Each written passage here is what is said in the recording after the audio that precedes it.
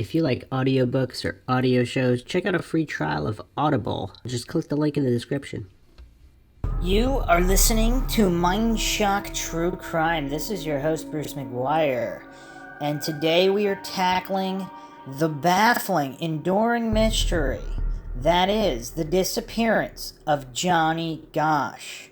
The Johnny Gosch case is a staple in the true crime community. One of these main loss of innocence cases from decades ago that kind of changed the modern world in terms of bringing the possibility that kids could be kidnapped more mainstream. Obviously, kids have been getting kidnapped for a very long time, but to the extent that it's been brought into the sphere of public consciousness, there's not a lot of cases that have done that, but Johnny Gosch's case certainly did.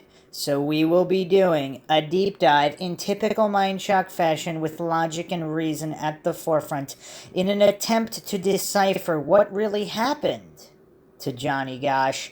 And there are so many oddities in this case that it's definitely a doozy and needs a critical and logical examination. As always, if you enjoy the Mindshock podcast, find it interesting and informative, you can donate to our PayPal. Just check the link in the description. You could also become a YouTube member right here on YouTube for access to exclusive streams and chats. Make sure you subscribe to the channel, hit that bell for notifications, a like and share, Twitter, Facebook, Reddit, Patreon. Patrons do get priority for case topic, logical analysis, co-podcast requests. You could also be a guest in the podcast depending on your tier. Questions, comments, theories, thoughts, suggestions, rebuttals, debunkings of any kind, leave them in the comment section.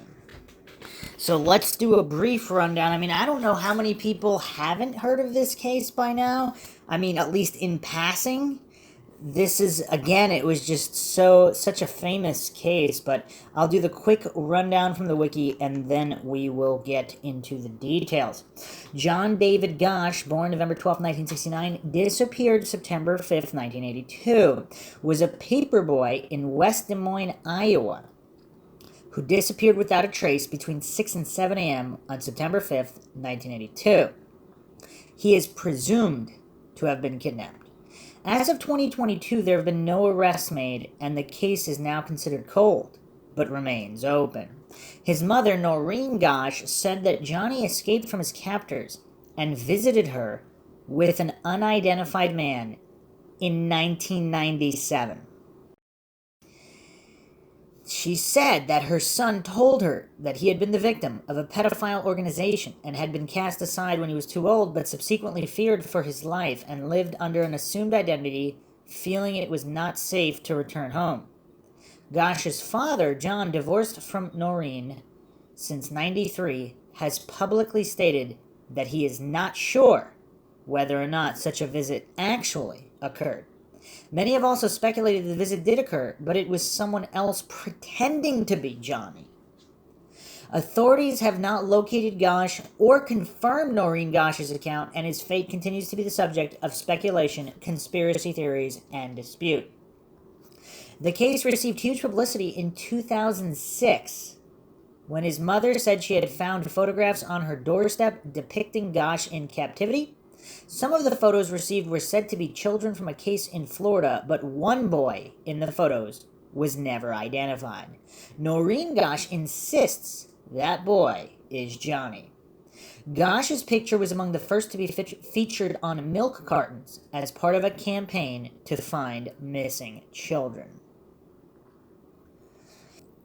I mean, there's a lot here, obviously. I mean, there's several layers here, and not to fall for false dichotomies, is it possible the pictures are real, but the visit was either not him or never occurred? I mean, I'm going to get into the specifics of that visit, because that's something that I've actually thought about. I mean, it's kind of hard to make heads or tails of that visit because of all the different possibilities, but if it really was him, why did he feel safe to come visit that time?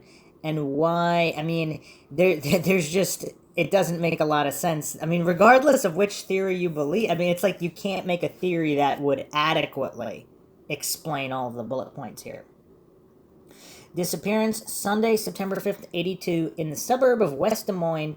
Johnny Gosch left home before dawn to begin his paper route. Although it was customary for Johnny to awaken his father to help with the route, the boy took only the family's miniature dachshund, Gretchen, with him that morning. Other paper carriers for the Des Moines Register would later report having seen Gosch at the paper drop picking up his newspapers. It was the last sighting of Gosch that can be corroborated by multiple witnesses. Another paperboy named Mike reported that he observed Gosch talking to a stocky man in a blue two-tone car near the paper drop.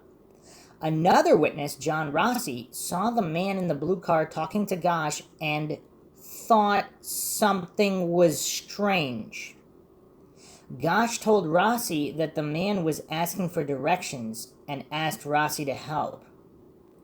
Rossi looked at the license plate but could not recall the plate number. He said, "I keep hoping I'll wake up in the middle of the night and see that number on the license plate as distinctly as night and day, but that hasn't happened." Rossi underwent hypnosis and told police some of the numbers and that the plate was from Warren County, Iowa. As Gosch walked a block north where his route started, Mike noticed another man following Gosch. A neighbor heard a door slam and saw a silver Ford Fairmont speed away northwards from where Johnny's wagon was found. So, okay, does that mean there are at least two individuals involved here? John and Noreen Gosch, Johnny's parents, began receiving phone calls from customers along their son's route complaining of undelivered papers. John performed a cursory search of the neighborhood around 6 a.m. He immediately found Johnny's wagon full of newspapers, 2 blocks from their home. The Gosches immediately contacted the West Des Moines Police Department and reported Johnny's disappearance. Noreen, in her public statements and her book, Why Johnny Can't Come Home, has been critical of what she perceives as a slow reaction time from authorities and of the policy at the time that Gosch could not be classified as a missing person until 72 hours had passed. By her estimation, the police did not arrive to take a report for a full 45 minutes. Initially, the police came to believe that Gosch was a runaway, but later they changed their statement and suggested that Gosch was kidnapped, but they were unable to establish a viable motive. They turned up little evidence and arrested no suspects in connection with the case. Also, obviously, I know police, the go-to is runaway for teenagers. But this kid was 12 years old. I mean, he's kind of on the young side to... I mean, what are the stats for the most runaways? I mean, I don't think most runaways were that young. Generally, they'd be more into the teen years.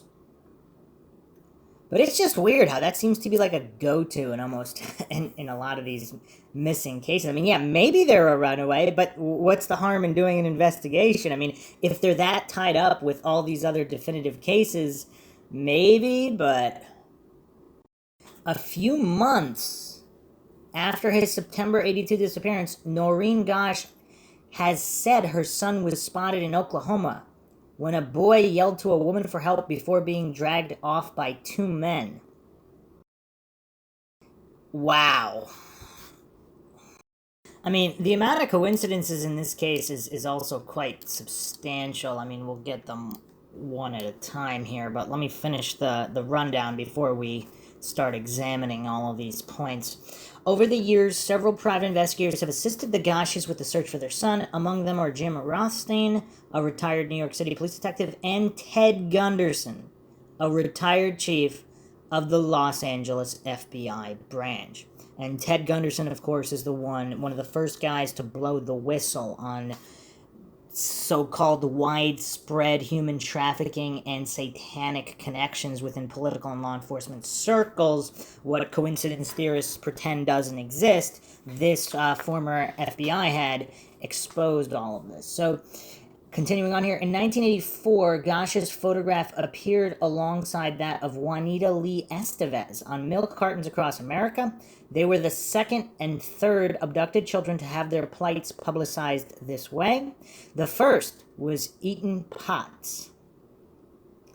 Another missing paperboy. On August 12th, 1984, Eugene Martin, another Des Moines area paperboy, disappeared under similar circumstances. He disappeared while delivering newspapers on the south side of Des Moines. Authorities were unable to prove a connection between the three cases, yet Noreen Gosch says that she was personally informed of the abduction a few months in advance by a PI who was searching for her son. She was told that kidnapping would take place the second weekend in August 84, and it would be a paperboy from the south side of Des Moines. See, this is why people have doubts regarding Noreen, and yeah, it's tough. It's tough. Fraud by wire case. In 1985, Noreen Gosch received a letter from Robert Herman Meyer II, 19 years old, of Saginaw, Michigan. The letter had been signed Samuel Forbes Dakota, whereupon Meyer, acting as Dakota, stated that he was a guard in a motorcycle club when Gosch's son disappeared in September 82. According to Meyer, Gosch's son was taken as part of a large child slavery ring operated by the club. According to the FBI, Meyer requested from and received $11,000 from the Gosches. Meyer additionally requested $100,000 more, along with a promise to return their son. Meyer was arrested in Buffalo at the Canadian border by FBI agents and was later charged by fraud by wire. The letter Meyer wrote had stated that Gosch's son was sold to a man whom Meyer identified as a high-level drug dealer residing in Mexico City. Despite the accusation of fraud, Noreen Gosch reportedly believed Meyer at his word, and later criticized the FBI, stating that the arrest warrant against Meyer destroyed her and her husband John's credibility with anyone who would take the couple's offer to pay ransom for their boy. And there are a lot of links here to Mexico, so we will be getting to them.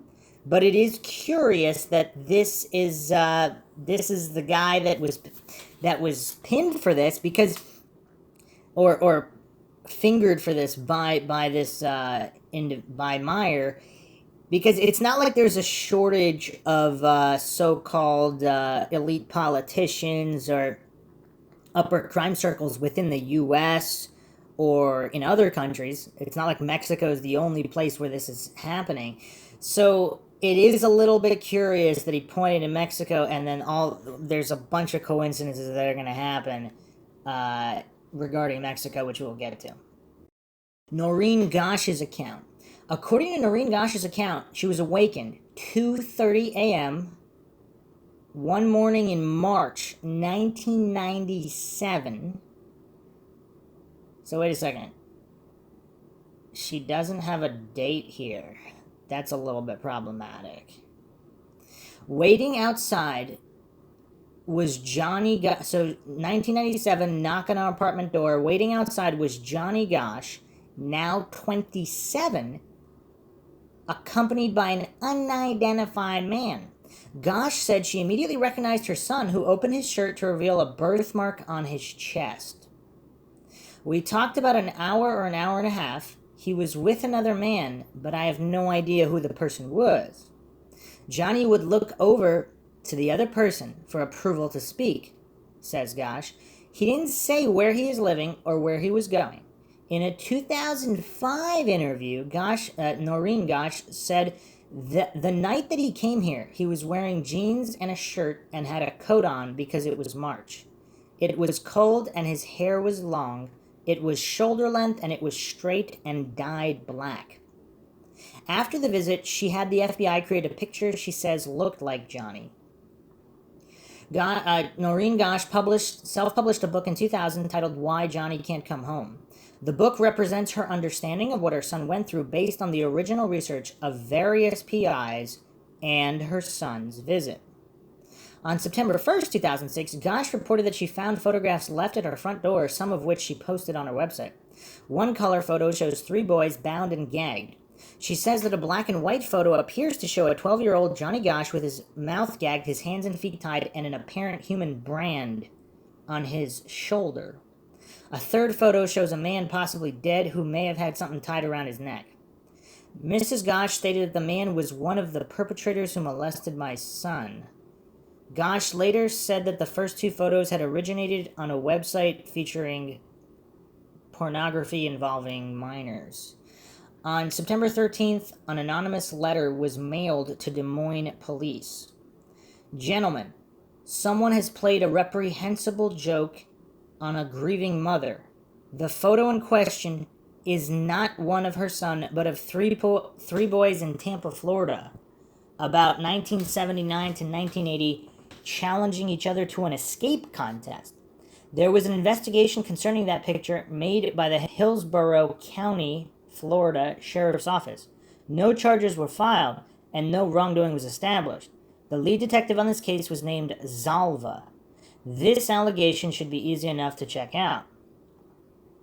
Nelson Zalva, who worked for the Hillsborough County, Florida Sheriff's Office in the 70s, said the details of the letter were true, and adds that he also investigated the black and white in 1978 or 1979 before Gosch's disappearance. I interviewed the kids, and they said there was no coercion or touching. I could never prove a crime, Zalva said. When asked for proof that this was indeed the same photo from the investigation nearly 3 decades prior, Zalva could not provide any. Wait, why would you not be able to provide proof? There's no case files or anything? That's weird. According to the documentary film Who Took Johnny 2014, only 3 boys in the picture were identified by law enforcement, but not the one thought to be Johnny. Noreen Gosch still believes the pictures to be of her son. Also, I'm just going to add another point here. Has anyone else verified this one detective's investigation? I'm just saying, if there's some high-ranking people involved, and how easy would it be to just tell an officer, yeah, just say you talked to the boys and that there was no coercion, or whatever. I mean, can anybody actually verify this? I mean, when you only have one guy's word to take for it, I mean, that's problematic. I don't understand how so-called true crime aficionados can just write something off based on one human's words. I mean, again, I bring this up all the time. It's not rocket science. Humans are fallible, and humans are also known to lie. I mean, this should not be that shocking at this point in time. I mean, maybe 100 years ago, in more proper society, it might be a little bit more shocking that someone in official capacity would lie, but not really today. Should be understood by now. Noreen Gosch still believes the pictures to be of her son. In 1989, 21-year-old Paul A. Bonacci told his attorney, John DeCamp, that he had been abducted into a sex ring with Gosch as a teenager and was forced to participate in Gosch's kidnapping. John DeCamp met with Bonacci and believed he was telling the truth. Noreen later met him and said he told her things he could only know from talking with her son.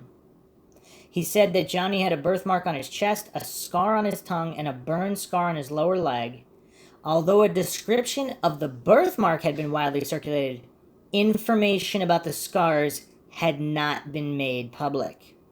See, and that's good, because now this seems legitimate then, right? Because if you hold back certain things, you can tell who's telling the truth or not later, because that's kind of a random thing.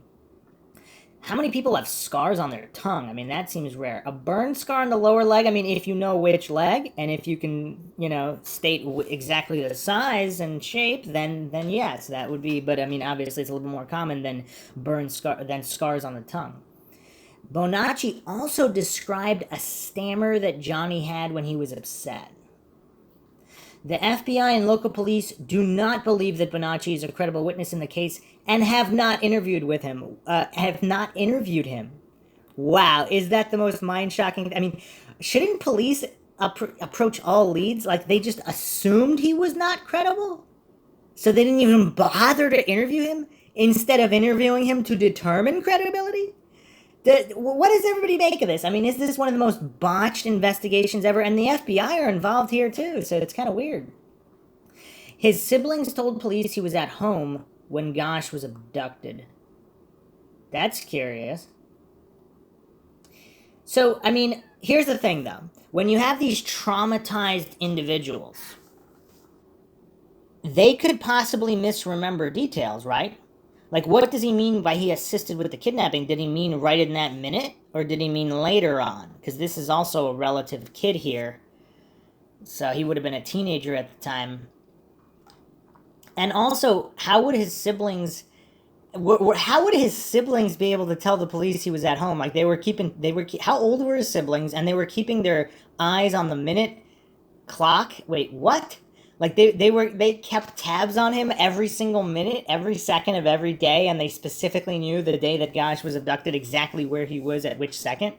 I mean, that's kind of weird too. Does nobody find that weird? I mean, they could have told police that, but how would I mean, they're just going to take their word too. Maybe they really believed it too, like they thought he was up in his room or whatever. But if he wasn't, how would they know?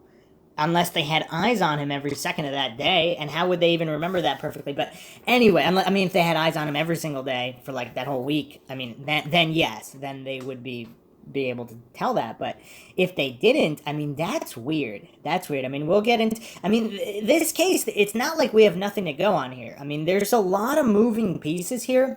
There's a lot of testimonies, and it seems like these could be credible. I mean, obviously, there's a whole bunch of others that might not be credible, but these are the main ones outlined here on the wiki, and they seem like theoretically, it's plausible that all of this could be true.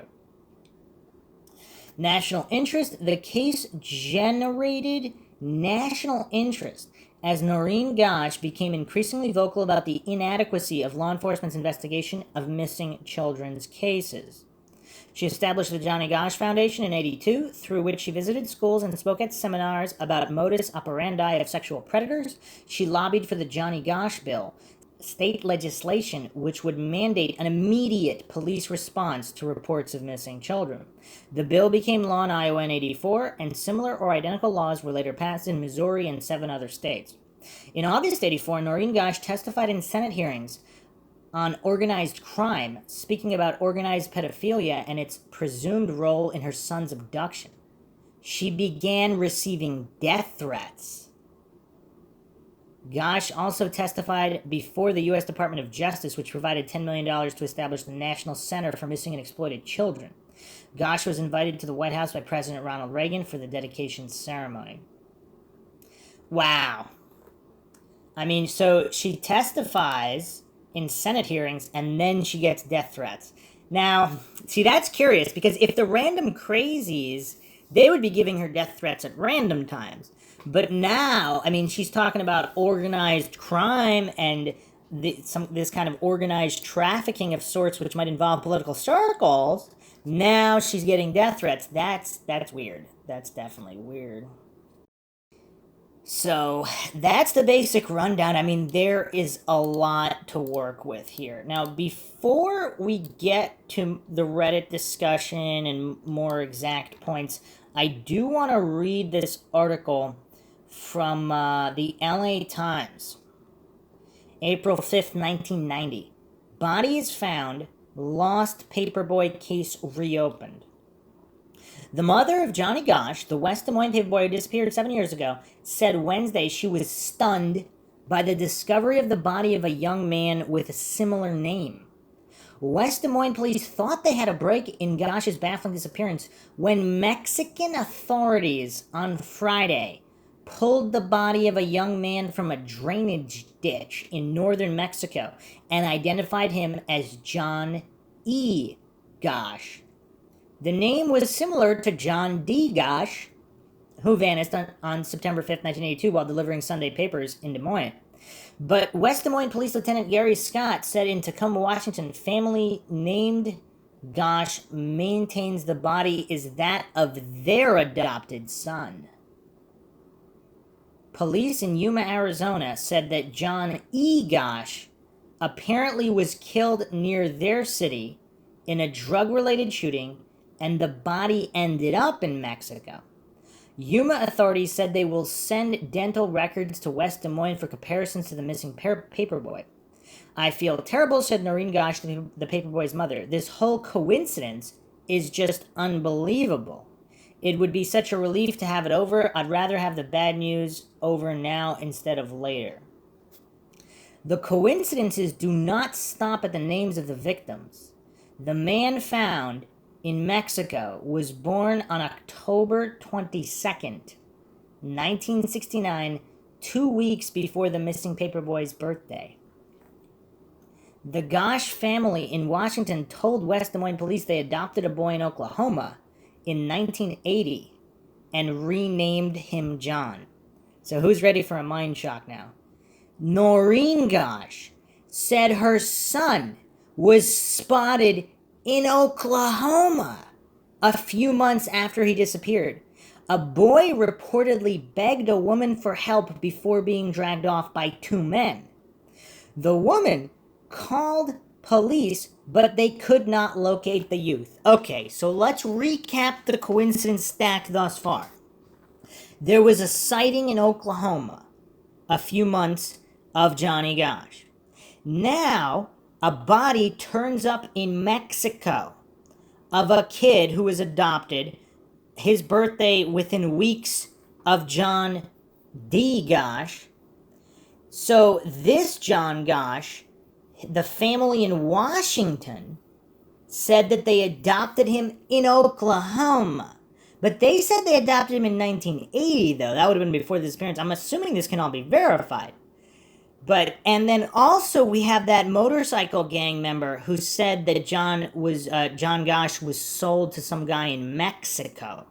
Then this other John Gosch shows up dead in Mexico. Is everybody following thus far?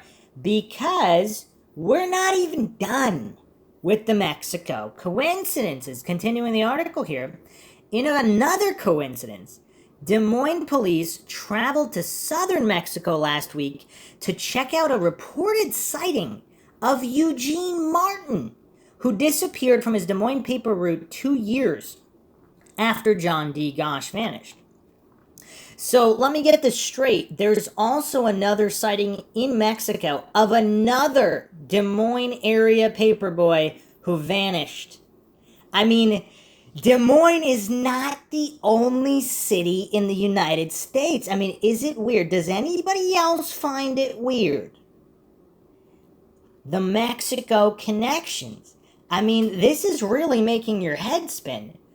Now, John is obviously a very popular first name, so, but Gosch is not really that popular of a last name. I actually cannot recall any other Gosch that I've seen other than the one in this case. So there's another Gosch family. Apparently, they're not related to Noreen Gosch. And so they happen to adopt a boy. Now, when you're dealing with statistics, I mean, this is problematic. So there's 50 states. So out of all the possible states, they adopted this John Gosch in Oklahoma, a state where Johnny was supposedly spotted. Now, the problem is here, of course, is the year, because they claim that this John Gosch was adopted in 1980. So I'm assuming this all can be verified. Now, obviously, paperwork can be messed up, but are there photographs of this adoption? I mean, that's kind of a big deal when you adopt someone. You would think they would have photographs with this guy, with this kid, and if they have photographs, 1980, 1981, all before John D. Gosch's disappearance, then okay. I mean, it's still kind of a weird coincidence, but whatever. You could, if it was thoroughly investigated, but it seems a lot of things in this case were not thoroughly investigated. Because unless you can verify that adoption, I mean, I'm assuming this was verified, dental records, etc., and that it wasn't him. But that's just an assumption on my part. I mean, is there verification of that? Alright, let's get to all of the heavy details now. So we're going to be taking a look at the CavDef write-up on the Johnny Gosch case. So this is the Coalition Against Voter Disenfranchisement and Election Fraud. Wow. So, for whatever reason, they have a write-up on the Johnny Gosch case. So, let's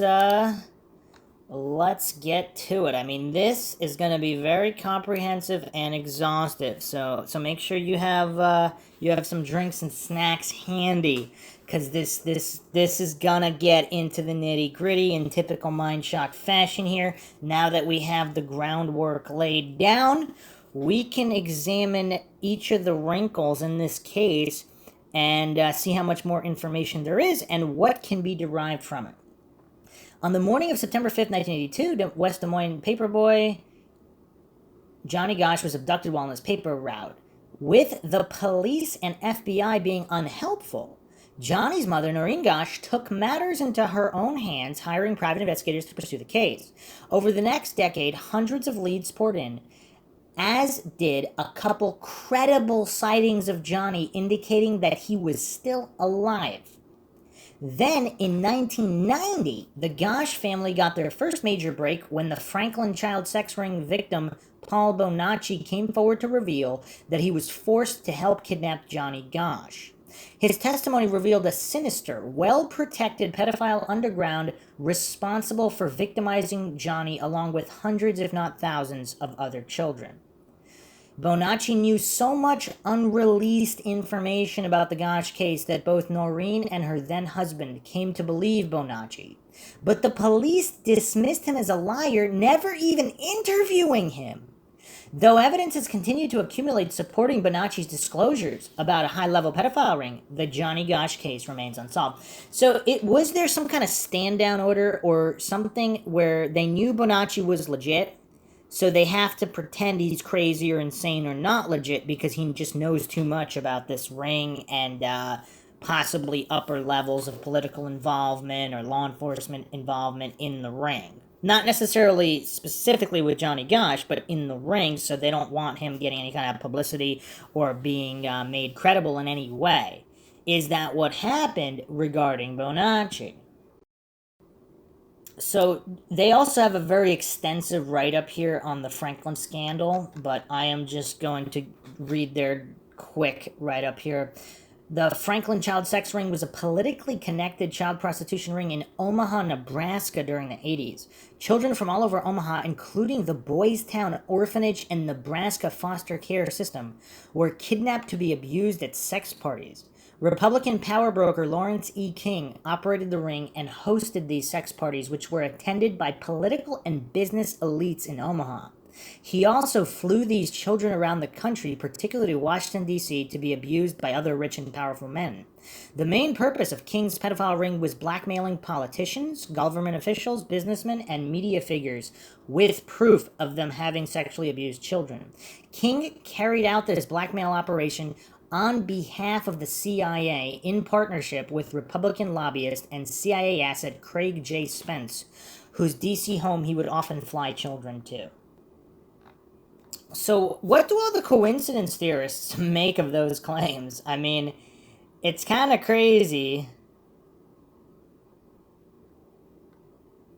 The problem is, too, like a lot of these courts, if these federal officials and court officials are involved in the scandal, obviously they're not going to investigate themselves, so they're just going to say that it's, that these allegations are all unfounded.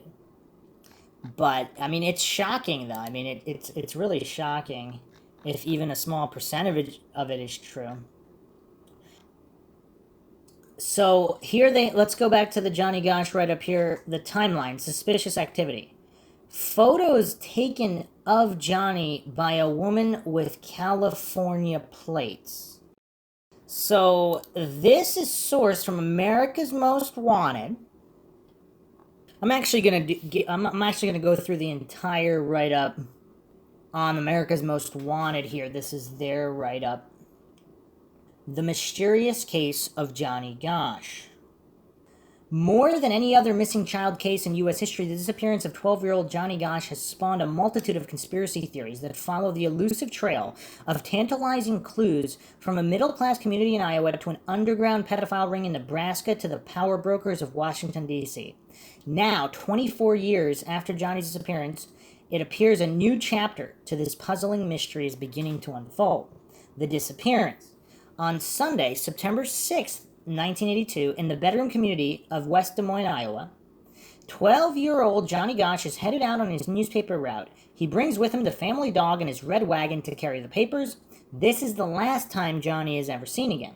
Johnny's parents, Noreen and John Gosch, launched the initial search for their son because the West Des Moines police were short-staffed due to the Labor Day weekend. And we actually didn't even touch upon that. Labor Day weekend, I mean, there's a lot of travel going on at that time. Noreen knew in her heart that her son had not run away from home, as the police suspected, but had been abducted by a stranger. Because both the Gosches were asleep when Johnny left the house that morning, there is conflicting information on what he was wearing that day. Their best guess was either dark sweatpants or a white t-shirt with blue jean cutoffs. Another newspaper boy named Mike tells the police that a stocky man in a 79 or 80 blue two-tone two-door Ford Fairmont with Iowa plates had been driving around that morning asking the newspaper boys for directions. Wow, so this guy was asking multiple boys. Johnny told Mike that the man made him feel uncomfortable when he asked him for directions. So are these kids picking up a certain vibe here? As the boys noticed the Fairmont circling the area again, Johnny said he was heading home. Mike watched Johnny walking... Wait, why is he heading home?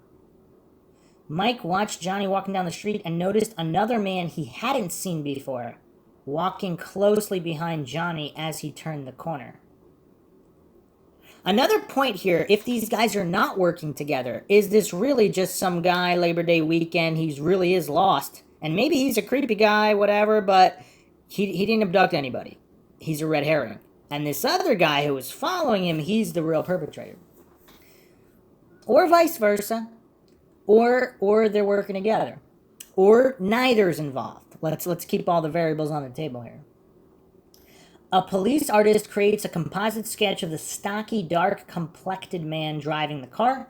Witnesses describe him in his 30s with a mustache. The sketch is released to the media, but nothing solid comes from the lead. Days turn into weeks, and weeks bleed into months. Noreen becomes obsessed with finding her son. Every night, she leaves her porch light on. She does numerous television interviews, hoping that Johnny will see her and know that help is on the way. Sightings. Usually when a child is abducted, he's not seen or heard from again. But in the years following Johnny's disappearance, there were sightings, evidence, and bizarre coincidences. And to this very day, many believe Johnny was the victim of a bizarre and insidious plot and is still alive and in hiding. On August 12, 1984, 2 years after Johnny disappeared, 12-year-old Eugene Martin, another paperboy for the Des Moines Register, disappears while on his newspaper route. The FBI jumps on the case immediately, but like Johnny, it's as though Eugene has disappeared without a trace. On August 16th, President Reagan phones the editor of the Des Moines Register, James Gannon, and asks what, if anything, he can do to help in the disappearance of the two boys. To date, authorities have been unable to positively link these two cases. For the next 2 years, there are sightings of Johnny all over the U.S., including a dollar bill which shows up in Sioux City, Iowa. Written on the front of the currency is, quote, "I am alive, dash Johnny Gosch," end quote. Then, on Valentine's Day, 1988, a typed letter arrives at the Gosch home. It's postmarked Idaho. The writer says he's Johnny, and he's been kidnapped and forced to do terrible things. He says his kidnappers have dyed his hair and given him a new name. He types at the end of the letter, "Your son, Johnny Gosch." The note also mentions the incident in Oklahoma where Johnny approached a woman for help. According to Noreen, that tip was never made public, which validates for her that the letter is authentic. Okay, wow. See, this case has so many of these little wrinkles where those details were not made public, so how would someone know that? But why is Johnny typing? Why would he not write the letter in his handwriting? But, oh... Okay, unless, I mean, there are some really dark theories, but if there are some MK Ultra connections here, and they're just really messing with the mother, and it's just some psychotics who know what happened, they know about the ring, so they can throw in details like that because they have connections in law enforcement, if it's not really Johnny. But I mean, that's rough. Johnny Gosch was painted in red nail polish on the bathroom wall of a restaurant in Denver, Colorado. Denver Airport, of course, a staple of Illuminati conspiracy lore. Continuing on here, a conspiracy theory is born. In 1989, 21-year-old Paul Bonacci, a convicted child molester, surfaces with a tale that is still spinning conspiracy theories today. While serving time in an Omaha, Nebraska prison for molesting a young boy, Bonacci admitted to his psychiatrist he helped abduct Iowa newspaper boy Johnny Gosch. He claimed that there was an organized ring of pedophiles in Omaha that abducts children and forces them into a life of pornography and prostitution, and in some cases auctions off these children to clients for sex. Bonacci, who suffers from a multiple personality disorder, had been a key witness in Omaha's Franklin Federal Credit Union bank scandal. He testified that Larry E. King, who was charged and convicted with embezzling $40 million from the bank, had wild sex parties at home, and Bonacci himself had sex with several prominent Omaha citizens who were there. Larry E. King was a major Republican fundraiser based in Omaha and sang the national anthem at both the 84 and 88 Republican conventions. Bonacci claimed that he and others were taken to the Republican convention in Dallas and also made numerous trips to King's Washington, D.C. apartment on Embassy Row, where they were offered up for sex for pay with prominent Republican politicians. Bonacci claims that the organized ring picked him up at the age of 8 and forced him into prostitution. He says he was photographed, blackmailed, and later forced to be a decoy to lure other young boys like Johnny into waiting vehicles. Bonacci admits that he became a molester himself. Bonacci's attorney, John DeCamp, phoned the Gosches with this story, and the Gosches' private investigator, Roy Stevens, spent 2 years trying to disprove Bonacci's claims. Because Bonacci had been charged with perjury and perpetrating a hoax by the grand jury in the Franklin credit scandal, neither the FBI nor the West Des Moines police would even interview him about the Gosch case. They still feel he is an unreliable witness. But here's the thing: if he is telling the truth, wouldn't they want to charge him with perjury and perpetrating a hoax? What would they do to discredit him if his story is true? Would they really just allow him to just say all that, especially if there are court officials and these high-ranking DC officials involved? In the 2 years Roy Stevens investigated Bonacci, he went from skeptic to supporter. And some of Bonacci's story and the evidence Roy Stevens uncovered is compelling. Also, someone who's that severely traumatized, developing a multiple personality disorder, I mean, that's a way of the brain to protect itself from a lot of the trauma. I mean, that's quite common, is it not, for people that have this level of trauma? Okay, so here's his claims. Emilio is the ringleader of the organization who orders the abductions and sells the children to pedophiles. Bonacci claims Emilio was the man in the Ford Fairmont asking Johnny for directions. See, an issue I have here, unless this ring is just starting up, why would the ringleader himself put himself in that position where he could be spotted? I mean, that's an issue, unless this is like the early years of the ring where there's not a lot of employees. If it's just like 2 or 3 guys, then okay. But if this is some top boss, it's hard to believe that he would be out and about. Okay, continuing on here, Tony is used as the driver. Remarkably, he's been identified in other child abductions across the country, including Mikola Joy Garrett, who disappeared in November 1988 from her home in Hayward, California. The night before Johnny's abduction, Bonacci saw a man bring photos of young boys to Emilio. He says one was Johnny Gosch. Noreen Gosch remembered that a neighbor noticed a woman taking pictures of Johnny 3 months before his abduction. Even more interesting, where the neighbor saw the picture being taken matches the background described by Bonacci in the photo he saw. Okay, hold on a second. It's time. I mean, even the most skeptical, if that is true, wow. I mean, that's damning. It's not like we don't just have some vague statements here like in all these other cases where you can't make anything of it. I mean, if he's giving this level of specificity, I mean, You gotta take this guy serious. I mean, not that he's telling the truth, but at least the possibility that he is with this level of specificity. I mean, this is crazy. Also, how creepy is that? I mean, this case is creepy enough by itself, but there's a woman involved in the ring. She's taking photos of these preteen boys in their neighborhood, in their around their house. I mean, this is creepy stuff. They're stalking this kid for like 3 months, and how many other kids are they stalking? So I mean, this is just so dark. I mean, this is really one of the darkest cases ever, just because from all the information, it's not an isolated incident. I mean, it's really bizarre. Continuing on here, Mike was a boy who Bonacci claims was with him in the back seat of the car that Emilio was driving on the day of the abduction. He said another man pushed Johnny into the car, and Paul used chloroform to knock Johnny out. Bonacci said they were taken to a farmhouse in Sioux City, Iowa, where he was the first to sexually abuse Johnny, and then photos were taken. Emilio entered the room and told Bonacci and Mike to undress Johnny. Emilio had a buyer who wanted to see photos of the boys doing things to each other. Eventually, the buyer arrived, looked at the pictures, paid $35,000, and took Johnny to Colorado. Charlie ran the farm in Sioux City, Bonacci says. Roy Stevens actually located a Chuck he believes is Charlie, and found people who said things about Chuck that were similar to what Bonacci said about Charlie. Wow, this Roy Stevens is a fearless PI. I mean, wow. The Colonel was the man who Bonacci said ran a ranch in Colorado. Bonacci said the last time he saw Johnny was back in 1986 at that same ranch.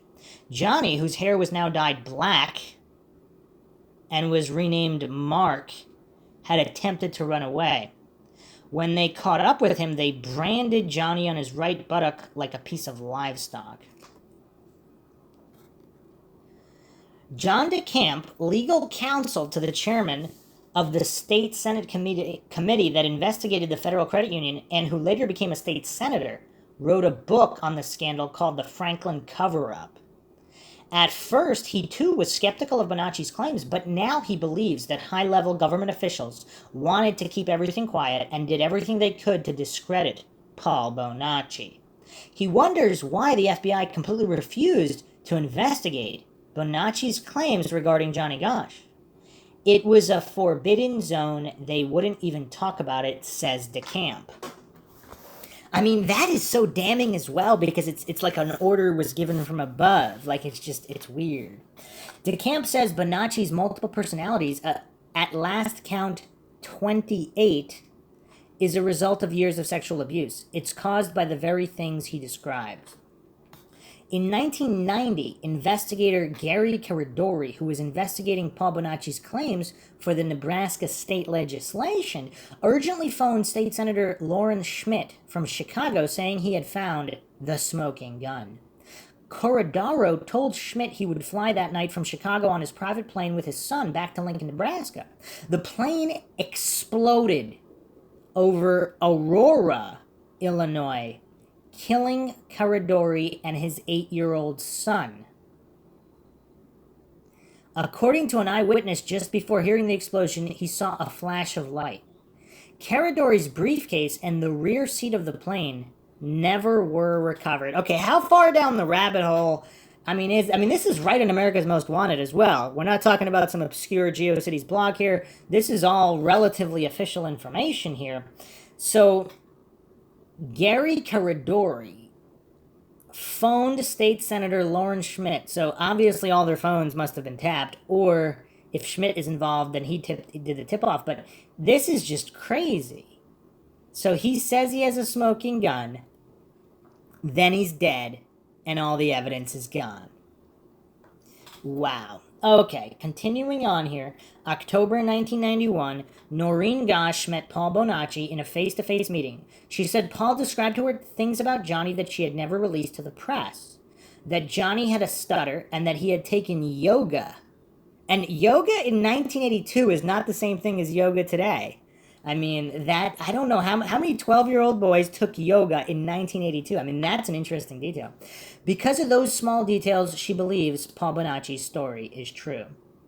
In a bizarre coincidence, that summer, a friend of the Gosches was in a Denver restaurant and noticed painted on the bathroom wall in bright red nail polish, Johnny Gosch was here. Was this a Mexican restaurant? Roy Stevens showed a series of photos, including the Mexican restaurant, to Bonacci. Without prompting, Bonacci identified the restaurant and recalled how he, Johnny, and Mike went to the bathroom, and Johnny painted Johnny Gosch was here on the wall.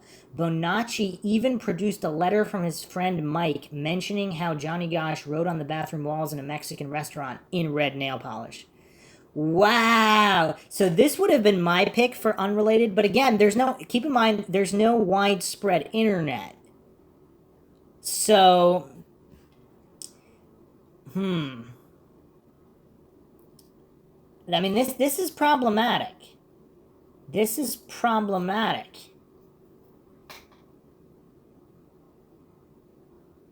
Yeah, this is rough. This is really rough. I mean, this case, that yeah, I mean, this is going to be one of the most bizarre cases ever. Just all the details here. So Bonacci had a letter from his friend Mike specifically mentioning that Johnny wrote this in red nail polish. It is kind of weird. Like, what else? I mean, does the letter just mention random things, and that's one of them? So I guess if you write a letter every month or whatever, or every week, every couple days, you're gonna mention things that happen. I mean, I don't know. It's kind of weird. But again, like I said, in late 80s, early 90s, the internet is not so widespread that there's like all these trolls coming out of the woodwork to be writing that. Like in this day and age, if there's a popular missing persons case, people might write that in bathrooms or whatever, just I don't know, just cuz. Back then it seems like it'd be a little bit more rare, but that was still my out of all of these things, that was my pick to be unrelated, but now I don't know. And how bizarre is it, a friend of the Goshes? So somebody from Des Moines just happened to be at this Denver restaurant? I don't know. That's weird. I mean, if it wasn't a friend of the family, I mean that would be that would be slightly less weird. That would be less weird, a lot less weird actually. But continuing on here, in 1992, America's Most Wanted aired the Johnny Gosch story, and with the help of Paul Bonacci, several composite sketches were drawn of the principals involved in the alleged pedophilia ring. After the show aired, Noreen Gosch received a 14-page letter from a boy named Jimmy, who said the same men who abducted her son had abducted him, and he told her that Johnny was still alive. Noreen said he knew personal details about her son that had never before been released, and that she believes him. America's Most Wanted aired a series of interviews with Jimmy in March 1993, in which Jimmy talked about his friendship with Johnny. He said they had made a blood oath to protect and help each other and to trust each other always. Jimmy said he was with Johnny at the ranch in Colorado. So we have multiple people here. This is not just one crazy person. There's another guy here corroborating Bonacci. So, and this guy was with Johnny at the ranch in Colorado for 4 years, and that when Jimmy was overheard talking about escaping, he too was branded. Jimmy lifted his pant leg and revealed a large brand on his leg similar to the brand Paul Bonacci had seen on Johnny. Jimmy later met with Noreen and John Gosch and gave them a diary he had kept of his life. Included in it were some of Johnny's memories of the time when he was a paper boy. Jimmy wrote that Johnny had 37 customers and how proud he felt when he won the local paperboy competition and won a free airline ticket. Noreen says all of that is true. 37 customers, that's a specific point there. Wait, so how did Jimmy escape? America's Most Wanted producers took Paul Bonacci to Colorado in an attempt to find the Colonel's ranch where these boys say they were held.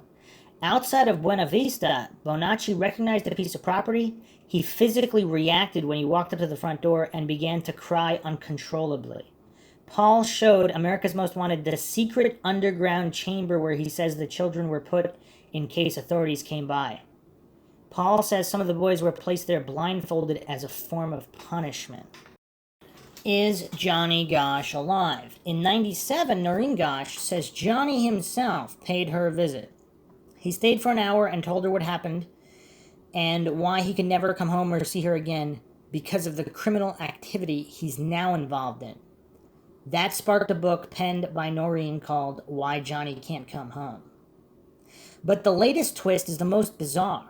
On August 27th, 2006, two photos were left at the home of Noreen Gosch. In one photo, a young boy is tied and gagged and a brand mark is seen on his upper arm, which surprisingly appears identical to the brand mark on Jimmy's ankle that America's Most Wanted videotaped in 1993. It is also identical to the one Paul Bonacci described to America's Most Wanted in 1992 that he claimed to have seen on Johnny Gosch's rear end in the late 80s.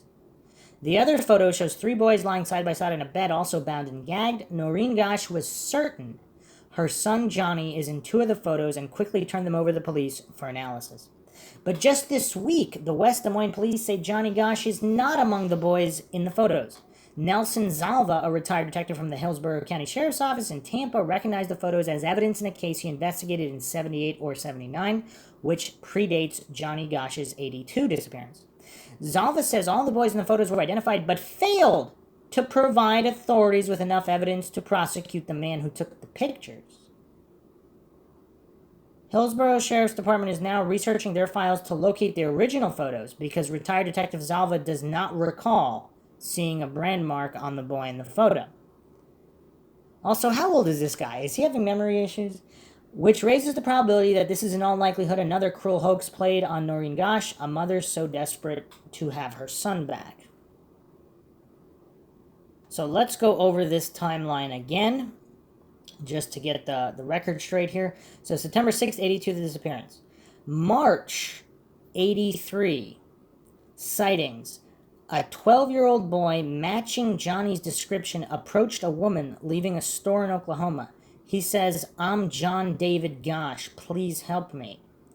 Before the woman could do anything, two men approached the boy and led him away. She later reported this to police in October 83 after seeing Johnny's photo during the NBC movie Adam. She immediately phoned authorities, and the FBI later confirmed that they believe it was Johnny Gosch. So the FBI has stated they believe that this sighting was Gosch in March 83. So he says, "I'm John David Gosch." She doesn't know who that is, but he's saying, "Please help me," in March, and she doesn't report it till October, till she sees a photo of the boy that was missing. So what was she thinking? I mean, yeah, it's crazy. That's crazy. April 19th, 1983. On the night of April 19th, 83, Noreen answers her telephone. It's a boy on the other end who says, "Please help me, I can't get away." "Are you okay?" Noreen asks. "Yes," says the caller. His speech was slurred. "Where are you?" she asked, but the caller hung up. Noreen was convinced it's Johnny on the phone, and she hangs on to the idea that he's still alive. Unfortunately, police were unable to trace the call, and the lead slipped through their fingers. The West Des Moines police don't believe the calls are legitimate, but Noreen insisted the caller was her son. Even her husband John began to worry. Is it true, or is it just a mother grasping at straws? Yeah, I don't see that. Yeah, that's a tough one. I don't know what to make of that one, because I mean, so they verified that there was a call at that time. They were just unable to trace it based on the wording here. That's what it seems like. Yeah, that's tough. That's really tough. Now, how did Johnny Gosch usually speak? Because would he say, "Help me, Mom," or when she picked up, she didn't say hello, and he just rambled that out because he didn't know who picked up?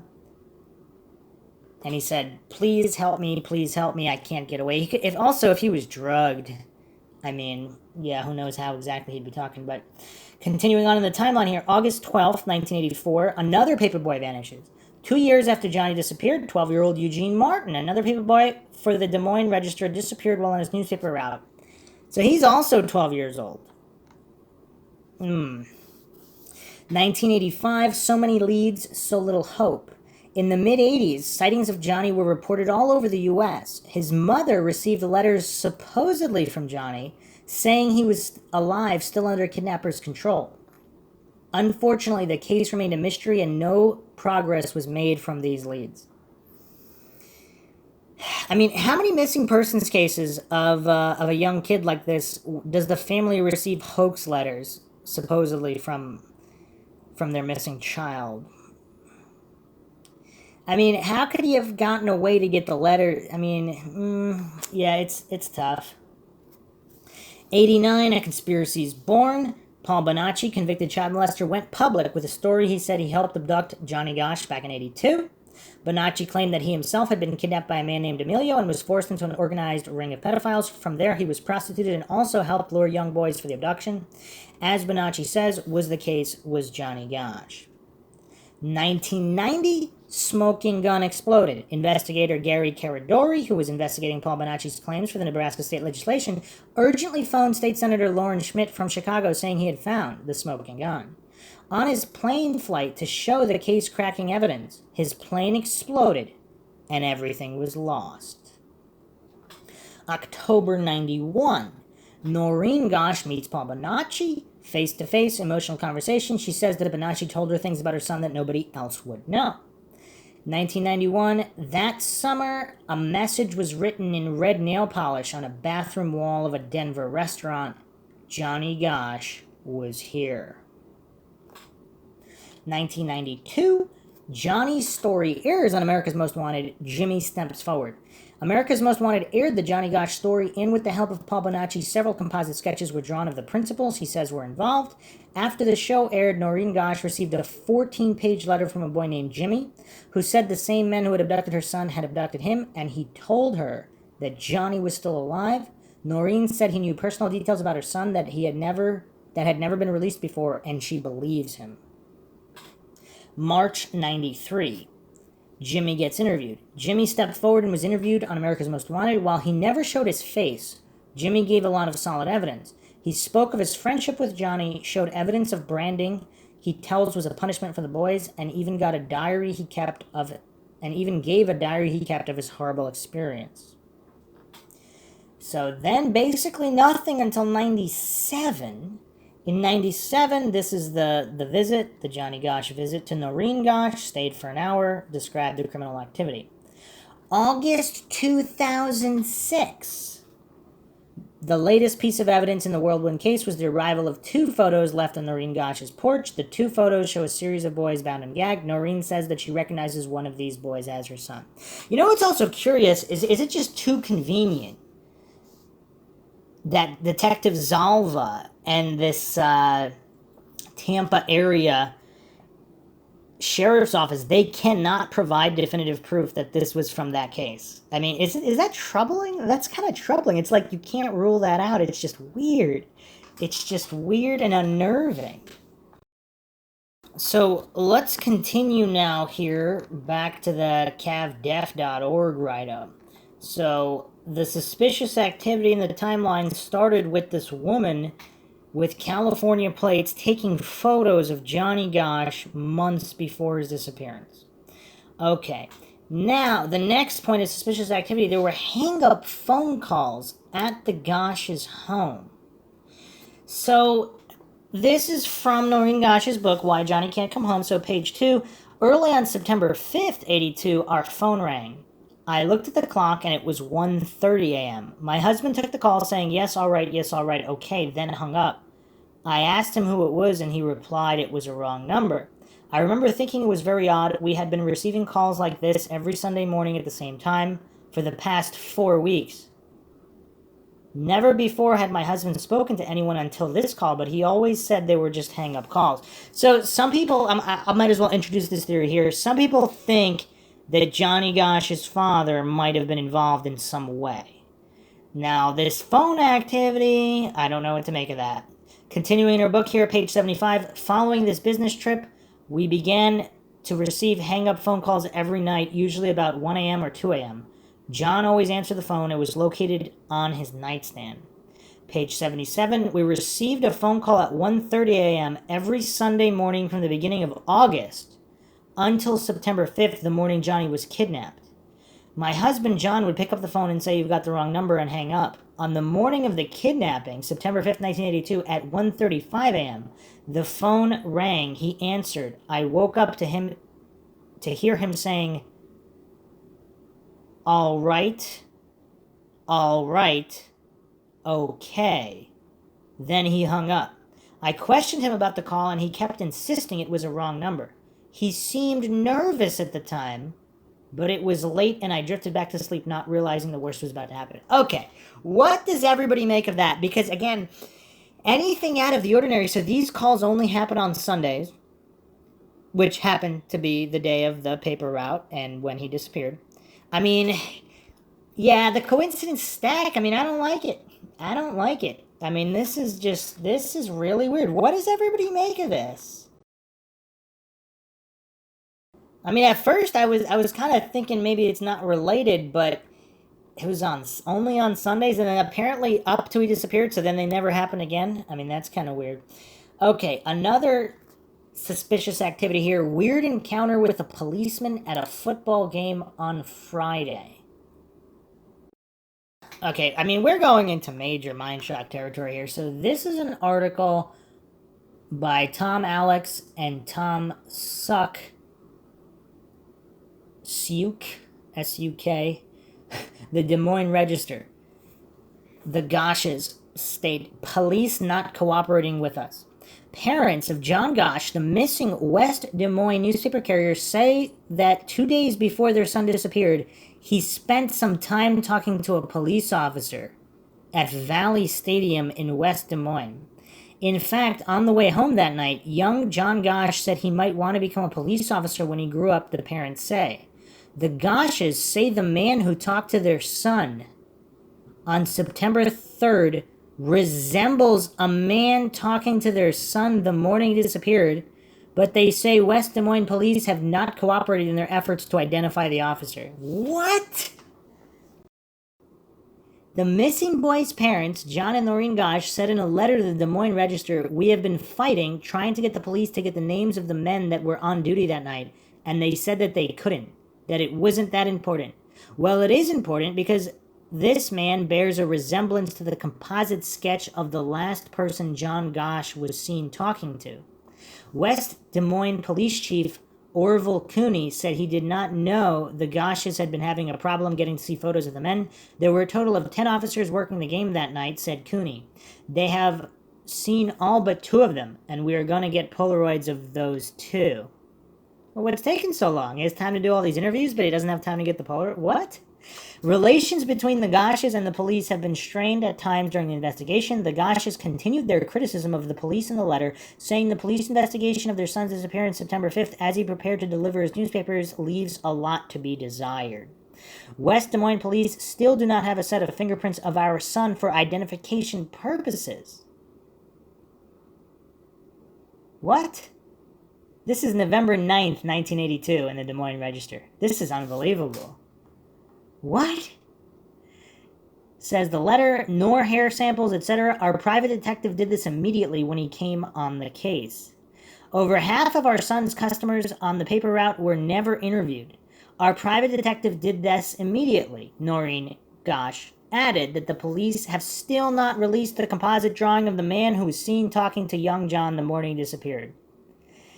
Cooney said police had gone through the boy's room, but he said he didn't know if fingerprints had been lifted. At this point, fingerprints are not important to the investigation, the chief said. He added that he did not know how many people have been interviewed by the investigators, but I do know they interviewed an awful lot of people up there. Police have differing sketches from 2 witnesses of the man last seen with the boy. He said police have not released the sketches because if it's inaccurate, I hate like heck to release it. So it's better to release nothing? I mean, if there's 2 sketches, it's either one or the other, possibly neither, possibly a mix of 2. But how does releasing nothing help the case? Asked how he responded to the criticism, Cooney said, I'd probably be saying and doing just what they are if I were them. I want to keep the pressure on too, but we're doing everything we can. Okay, so what do we make of this? So obviously a terrible response, but if one of the officers, I mean, this is kind of crazy. If one of the officers is one of the abductors, I mean, that could explain, if the police department is in on the conspiracy, I mean, that sure would explain why they're dragging their feet on the investigation and they're only showing, like, some of the officers that were present, but. Wow, okay. So, another issue here is the insistence by Johnny that he could go on the paper route by himself. So that's the other thing too. So this is the first time ever he goes by himself. People magazine has an article here, October 10th, 1988. An anguished mother refuses to give up hope for the son who vanished 6 years ago. And it states here that there were two men seen talking to Johnny before that. Okay. Not one. Also, it states the Gosches have two other children, a daughter and a son, and that they are dealing with crank calls, death threats, and exploitation by people trying to capitalize on their desperation. So, here's Noreen Gosch. Johnny was in junior high, wanted to have a paper route so he could start earning a little money of his own. During the week, he delivered the papers in the afternoon, but on Sunday mornings, he had to leave when it was still dark and the streets were empty. That concerned me, but my husband said he would go with Johnny, and that became the pattern. On this particular Sunday, however, that's not what happened. The night before, Johnny complained that he was the biggest kid picking up papers and he wanted to do the route by himself. We said no, but the next morning Johnny went off alone without waking his father. We were awakened by the phone at 7 a.m. as neighbors called to say they hadn't gotten their papers. A block and a half from the house is where Johnny's wagon full of papers was found, and then the dog had actually wandered home later. Okay, this is gonna get totally Mindshock land. So here's okay. So my husband called the police. I began phoning the other newsboys who picked up their papers at the same corner. They told me about a man who had pulled up in a car, supposedly to ask Johnny for directions. A short time later, the man came back. The other boys said Johnny thought there was something weird about this guy, and he told them, quote, "I don't like this. I'm taking my papers and going home," end quote. So something disturbed him so much about this guy that he's not going to deliver the papers. He's just going home. One of the boys heard our dog growling, and when he looked up, he saw a second, very tall man following Johnny and attempting to talk to him. The man followed Johnny around the corner out of sight. Then the boys heard a car door slam. That noise also woke up a kid in a nearby house. He looked out of the window and saw a blue two-tone car run the stop sign and speed away. So there's some interesting details here in this People magazine article that weren't anywhere else here. The whole abduction sequence took no longer than 12 minutes.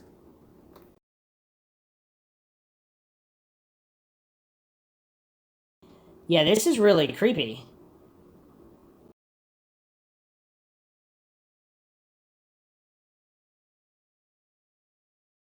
And then, of course, this article also has, I mean, another interesting, just through this whole People magazine article, I mean, she describes people, I mean, calls. I mean, she got one call here, June 84. We got a call from a local man who claimed he had information about Johnny and wanted to help. We met with him and became suspicious because he knew so much about the case. The police started monitoring him. Soon, I started getting phone threats. A male caller with an unfamiliar voice said, "Why don't you drop the case before you get hurt, Mrs. Gosch?" The calls continued for months with someone breathing on the other end and hanging up. Within 20 minutes of the call, a man we didn't recognize would appear in our backyard and throw rocks at the windows. We called the police, but they could never catch him. Why didn't they just shoot him in the knee? Then in August 85, I heard from a Tulsa man who said he had information that could close the case. He told me to meet him at a Tulsa hotel and what airline to take. The FBI checked, and indeed the man had made a reservation for me. The decision was made to send the policewoman in my place.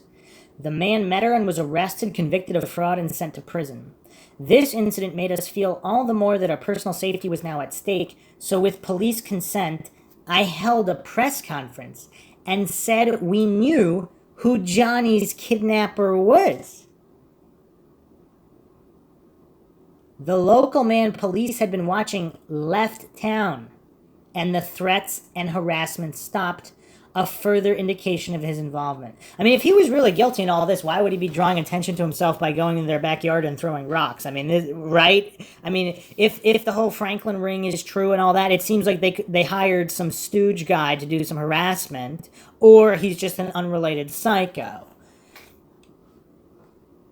The man is back in Des Moines now. The police can't prove anything against him, so it's still a waiting game, and it may be that way for years. This past February, we received a typed letter postmarked from a western city, supposedly from Johnny. It starts out by saying he was forced to do many things that disgusted him, and that he hopes we will never forget him, and we will continue to love him even though he will not be permitted to return home. He talks about his hair being dyed and his looks being changed. The thing that really hit us was the way the letter was signed, your son, Johnny Gosch. Johnny was the only one of our children who ever signed notes that way. We used to make it a family joke, telling him he didn't have to give us his first and last names and sign things your son because we knew who he was. When I asked the FBI if they thought Johnny wrote it, they said they were keeping an open mind. Does that sound kind of patronizing?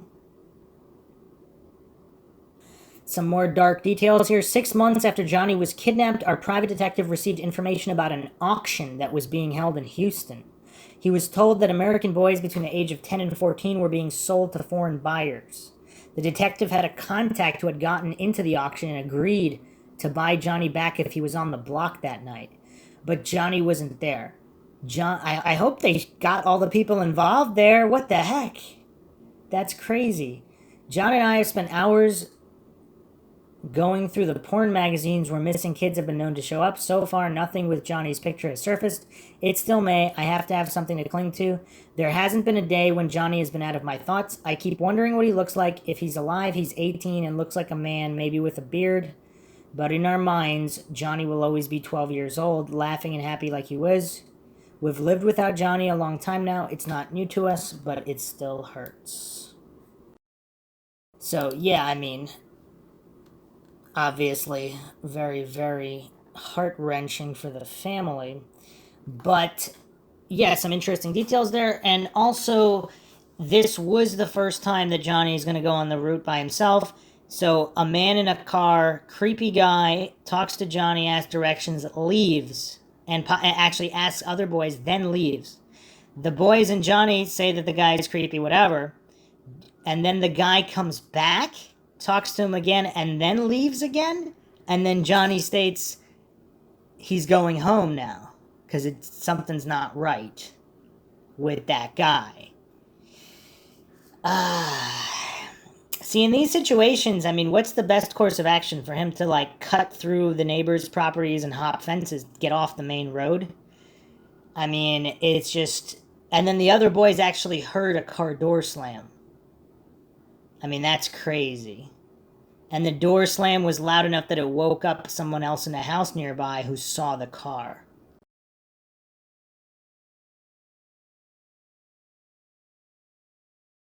So, okay, I don't know. What are everybody's thoughts on police involvement? Let's examine more details here. So the police and FBI response, taking 45 minutes until their arrival, during which time Noreen had already collected the witness accounts, suspecting Johnny was a runaway.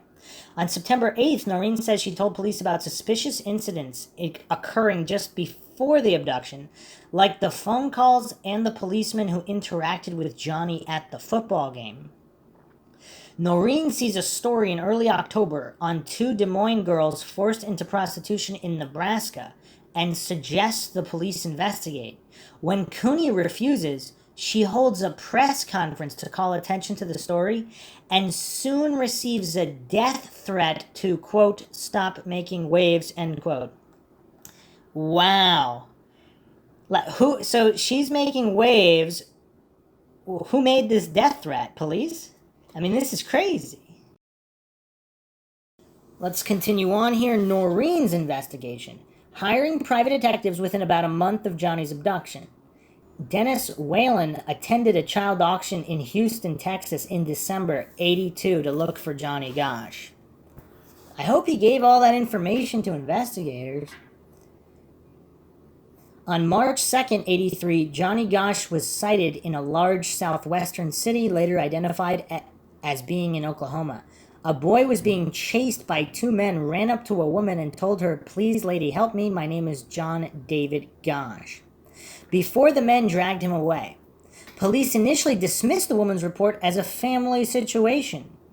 But what kind of family situation has two grown men strong-arming a boy? I mean, that's weird. But after seeing Johnny Gosch's photograph on TV, the woman recognized him as the boy she had seen and reported it to police again. So she did report it initially. Okay, because that's kind of weird to not report that. So she reported it, brushed off, then she reported it again when she recognized him. The report made its way to Gosch's family's private detectives at the investigative research agency who checked it out with the FBI. Both the PIs and the FBI came to the conclusion that the boy was indeed Johnny Gosch. Early in '84, Noreen was first contacted by a PI from D.C. named Paul Bishop. As she would later reveal, Bishop identified himself as a CIA asset. What the heck? So he was the one who contacted her in 1984. This is weird. In June '84, Noreen was contacted by a local man who claimed to have valuable information on Johnny's case. According to Noreen's sworn 1999 testimony and 2000 book, this was Des Moines PI Sam Soda calling her to arrange a meeting. They met at Soda's office June 13th, 1984. Noreen brought a tape recorder, switched it on, and listened as Soda revealed that there would be a second kidnapping taking place in Des Moines. Soda specified that it would occur on the south side of Des Moines. The victim would be another paperboy, and it would take place on the second weekend in August. He credited the information to an informant. Noreen thanked him for the information, but was puzzled why he didn't go to the police. Why is he telling her of all people? I mean, what? This doesn't make any sense. So she has a tape recording of this. And this is Sam Soda, a local PI. Does this make any sense to anybody?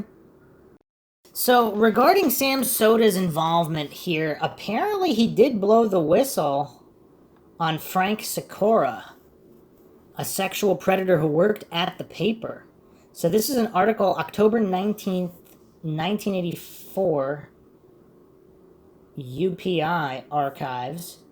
A former newspaper employee who confessed to having sexual contact with at least 7 of the young carriers he supervised at Iowa's largest newspaper pled innocent today to sexual abuse charges. Frank Sikora, 37, of Des Moines, turned himself into authorities 7 a.m.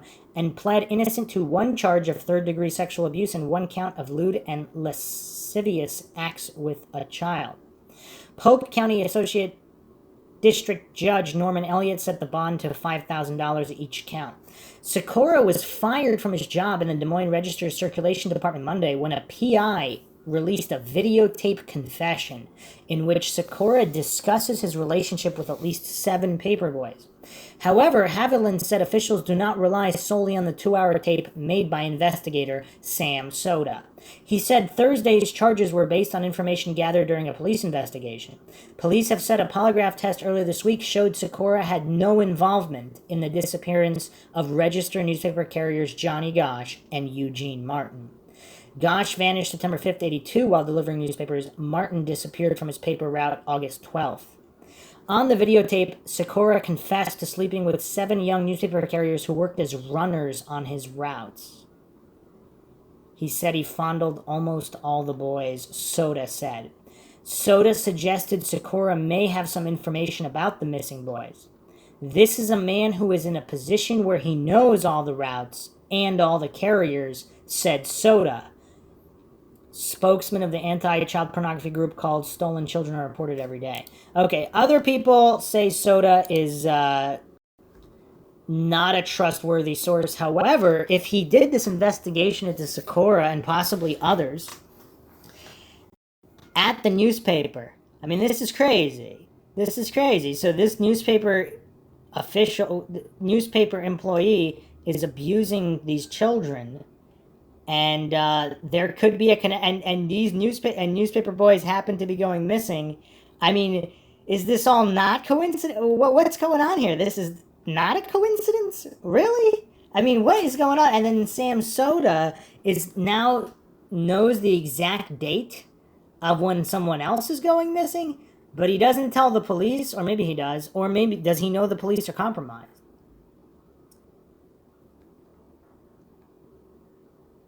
By Noreen's account, she then unsuccessfully tried to convince law enforcement and the media to heed the warning about a second kidnapping. Only Des Moines Register reporter Frank Santiago was willing to listen to the tape. So nobody else even wanted to listen to the tape. They just don't care. This is just so insane. Sometime around August 84, Noreen was invited to testify in Washington, D.C. at Senator Arlen Specter's hearing on pedophile rings. Her book, written in 2000, called the hearings Organized Crime and Its Relationship to Kidnapping, or The Organized Crime Hearings and Its Relationship to Missing Children, but the published title was The Effect of Pornography on Women and Children. Paul Bishop accompanied her to the testimony, which took place August 8th, 1984.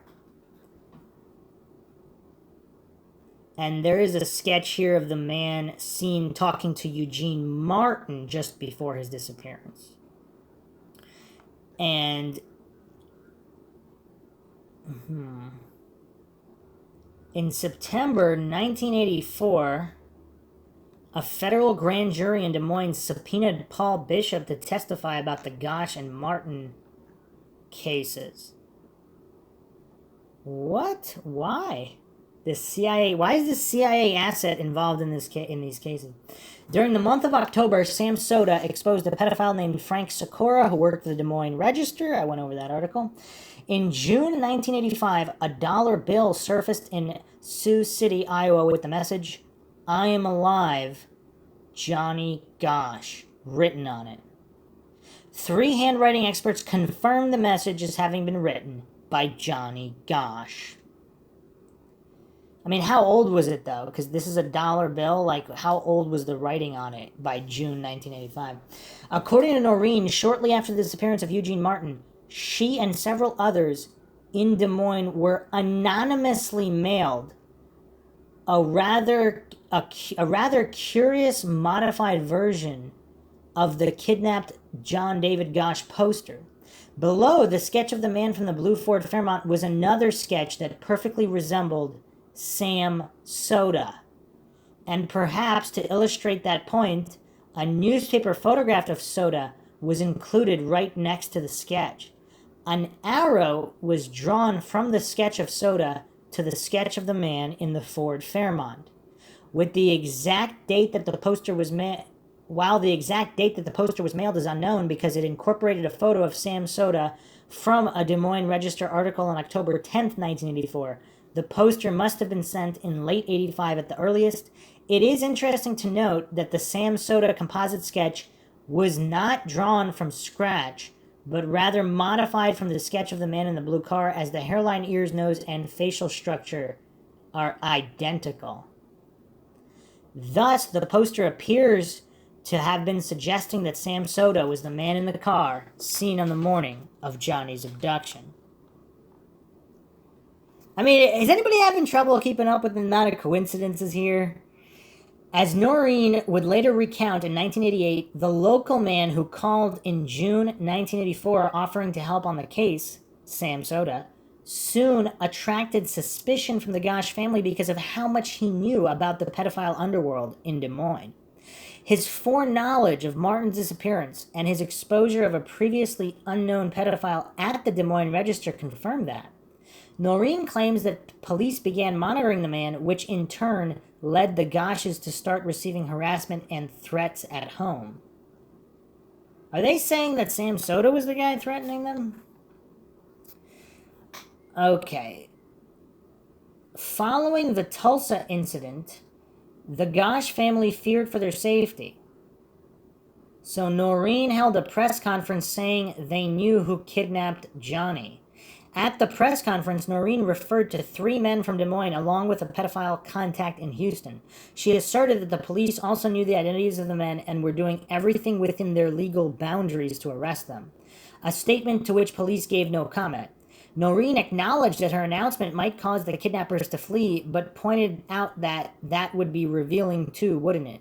Following the press conference, said Noreen, the local man being watched by police, Sam Soda, left town and the harassment against the family stopped. Not long afterwards, the man returned to Des Moines. It is unclear whether the perpetrators she named were actual suspects or if the announcement was some kind of bluff to put pressure on the real person of interest, Soda.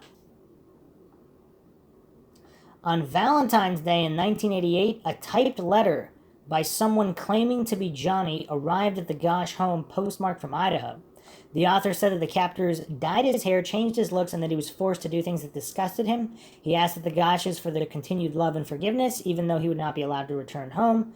The letter was signed, your son Johnny Gosch, a very distinctive way that Johnny used to sign notes. According to Noreen, the letter was further validated by its reference to the 1983 incident with Johnny in Oklahoma, which was publicized but never had the city revealed. Bonacci comes forward.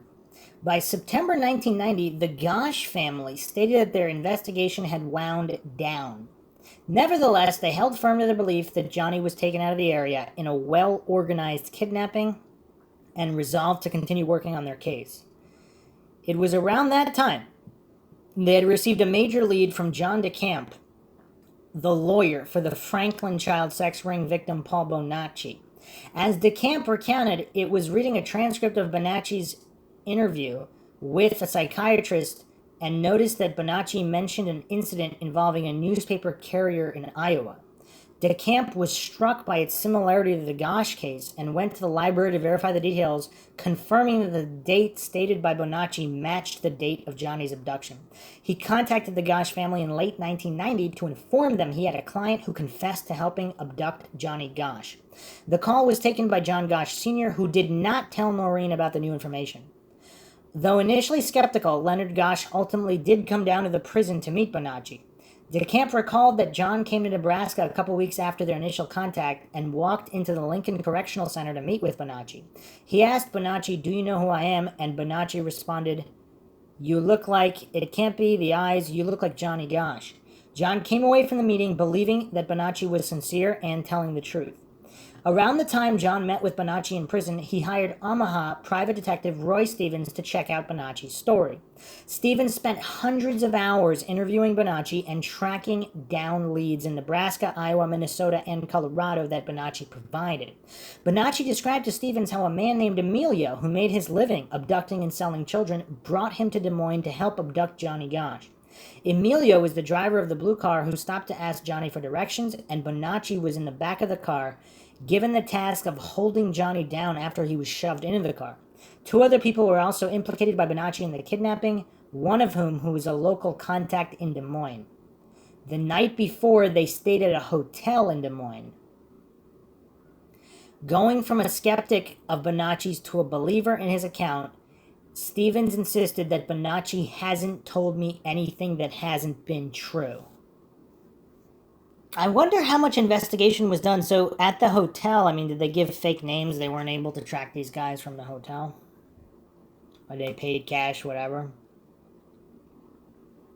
Noreen Gosch did not learn about Bonacci until March 91, although accounts differ on whether it was her husband or Roy Stevens who first informed her. The account in which her husband was the one to inform her contains what is likely a false explanation of why Noreen was not in the loop regarding Bonacci from the beginning, giving more credibility to the account in Noreen's book that it was Stevens who first called her about Bonacci's confession and visited Des Moines to show her tapes of Bonacci interviews. To test Bonacci's veracity, the Gosches gave Stevens a photo for Bonacci to identify of a Des Moines man whom they had already suspected of being involved in the abduction. Stevens only received a photo, not a name or any other identifying information. When Stevens placed it in a lineup of a dozen photos, Bonacci picked out the Des Moines man, said the man's name, and identified him as the local contact who came to the motel the night before with a photo of Johnny, informing the kidnappers that he was the kid they were going to take. As Noreen told the Des Moines Register, this contact in Des Moines had been under suspicion by the family for some time. The Des Moines man was not identified in news reports at the time, but the Gosches said that Bonacci provided good information on him and identified his photograph, and stated that PIs were gathering information on him almost daily. His first name of Sam would eventually be publicized, and in 2000, Noreen explicitly revealed that the man picked out of the lineup was Sam Soda. It can be seen above that even as far back as 1986, Soda was suspected by the Gosch family. At the end of June 1991, it was made public that Roy Stevens was investigating good information that had recently surfaced in Johnny's case. No specifics were revealed until a month later when news stories began to break about Bonacci's confession to helping abduct Johnny Gosch. In October 91, Bonacci gave his first detailed public account of the Johnny Gosch abduction. He claimed to have met the ringleader Emilio as a young boy living in Carter Lake, Iowa. The day before the abduction, Emilio took him from Omaha to a hotel in Des Moines where they met men named Sam and Tony. Bonacci described Sam as white, medium height, and heavy, and Tony as tall, blonde with a bad complexion. In the motel room the night before the abduction, Sam was showing Emilio photographs of various paperboys, telling him how much money he could make off of them. One photo, that of Johnny Gosch, was separated from the stack. Early the next morning, all of them went out to abduct Johnny. Bonacci rode in the back of the car driven by Emilio. At a certain point, the car stopped and a boy was shoved in. Following the orders of Emilio, Bonacci held the boy down and chloroformed him. All of the kidnappers drove off, with Johnny's body being transferred between the other two vehicles driven by Sam and Tony. They stopped in Council Bluffs, Iowa to get a drink, then brought Johnny to a farmhouse near Sioux City, owned by a man named Charlie. Johnny was scared and crying and asked Bonacci what was going to happen to him. For at least a week, Johnny was kept in a locked, windowless room at the farmhouse. Subsequently, Johnny ended up being held captive in Colorado, where Bonacci saw him again in March 1986. Paul Bonacci's account of meeting Johnny Gosch predated the visit from John Gosch Sr. In October 1990, while Bonacci was in prison, he had been since '89, CARICOR investigator Robert Hansel met with Alicia Owens' mother to discuss the contents of Bonacci's diary. One passage referred to an incident in September '82 in which Emilio took Bonacci to a farmhouse in Iowa where two boys were being held captive. The older of the two boys was named Johnny, came from Des Moines, was about 13 years old, had blue eyes, brown hair, and wore a Kim's Academy shirt with black athletic pants. All of these characteristics noted down in Bonacci's diary, including the clothing, match up with Johnny Gosch at the time of his abduction. Not only would Bonacci not have access to these diaries while in prison, but forensic analysis verified that Bonacci's diaries were written contemporaneously with the events they referred to. Robert Hansel confirmed that Johnny Gosch had surfaced in the Franklin investigation no later than July 1990, and from other kids besides Bonacci. Throughout the past decade, many had tried to deceive the Gosch family into thinking they had information on Johnny. Unlike these hoaxers, Bonacci not only knew multiple obscure like tongue and leg scars, and undisclosed, a stutter when stressed and being taken by Noreen to her yoga classes, personal characteristics of Johnny Gosch, but possessed substantial information about the abduction logistics, which had never been revealed to the public. Photos taken of Johnny before the abduction. The Gosch's PI turned up a witness in the neighborhood who saw Johnny being photographed by a stranger a couple weeks before his kidnapping. This discovery was never publicized. In Paul Bonacci's account of the abduction, he described how Sam brought a photograph of Johnny and told the kidnappers that he was the boy they would abduct, matching this then unrevealed information that Johnny had been photographed by a third party in advance of his kidnapping. Beyond just knowing the existence of pre-abduction photography, Bonacci's description of the photograph shown by Sam matched the location where in the neighborhood Johnny was, and circumstances, Johnny carrying his paper bag, of the photos as described by the neighbor. How the abduction took place. As discussed above, Bonacci identified Sam Soto's photograph from a lineup and named his as Sam. The fact that he could identify a Des Moines man whom the Gosches had already come to suspect in their own investigation confirms Bonacci's knowledge of the circumstances behind the abduction.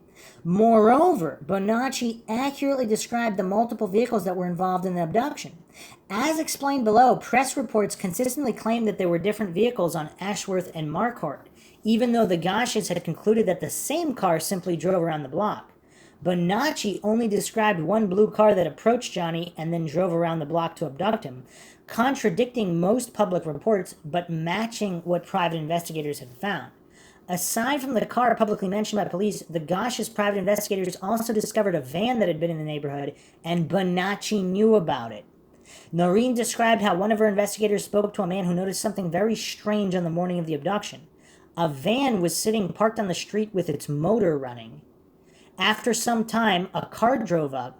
The passengers of that car transferred a large object with a blanket into their van. Then both vehicles left. What? That's crazy. Bonacci independently matched these unpublicized details in his own account of the abduction, mentioning a van driven by Tony that they transferred Johnny's body into. He also described there being a station wagon near the scene of the abduction that was driven by Sam. According to Noreen, the Iowa DMV confirmed to her that Sam Soto did own a vehicle matching Bonacci's description. Wow. I mean, how many people's heads are spinning now? Because I know a lot of people just totally and outright dismiss Bonacci. But, like, he just keeps nailing all these details. Like, it's, how can you just discount this? It's crazy. Johnny Gosch was here at a Denver restaurant. Bonacci's story to Roy Stevens, given in late 1990 and early 1991, involved Johnny being taken to Colorado. At the time, there was no reason for anyone to think Johnny had been in Colorado. Then, in the summer of 1991, family friends of the Gosches who were at a Mexican restaurant in Denver noticed Johnny Gosch was here written on the bathroom wall. This was a remarkable after-the-fact validation of Bonacci's claims regarding Johnny's whereabouts. After this sighting made its way back to the Gosch family, Roy Stevens went to check out the lead. He took several photos of the restaurant, including its exterior and the bathroom wall. When Bonacci was shown a picture of nothing but the restaurant from the outside, he accurately described the distinctive interior and recounted how he, Johnny, and another boy were painting their nails, then went into the bathroom and wrote on the wall using their red nail polish. Indeed, the message turned out to have been written with red nail polish, validating Bonacci's scenario of being with Johnny. I mean, that's definitely a specific thing to write with. Most people would say marker or whatever, pen. I mean, nail polish, wow.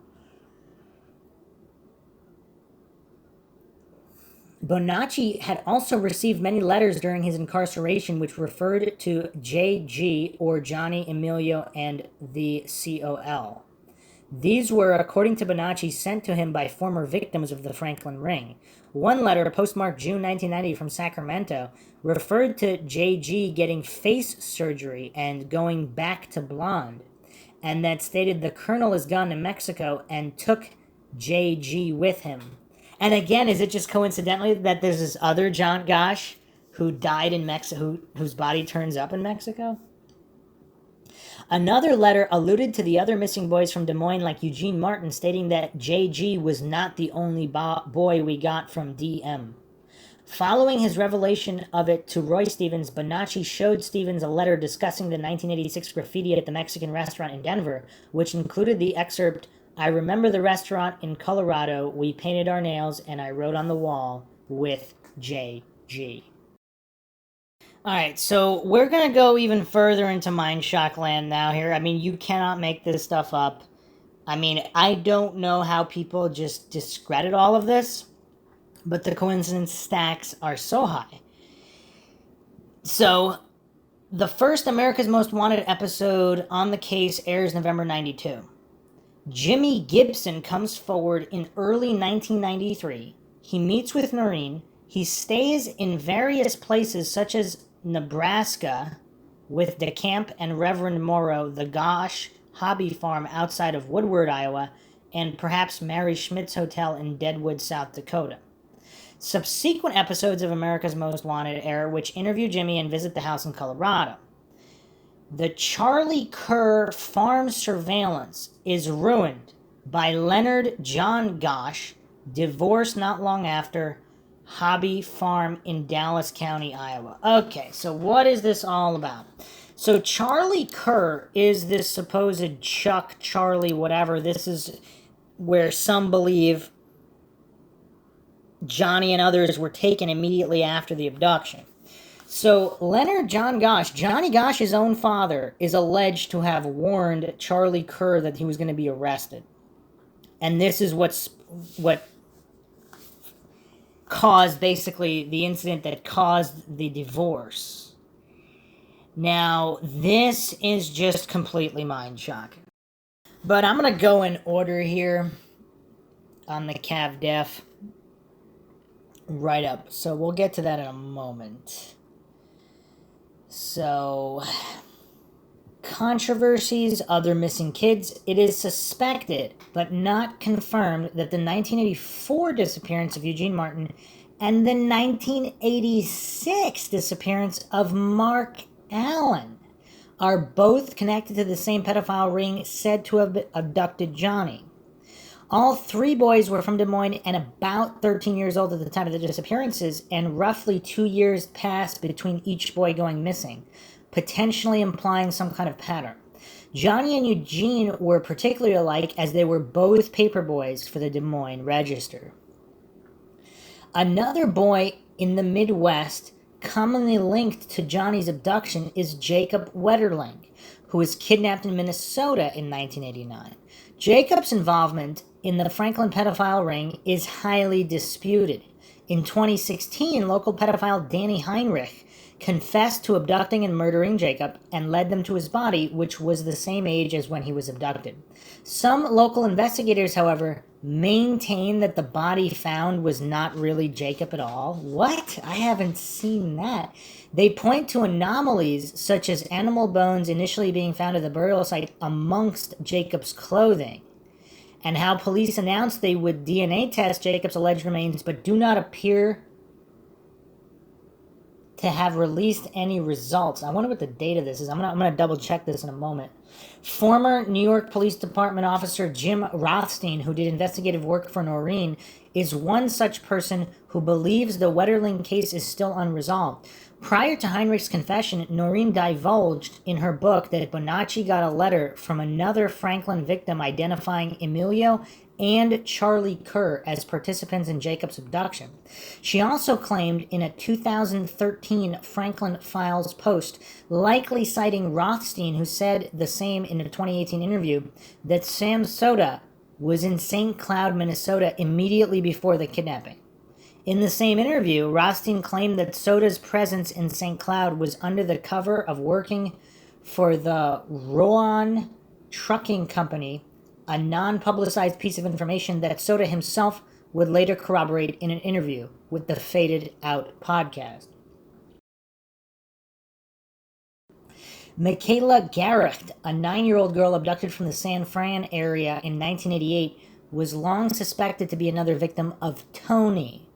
The description that Bonacci gave of Tony was remarkably similar to the description of Michaela's kidnapper, and when Roy Stevens showed Bonacci sketches from several child abductions that resembled his Tony description, Bonacci adamantly identified the sketch from Michaela's case. In December 2020, David Misch was arrested for Michaela's kidnapping and murder based on an alleged identification of a handprint on Michaela's scooter that the kidnapper had moved near his car to lure her over. That case is currently in progress, and it remains to be seen whether the evidence holds up in court, although Misch's involvement does not negate the pre-existing evidence of a larger plot behind her kidnapping. Back in 1989, U.S. Customs agents found indications that Michaela Garrecht and Amber Swartz Garcia, another Bay Area kidnapping victim from earlier in 1988, were trafficked by pedophile Richard Hellwig. Two child victims of Hellwig in Mexico identified Michaela and Amber as having been with Hellwig, and the mother of those victims said, but later recanted, that Hellwig gave her earrings identical to the ones worn by Michaela. Hellwig had been busted across the border near San Diego with child pornography information on ages of consent in various countries, copies of the NAMBLA bulletin, and other pedophilia-related items. His San Francisco address was the same as the address for the NAMBLA chapter in that city. NAMBLA itself has been linked to the Franklin pedophile ring, with Alicia Owens' lawyer reportedly finding evidence of a $5 million account for NAMBLA at the Franklin Credit Union. Okay, wow. That's a lot to unpack there. An interesting point here on Mark Allen, which is also suspicious. This is a post on charlieross.wordpress.com, November 27, 2010. A lot of people know that two boys named Johnny Gosch, age 12, and Eugene Martin, age 13, disappeared from Des Moines, Iowa in the 80s and were never found. But there was a third boy, 13-year-old Mark James Warren Allen, who also vanished mysteriously from Des Moines during that time period. And for whatever reason, he never gets any media attention. The police refused to investigate for 2 days. You'd think that from the previous two disappearances, they would have learned that time is of the essence, but no. So Mark Allen went missing March 29th, 1986, the day before Easter. Again, I mean, with these holidays, some of these Satanists, man. 13-year-old Mark James Warren Allen told his mother he planned to walk to a friend's house down the street but never arrived at the neighbor's home, and he hasn't been seen since. Based on previous media reports, Allen initially was thought to be the third Iowa paperboy to vanish without a trace during the 80s. Johnny Gosch, 12, of West Des Moines, disappeared September 5th, 1982. 13-year-old Eugene Martin vanishes from Des Moines' south side just 2 years later, 84, under very similar circumstances. An in-depth Des Moines Register article on Iowa's missing persons published August 18th, 2013 confirmed Allen was not a paperboy.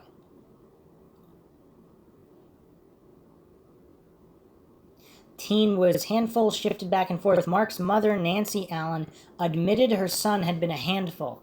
The teen had been shifted back and forth between her Iowa residence and his father's Minnesota home most of his young life, and he'd often get into trouble. But in late November 2010, a week normally filled with family get-togethers, shopping, and holiday activities, Nancy took time to speak with WHO TV Channel 13's Aaron Brillbeck about what it's like waiting so many years for answers and wondering about the fate of a young son who never quite seemed to fit in. It was hard because he had been living with his dad for a while, then came back and lived with me, Nancy said.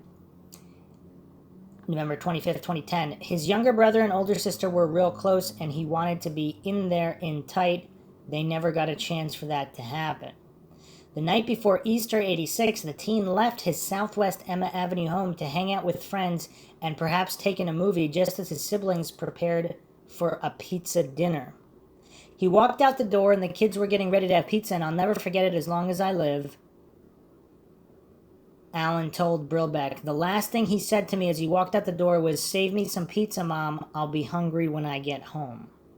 Nancy watched her son walk down the sidewalk past the bushes, and then he was gone. He waved when he got to the bushes, and I waved at him, and that was that, and I never saw him again," his mother said. The next morning, when Nancy realized Mark hadn't come home the night before, she knew immediately something wasn't right, but hoped against hope he'd prove her wrong. "It was Easter Sunday, so I thought maybe he went to Grandma's, knowing Grandma would have an Easter basket there for each of the kids. So I asked my mom, but he wasn't there," she said. "I had phone numbers for his friends, called all of them. No one had seen him." Alan said she called police, but they told her they couldn't do anything for 48 hours. Days turned into months. Police checked in Minnesota, where Mark's father lived, and in Connecticut, where the boy's paternal grandmother lived. Nothing. Alan told Brilbeck she didn't know whether her son's disappearance was linked to the disappearances of Johnny Gosch and Eugene Martin, but said police seemed reluctant to help her because of the other missing teens. Wait, what? Because other missing people because there's other missing people, they're not going to help her? What the heck is this? I just feel like at this time they were just afraid of what would happen with the Eugene Martin and Gosch thing. I got the distinct feeling that they did not want parents to be frightened to let their children sell newspapers or do different things, she said. What? So they intentionally downplayed his case in the media, which seemed to have worked because the Mark Allen case is the least publicized. I mean, in most of these write-ups I'm reading on Gosch, they only mention Eugene Martin as the other missing. I mean, maybe because he was also a paper boy, but still, I mean, this is still relevant if there's a 2-year pattern here. The Des Moines Police Department Sergeant Jeff Edwards disagrees. "I know detectives followed up on leads that did not pan out," Edwards told Brilbeck in a separate interview, aired Thanksgiving Day 2010. "They were not able to locate him. He's still listed as a missing person." No kidding. Mark's mother said she doesn't know whether her son is dead or alive, but after 25 years, she'd like to know for sure, so she and her son can find peace. "There are times when the news says they found a body and they're not sure how old it is, but they're pretty sure it's male," said Nancy. "And in one instant, you hold your breath and bite your fingernails and hope that it's not your child. And in other ways, you wish they would come out and say that it is your child, so you can finally bury them and go to rest." Mark Allen was last seen wearing a light blue t-shirt, blue jean shorts, white socks, gray tennis shoes with Velcro tabs. He has a small scar on the top of his head, and his first name might be spelled Mark with a K by some agencies involving missing children and persons. To date, there is no definitive evidence connecting Mark Allen's case to that of Johnny Gosch or Eugene Martin. So apparently a DNA sample was only submitted. Oh, a DNA sample was submitted. Okay. Regarding Jacob Wetterling, I actually can't find a definitive link. Just reports that it's him, but I can't find any official statements about the results of the DNA on the remains. Now, I guess I'm going to have to do a podcast on the Wetterling case because apparently... Actually, there's CBS News stated in September 3rd, 2016 that a forensic odontologist identified the remains as Wetterling's. So this is dental or from his teeth? I mean, again, if this was some kind of cover-up, obviously they could have done that. It would be nice to have multiple independent verifications here and DNA on the bone fragments, not just the teeth. Because supposedly they were testing the remains, so I don't know. This is really bizarre. Also, supposedly his DNA was found on other kidnapped victims. So, again, this is not a Wetterling podcast. I'm not going to go too far down that. So, depending on how quickly he would have been killed. Also, yeah, the timeline's weird. So supposedly they confirmed it was him before the results. I don't know. This is weird. So, let's continue on here. Back to Cav Def. Father's involvement. Since the late 90s, there have been suggestions that Johnny's father, Leonard John Gosch, was complicit in his son's kidnapping. No definitive evidence of his involvement has ever surfaced, All the while, Noreen Gosch and others have alleged many instances of suspicious behavior on Leonard's part, and he is known to be deceptive about key facts of the case. One question that has never been answered is why Johnny, on the one day he got abducted, did the paper route by himself instead of being accompanied by his father as usual. As Noreen stated in 1988 and in her 2000 book, Leonard always went with Johnny on Sunday mornings, and Leonard himself said this in the film Who Took Johnny, that, quote, I was with him every Sunday morning except that particular Sunday morning that he was kidnapped, end quote. Going out that morning without Leonard left Johnny far more open to being abducted. Indeed, it is unlikely that an abduction would have succeeded in Leonard's presence. That Johnny broke this pattern for the first time on September 5th, 1982, and happened to be abducted the same day is incredible enough to raise suspicion that him being alone that morning was planned. I'm still kind of reeling from the woman taking his photograph from weeks before. I mean, I can't get over that. I mean, that's so creepy. That's so creepy. And then, yeah, people, when you combine it with the phone calls and all these statements Leonard supposedly made, Noreen goes over them in the book, like last chance to go fishing that summer. I mean, with Johnny, there were certain statements that Leonard had made. Supposedly he was very agitated, and then all those phone calls. Some alleged he was being blackmailed in some capacity. Noreen also said Leonard threatened his own suicide from pressure or whatever. So, yeah, I mean, it's definitely weird. Let's continue on here. At first glance, since it was up to Johnny to wake his father, not the other way around, this suspicion does not reflect on Leonard. Noreen stated as far back as 1988 that on the night before the kidnapping, Johnny asked to do the route alone, and she and her husband refused. But he disobeyed to deliver papers by himself that morning. But Noreen claimed in her book that when Johnny asked to do the route on his own, Leonard initially said yes before Noreen overruled him. Furthermore, even though Noreen refused his request, Johnny came back downstairs shortly after going to bed to hug his mother again and tell her, "You are the best." Based on that, there are indications that Leonard went behind Noreen's back to ensure that Johnny would go out unaccompanied that next morning. I mean, how would anybody know if Leonard did? Yeah, if he did go to Johnny later and say, yeah, you could actually go by yourself. How would anybody other than them know? This was far from the only irregular occurrence involving Leonard that Noreen alleged in her book. According to her, Leonard began acting very erratically a few months prior to Johnny's abduction, and his behavior only worsened afterwards. While many of her accusations about Leonard have not been corroborated, some of them have, and his inconsistent false statements about the case, see below, illustrate a general lack of credibility on his part. Early in 1982, Leonard allegedly developed a very hateful attitude, which he took out on all of Noreen's kids, but especially her older son, Joe Gosch.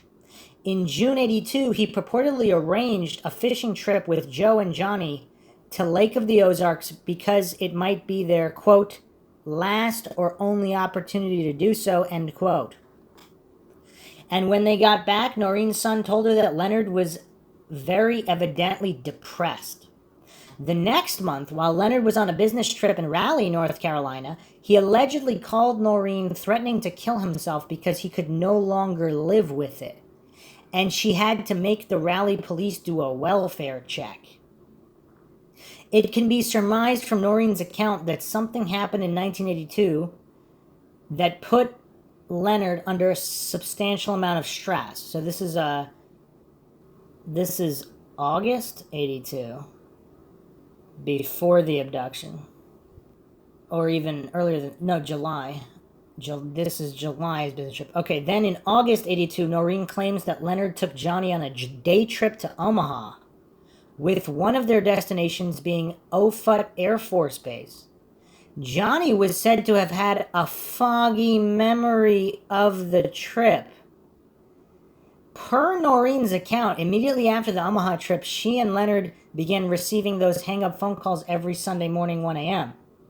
They continued until the day of Johnny's abduction, when Leonard answered not with wrong number as he usually did, but instead gave the caller a series of affirmative responses. After Johnny was kidnapped, the calls stopped. These calls have only received limited corroboration, but if true, they raise the questions about what Leonard was up to in the weeks just before Johnny's abduction. Oh, I do not like this Omaha trip. Johnny couldn't recall what happened. Then there's also a CIA asset calling Noreen afterwards to try to be involved in the case. So just a few weeks, he's at Air Force Base. Did the woman taking his pictures, was that after their visit to the Air Force Base? What kind of personnel at the Air Force Base might have seen Johnny? I mean, this is kind of weird. This is really weird. After Johnny was kidnapped, Noreen was forced to shoulder most of the responsibility for keeping the case alive, as Leonard was less inclined to go out in the public eye. Behind the scenes, meanwhile, the marriage was in serious turmoil, according to Noreen. Leonard began spending most of his time on purported business trips, not informing Noreen of his plans, whereabouts, or contact information while he was gone. Much of his time away was spent in Lincoln, Nebraska, and Omaha, Nebraska. There's Omaha again. They did still make public appearances together on the case, but some of them turned disastrous. Following an event near Davenport, Iowa, August 17, 1984, they were invited to, Leonard severely beat Noreen, an accusation corroborated by Scott County Sheriff's Deputy Sam Raley. Wow. After Franklin scandal victim Paul Bonacci confessed his involvement in Johnny's abduction, his attorney, John DeCamp, informed the Gosch family, but Noreen has accused Leonard of hiding this information from her. It was acknowledged even back in 1992 that Leonard checked out Bonacci on his own for several months before Noreen found out, and Leonard confirmed in 2018 interviews that he visited Bonacci in prison with John DeCamp and private investigator Roy Stevens, but not his wife. The question is whether Leonard's intent was to inform Noreen about Bonacci eventually, or keep the information hidden from her indefinitely. While the 92 article claims that it was Leonard who ultimately informed her about Bonacci, there are doubts about how accurately it describes Noreen and Leonard's motivations. It claims that Leonard checked out Bonacci during a period of 6 or 7 months from late 1990 to March 91, when Noreen had completely shut down on the case. But there are newspaper quotes of her during that period which contradict that. It is therefore unexplained why Leonard spent a long period of time investigating Bonacci without telling Noreen, especially if he didn't seem that interested in any other aspect of the investigation. Is it because he knew Bonacci had real credible info? Per Noreen's later account in her book, she was actually informed not by her husband, but by Roy Stevens. In 1999 court testimony and her book, Noreen claimed that Leonard, in fact, went to great lengths to hide Bonacci from her, visiting key people from the Franklin investigation with a woman other than Noreen, who he introduced as his wife. Okay, all right. We're kind of going past the point of no return with Leonard here. I mean, this is not looking good. Noreen's book has a picture of this alleged Noreen impersonator standing beside Leonard, and the woman is exactly who Noreen claims, a Nebraska private eye who used to work with Roy Stevens. Yet the woman in question denies ever playing the role of a Noreen imposter and insists the image is faked. There is no definitive proof either way at the moment. If, however, the image is authentic, then it is clear that Leonard did have someone impersonate his wife, which certainly indicates an intent to deceive Noreen. See, this is kind of weird, though, because if this is just a woman who works with Roy Stevens and unbeknownst to her, Leonard just introduced her as his wife and she didn't, whatever, it was an awkward moment and she didn't jump in to clarify, etc. But why would she claim the image is faked? I mean, that's a bridge too far there. And now can Roy Stevens be trusted? But then again, he uncovered so much of this. Why wouldn't he be? I mean, I don't know. A lot of this does not make any sense. The final alleged incident between Noreen and Leonard had to do with the investigation of Charlie Kerr, on whose Iowa farmhouse Johnny was said to be held for a brief period of time following his abduction. Bonacci only knew Kerr by his first name, Charlie, but according to Noreen, he was able to draw a picture which Roy Stevens matched to Kerr with the help of Sioux City authorities. Kerr was described by Noreen as having a lengthy rap sheet for sexual offenses against children. The county attorney in Sioux City then purportedly arranged for a months-long surveillance operation on Kerr. One day in 1993, the county attorney informed Noreen that they were about to arrest Charlie Kerr, and she told her husband, believing she could trust him. Later that day, Noreen got an angry call from the county attorney saying that Leonard had driven up to Kerr's trailer and gone inside to speak with him, which resulted in Kerr fleeing the area before they could arrest him. According to Noreen, for whatever reason, Leonard went to tip off Charlie Kerr about the impending arrest. This incident has not been definitively proven, but Jimmy Gibson corroborated the story, and certain details check out. Noreen described Kerr as having a record of pedophilia and living in a trailer, both of which are proven true by a Sioux City police report. It appears that the arrest of one of the perpetrators in Johnny's abduction was sabotaged by Johnny's own father, which is highly suspicious.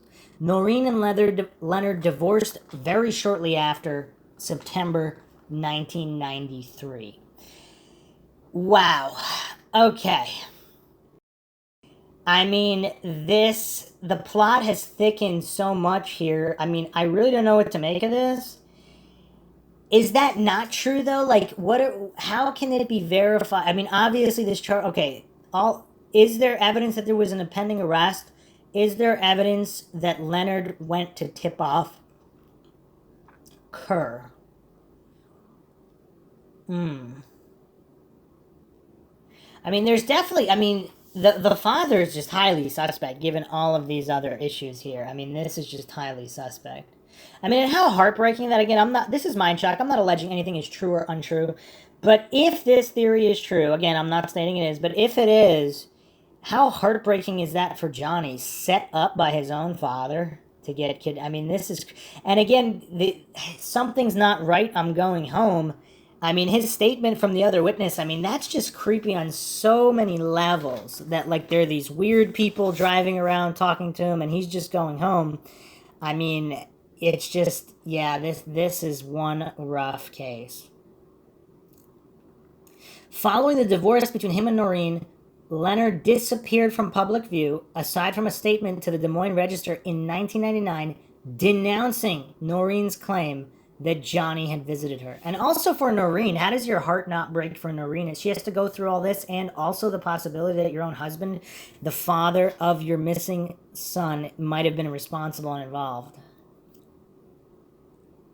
He then reemerged on 2011 to give his own side of the story, vanished with Beth Holloway in 2011 to the company Rumor behind Who Took Johnny in 2012, and most recently to Sarah DeMeo, who ran the Faded Out podcast in 2018. Leonard insisted that Noreen and Paul Bonacci's versions of events was untrue. However, numerous statements that he made were at odds with the established record and even his own prior statements. Flip-flop on Paul Bonacci. Leonard told Sarah that he knew Paul Bonacci was lying from the very first meeting. He claimed that he asked Bonacci how tall Johnny was, and Bonacci responded that Johnny was 5'2", even though Johnny was a big kid for his age at 5'7". Then, according to Leonard, he spoke to a prison guard who informed him that Bonacci's cell was full of newspapers about the Gosch case, proof that Bonacci was studying the details of the case to insert himself into the story. But then how did he not memorize the height? No corroboration exists for Leonard's account to Fade It Out, and much of it is explicitly contradicted. In Bonacci's diary, he estimated Johnny's height to be 5'5", which is very close to accurate. Furthermore, what Leonard told Sarah about Bonacci immediately exposing himself as a con man contradicts his own statements from 1991 and 1992. Most egregiously, in April 92, he held a press conference at John DeCamp's office endorsing the Franklin cover-up, which lauds Bonacci as a credible witness in the Gosch case, and said, "Paul told my wife and I things we've never told anybody." On Inside Edition, Leonard called law enforcement's refusal to interview Bonacci a major cover-up and pushed back against law enforcement accusations that Bonacci was a pathological liar. It is also weird, though, like, if he was responsible, was he just going along to get along and then he flip-flops later? I mean, there's a lot that doesn't make sense here.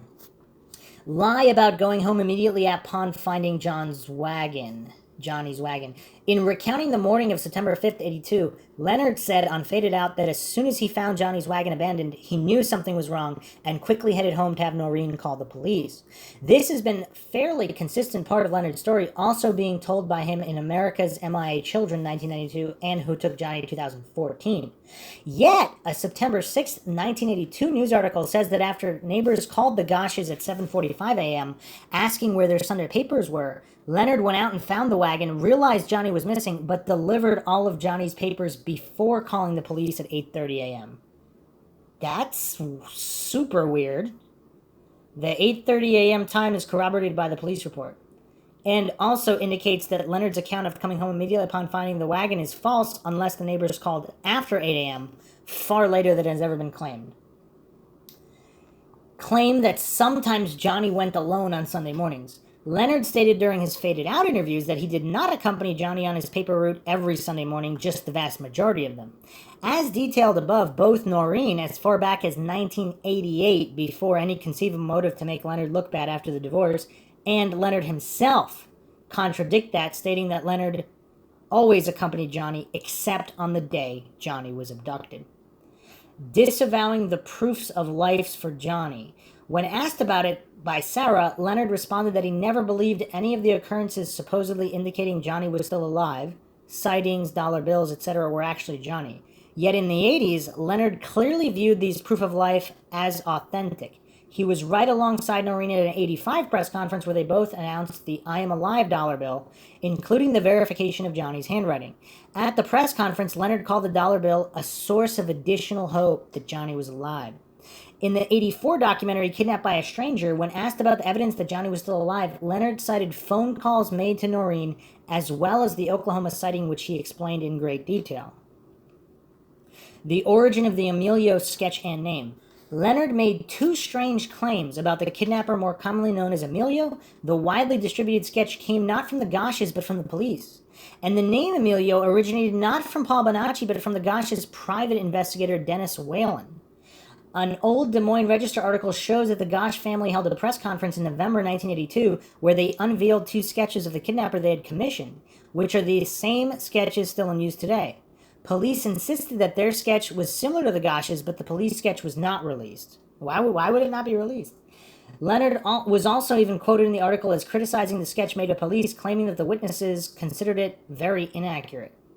As for the origin of the name Emilio, no evidence exists that anyone used the name prior to Bonacci, and Leonard did not explain how Bonacci would have come across a name used by their private investigator.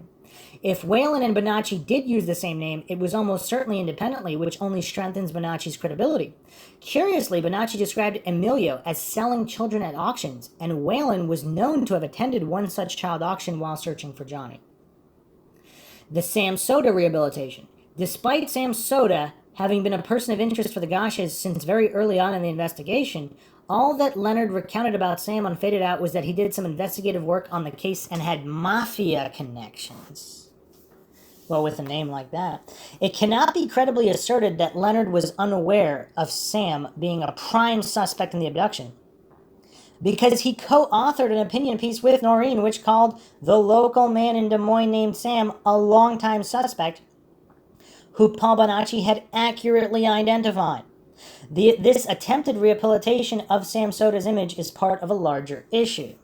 The multitude of inconsistent statements by Leonard demonstrates a severe lack of credibility on his part. Leonard's motives for repeatedly misrepresenting the facts of the case are unknown. The apparent intention, however, is to rewrite history in a very self-serving manner. All of Leonard's inconsistencies revise the facts of the case in a particular direction, erasing details that might portray him in a suspicious light, i.e. Johnny having never done the route before, him delaying the call to police, attacking claims by Noreen, the proofs of life, Sam Soda's guilt, and attacking evidence of the Franklin connection, Paul Bonacci accurately describing Johnny Emilio origin. As for why denying a link to Franklin might be self-serving for Leonard, that gets to the darkest allegations that have been levied against him. After they both testified at Bonacci's 1999 civil damages hearing, Noreen showed Larry King's photographer, Rusty Nelson, a photo of Leonard to see if he could identify it. The photo itself had no other information attached to it. Nelson responded that he had seen the man before in Larry King's office at the Franklin Credit Union. He also recognized the man as having been at the Max, a gay bar in Omaha that King would frequent to find child prostitutes, where he originally recruited Nelson. Rusty Nelson's identification of Leonard implicated Johnny Gosch's father as a likely participant in the Franklin pedophile network. Wow. I mean, this just gets more and more mind-shocking. I was not prepared for this level of mind-shock. Noreen claimed to receive additional confirmation of Leonard's involvement in the Franklin milieu from a West Des Moines coworker of hers. This coworker was a young man who had grown up in Omaha. According to Noreen, he kept looking at her while on the job, and when she went to the stockroom, he followed her inside, asking to speak with her. Noreen's coworker recounted how, as a teenager, he used to go to the Omaha club called The Mark. While at The Mark, Larry King attempted to recruit him for child pornography and prostitution, and Leonard was also seen there multiple times. The club allegedly was well known as a place where pedophiles could pick up young boys and young girls. More claims linking Leonard to Franklin soon came out directly from Omaha child abuse victims. In 2008, a parent Franklin victim, David Schurter, released a walking tour of the old market area in Omaha. One of the locations he pointed out, a favorite hangout in his words, was Star's Restaurant, below Godfather's Pizza, where he had worked as a waiter. Schurter expressed a tentative belief that he had seen Leonard eating at Star's Restaurant. Star's was a gay bar in Omaha, just as the Max was. In a 2009 chat on the Franklin Files website, Paul Bonacci said that when he first met Leonard while in prison, he knew he had seen Leonard before, most likely at Offutt Air Force Base during the early 80s. What? That observation might lend context to Noreen's allegation that Leonard took Johnny to Offutt Air Force Base at the beginning of August 82. What is going on at that Air Force Base? And why was Paul Bonacci there? And can anybody verify that Leonard took Johnny there? LA pedophile ring victim Darren Reimer told his own disturbing story that paralleled the Omaha allegations about Leonard. In '74, at the age of 10, Darren ended up getting drawn into a well-connected pedophile group involving child prostitution and the production of child pornography. He was one of many children forced to act in pornographic films and photo shoots and sexually service men who appeared to be quite wealthy. The network's apparent ringleader was Guy Strait, Strait, a Hollywood resident who jumped bail after his 1973 arrest for selling child pornography with DOM Lyric and did not resurface publicly until 1976. Strait admitted to knowing other pedophile ring operators in the 70s like John Norman. Locations all around Inglewood, California and Santa Monica, California were sites for this abuse, and one location in particular was a nightclub called the Green Horse, allegedly a location where men would go to pick up children for sex. Darren was adamant that Leonard John Gosch was one of the men who he saw at that nightclub. He claimed that upon seeing a photo of Leonard for the first time, he had a flashback to his own experience back in 1974 at the Green Horse. So where was Leonard living in 1974? I mean, where? Though he first experienced this around 2008 when he began studying Franklin, he still experiences these flashbacks when shown a photo of Leonard in 2018. Noreen had allegedly confirmed to Darren that Leonard, whose job involved taking business trips across the country, did in fact visit Los Angeles. This mentions Leonard being at a nightclub where adult pedophiles sought out kids corroborates the claims about his activities in Omaha. Because Darren's experience was in Los Angeles in 1974, his story implies that Leonard was involved in a nationwide pedophile group for a substantial amount of time before Johnny's abduction. Darren also related what he heard from Jimmy Gibson, a Franklin victim who appeared on America's Most Wanted and was active on websites about the Franklin and Gosch case. After Jimmy came forward to America's Most Wanted in '93, he stayed at many residences throughout the Midwest, one of which was Leonard's hobby farm northwest of Des Moines. The overall credibility of Jimmy Gibson is its own controversial issue, but key aspects of his story have checked out, including the existence of Leonard's hobby farm, which Jimmy was the first person to mention. Jimmy painted a highly unfavorable picture of Leonard, claiming that Leonard was violent and even tried to rape him on one occasion. He also corroborated Noreen's account of Leonard sabotaging the county attorney's arrest of Charlie Kerr. According to Jimmy, Kerr had blackmail material on Leonard regarding a criminal enterprise they were both involved in. Kerr had gotten wind that he was about to be arrested and threatened Leonard that he would implicate him too if he got busted. So on the planned day of the arrest, Leonard got in his car and brought Jimmy along with him to drive to Kerr's home. Jimmy said that Leonard initially planned to shoot Kerr out of anger, but he talked Leonard out of it. Leonard Gosch instead just ended up tipping off Kerr about the impending arrest. Although Leonard apparently told Jimmy that the criminal enterprise Kerr was blackmailing him over was illegal gambling, there's a good chance of that being a euphemism for child trafficking. Kerr was clearly implicated as owning a safe house used to store trafficked kids. Furthermore, Leonard was most likely only able to tip off Kerr because Noreen told him of the impending arrest, and she in turn must have heard about it from the county attorney, who would not have informed her unless their investigation was related to the abduction of Johnny, again indicating that Kerr was being investigated for child trafficking. Jimmy's story then indicates that Kerr and Leonard were both acquainted through a pedophile ring, and Kerr was able to blackmail Leonard with evidence of his involvement. Back in 2004, when he was posting under the name CPP Web, Jimmy claimed that, just like Noreen alleged in her book, the Gosch home did receive a phone call in the early morning hours of September 5th, 82, and it came from the Sioux City area.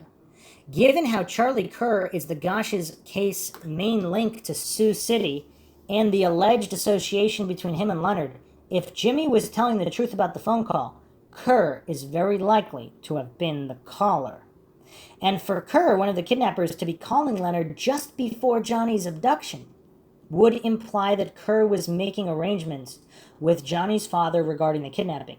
Noreen has in fact claimed that Bonacci testified in court that the kidnappers had prior arrangements with Johnny's father to ensure that Johnny would be alone that morning. This does not show up in the publicly released court transcripts, but Noreen's delivery has enough authenticity, even asking her interviewer at one point, "Were you surprised when you heard that in court?" to raise the question of whether the transcripts accurately reflect the entirety of the 1999 hearing.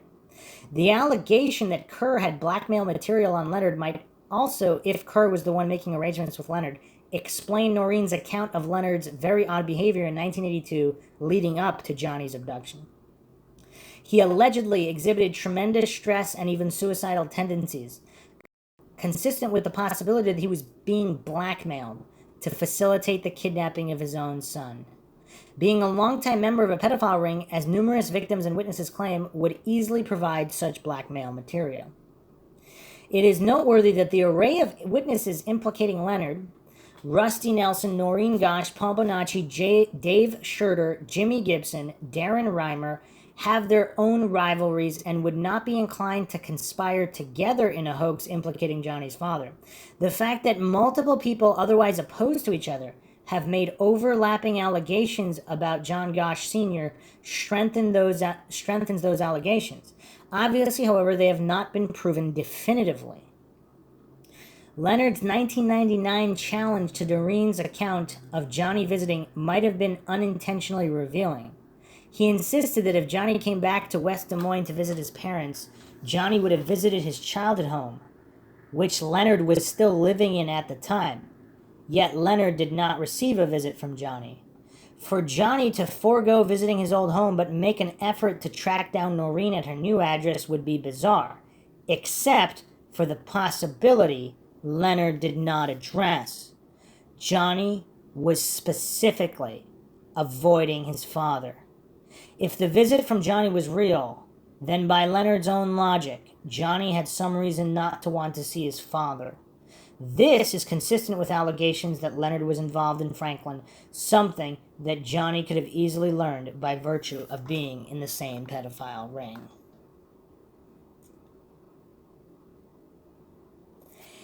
Wow. So I mean, yeah, this is mind shocking. This is a whole new level of mind shock here. I don't know if the Mindshock listeners were expecting this level of mind shocking material.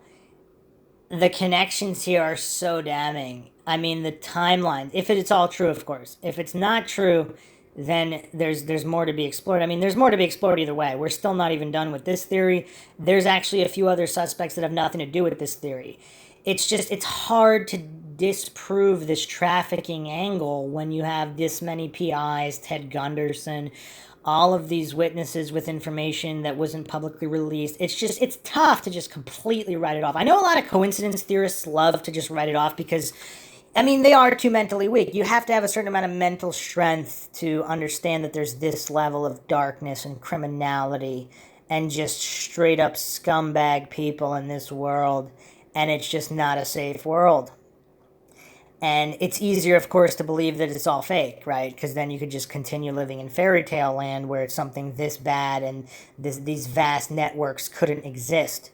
It's more soothing to believe that. I mean, obviously, like, I get it. I get it. It's easier to be mentally weak. Unfortunately, criminal scumbags that do these things and human trafficking does still exist. Unfortunately. So if you're out for the truth, you have to examine all these theories. So yeah, this is obviously going to be the beginning of a series. We have so much more to go over. So I'll be continuing this in episode 2. Plenty more evidence to go over.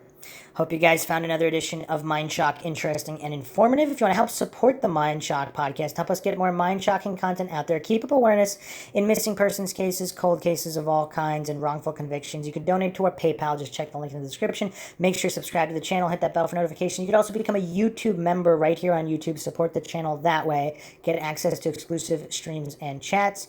Like and share the podcast, Twitter, Facebook, Reddit, Patreon. Patrons do get priority for case topic, logical analysis, co-podcast requests. Questions, comments, theories, thoughts, suggestions, rebuttals, debunkings of any kind, leave them in the comment section. This is Bruce McGuire signing off. Catch you guys next time.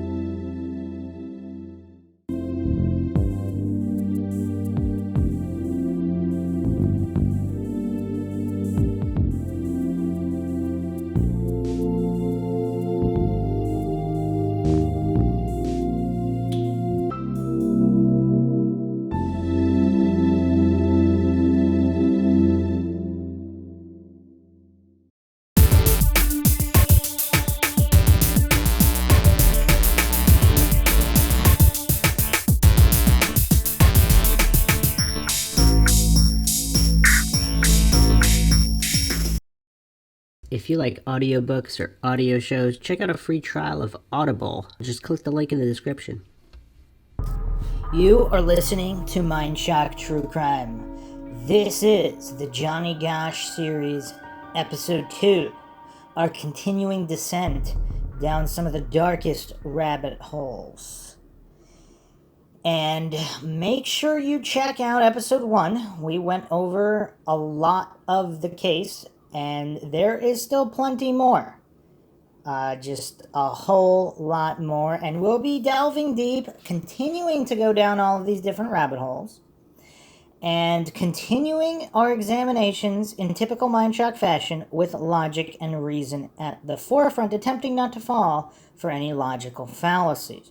As always, if you enjoy the Mindshock podcast, want to help support the podcast, help us get more mind-shocking content out there to keep up awareness in cold cases, missing persons cases, unsolved cases of all kinds, and wrongful convictions, you can donate to our PayPal. Just check the link in the description.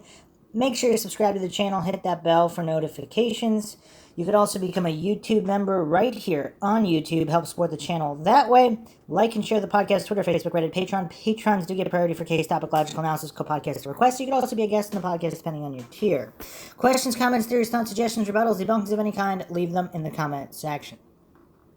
So we left off the last episode taking a look at Johnny Gosch's father, Leonard John Gosch, and eyewitness testimony, which some believe is credible, placing him at various hangouts associated with child traffickers. So if that's all true, is Johnny Gosch's own father somehow involved, blackmail or otherwise, in the kidnapping of his own son? Very, very dark. Now, regarding Jimmy Gibson, the witness who came forward corroborating a lot of what Bonacci had said regarding these rings. So Leonard's hobby farm was not mentioned publicly until Jimmy Gibson himself mentioned it. And he described it supposedly accurately. So that's curious. So supposedly, this is the first known mention of the hobby farm of Leonard, and this came from Jimmy Gibson. So let's get a little bit more specific here as we continue our cavdef.org write-up, going through all of the available details on the Johnny Gosch case. Events that morning. Several major controversies have arisen over the events of the morning that Johnny was abducted. Was Johnny at Ashworth that morning, or did witnesses mistake another paperboy for him? Did a tall man follow Johnny, or whoever that boy was, after he picked up his papers on Ashworth? Were there two separate cars, a blue car at Ashworth and a silver Ford Fairmont at Marcourt, or just one blue car? Did the Boson brothers see Johnny slumped over his wagon as they passed by him on Marcourt? What? I haven't heard that one before. Is it true that P.J. Smith saw Johnny being forced into the car and was forced by Orville Cooney to suppress his account? Was there a van parked several blocks away that a witness saw an object wrapped in a blanket get transferred into from another car? So Mike Seskis and John Rossi were both at 42nd and Ashworth that morning, and both were adamant that they saw Johnny. Chris Bierge asserting that Johnny really picked up his papers at Marcourt, not Ashworth. So is there only one witness with a dissenting account? This was entirely uncorroborated until the non-credible Leonard endorsed Chris's story despite never having challenged it in the past, and even then, Leonard admitted that Johnny did normally get his papers on This doesn't make any sense. So he normally does get his papers on Ashworth. Neighbor Lawrence Headland heard someone pulling a wagon through his backyard on the morning of the kidnapping, just as Leonard admitted Johnny usually did. Seskis was a friend, and Rossi saw the boy had a wagon and dog with him, which no paper boys besides Johnny did. Insinuation, which Chris first suggested and Sarah tried leading Matt Seskis into, that Matt Seskis was fed a false story about the tall man coming out to follow Johnny. Numerous press accounts described two separate cars. By 1988, Noreen, in People magazine, mentioned only a single blue car at both places. This 1985 Senate hearing, the Gosches shared the map of the immediate neighborhood containing summaries of witness accounts. Okay. Wow. Rather implausibly, Sarah repeated dismissing the idea that the same car could have driven around the block to meet Johnny on Marquardt. Bosons retracted their account of seeing Johnny slumped in his wagon to Chris. Okay.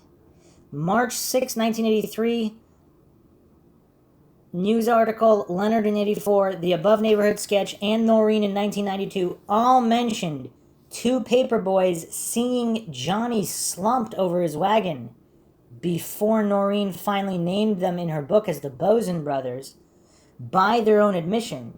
So the Bosons were in the right place at the right time. What? So he was slumped over his wagon by himself? Was there or was there not a car there at that moment? P.J. Smith also denied to Chris his alleged disclosures to Noreen about witnessing the abduction.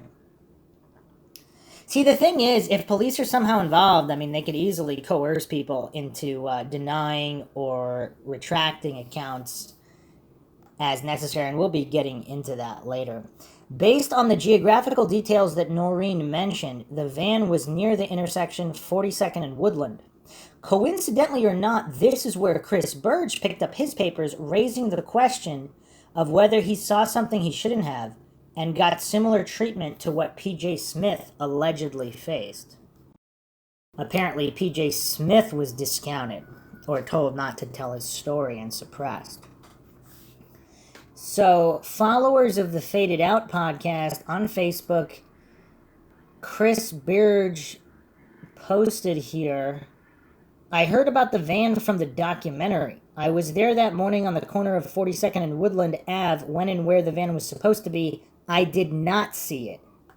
What are the names of the witnesses who saw the van? Can you provide names or facts you assume you know? Where did you get your info? Your info seems wrong. Thank you for assuming. That really helps everybody. Sarcastic fella. Okay, so he's stating he didn't see the van? So, on the Johnny Gosch subreddit, there's some discussion here on Chris Burge and the sighting of the van. When Franklin victim Paul Bonacci came forward with an account of Johnny's abduction, he said that Johnny's body was transferred into a van. This was taken by Noreen Gosch as crucial validation of Bonacci's story, since, according to her, her private investigators had interviewed witnesses who made such a sighting years before Bonacci came forward. You can hear her talk about this in various interviews, such as her early 2000 interview with Ted Gunderson. Many people, for whatever reason, have dismissed Noreen's account about the van or suggested that her private investigators were making up non-existent leads to keep getting paid. But what's very interesting is that a key witness interviewed on the highly dubious Faded Out podcast appears to have inadvertently confirmed the sighting. Chris Burge was interviewed by the host Sarah DeMeo in late June 2018. He was a former paperboy, just 10 years old when Johnny was abducted, and made claims about Johnny's movements that morning which contradicted all prior witness accounts. Whereas neighbor Lawrence Headland, fellow paperboy Mike Seskis, and father of a fellow paperboy John Rossi all made statements to police back in '82 indicating that Johnny picked up his papers at the intersection of 42nd and Ashworth. Chris insisted that Johnny actually got his papers one block north at the intersection of 42nd and Marquardt Lane. See, here's the thing, though. You're going to take the word of this one 10-year-old boy over all these other boys plus a father? And neighbors and all this?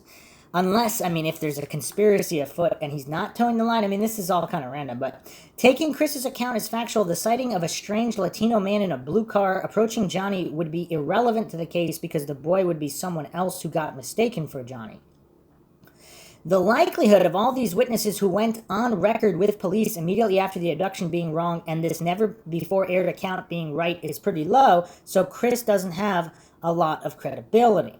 Amusingly, in Faded Out's last addendum to Season 1, you can hear how Sarah finally began questioning Chris's story after hearing one of her other witnesses, Yellowbag, spoke to John Rossi and found Rossi credible.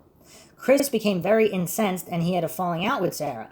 Of course, the reason for Chris not to be telling the truth is unclear.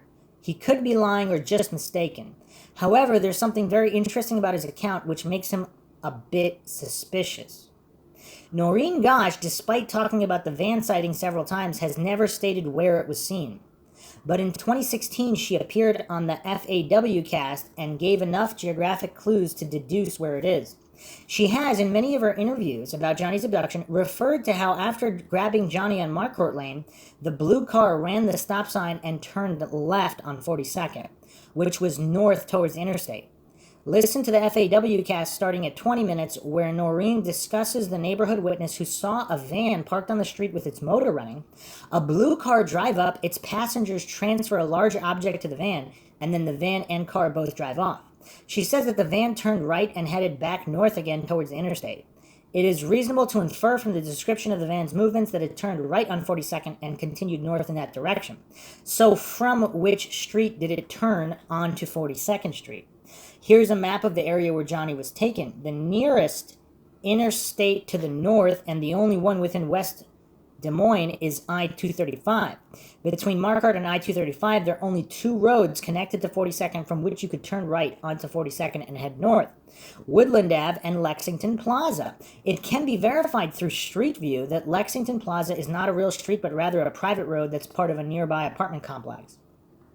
That leaves Woodland Ave as almost certainly being the road where the van was sighted according to Noreen. Now, according to Chris Birge in his Faded Out interview, his deliveries were to the apartments near Woodland Ave, and his paper pickup spot was in fact at the intersection of 42nd and Woodland, exactly where the van would have made its getaway. So he would have been in a prime position to witness the van. Did he see it? On July 19th, 2018, Chris made a bizarre comment in the Faded Out group, and that's the one I just read. He stated, "I did not see it," regarding the van. And again, is it possible that was somebody else using his account or whatever? I mean, this is the internet. Chris Birge claims he did not see the van that morning, but his statement raises a very important question. How exactly does Chris know where the van was supposed to be? The documentary Who Took Johnny, where he claims to have heard about the van, made no mention of the van, and literally no treatment of the Gosch case has ever mentioned the specific location of the van as being at 42nd and Woodland. Chris attributes his knowledge to a source that did not even mention the van. There is no known source there which ever gave the van's location, and yet he got it exactly right. Furthermore, the location just happens to be where he was delivering his papers on the morning of the abduction. While this doesn't definitively prove anything, I find Chris's unexplained knowledge about the van's location to be highly suspect. It seems he either knows it from his own personal experience, i.e. he saw it that morning, or he received inside knowledge about Noreen's private investigation from somebody. The former is interesting because Noreen claims that P.J. Smith, another witness to the events that morning, saw a lot more than was initially claimed in news accounts, and was forced by the police chief to suppress his statement. If Chris saw something inconvenient, like multiple vehicles coordinating the transfer of some large object within minutes of Johnny's abduction, he may have received similar treatment to P.J. Smith. And perhaps that police intimidation to an impressionable 10-year-old explains the dubious story he now tells on the podcast. So what does everybody make of that? I mean, this case just has so many wrinkles, way too many wrinkles. I mean, it's tough. It's tough to make heads or tails about this. So let's continue on here regarding the Sam Soda rehabilitation. Obviously, that doesn't make a lot of sense either. Sam claimed that Noreen asked him to get involved in the investigation, but an early news article from 1984 makes it clear that Sam inserted himself into the case, offering to help the Gosch family. And again, for those that don't remember from episode 1, Sam Soda is the PI that contacted Noreen, told her to come to his office, and then told her that there'd be another kidnapping. And then, of course, that transpired exactly as he said. Now, what motivates a guy like this? Because and he was a prime suspect, as the Gosches have stated. So, and police apparently believed him and had him under surveillance. Now, if he really was involved in the kidnapping, like, does he just get like a sick kick out of inviting the mother of the boy he kidnapped and or helped kidnapped in some fashion? And tell her somebody else is getting kidnapped? Like, what's the point? I mean, if this is a mentally ill individual, I mean, I guess there doesn't have to be a point, right? And he's going to harass the family and give them phone calls and possibly even show up in their backyard and throw rocks at the house. I mean, is this somebody who's involved in a kidnapping? This is what they would do? I mean, here's the thing, though. If he does know the police are involved and he doesn't fear repercussion, I guess a sick bastard like that would do all that, right? Because if they know the chief of police is involved and is going to cover for them, I mean, I guess, or again, they're just completely mentally ill, or a combination of all those things. The child pornography he showed at the Scared conferences purportedly came from a Minnesota police officer he knew, which raises the question of why a law enforcement officer would be giving out child pornography even to a private investigator. That's really messed up. Yet another question is why Ron Wheeler would say to Sam, "I should tell you to stop," but instead gave Sam his blessing to continue the Scared conferences in which he showed child pornography. Note that Ron Wheeler later represented Sam in private practice.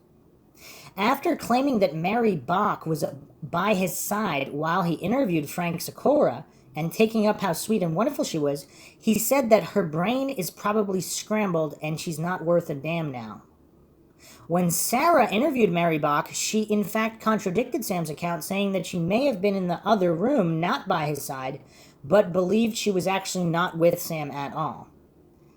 Man, this case, I mean, can you verify anything in this case? This is getting really weird.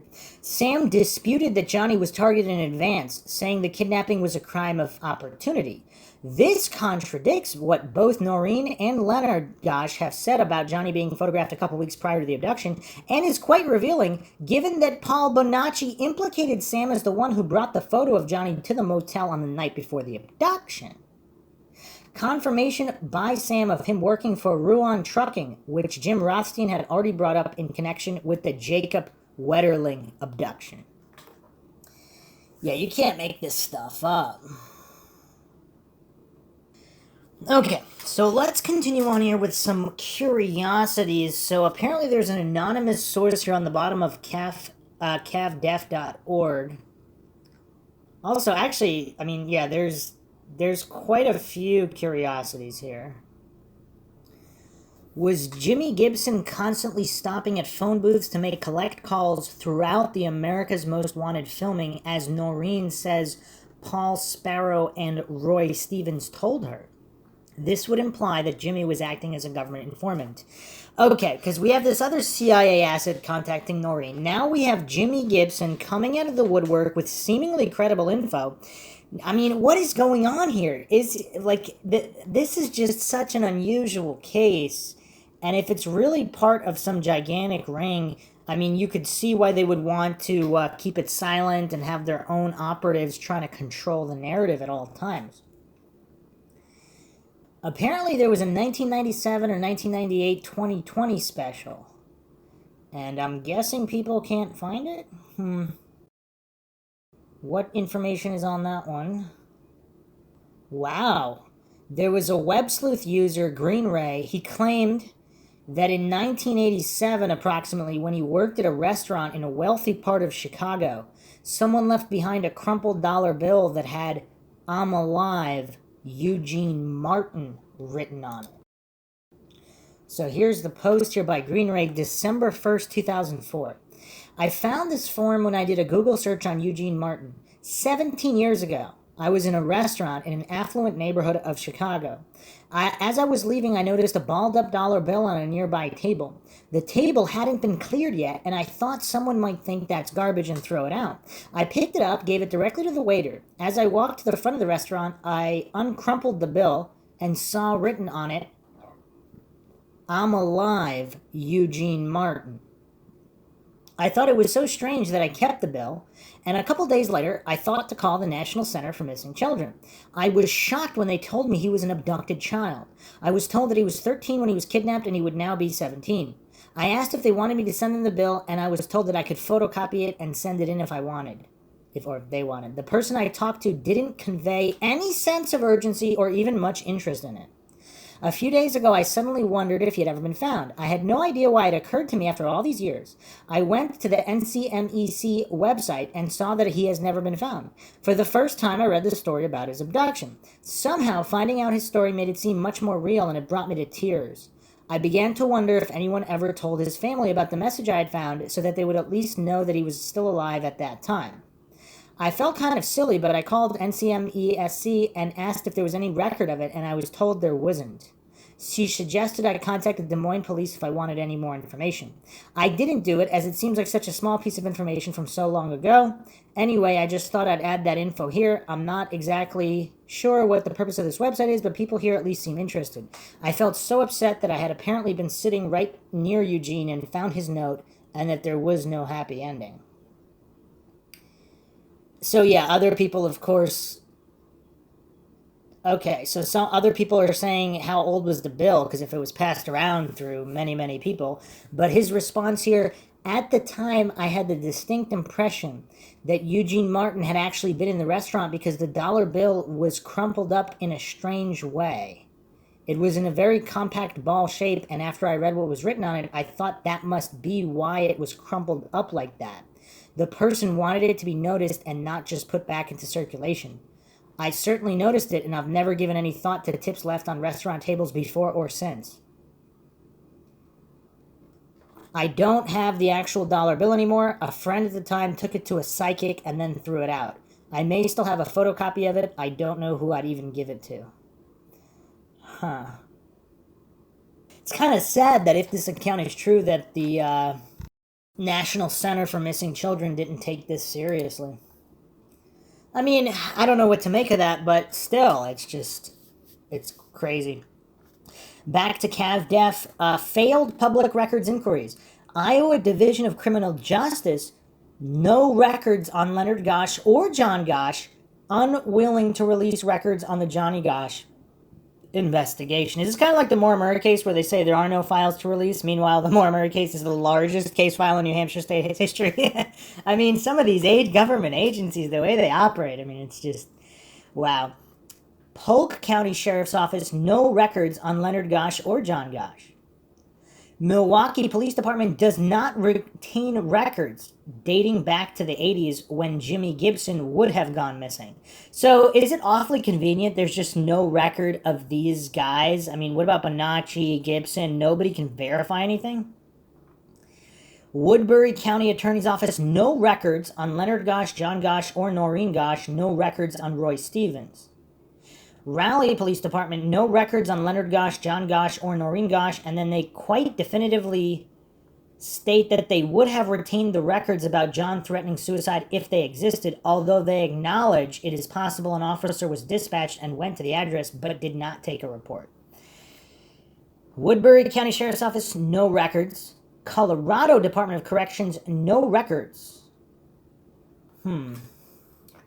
Email correspondence with Anonymous. Okay, what do we have here?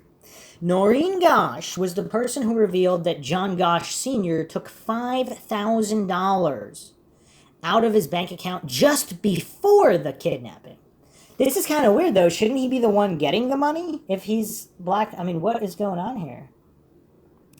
Jimmy Gibson purportedly joined the Marines in an intelligence capacity and had a DIA email, which he used to threaten Anonymous. We did some snooping and found out he often used the usernames Dan with a lot of various numbers after it. I also, being the webmaster, had access to everyone's email addresses they used to register on the website. Jimmy used an official 100% real DIA Defense Intelligence Agency email address. He apparently had an alter ego named Dan. He also joined the Marines and worked in an intelligence unit. And Jimmy using a DIA email address scared the heck out of me. When I sent him a message and asked him about who is Dan, he flipped out and lost it. He threatened to get his lawyers after me, and then he mentioned the town I live in a threatening way. He also sent me a copy of a letter from his lawyer. Man, this Jimmy Gibson's a shady character. Gibson mentioned the hobby farm to Anonymous several times, saying that John Gosch Sr. kept evidence of his and other people's crime hidden under the seat of an old Jeep on the farm. From what Noreen told me, everything Jimmy said about this farm is true. Charles Kerr died in 2004. He was involved in the pedophile group. The cops raided the farm, and John Gosch warned Charlie Kerr, and they removed all of the evidence, etc., from before the cops got there. Jimmy said he had hidden a lot of it in a vehicle there on the farm. And yes, Noreen told me and others that this farm existed and is a real place, but she wasn't aware of it or a lot of things her ex-husband was involved in. She said that he worked for a sales company and was gone most of the week traveling and would only be home on the weekends. He would have had a lot of property all over the country and kept it. He could have had a lot of property all over the country and kept it from Noreen. CPP Web on Web Sleuths was also Jimmy, posting in order to discredit Noreen and others associated with the investigation. CPP Web was Jimmy Gibson posting messages on Web Sleuth years ago. That's him. We found out that's who he was on Web Sleuth by getting his location, which was the same small town Jimmy lived in at the time in Wisconsin. We also messaged him pretending to be from that area and asked him questions. Jimmy was not an undercover FBI agent like he said. He was probably a paid, blackmailed FBI informant. Jimmy Gibson escaped with Johnny, and his Ojibwa heritage allowed them to hide on reservations. Jimmy and Johnny Gosch escaped around 1987 from their captors on a ranch in Idaho. They stole a car and traveled to far north Minnesota, close to the Canadian border, and lived on the American Indian reservation called the White Earth Band of the Ojibwe. The Ojibwe is a Native American Indian tribe that Jimmy knows well and trusts. He is part Ojibwe Indian. They worked as loggers in Minnesota with fake identities. I think Johnny went by the name Mark. When Johnny went to visit his mom Noreen that night in 1997, the other person who was with him that didn't speak was an Ojibwe Indian who was sort of Johnny's bodyguard. Johnny had dyed his hair black and grew it very long and had a dark tan to try to blend in with the Native American Indian people. Wow! Has anybody heard that explanation before? That's crazy. So he escaped, but he committed so many other crimes that he couldn't return and be public? I mean, what? What does everybody think of this? I really don't know what to make of any of this information. I mean, this is just clearly one of the most mind-shocking cases ever. Despite being commonly repeated elsewhere, the Colonel does not refer to Michael Aquino. And the Michael Aquino conspiracy, I mean, that's out there. If you want to read something out there, some people even say he's the Zodiac killer. He's got some demonic temples set up, and he's in the military community and all part of all of this craziness. But continuing from Cav Def here, yes, you are correct. The JG in those letters to Paul are Johnny Gosch. Paul confirmed this, but Paul told me directly that the Colonel is not Colonel Aquino.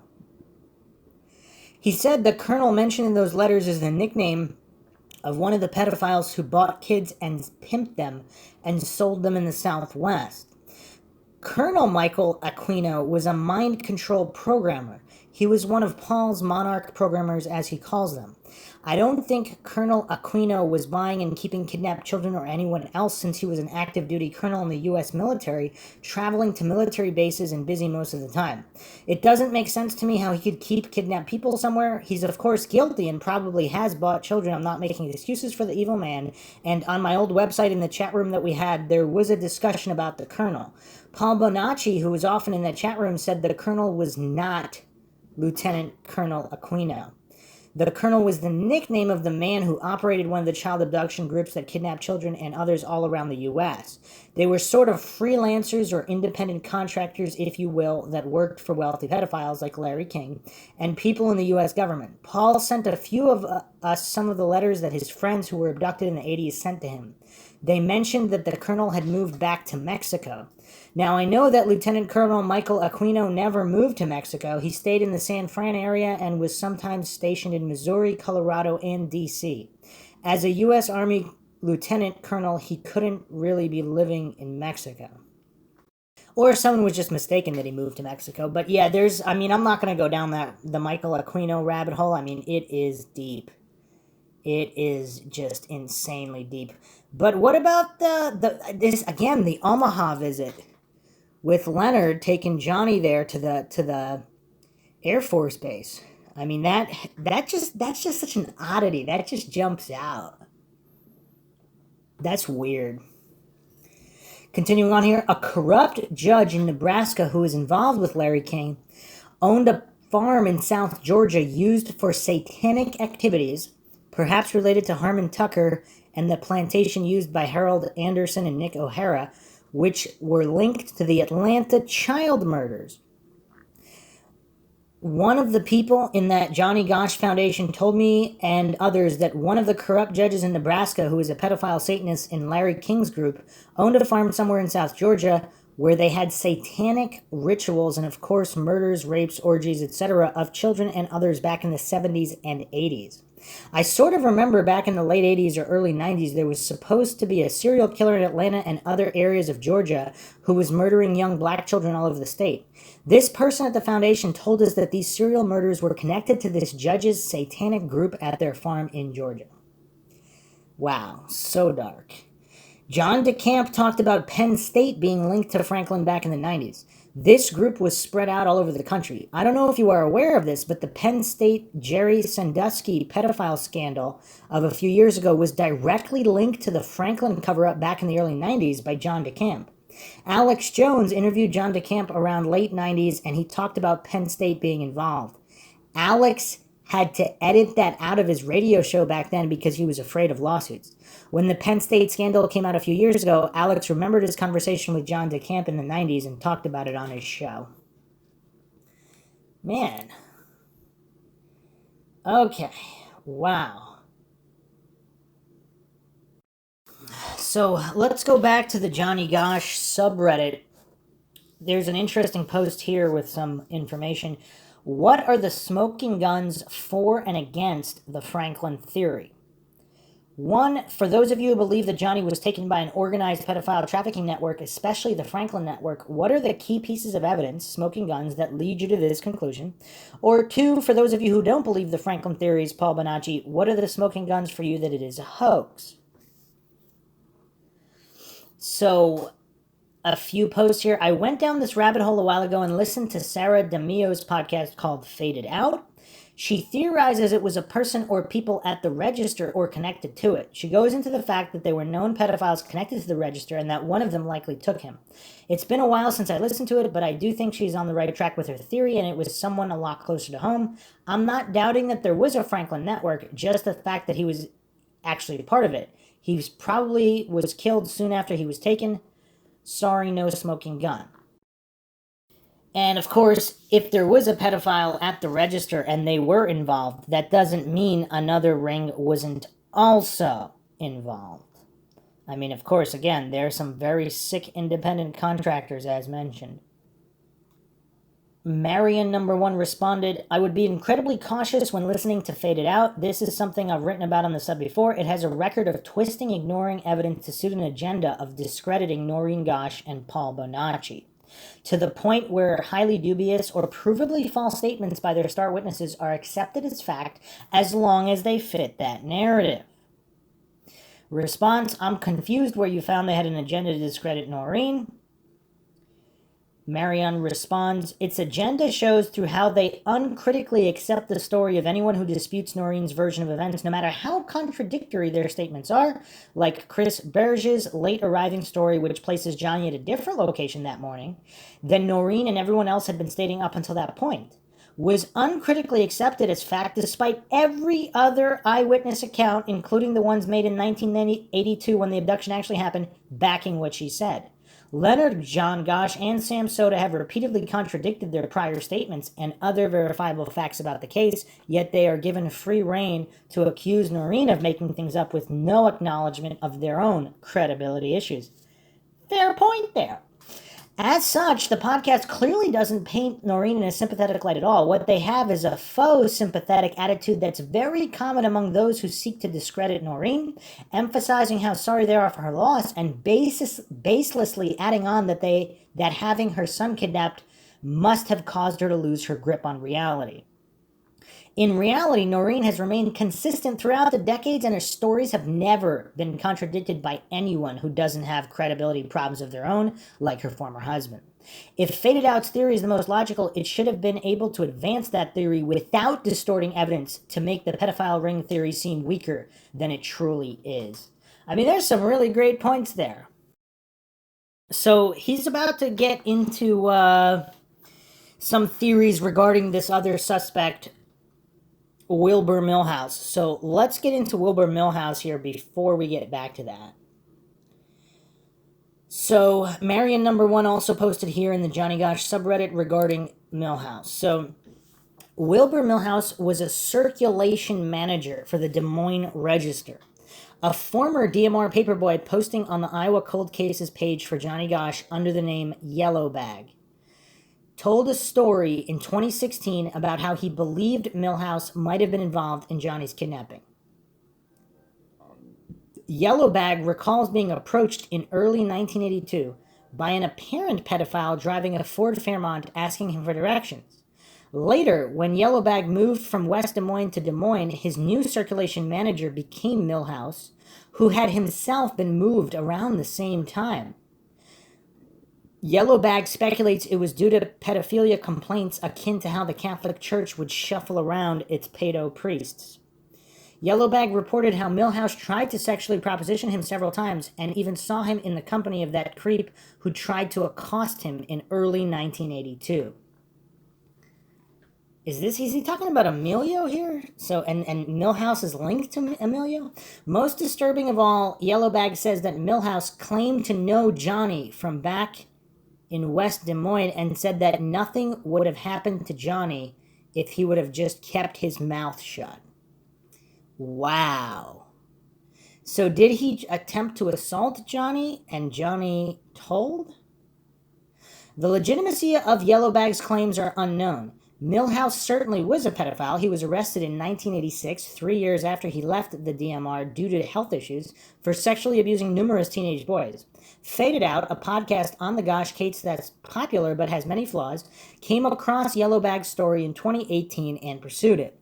They interviewed Yellowbag, got his mother on the podcast to confirm the story, and even pursued a suspect from Maryland who later became a DMR circulation manager that Yellowbag had identified as the creepy Ford Fairmont man.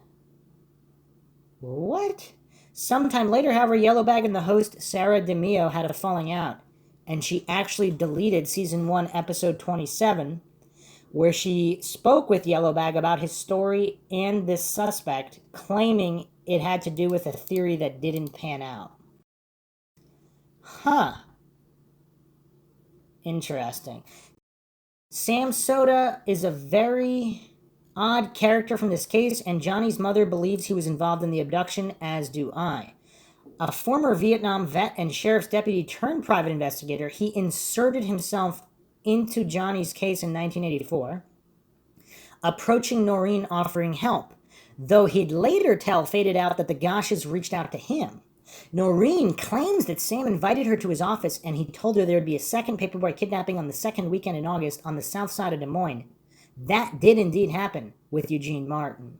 He also played a role in exposing a pedophile at the DMR named Frank Sikora, although he faced controversy over claims he had falsely presented himself as a law enforcement officer, and there was no apparent connection to the Gosch or Martin cases. Ultimately, by her account, Noreen became suspicious of Sam for seeming to know too much about the case, and police began monitoring him, at which point the Gosches received threats and harassment.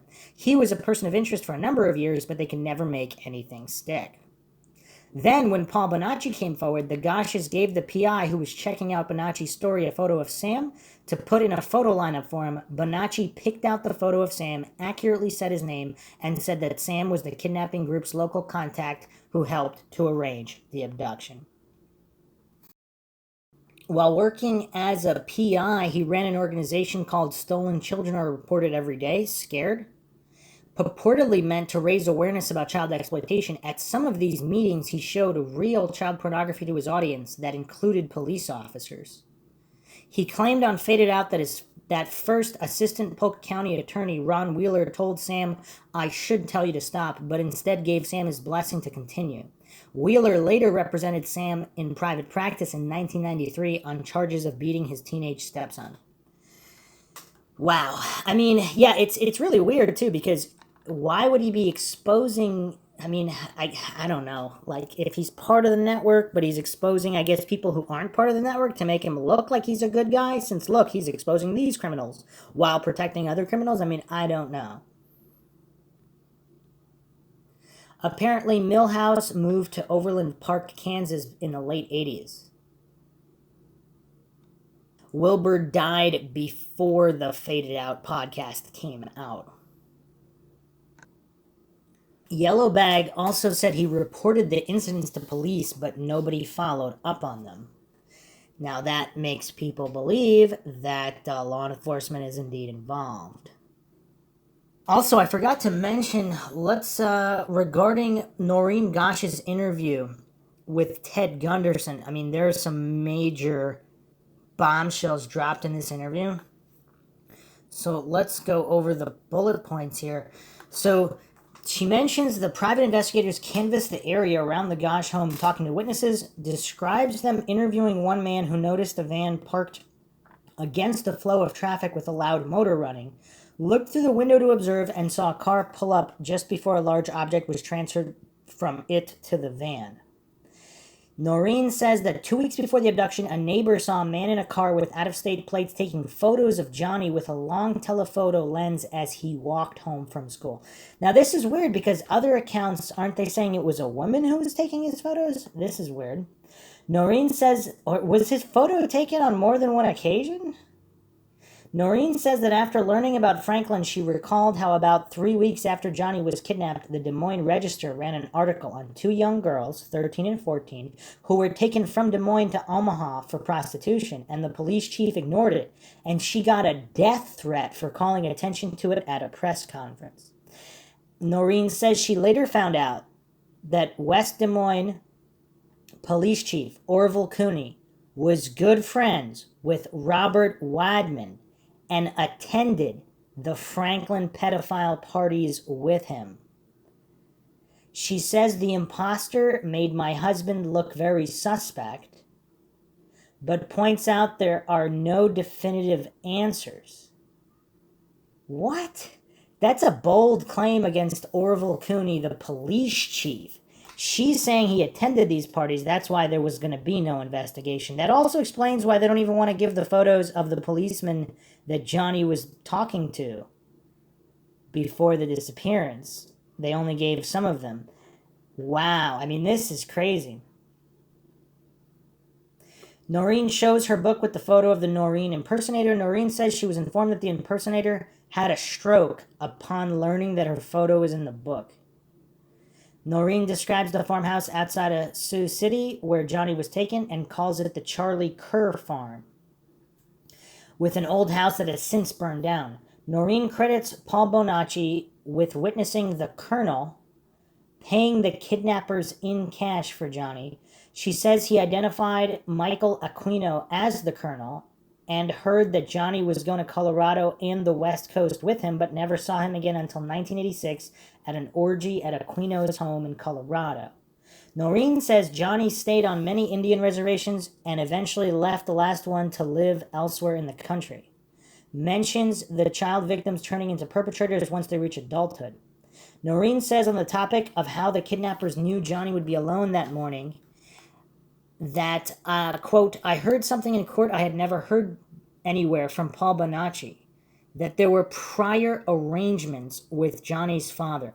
She asks Gunderson, were you surprised when you heard that in court? Has Rusty Nelson confirmed the identification of John Gosch Sr. as being in the Franklin Credit Union at Larry King's office, saying it was in John DeCamp's office and it was her husband George who pulled out the picture. Noreen says that her ex-husband was also at the Max. Noreen asks, so what was Sam Soda in the whole connection? She says that according to Paul Bonacci, they called him Soda Pop. Recounts that he brought photos of Johnny to the motel the night before and said he was the kid they would be taking the next morning. She also says Bonacci placed him at the farm in Sioux City while the kidnappers were photographing the molestation of Johnny. Noreen says that in her discussions with Bonacci and other victims, she learned that Eugene Martin was taken by the same ring, and another victim said Jacob Wetterling was as well. Noreen claims the police rejected her info about the warning from Soda because he denied ever saying it. Noreen discusses Barry's Lounge, saying that in a room upstairs they showed adult films, including child pornography, and after it burned down, a waitress told her that Soda would bring in big brown bags wrapped with duct tape upstairs on the nights when the child porn was shown. She says the waitress also told her that many Des Moines police officers came to watch the films. Noreen claims that her son told her about satanic rituals whose purpose was both to exhilarate the adults and traumatize the children, and used the term breeder mothers. She refers to the children being used to entrap and blackmail politicians. See, in the post-Epstein era, I mean, does she sound less crazy? The post-Epstein Jill Zane Maxwell era. I mean, what does everybody think of this? I mean, all the coincidence theorists poo-pooed all this stuff. But now, again, post-Epstein, I mean, is it really that outlandish? I mean, again, Ted Gunderson exposed this a while ago, but a lot of people don't even know about Ted Gunderson. It's also hard to claim that the former head of the FBI, a former FBI head, is not credible. I mean, coincidence theorists love to go for the genetic logical fallacy, where they just, anything that triggers them or triggers their cognitive dissonance, they immediately have to go to that person's not credible. It's kind of hard to do that with Gunderson, because he was so accomplished in his own right, there was no need for him to come out with this. Noreen is asked if she knows why Conspiracy of Silence never aired, and she responds that she was told that the Discovery Channel got purchased by the Bush family around that time.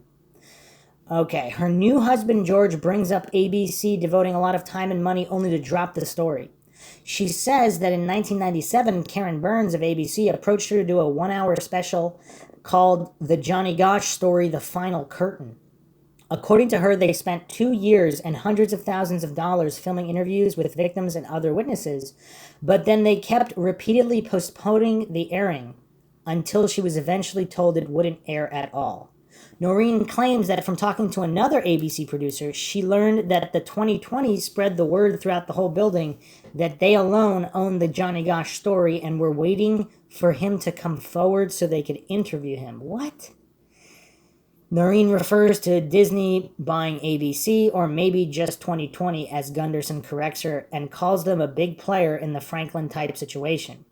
She says many kids were traumatized at Disney World. Wow, so this is, wow.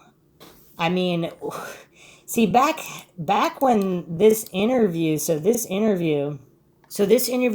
place approximately the year 2000. I can't find an exact date here, but it's a pretty long interview.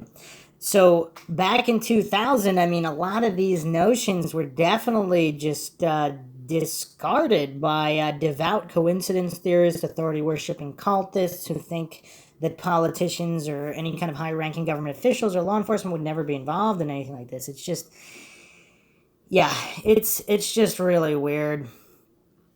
Obviously, more and more information regarding Disney's coming out and all that. Noreen tells the story of how her first private investigator, Dennis Whalen, attended a child auction near Houston, Texas, shortly after Johnny's kidnapping, which she and John financed with a second mortgage on their home, and says there were foreign buyers there. Noreen says she heard about child auctions in Toronto and Las Vegas from Bonacci, and Rusty Nelson says off camera that Larry King took him to such an auction north of Vegas near Area 51 around Indian Springs, Nevada. Happens to be near Creech Air Force Base. Gunderson mentions another tip about child auctions in Lincoln, Nebraska at the barn, and when DeCamp sent out a call to check on the barn, a deputy sheriff involved in Satanism prevented the auction from happening. They also refer to some child auctions in Pennsylvania and rest areas near Lincoln, the latter of which Gary Caradori found out about. Nelson says that the buyers at the auction included one Jewish man, a couple Middle Easterners, and some American businessmen. Noreen says Linda Blood kept calling and asking if she was sick. And for those that don't know, Linda Blood is known for her book, The New Satanists. And she's a former cult member who's brought forth information that Satanists are a lot more organized, more powerful, and there's a lot of underground criminal movement, including child abuse and child trafficking, involved with the Satanism as well. Another interesting tidbit we didn't go into before is the Alex Merklinger interview, June 17th, 2004. So they mention a northern Iowa boy, Sean Jacobson of Milford, Iowa, was found dead in a barn refrigerator in September 1982. It was labeled a suicide by the DCI despite his young age and claw marks on the inside. Noreen described the Oklahoma contract hit in more detail, revealing that the man she was to meet with at a coffee shop would drive them both out to a remote area where evidence was located. Oh, this was from the supposed hit on Noreen.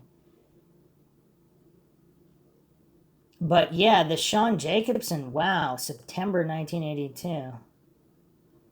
Northern Iowa. There's an article here from the Des Moines Register. I mean, it's curious too. A lot of people think Noreen is just insane or whatever, but it seems like obviously there's a certain percentage of what she says that can't be verified, but so much of it can be specifically verified. Here's a Des Moines Register article, September 25th, 1982. Missing boy's body is found at Spirit Lake. Authorities said Friday that they have found the body of 14-year-old Sean Lee Jacobson of Milford, who disappeared while on his way to school Monday. The body was found at about 6:30 p.m. Friday in a rural area west of Spirit Lake. The body reportedly was found by a farmer. Spirit Lake is about 8 miles north of Milford. Dickinson County Sheriff Wendell Kilt said that the cause of the boy's death had not yet been determined. He declined to release more information about the boy's death.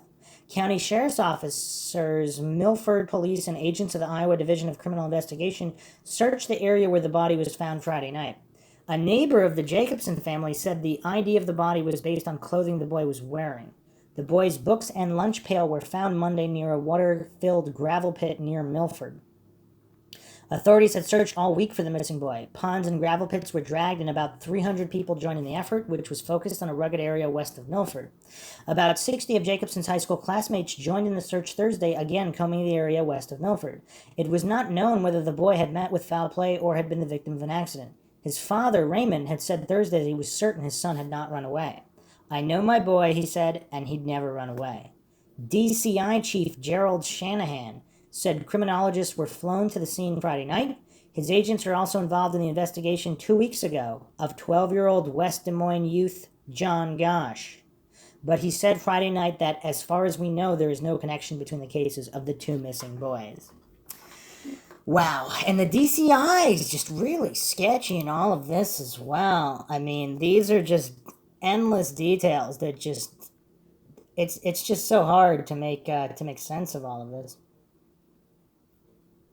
The Michael Corbin interview. I mean, it's also curious how many people are dying as a result of being involved in this case. Michael Corbin interview, 2000, July 18th, 2005. Noreen claims that she was recently in contact with Paul Bishop, this supposed CIA asset. She also disclosed that a month ago, the witness who from his bedroom window heard a car door slam and saw the Ford Fairmont speed away, this was PJ Smith, revealed that he actually saw a man, and most likely Tony, shoot Johnny with a stun gun, then lift him into the car with the help of someone, most likely Paul Bonacci, who was in the back seat. References information she recently received and revealed on the Marty Stacy show that the West Des Moines police chief attended child sex parties in Omaha with Robert Wadman, and that shortly after publicizing it, the source of the information died. Noreen starts to elaborate that the West Des Moines police chief told the witness, PJ Smith, not to reveal what he had seen to anybody. Does this sound like a legitimate investigation here? The May 22nd, 2008 Blog Talk Radio interview, Noreen states that witnesses noticed the man in the blue car had a brown manila envelope on the seat. She recants how the man in the blue car got flicked the dome lights before pulling away, just before another man who was described as quite tall, over 6 feet, came out of the trees between the two houses, describes how a witness who was in his bedroom, PJ Smith, heard a car pull up really quickly, looked out the window and saw Johnny being shot with a stun gun before the tall man, and someone who jumped out of the back seat loaded him into the car and it sped away through the stop sign, going on to say that the vehicle pulled into a side street some ways away from the Gosch home and transferred something long wrapped in a blanket, Johnny's body, from it to a van parked there. As recounted to private investigators by a man who got up early, heard a car running, and looked out the window. Noreen says that when neighbors called about not getting their papers, waking up, John went out to search, came home within minutes after finding Johnny's wagon. She claims police took her sheet of written statements from witnesses who she'd contacted before the police even arrived. Noreen insists that Johnny stayed listed as a runaway for multiple months. She recalls the article published a couple weeks later about two girls from Des Moines. Noreen also mentions the lesser-known 1986 kidnapping of Mark Allen, which she was first notified about by the NCMEC because it did not receive publicity.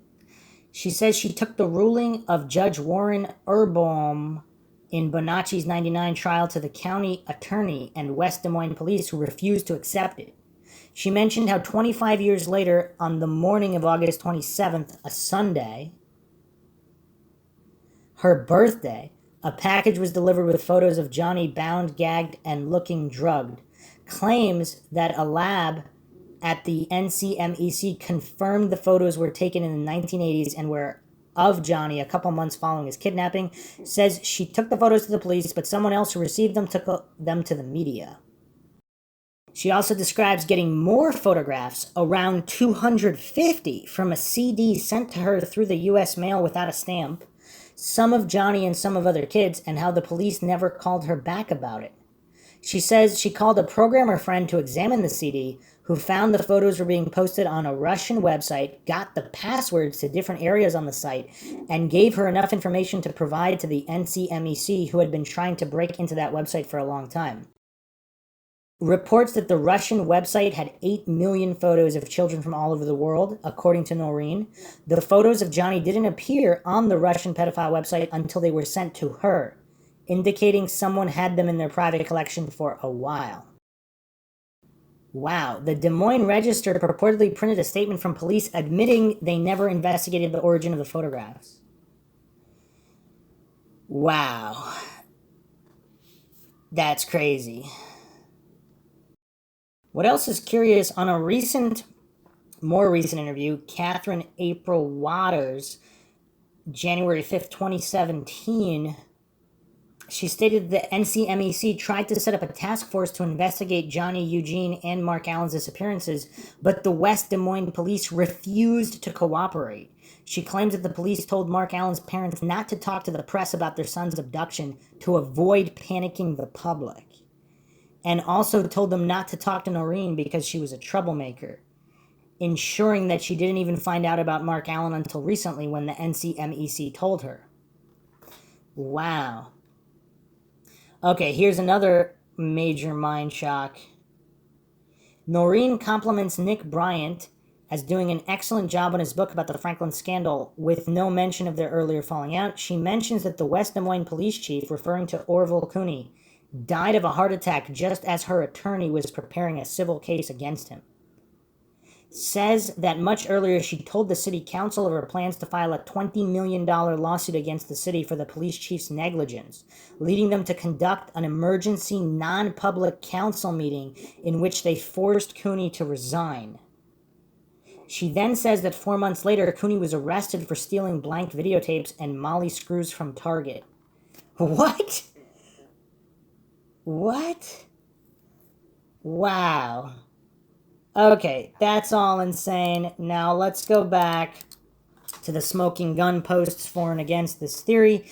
Marion number 1 says this: a repeated occurrence on Faded Out was that it only took one new piece of information to make her do a complete 180 on her beliefs when the evidence wasn't nearly strong enough to warrant it. To give a few examples, as soon as she interviewed Chris Berge, she accepted his story without reservations and revised her view of Johnny's activities that morning to match Chris's account, putting it above all other witnesses who actually gave their accounts back in 1982. In response to an early newspaper account stating that Leonard delivered Johnny's papers before coming home to report him missing to police, Sarah came up with a theory that this wasn't suspicious, but rather an indication that Leonard was just searching the neighborhood for Johnny. As soon as she interviewed Leonard, and he said that he immediately went home to have Noreen call the police, Sarah abandoned her prior theory and just accepted what Leonard told her. Yet she did absolutely nothing to resolve or even acknowledge these contradictory accounts of what Leonard's actions had been, and based on the timing of when police were called, 8:30 a.m. per police files, the idea that Leonard called the police immediately upon discovering Johnny was missing does not hold water.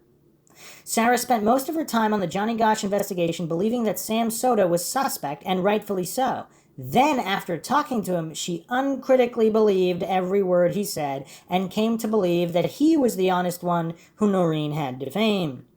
All of this despite the fact that his interview was full of red flags, a false statement that the Gosches hired him when it was the other way around, a dubious assertion Eugene Martin's kidnapping was unconnected, how would he even know if it was or wasn't connected?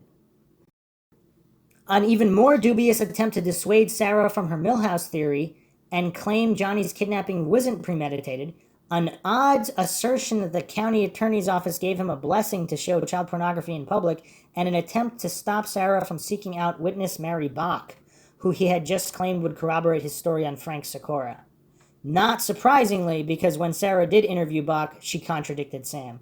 Wow, that's weird. So Sam Soda's like, oh yeah, the Frank Sikora thing. Mary Bach can corroborate the story. But by the way, don't seek her out to actually have her do that. She can, but don't talk to her and actually do that. That's kind of weird. All right, continuing the post here. Do you really think this is a legitimate way to go about investigating a case? It's one thing to change your mind, but Sarah immediately fell head over heels for any new fact that arrived in front of her, no matter if the fact was of highly dubious provenance or failed to answer legitimate questions or concerns that she had previously raised on the podcast. As such, there really wasn't a fair consideration of different theories at all. By the time of Leonard and Sam Soda's interviews, the podcast was incredibly one-sided, accepting these anti-Noreen accounts with no criticism and making unfounded arguments against the Franklin theory. Hell, it got to the point, see Season 1, Episode 22, where it was debunking Paul Bonacci with incredibly bizarre claims like using Chris Berge to deny that Johnny had a stammer when upset, even though Johnny's own mother said that he did. I mean, it would be curious to see also what his brother and sister said about his stutter and other friends and family members. I mean, you can't just trust one source. I mean, that's definitely an issue. It's for reasons like this that I feel it occasionally attempts to defend Noreen are just a way of deflecting from how awfully the podcast treated her. When you're using the word of a neighborhood boy who was at best an acquaintance of Johnny to dispute his mother's observation of Johnny's behavior, I don't think that represents having much respect for Noreen. They gave Leonard a platform to accuse Noreen of falling for a con man and later being delusional enough to accuse him of burying Johnny in their basement. What? All the while, none of the serious contradictions in Leonard's story were addressed, even though I repeatedly told Sarah about them. Sam Soda was given an opportunity to do the same, expressing how sorry he felt for Noreen's loss while accusing her of making up the claims against him. And once again, it was never acknowledged that Sam had essentially no credibility whatsoever. Sarah may have been limited in how much she herself went after Noreen, but if you give non-credible witnesses a platform to do so and make the audience think they are credible by withholding the problems with their stories, you are effectively complicit in a smear.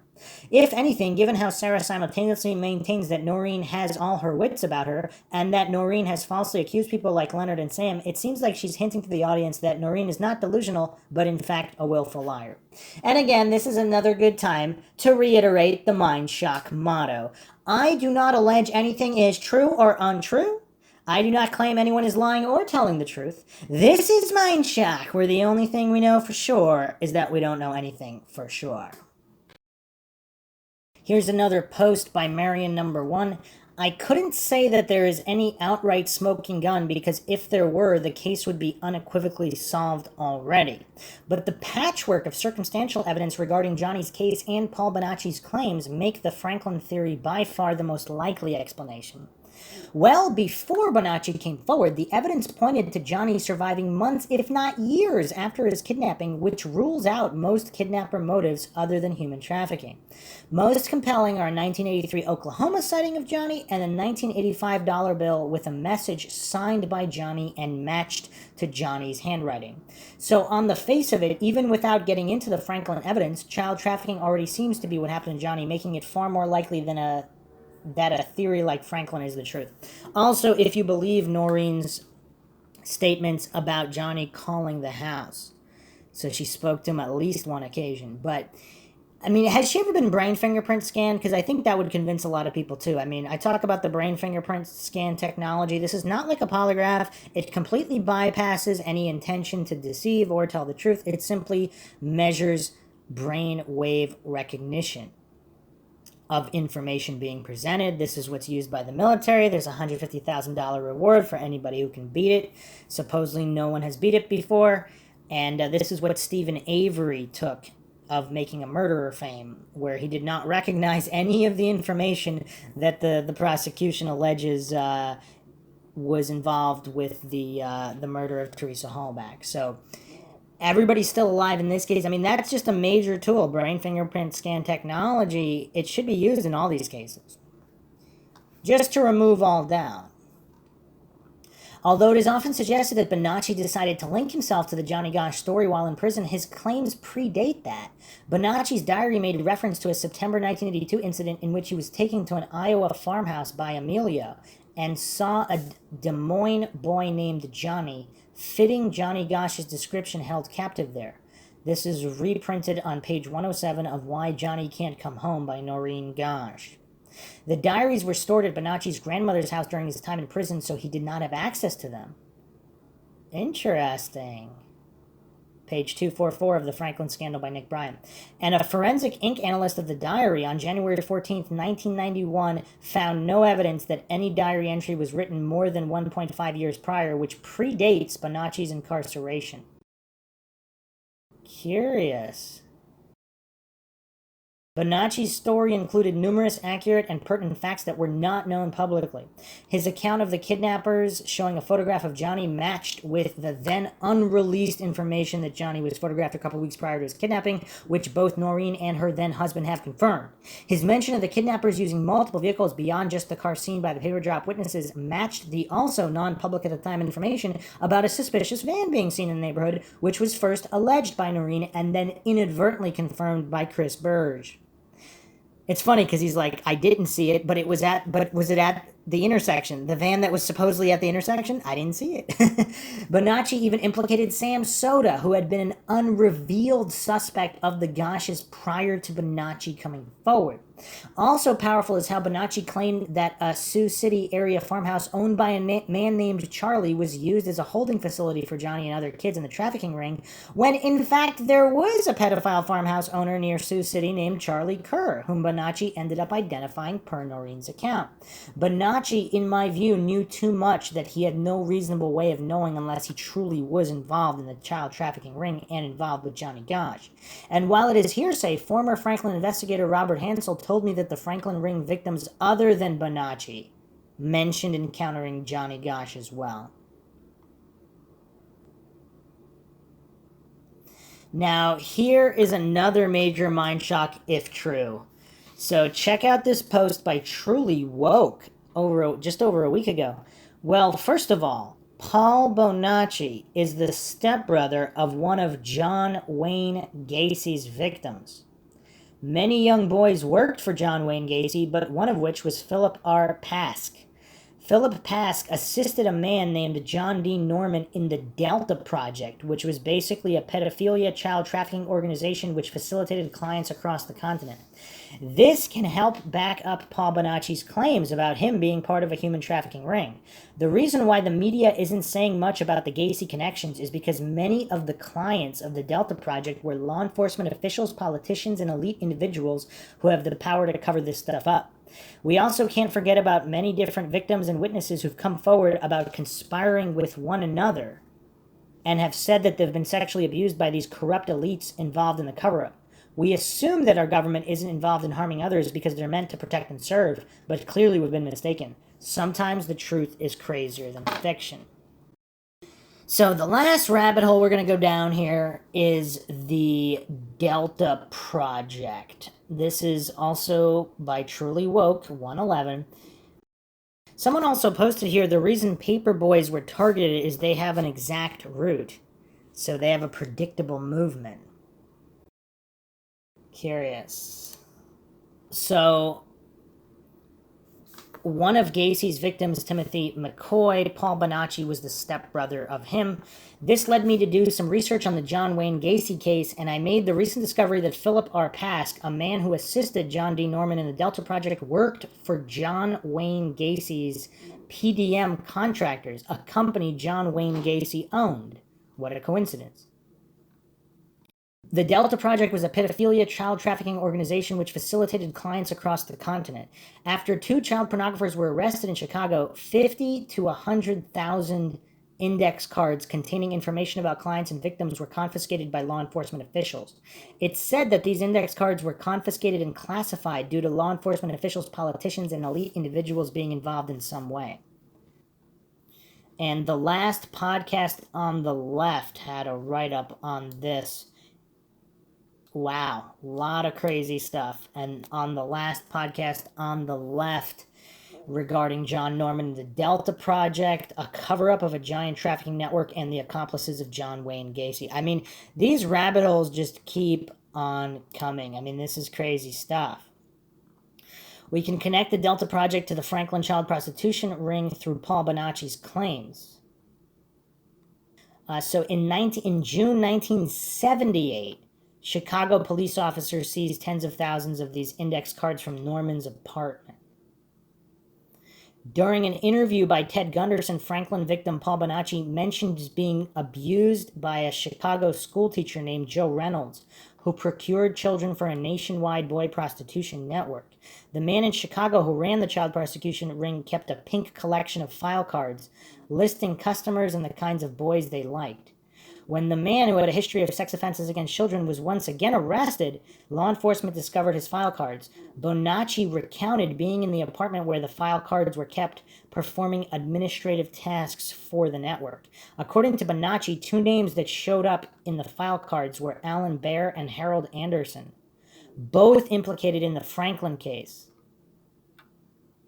Based on the location, Chicago, the timing of Bonacci's abuse, late 70s, early 80s, the description of the man in charge of the network, and the nature of the file cards, their color and information they contained, it is extremely likely that the man was John Norman. That would indicate that multiple Franklin abusers purchased boys from Norman's operation. I mean, this is just crazy. Another thing relating to Pask Tony, one of the individuals involved in Johnny Gosch's abduction, is suspected to be Philip Pask. According to Paul Bonacci, Tony was a tall man, had long hair, had acne scars on his face, and would also dress up as a woman. According to witnesses at the Johnny Gosch abduction scene, he was described as a tall, stocky man, seen walking behind Johnny while he walked away from the paper drop. These two photos are the only ones I could find. He is 6 feet tall, just like Paul Bonacci claims. Was a child trafficker who worked for a human trafficking organization connected to the Franklin child prostitution ring, dressed up like a woman, just like Paul Bonacci claims. He also had long blonde hair, just like Paul Bonacci claims, blue eyes, and was thin. Not only does Philip Paske match Paul's description, but he also matches the description of Michaela Garrett's kidnapper. Witnesses at the Michaela Garrett abduction scene described the abductor as following white male in his 20s, seen with several acne or pockmarks on his face, shoulder-length dirty blonde hair, around 6 feet in height, and had a slender build, fox-like blue eyes, almost all of which match the descriptions of Tony and Philip Pask. At the time of Michaela Garrett's abduction, he would have been 35 years old, so mid-30s. This can easily be explained due to the fact that acne can occur well into your 30s, 40s, and even 50s. He may have also had a younger appearance, like many men in their early to mid-30s. The local pedophilia human trafficking in Des Moines. Disclaimer, I've discussed this possibility before on previous posts, but I'm going to reiterate it so I can match the information that I've recently discovered. There are two variations of this theory, but both are ultimately the same, but a little different in their own way. Variation 1, Johnny Gosch's father, Leonard John Gosch, could have contacted the Franklin child prostitution ring and sold his son into it.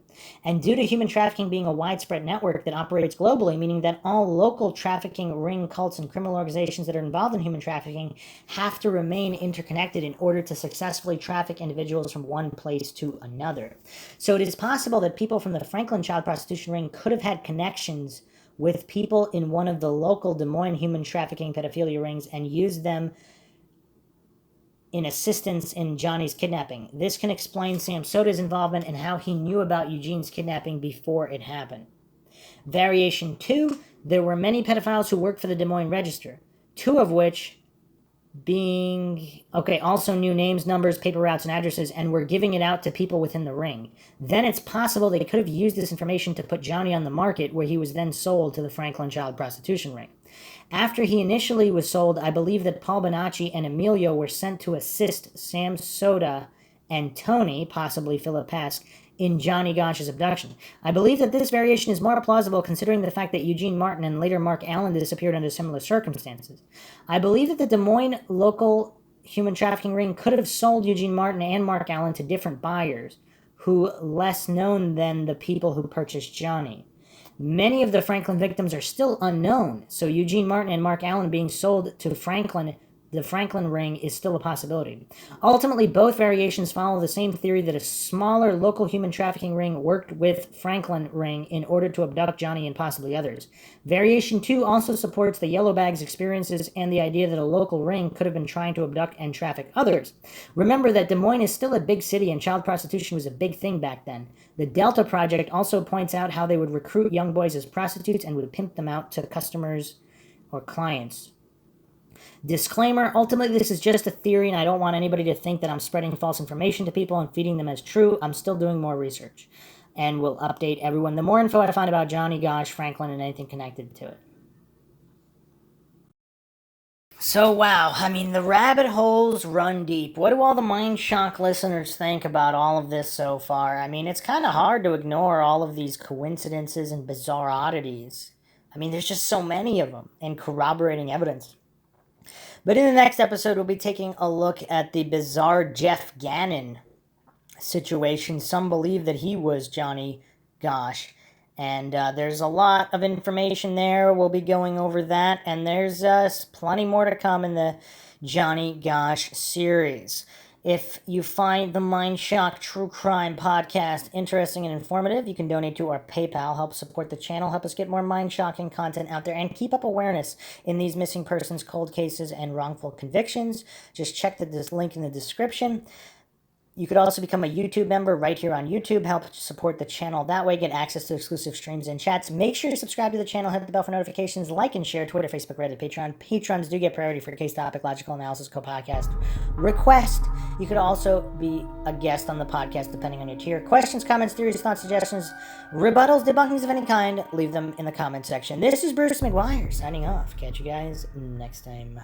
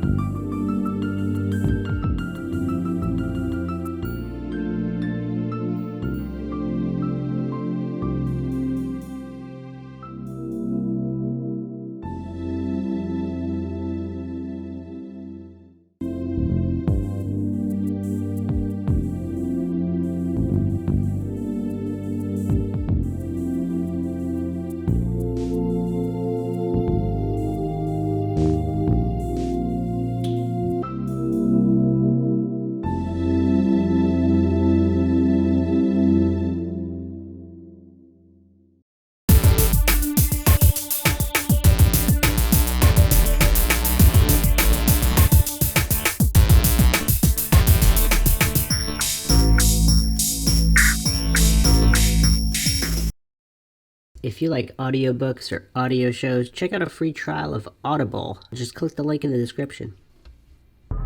You are listening to Mindshock True Crime. This is the Johnny Gosch series. And this is episode 3, Deeper Down the Rabbit Hole.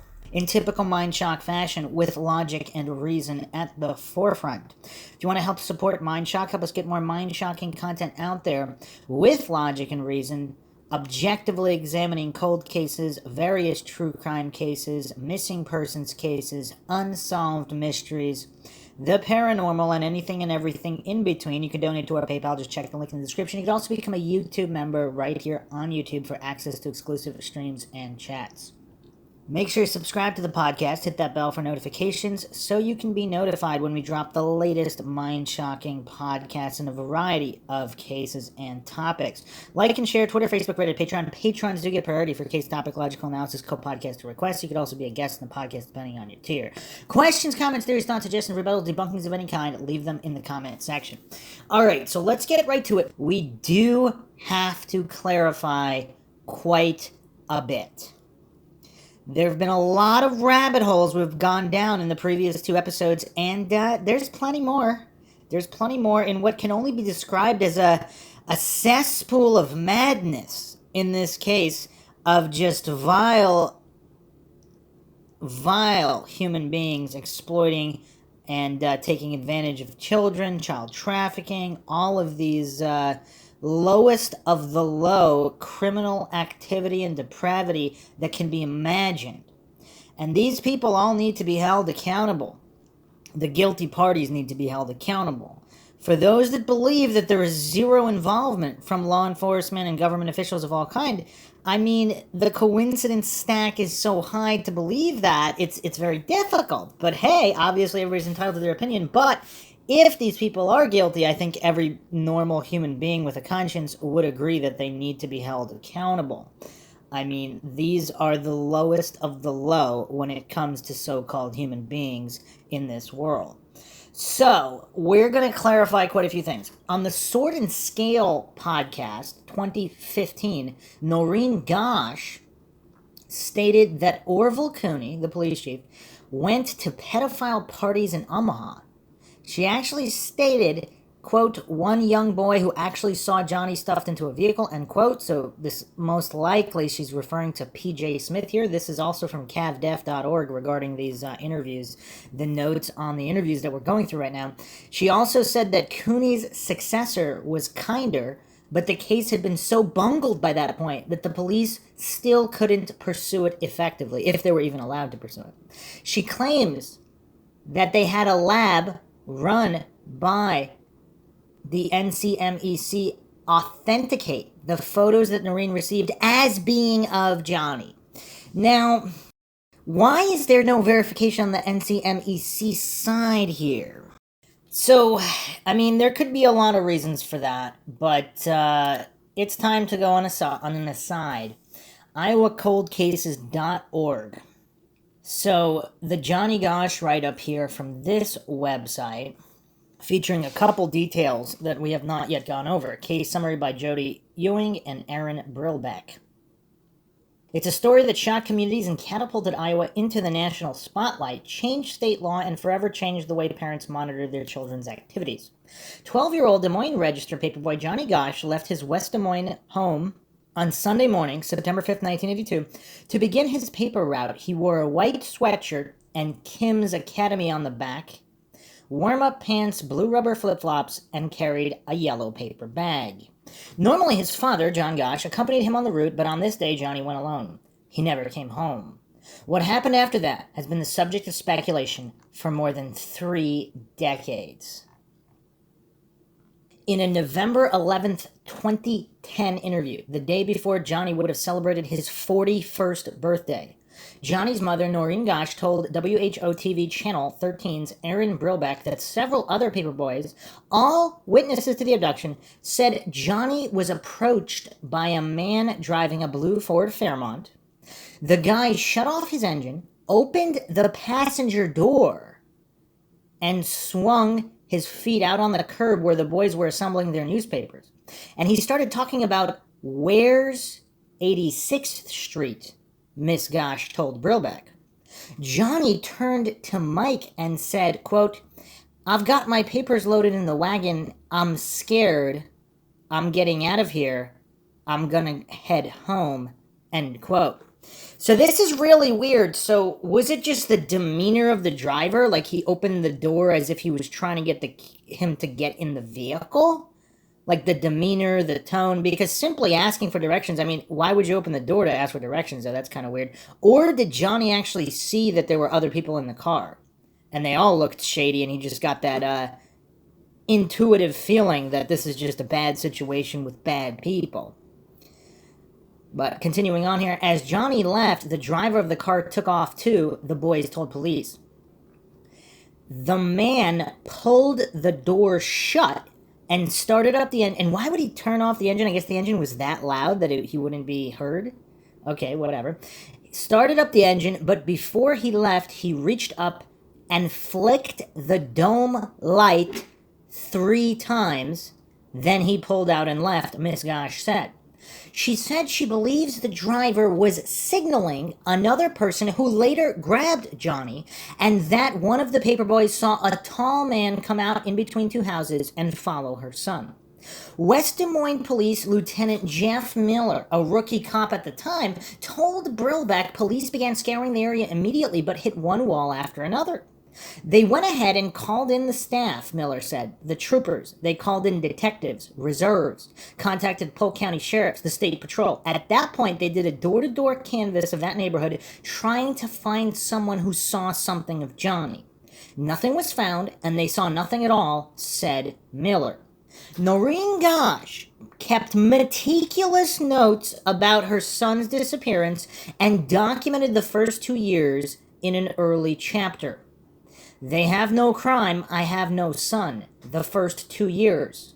In a book she'd later publish about her unsuccessful efforts to work with police and what it took to finally get law enforcement's attention. Now, again, I don't know how many people actually think Noreen might have been involved in Johnny's disappearance. I mean, there's all kinds of people online. Obviously, I haven't seen any evidence of that. I don't know if anybody's presented any solid evidence of that. A lot of people like to say, oh, it's always the parents, whatever. And obviously, there's some strange information about Leonard John Gosch, Johnny Gosch's father, and what he may or may not have been involved in. But, yeah, as far as Noreen goes, and Noreen's stories never changed, unlike Leonard's, and regarding other individuals. So, would Noreen be keeping meticulous notes and trying this hard, risking her life, going through all these threats and death threats, if she was in on it in any way? It just doesn't seem likely. I just wanted to point that out just to be thorough, not that there's a lot of people saying that she was involved. Just, again, this is Mindshock, where we examine every single possible theory. But, yeah, I don't think anybody keeping meticulous notes like this that could be double-checked, unless someone wants to assert that she's keeping them, kind of trying to keep tabs on who knows what, where, how, in order to keep something covered up. But, again, would she push this hard and endure all these death threats and push back against police? Also, keep in mind the year here. This is the early 80s. I mean, there wasn't this level of police criticism at that time on the scale that there is post-internet, where, you know, you can find literally countless hours of police beating up old women and people in wheelchairs, etc., and shooting unarmed people.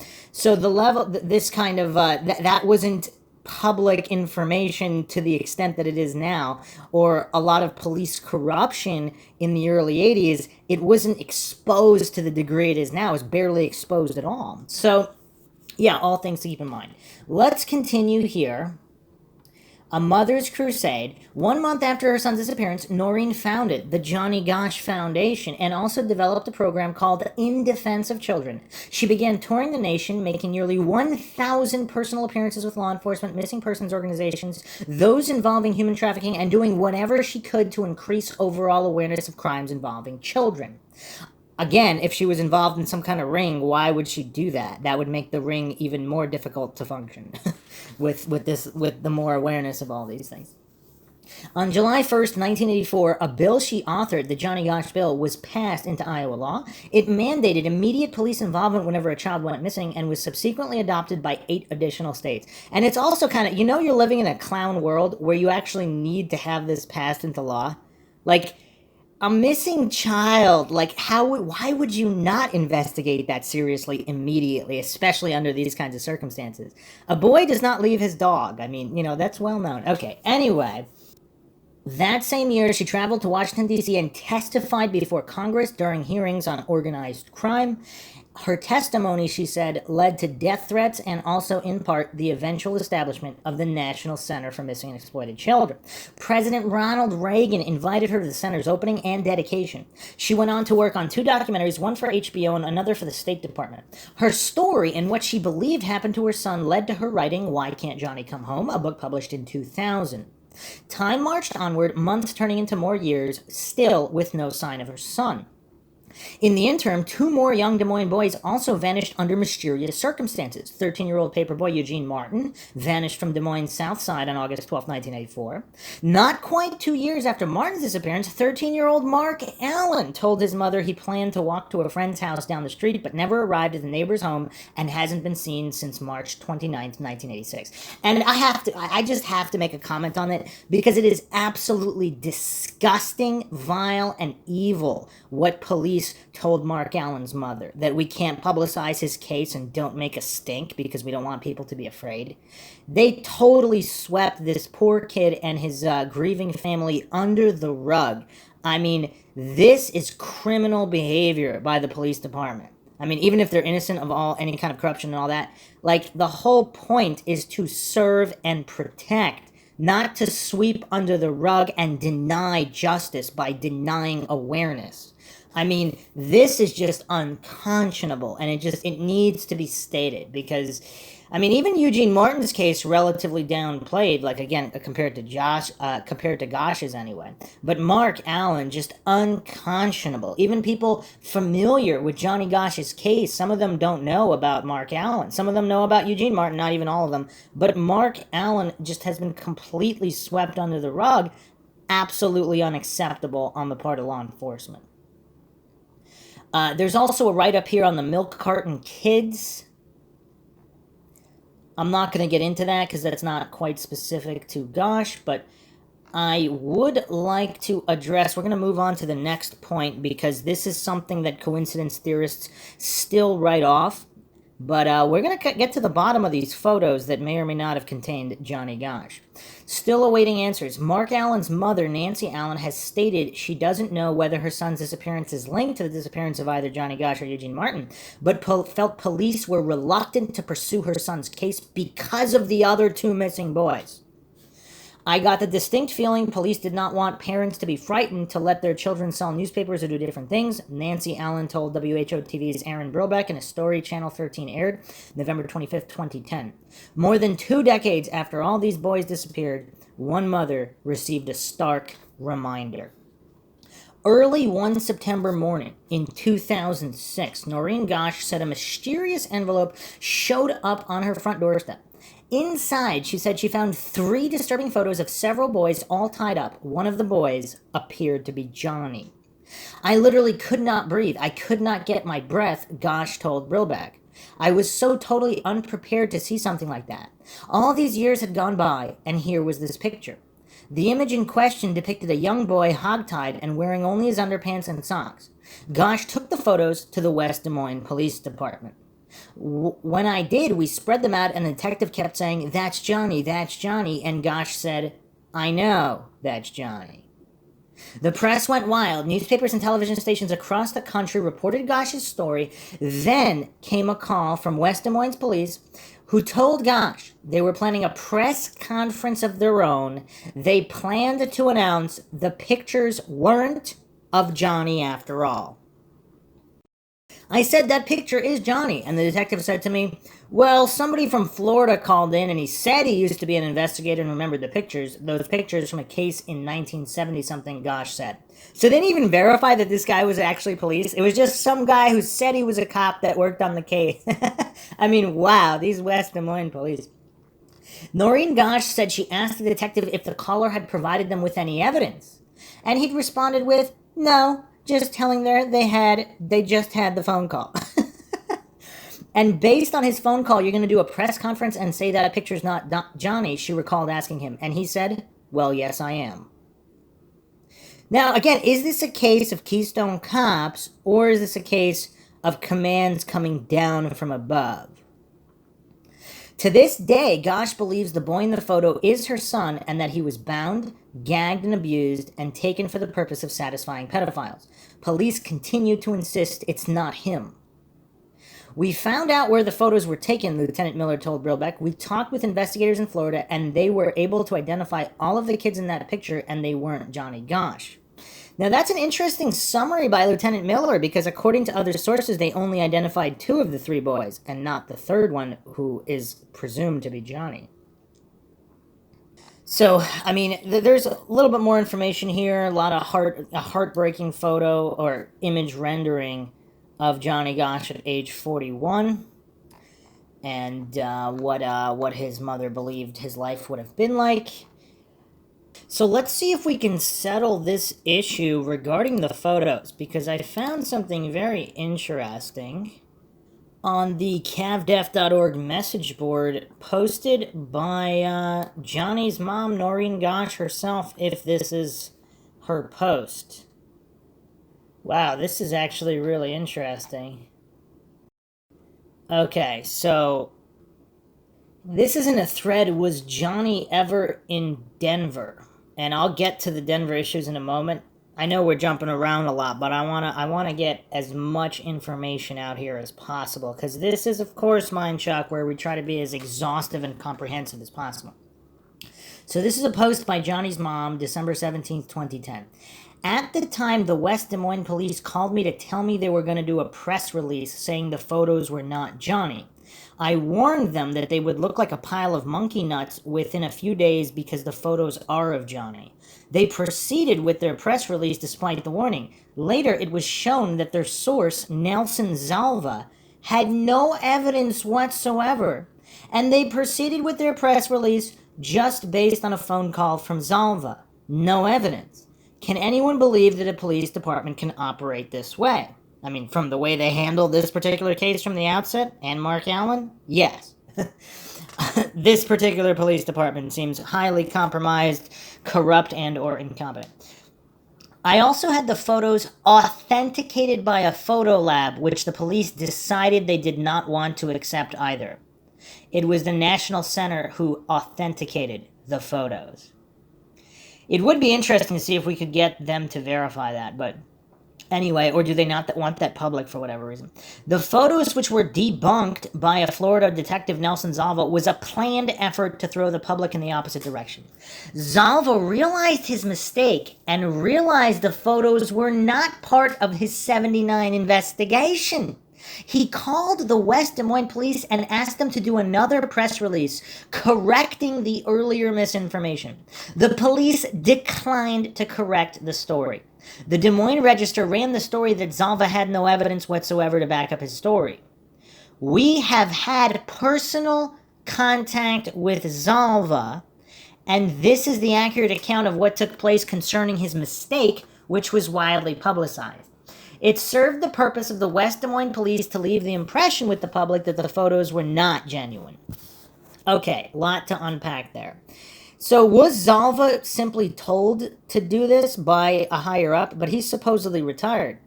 Or did he genuinely, if he's older and his memory's not great, did he genuinely just make an honest mistake and then he called to apologize and correct it?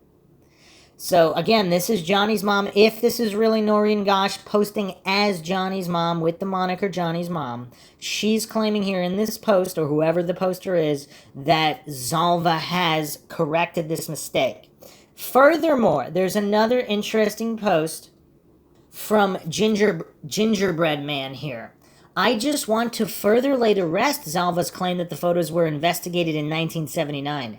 This was all discussed previously, but for those that are new, the picture contains a baseball banner and a World's Fair shirt that can be verified to have been produced in 1982. They clearly did not exist in 1979. Okay then. Another post here by Dorka the Just. Despite the fact that the information from Zalva has so clearly been debunked, it has long been a source of constant annoyance to me that many internet sites still cling to it as gospel. On the other hand, it only goes to show that people would pretty much believe what they want to. My observation, though, is that were I to have been Zalva, and had he my old job at the court, he would have been skinned alive and roasted over a proverbial barbecue pit for submitting a statement in a report that was unsupported by the record on appeal, which he clearly did in this instance. Unhappily, I did just that a few times while I was there and was deservedly trounced for having done. I'd also like to observe that I wish the America's Most Wanted website would at least frame this part of the equation to more properly fit the reality of the situation at hand, i.e., that while this detective from Florida claimed that the pictures were not of Johnny but were of other boys who had participated in a sort of game back in 1979, 3 years before John's disappearance, these claims were not substantiated by any evidence, and that in fact, had there been any evidence to justify this conclusion, he, Zalva, lost it. I suppose I could respect Zalva were he man enough to say, gee, I think I missed this one and shouldn't have shot off my mouth. I actually don't have any evidence to support my claim. That's something my father taught me to do when I was knee-high to an ant. Admit you made a mistake when you did, apologize, and go on. Sorry, just ranting. In any case, wherever he is, I do wish Johnny all the best. We could all use a lot more happiness these days. Okay. So here's the thing, too. I mentioned this all the way back in episode 1.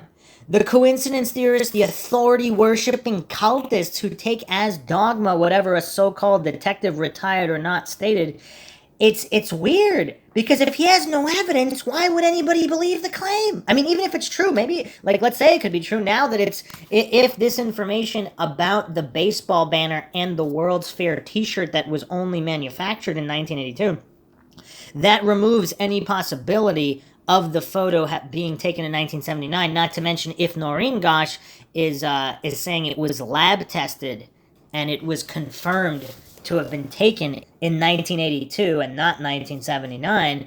I mean, that's all pretty damning. Now, that still doesn't mean it's Johnny Gosch, but that throws the Zalva claim out the window that these photos were part of a 79 investigation. So the question is, what facilitated all of this? Now, I know we're jumping around, but I do want to get to this because this isn't a thread. Was Johnny ever in Denver? I'm looking at the summer of 1986, around July, August, around the Capitol Hill area. So, what's also curious, of course, the Denver restaurant where Johnny is alleged to have wrote Johnny Gosch was here with nail polish, in red nail polish. And this was confirmed, apparently, by not only Bonacci, but even a letter from another individual, Mike, corroborating this story. And this was before any of this was known. So, here is a post here by Trocaria. I used to live in Iowa, was born there. My youth straddled the two states of Iowa and Colorado. In September 82, my mom put me on a plane to Iowa to go see my dad, sending me off with the benediction of, at least I don't have to worry about anything bad happening to you there. 48 hours later, the world caved in on Johnny's family and changed the way folks in that part of the state saw themselves and other communities. A lot of doors got locked that night for the first time in years. And yeah, the impact of the Johnny Gosch case, especially locally in that area, cannot be understated. The reason I ask about Denver, not just Colorado as a whole, is I think I may have seen Johnny on an RTD bus in the summer of 1986. I had just come from an interview with the state of Colorado, got on the Zero bus or O bus that went up Colfax, a long hour ride into Aurora and through some very dicey parts of town. About 6 blocks from where I got on at the Capitol, a kid gets on. He looks out of it, maybe even a little off in the head. Then I look again. He had dark hair to the collar and in need of a shampoo. He had glasses, wore a striped t-shirt. Pimples.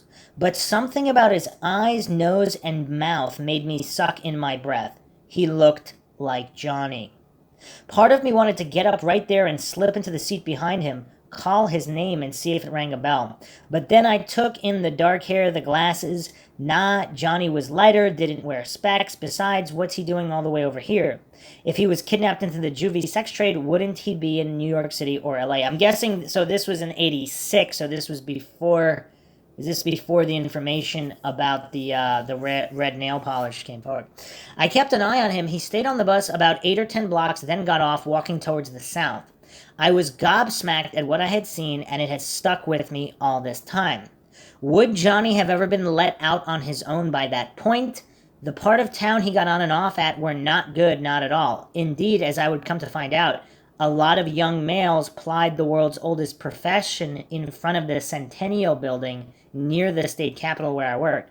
The more I have read, the more I find out. I could about kick myself for not following my gut and trying to make contact with the kid on the bus. If that was he, please forgive me.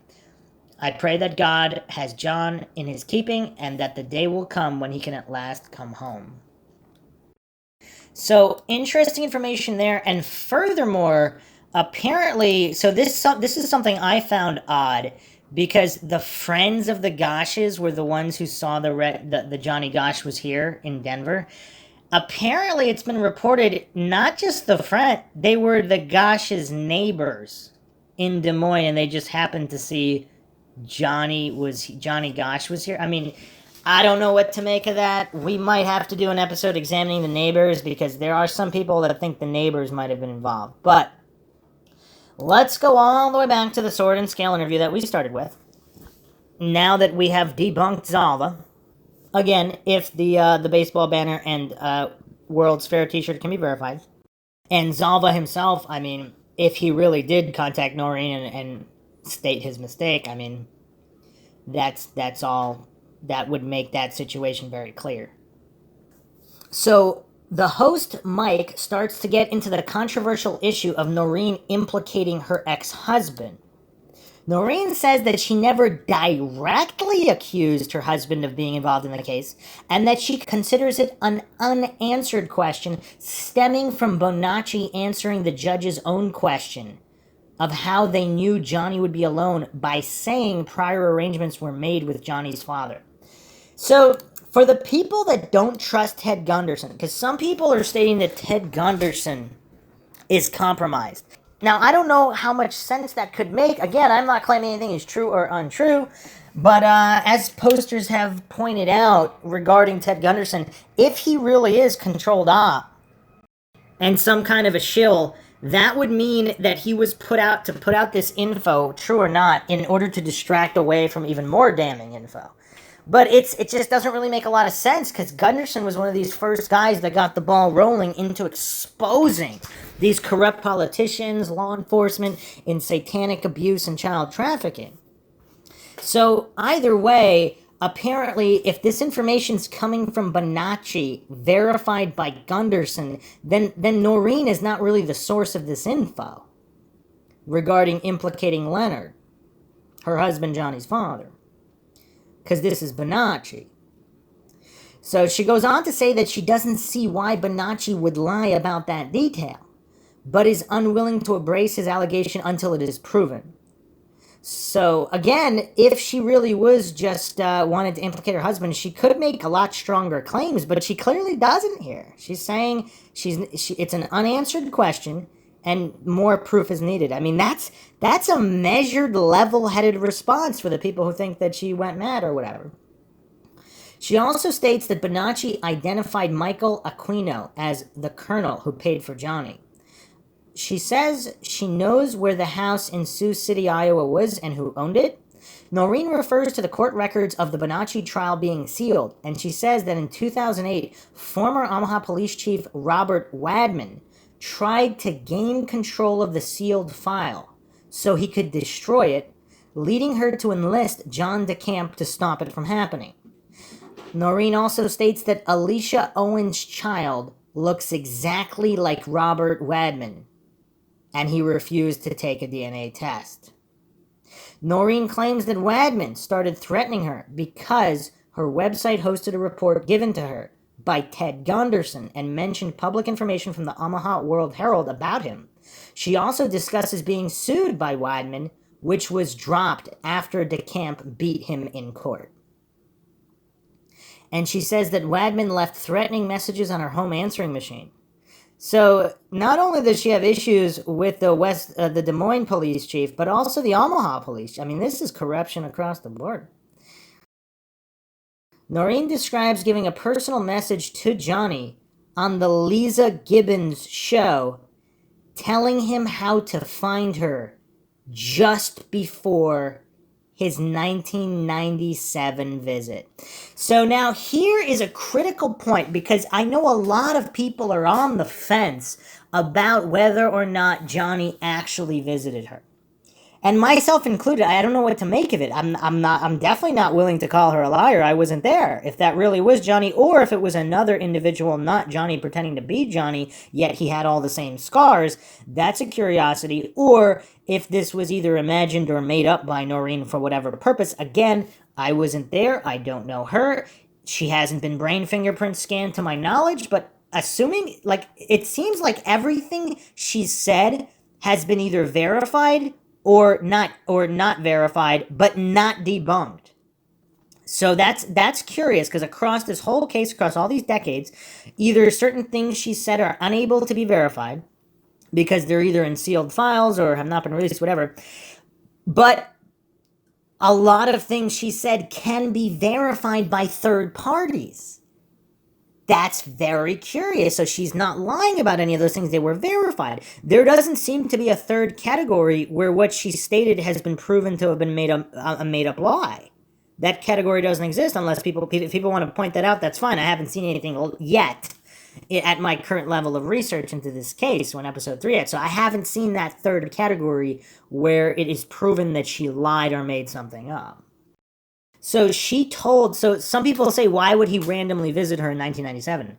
So if she was on the Lisa Gibbons show specifically talking to him and how to find her, if he saw the show, that would be the time, right? So that actually makes it highly... See, I didn't know about this Lisa Gibbons interview. If she specifically told him how to visit her, how to reach her, because she wasn't at the house with Leonard. Leonard was living at the house at the time. And if Leonard was somehow involved or whatever, maybe Johnny didn't want to have anything to do with him or see him. But of course, if he would want to see his mother. So if his mother gave him specific instructions to come see her on the Lisa Gibbons show, a nationally televised show, he would know exactly where to go, how, and the fact that his mother wanted to see him at that time. That's a major, major piece of evidence that lends more credibility to this visit actually being true, because of this specific appeal and specific instructions on the Lisa Gibbons show. I haven't been able to find a copy of the show, so if anybody has this episode from 1997, but that's a piece of information that we cannot ignore here. Now, she did get upset at being questioned about the visit, and she threatens to hang up. That could be for a bunch of different reasons. Clearly it's very emotional, and she probably doesn't like being called a liar. If she's telling the truth, and this is very emotional, of course. It seems like if she would be lying, it wouldn't really affect her that much, to the point where, if she's lying about everything all the time, and the visit, it's like, why would she? I don't know. It just seems more likely that it is true, or at least she believes it's true. She says that Johnny related how the pedophile operation, such as safe houses, worked, and named names. After which she went to the county attorney and gave him all the information, crediting it to an informant. Noreen claims that the county attorney, John Sarcone, has had her back ever since and knows the information is accurate. Says she was recently invited to an early morning law enforcement conference where someone recognized her as the one who forced the FBI to change how it investigated missing children's cases. David Bellinson says that elements which couldn't be verified beyond the surface level allegations were left out. Bellinson gives his standard Q&A about belief in Noreen's account. Was Johnny abducted? If so, was it organized? If so, who it was? What else they did? He made clear he believes that there was an organized conspiracy to abduct Johnny, but is unable to say how far beyond that it goes. So not a single abductor. All right, so we have even more potential information that could prove Noreen's account that Johnny visited her. Because if this county attorney got information that could only be given by Johnny Gosch or someone directly involved and was able to verify it, and this was right after the alleged visit, I mean, that's quite conclusive. That's quite conclusive. Now, I'm just going to do a quick aside here on Sarcone because Sarcone stated to the Des Moines Register in 1999. All right, so here's an article here by Frank Santiago, Des Moines Register. Noreen Gosch stated, "I saw Johnny. Mother of missing carrier didn't tell police because she feared for son's life." February 7th, 1999. Noreen Gosch said Saturday that her missing son Johnny visited her at her West Des Moines apartment in 1997. She said she never told authorities because Johnny said it would put their lives in danger. "I had no warning," she said. "He just showed up." She said she didn't call police right away because her son, who would have been 27 years old at the time, arrived with another man and she thought others might be outside in the car. She said Johnny told her not to disclose that he was alive, and "I haven't done so because it was in his best interests." Gosh said she immediately recognized the long-haired visitor who knocked on her door at about 2:30 a.m. in March 97. He opened his shirt to show a birthmark on his chest. "We talked about an hour and a half. He was with another man, but I have no idea who the person was. Johnny would look over to the other person for approval to speak." West Des Moines police said the case remains under investigation and would not comment further. Polk County Attorney John Sarcone said he is happy for Noreen Gosch if her son is alive, but he said he thinks Johnny Gosch would be safer coming to police than trying to hide. That's an interesting statement there. So, does he have information that he is alive? The reported visit was yet another odd twist in the bizarre disappearance of newspaper carrier Johnny Gosch, who was 12 years old when he vanished without a trace September 5th, 1982 in West Des Moines. His wagon was found about 2 blocks from his home, filled with copies of the Des Moines Sunday Register he was to deliver. On August 12th, 1984, Eugene Martin, 13, who was also delivering the Des Moines Sunday Register, vanished from a South Des Moines neighborhood, also without a trace. Dozens of people as far away as Africa and Canada have claimed to see the boys, individually or together. Police have been skeptical and haven't established a motive. But Noreen Gosch has insisted her son was taken by a ring of international pornographers who abuse children.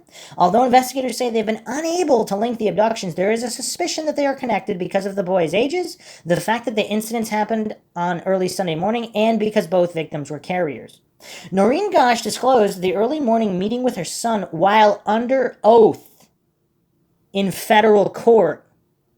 So she didn't just state this to the media. This was under oath. She made this statement under oath in Lincoln, Nebraska, during a hearing on a civil lawsuit. The suit was brought by Paul A. Bonacci against Larry King, a manager of the defunct Franklin Credit Union, who Bonacci said sexually abused him. Bonacci said he took part in Johnny Gosch's abduction, but Sarcone said investigators concluded any involvement by Bonacci was not credible. And I'll get back to that in a statement. In a second. Let me just finish the article.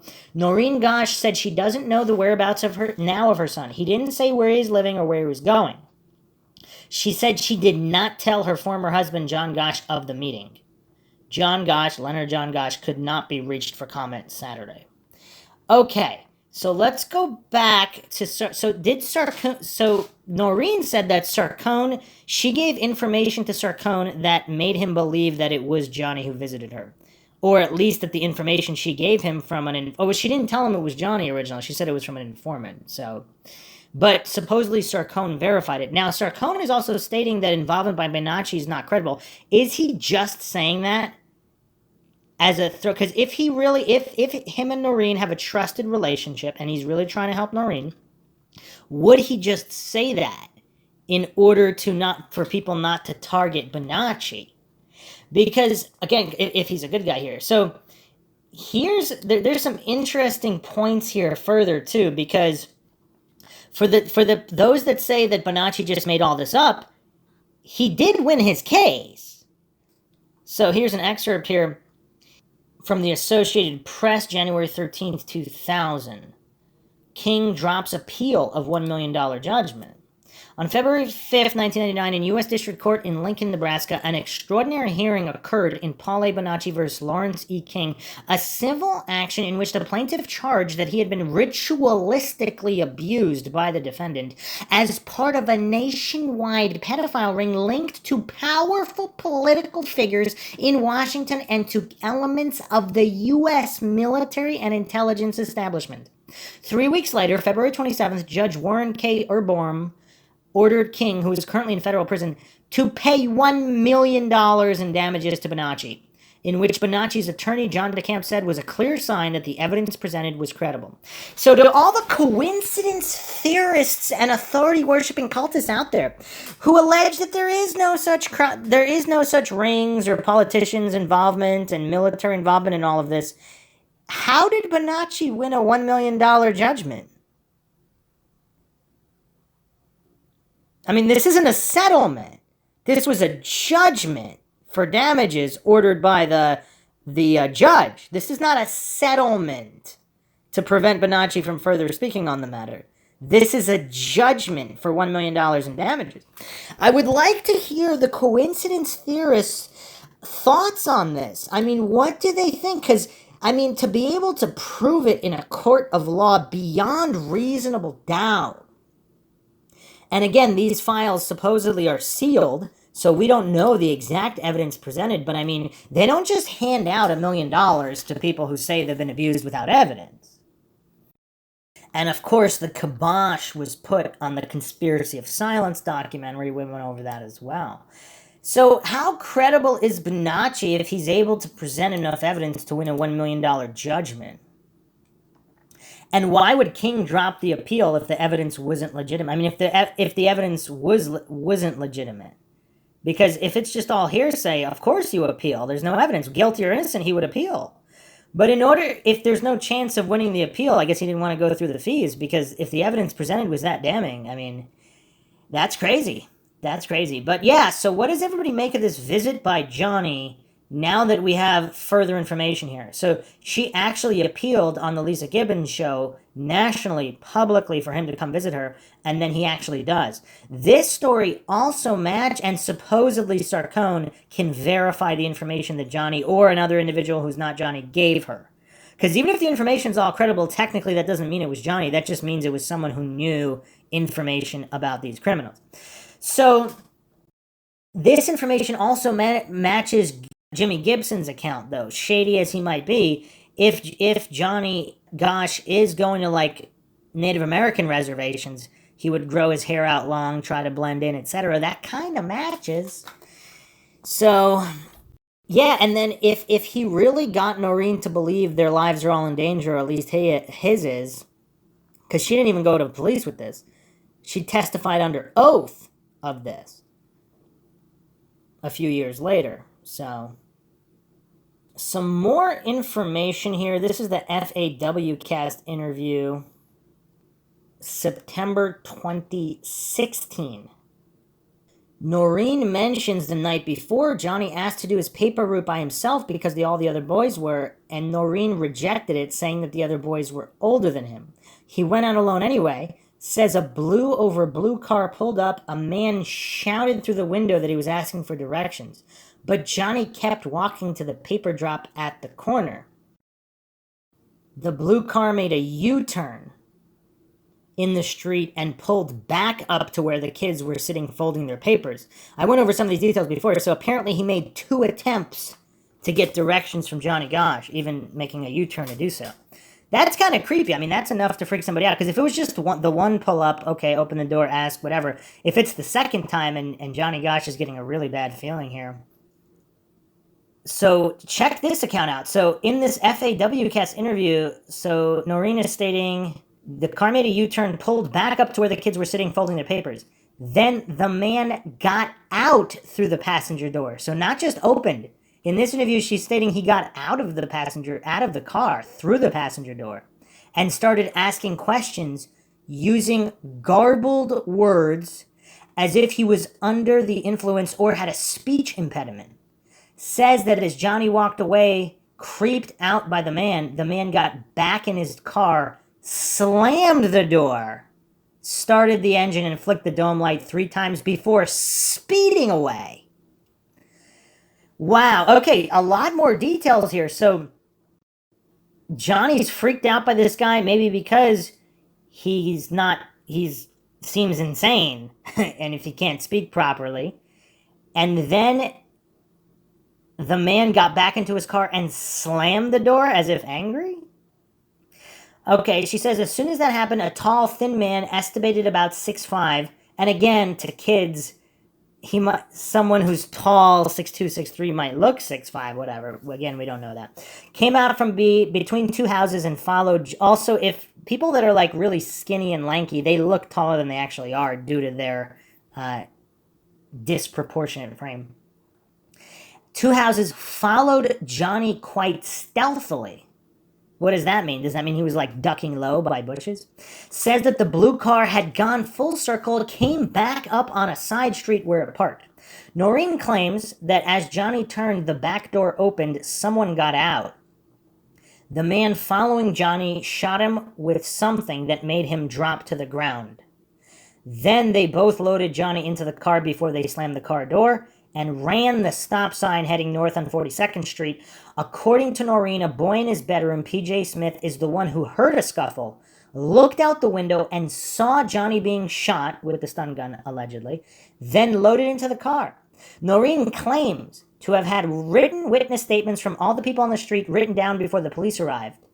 She says the police did go to interview all the witnesses, but didn't bother to bring any writing implements, which baffled the parents of the witnesses and caused them to call Noreen. Okay, hold on a second. I mean, we're going really far into Mindshock land. So the police aren't even taking notes, and the parents of the witnesses found this so strange because this, I guess they knew Noreen, this is the same neighborhood. They called her to tell her how strange that was. Now, also, the people who think Noreen makes stuff up, they would presumably, these other people could verify all this information. I mean, this is just straight up Mindshock. I mean, it gets even worse because the police chief himself said that there's no evidence of a crime when he knew full well that PJ Smith said that he saw Johnny being shot by something and physically abducted into a vehicle. Noreen states that the police chief got very angry at her for wanting a private investigator. Oh, that's telling. Noreen says that the kids who saw the blue car were then taken to a dealership to pick out the color of the paint chips, which changed color under mercury vapor light. She claims that Chief Cooney also made statements to the news that Johnny was just a runaway. Noreen recalls being at a press conference with parents of missing children who were mistreated by police, and the RCMP were there speaking about how in a short time they'd be able to uplink a child's information throughout the world in a matter of seconds on the information superhighway. Does anybody still call the internet that? Noreen says on a daily basis she worked with private investigators who canvassed a radius surrounding her home and performed door-to-door interviews. She refers to one man who was extremely grateful to have been approached by the investigators, saying that he had tried unsuccessfully to tell police what he saw. He got up early to get a drink, heard a motor running, and looked out the window where he noticed a van parked against the flow of traffic, and after watching the van for a while, a blue over blue car pulled up, something long was unloaded from the back seat, and it was put in the van before both cars headed back north towards the interstate. She says that when the detective came back to her with the report, he told her to bury it and never give it to police. Noreen says that members of the finance committee pulled her aside and said that the Johnny Gosch law wouldn't be enforced. What? That's messed up. She claims that at the July 1984 signing, another legislator next to her said the bill was only to humor her, as there would never be another kidnapping, and that the foundation subsequently began... I mean, even if that's true, why would you tell her that? Like, what is wrong with these people? That the foundation subsequently began a letter-writing campaign against the legislator with his quote. Noreen says that earlier in the summer of '84, she was contacted by a man who said she had information about the case and wanted to meet. And this is kind of ironic, too, because this other individual who's stating that there wouldn't be a kidnapping, and then here we go here, he told her, she's talking about Sam Soda here, he told her at the meeting that there would be a second paperboy kidnapping in Des Moines on the south side in the second weekend in August. I mean, this is very specific information. The second weekend in August, and he wanted her to go to the police with information, but balked at her willingness to tell them his name. Noreen says the Des Moines police wouldn't let her talk to a detective. So she walked in and the people at the desk wouldn't even let her talk to the detective. What? She told the news director at local TV stations as well as one reporter at the Des Moines Register. Editor's note, Frank Santiago.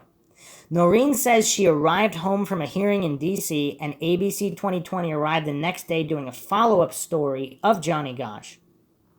Claims that after the filming, she told the producer about the forewarning of the kidnapping the next day, Sunday, prompting the producer to stay in Des Moines. Okay, so if this can all be verified, so she's telling, wow, this is crazy. Because some people are alleging she made up this whole story about the Sam Soda's warning of a second kidnapping. Noreen claims that early the next morning, a TV reporter called out of breath, stating that there had been another kidnapping exactly like she said, which he heard because the news director shared it to make fun of Noreen. What is wrong with these people? Noreen says Johnny was photographed 2 weeks before the kidnapping, as witnessed by a neighbor. Now, also, I have to interject here. Which neighbor? The same neighbor who saw that Johnny Gosch was here writing in the Denver Mexican restaurant in red nail polish? I would like to know that information. Noreen says that she knows for certain that after his abduction, Johnny was transported to a house, kept there for about 2 weeks, and photographed so that pictures could be advertised to pedophile buyers, one of whom arrived and counted out money on the table to purchase Johnny. Wow. Noreen says that in 1985, a prisoner in Des Moines sent a letter claiming that there was a ring operating in northwest Iowa, all of whom were using children from some kind of list. She says she checked out the lead on her own, getting all the information which she gave to Governor Branstad, leading to a ring in the Fort Dodge area getting busted. Go Noreen. Noreen claims that after Bonacci confessed to his attorney hired a private investigator to vet what Bonacci said, and everything checked out.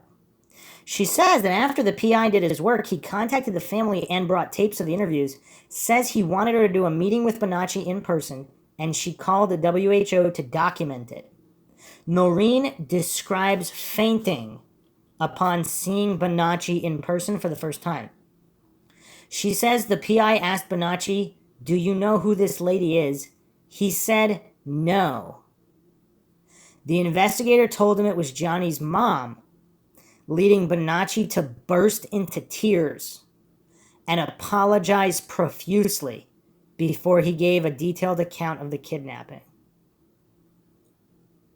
So this, apparently, if he's acting, his acting was good enough to convince Noreen. His acting was good enough to convince a judge to give him $1 million settlement for the abuse he suffered. His acting was good enough to convince former FBI head Ted Gunderson and other private investigators. I mean, so what does this mean? Either this guy's like the greatest actor of all time, or he's legit. Noreen points out how Bonacci said in the prison interview, and apparently there is a video of this, that they drove a few blocks to where a van whose color and direction told by Bonacci matched that of the buried witness account. So imagine you're Noreen here, so you spoke to neighbors. Now all of a sudden this guy in prison is giving all this unreleased information about Johnny, his personality quirks, all of these things that were never released publicly, and also this account that nobody knows except her and whatever police. Actually, did the police even take this guy's account? So the color and direction told by Bonacci matched that of the buried witness account. So, about this parked van. Noreen recalls how in response to the PI wanting to set up a prison meeting with Bonacci, she said she needed some time to be able to face Bonacci without being angry. She references that all the safe houses used to keep children, some of which Bonacci revealed, they tended to be in the middle of nowhere. Noreen claims that the Colorado ranch was burned down after America's Most Wanted aired. So, okay, so this is the house supposedly owned by the prison guard that couldn't be tracked down. So she's stating that after it was aired on America's Most Wanted, it mysteriously burned down. That's kind of damning. An interesting comment here regarding, I don't even know where this was from, but apparently, yeah, people cannot find anything out about this supposed prison guard who owned this house that Bonacci pointed out in Colorado. One huge crucial question that needs answering is, who is the prison guard that supposedly owned the ranch that Paul Bonacci takes America's Most Wanted to visit in Colorado? The ranch has an underground area where they supposedly kept children. There was also initials carved into the wood. They mention it was owned by a prison guard. I have yet to find out anything regarding who this person may or may not be. Why wouldn't he be a person of interest? Why not a huge search? Then, as always, we see cases like this which may involve powerful people like politicians, military like Michael Aquino. What happens after the airing? The ranch burns down? Yeah, that isn't suspicious at all.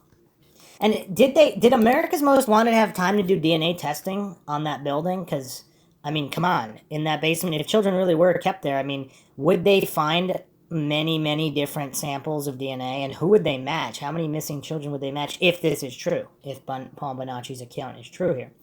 I mean, obviously, Paul Bonacci's other accounts were enough to win him a $1 million settlement, so clearly there was evidence there. So would he make up some information and not other information? Like, what are those that criticize Bonacci think about all of this? But this house was burned down. Curious. Continuing on here regarding the FAW cast interview here. So Bonacci mentioned how the kids were taken to a Mexican restaurant in Colorado. One of the kids had a bottle of red nail polish which they used to write a message, something that friends of the Gosch family later saw on their trip to the restaurant. Again, were these just friends or were these the actual neighbors? And were these neighbors the same people who reported the woman taking pictures of Johnny Gosch 2 weeks prior? And who knows what else?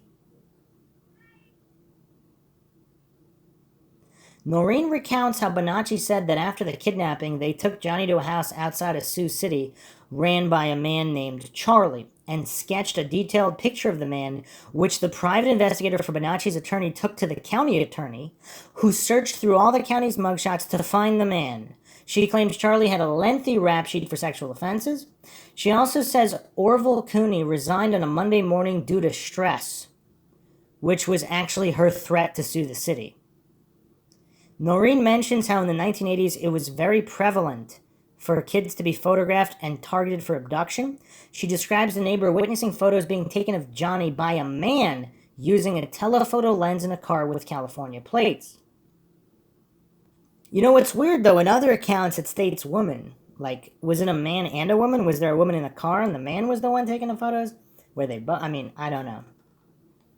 She also states that one particular man had a vehicle that was at the kidnapping site, editor's note Sam Soda, brought photos of Johnny to the motel the night before and said he was the kid they were taking the next morning. She recounts how many years later NCMEC President Robert Lowery revealed to her that there was a third kidnapping in Des Moines in 1986, which she had never heard before, and told Jan Michelson she claims the police told Mark Allen's mother back in 86 not to go to the press or Noreen Gosch and broke the Johnny Gosch law. And this is corroborated by Mark Allen's mother, which we just went over this article either. I mean, every step of the way, Noreen's account gets corroborated by third parties. Obviously not every piece of information, because some of them have not been corroborated yet, but they haven't been disproven either. So it's just weird, like years and years go by and she gets vindicated more and more and more. Will she eventually be vindicated of every single claim she's made? I mean, that's the way it's going so far. Noreen says the March 97 visitor, when knocking, said, "It's me, Mom. It's Johnny." She wanted Johnny to stay and tell his story to help get the perpetrators to justice. Noreen says the attorney in the 1999 trial asked her if she'd ever seen or talked to Johnny again, and she remained silent, but the judge instructed her to answer. And she testified she had seen him once. So, okay, all right. I'm gonna have to say here, she seems completely honest to me. Because she didn't even wanna it seems like she's honest to a fault. She's under oath. The judge is instructing her to answer, and she remains silent. So she does not wish to lie or reveal the information, but the judge persists, and she admits, basically, if this is true, she admits that she's seen him once. It's like she can't lie. So it's almost like she did not want to reveal this information, and the judge forced her, and she took her oath seriously in that courtroom. I mean, I really do not understand the Noreen Gosch detractors. It seems like they're just trying to soothe their own cognitive dissonance by trying to paint her as crazy or insane. Almost every claim she's made has turned out to be corroborated by third parties. So at this point, I think I'm going to have to say it was either Johnny or it was someone who was able to trick her enough to think that he was Johnny. I mean, you could also say it could have possibly been a hallucination, but I mean, why then? I mean, right after the Lisa Gibbons show when she pleads for him to come and gives him direction. I mean, I don't know. The Mindshock listeners can chime in with their opinions here. According to her, a reporter from the Associated Press was sitting there, wrote everything down. She says she learned a lot more about how the trafficking network operated at the trial. Noreen insists around the time mentioning the Wetterling case, there's no evidence Johnny is dead, and her investigators have received reports of him living under another identity. Interesting. So her private detectives stated that he's living under another identity. So maybe she knows where he is the whole time? So why Johnny can't come home? Not that she doesn't know where he is, but why he can't come home. I mean, that's curious. That's a good title, Why Johnny Can't Come Home. She suggests those who want the book get in touch with her by writing to the Johnny Gosch Foundation at AOL.com. Again, this is an old interview. I don't know if that email is still valid. So, wow. All I can say is, wow, this is some mind-shocking information. Furthermore, I would like to go over... For those that say that there's no evidence of a ring or conspiracies or anything of the sort, I mean, there's been a multitude of people arrested for trafficking children in these pedophile rings. Like, the coincidence theorist goofs here really don't have a leg to stand on when they're trying to deny any possibility of a ring being involved here. So, this is Des Moines Register, March 15th, 1986. Man named in pedophile network case pleads guilty. By Ann Carruthers K. A Des Moines man who hired teenagers for the state fair and worked for 2 years at Merle Hay Mall's Chatsworth the Talking Reindeer pleaded. I mean, a lot of these people are just attracted to these events where there's teenagers and children. It's weird. Pleaded guilty Friday to 3 counts of sexually abusing teenage boys. Jerry Wintz, 47, one of 5 Des Moines men accused of acting as a pedophile network that passed boys around for sexual purposes, accepted a plea bargain less than a week before he was to go to trial on 6 counts of sexual abuse. Wintz is the 4th man in the group to come to court. One of the men, Larry Hoffman, was declared mentally incompetent to stand trial. Former Des Moines elementary teacher Stephen Woodcock was convicted of 2 felony sex abuse charges. Another former teacher, David Graham, pled guilty to a reduced charge of conspiracy to commit lascivious acts with a child.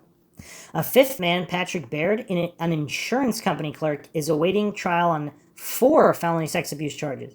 Wintz's guilty plea was taken by Polk County District Judge Jack Levin in an empty courtroom after court hours Friday. Are you pleading guilty because you are in fact guilty? Levin asked Wintz. Yes, sir, I am, replied Wintz in firm voice. He told the judge that he considers himself an intelligent man except for these acts. Mr. Wintz is going to prison, said prosecutor Gregory Byler, noting that each of the 3 convictions carries a mandatory 10-year term. However, Byler said that as part of the plea bargain, he will not make a recommendation on whether Levin should allow Wintz to serve the sentences together or insist that they be served consecutively. Byler said he will give Levin the facts of the 3 crimes as well as Mr. Wintz's prior history. He is to be sentenced May 27. Byler said Wintz, he met 2 of the boys through the state fair and a 3rd boy through the boy's father, who at one time worked for Wintz, a tax preparer. The boys were 14 and 15 years old at the time of the sexual abuse occurred. Wintz told Levin that he believed one of the boys was 18 because the boy had lied about his age in an application for a job at the Iowa State Fair.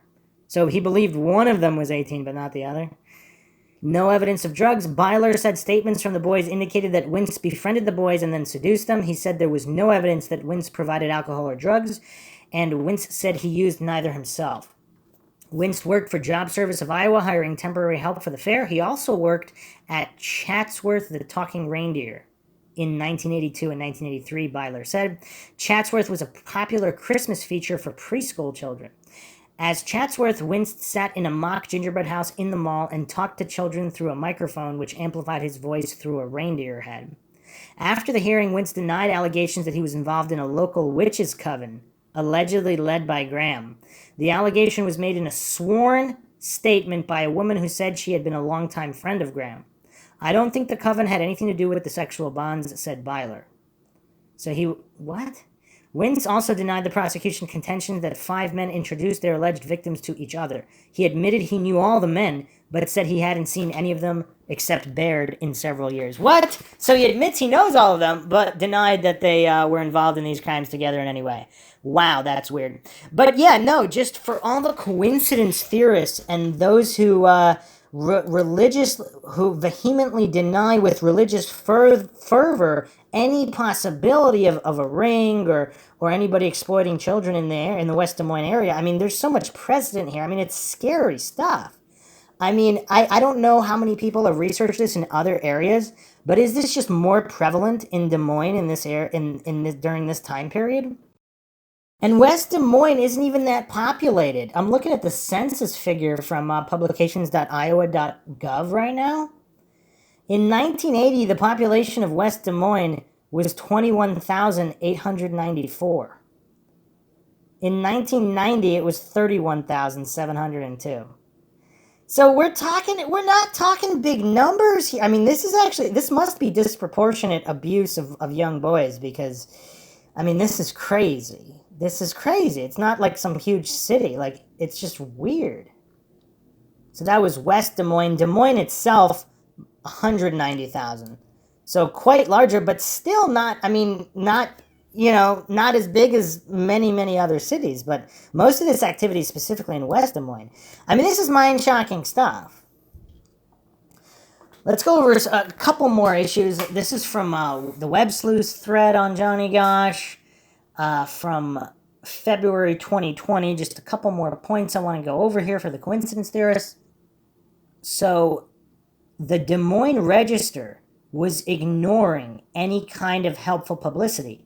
No one could understand why, because Johnny worked for them. So we worked with other forms of the press in and outside of our state. I received a phone call in the spring of 1983, so this is Noreen Gosch's testimony here. In the spring of 83, a woman saying she worked for the Des Moines Register in the newsroom. She reported, quote, shortly after the kidnapping, the editor at the time came into the newsroom and announced, all articles written about the Gosch boy will be slanted against the family and for the police. She would not give me her name. She was afraid of losing her job. I now knew what was happening, but I didn't understand why. So clearly, is this orders from above, or were the Des Moines Register protecting their own individuals who were involved in the rings specifically, or were they just following orders from above? Because if this goes all the way to the White House, Noreen Gosch also stated here, Des Moines Register, September 22nd, 1989. Noreen Gosch stated, Paul Bonacci, who participated in the kidnapping of Johnny, also stated he was repeatedly sent to Washington, D.C. to have sex with Massachusetts Representative Barney Frank. The Washington Times published a front page story stating a child prostitution ring was being run out of his D.C. apartment. I mean, what do all the coincidence theorists make of this? I mean, there's just so much evidence here, and published in major newspapers too. We're not talking about GeoCities blogs or like Reddit, or we're talking about evidence produced to major newspaper. I mean, this is, and in the court of law, Bonacci's winning $1 million settlements. Check this out. This was New York Times, August 26, 1989. Representative Frank acknowledges hiring male prostitute as personal aid. Representative Barney Frank of Massachusetts said today that without his knowledge, a male prostitute he had hired to do personal errands had run a prostitution service from the congressman's Washington apartment. Wait a second. So he acknowledges hiring the male prostitute as a personal aid. He just simply didn't know that this male prostitute personal aid was also running a prostitution service directly from his own apartment, from the congressman's apartment. Mr. Frank, who made his homosexuality public in May 87, said he paid for sex with a prostitute one time in the spring of 85 and then hired him as a personal employee later that year because he thought he could encourage the man to change his life. Anybody buying that? Thinking I was going to be Henry Higgins and trying to turn him into Pygmalion was the biggest mistake I've made, Mr. Frank said at a news conference in Newton, a Boston suburb that is part of the state's 4th congressional district. Mr. Frank, a 49-year-old Democrat, has represented the district since 81. A very good con man. Conceding poor judgment, Mr. Frank said, it turns out that I was being suckered. He was, among other things, a very good con man. Better than a politician? Mr. Frank's remarks followed publication of an article today in Washington Times that disclosed the congressman's link to a prostitute, the man's use of the Capitol Hill apartment for a prostitution service. The newspaper called the man by what it said was a professional name. Mr. Frank said today his name was Stephen Goby. Washington police records show that Mr. Goby has a history of offenses, including drug charges. The congressman said that to help Mr. Goby, he hired him as a housekeeper and driver. Mr. Frank also said he made some calls and wrote letters using congressional stationery to Mr. Goby's probation officer in Virginia to let him know the office he was employed. Proof of employment is usually a condition of probation. Knowledge is denied. In the Washington Times article, the man was quoted as saying Mr. Franklin knew of the use of his apartment for prostitution. At his news conference, Mr. Frank denied having such knowledge. And of course, he would deny it even if he had it, right? Efforts by New York Times to reach Mr. Goby at various listed addresses today were unsuccessful, but in an interview in Washington television station WUSA this evening, Mr. Goby told of bringing clients to the congressman's apartment, and he acknowledged that he had been convicted on felony sex and drug charges in Virginia. Mr. Frank said he dismissed Mr. Goby in August 87 after his landlords had told him for the second time about people coming and going from the apartment while he was away. The congressman said that he had paid Mr. Goby with his own money for the personal errands, and that government or campaign money was not involved. Mr. Frank acknowledged that, well, if he accepted that government or campaign money, then it's going into his personal account, then it's going to Goby. It's still derived from extorted funds or donated funds specifically to his campaign. Mr. Frank acknowledges that he broke the law by patronizing a prostitute, but said he had not violated any ethics or congressional rules. The congressman said the disclosure would not diminish his influence in Congress, where he is known for sharp wit and skillful floor debate, and where he is considered a leading voice of liberalism. Mr. Frank said the voters of his district would not judge him on the basis of indiscretions in his private life. Well, if he's hiring him to be his aide, I mean, that's kind of professional. On the other hand, Mr. Frank said the incident is likely to be used against him in a campaign. If I was planning strategy, this is not one of the events I would propose, he said. Okay, let me skip along here. Mr. Frank said that the episode become public because Mr. Goby decided to get some revenge by telling his story to the Washington Times. Mr. Gobi has a history of run-ins with the local police. Court records in Washington show that he was placed on 4 years probation in 1975 when he was 18 years old for selling and possessing narcotics. The Washington Times reported that he was convicted in Virginia in 82 on 2 obscenity charges, 1 sodomy charge, and a single charge of cocaine possession. He was on probation for those crimes at the time Mr. Frank hired him, the paper said. After he left Mr. Frank's employment in early 88, Mr. Gobi was twice arrested by the police in Washington and charged with burglary and shoplifting food from a supermarket. He was not prosecuted on the first charge. Okay. Some more posts here regarding the ranch that Bonacci said they were taken to. So apparently this was near Elephant Rock, Colorado, near Aurora, just north of the Springs. Buena Vista is going by the roads from there south on I-25, then back up northwest by county roads. Newer built home in that region.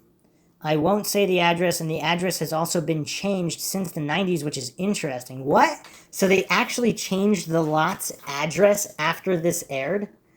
What? Mountains in background matches up to the footage from the background of Paul on the ranch in Who Took Johnny and also America's Most Wanted. It's also interesting how many names have changed with the deeds. Military man name comes up. So this is a poster, Johnny Chicago, on Web Sleuth stating this information. So apparently he has the address, and the address actually changed. How often is that done where they actually change the name of the lot, the name, number, whatever? And apparently military man, does that mean Aquino? Is that him? Or is it another military man? Also, further posts from Johnny Chicago here. So supposedly in this area around Sedalia, there is some kind of a cult, Brotherhood of the White Temple. This area around Sedalia is very strange. There is a huge cult compound there near Sedalia called the Brotherhood of the White Robe. They publish occult literature out there and have been since the 1930s and have hundreds of members. Also an eccentric woman named Tweet Kimball, yes, that's her real name, who married an OSS CIA man after World War II, brought a huge section of land near Sedalia with her husband, and built a recreation of a Scottish Masonic castle overlooking their ranch land. The Kimball family are millionaires, and they are cattle barons, and are friends with the Bush family. Okay, alright. We were supposed to actually get to Jeff Gannon and the Bush connections, but we're going to have to get that in the next episode, because we got to wrap up here. But this is some mind-shocking stuff here.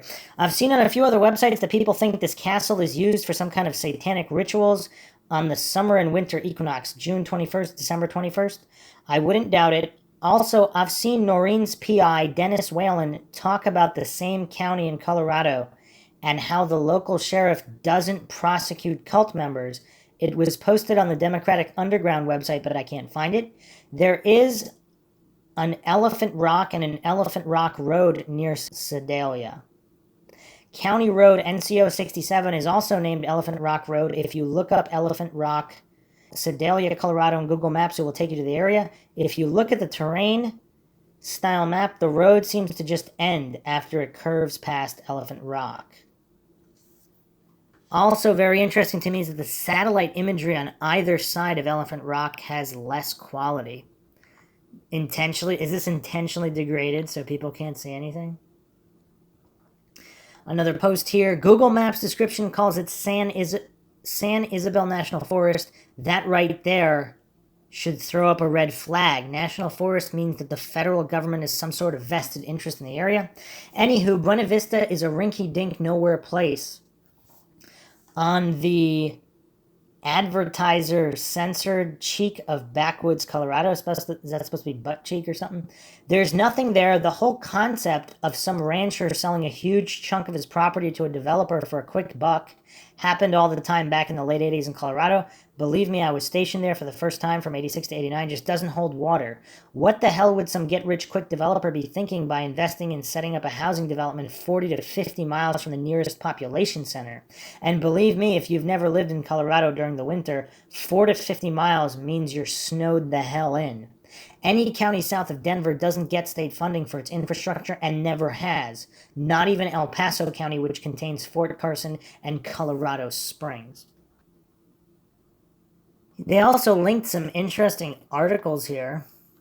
Daily Sentinel, Grand Junction, Colorado, June 17th, 1982. Princess Anne arrives in Denver for short stay.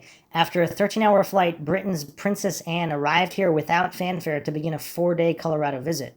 The princess arrived at approximately 8:40 p.m. Wednesday at Denver's Stapleton International Airport and was taken by car to the 23-room home of the Vernon Taylors on their 30-acre estate near Green Gables Country Club.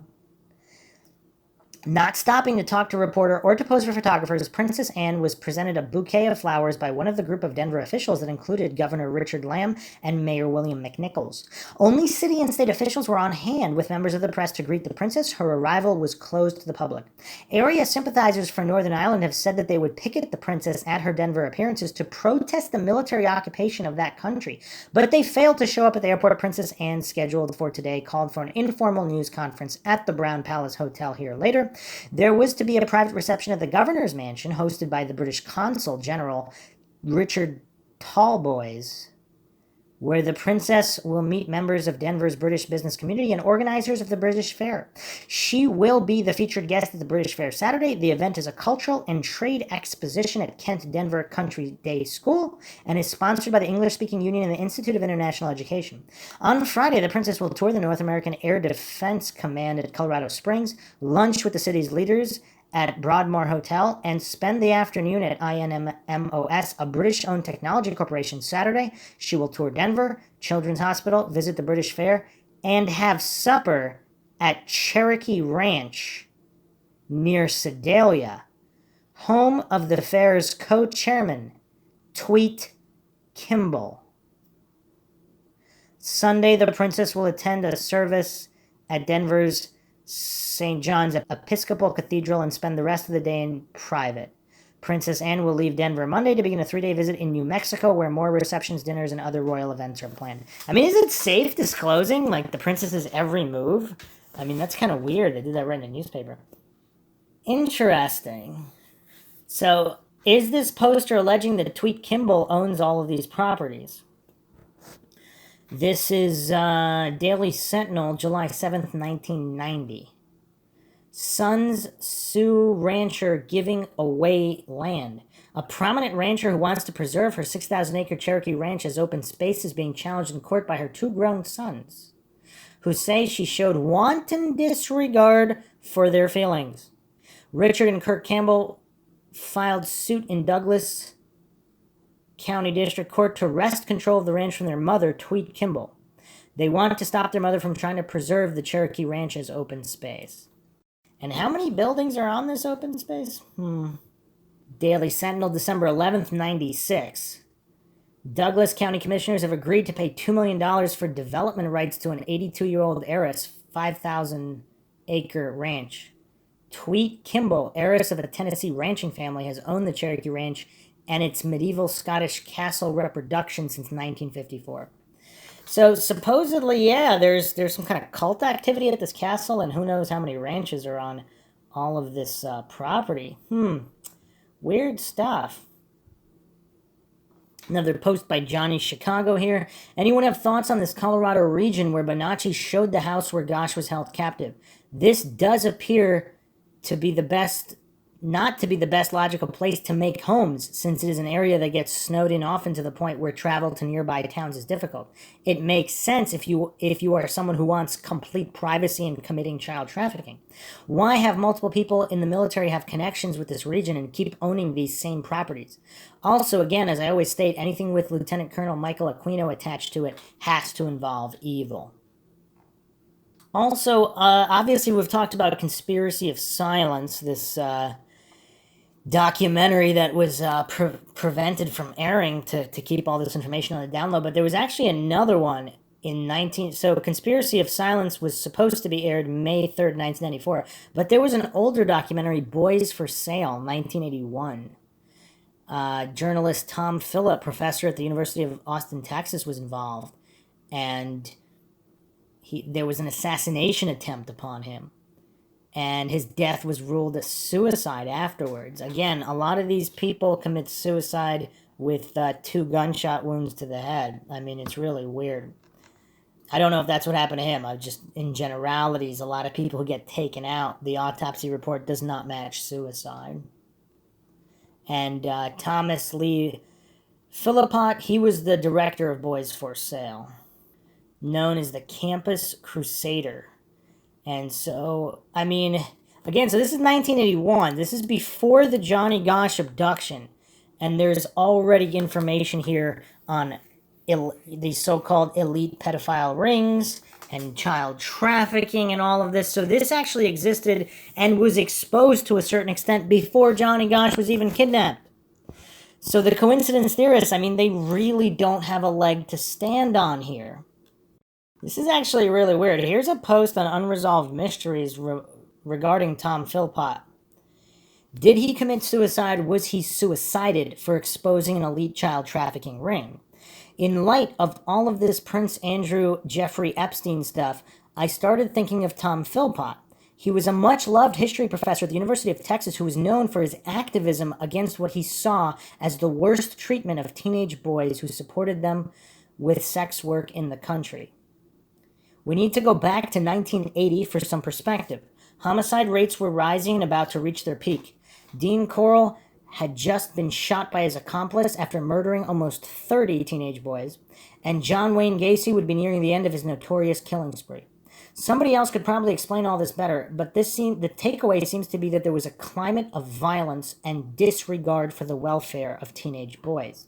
You might be wondering why I'm putting so much emphasis on teenage boys rather than girls. That's because Tom Philpott alleges that at that time in Houston, for every adult female prostitute, there were 9 boys supporting themselves through sex work. He goes on to say they are frequently the target of more sadistic violence.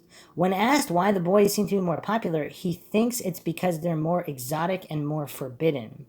There is a great public access documentary on YouTube called Boys for Sale that goes into the subject more. Warning, it goes into graphic detail about the sexual abuse of teenagers. I really wish I could read the Texas Monthly article I cited, but for some reason my phone won't let me. I can't find a whole lot of information about the circumstances surrounding Tom Philpott's death, except that he was found dead at his home in 1991 with a gunshot wound to the head. It was declared a suicide pretty quickly, but there are many people that wonder if he was in fact murdered for exposing the systemic abuse of teenage boys. It's important to note that an attempt was made on his life just a couple years prior when 2 men broke into his home to rob it and shot at his head. Thankfully, he was unharmed, and apparently the whole thing was written off as a home invasion gone wrong.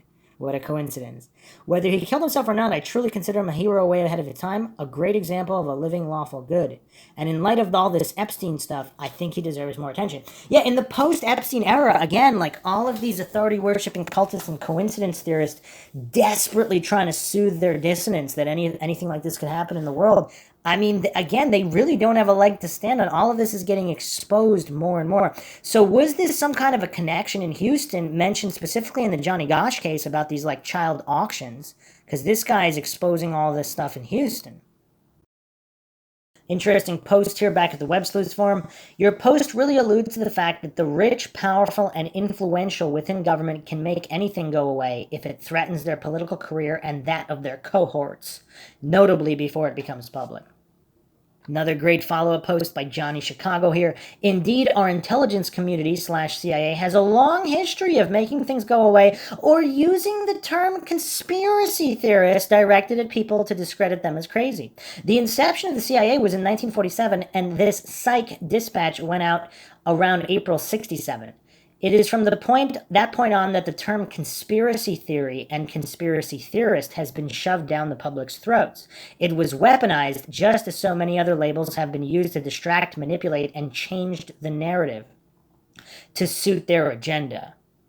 Conspiracy is a term created by the CIA in 1967 and very likely responsible for the widespread introduction of conspiracy theory as a term of political abuse, having orchestrated that development as a deliberate means of influencing public opinion.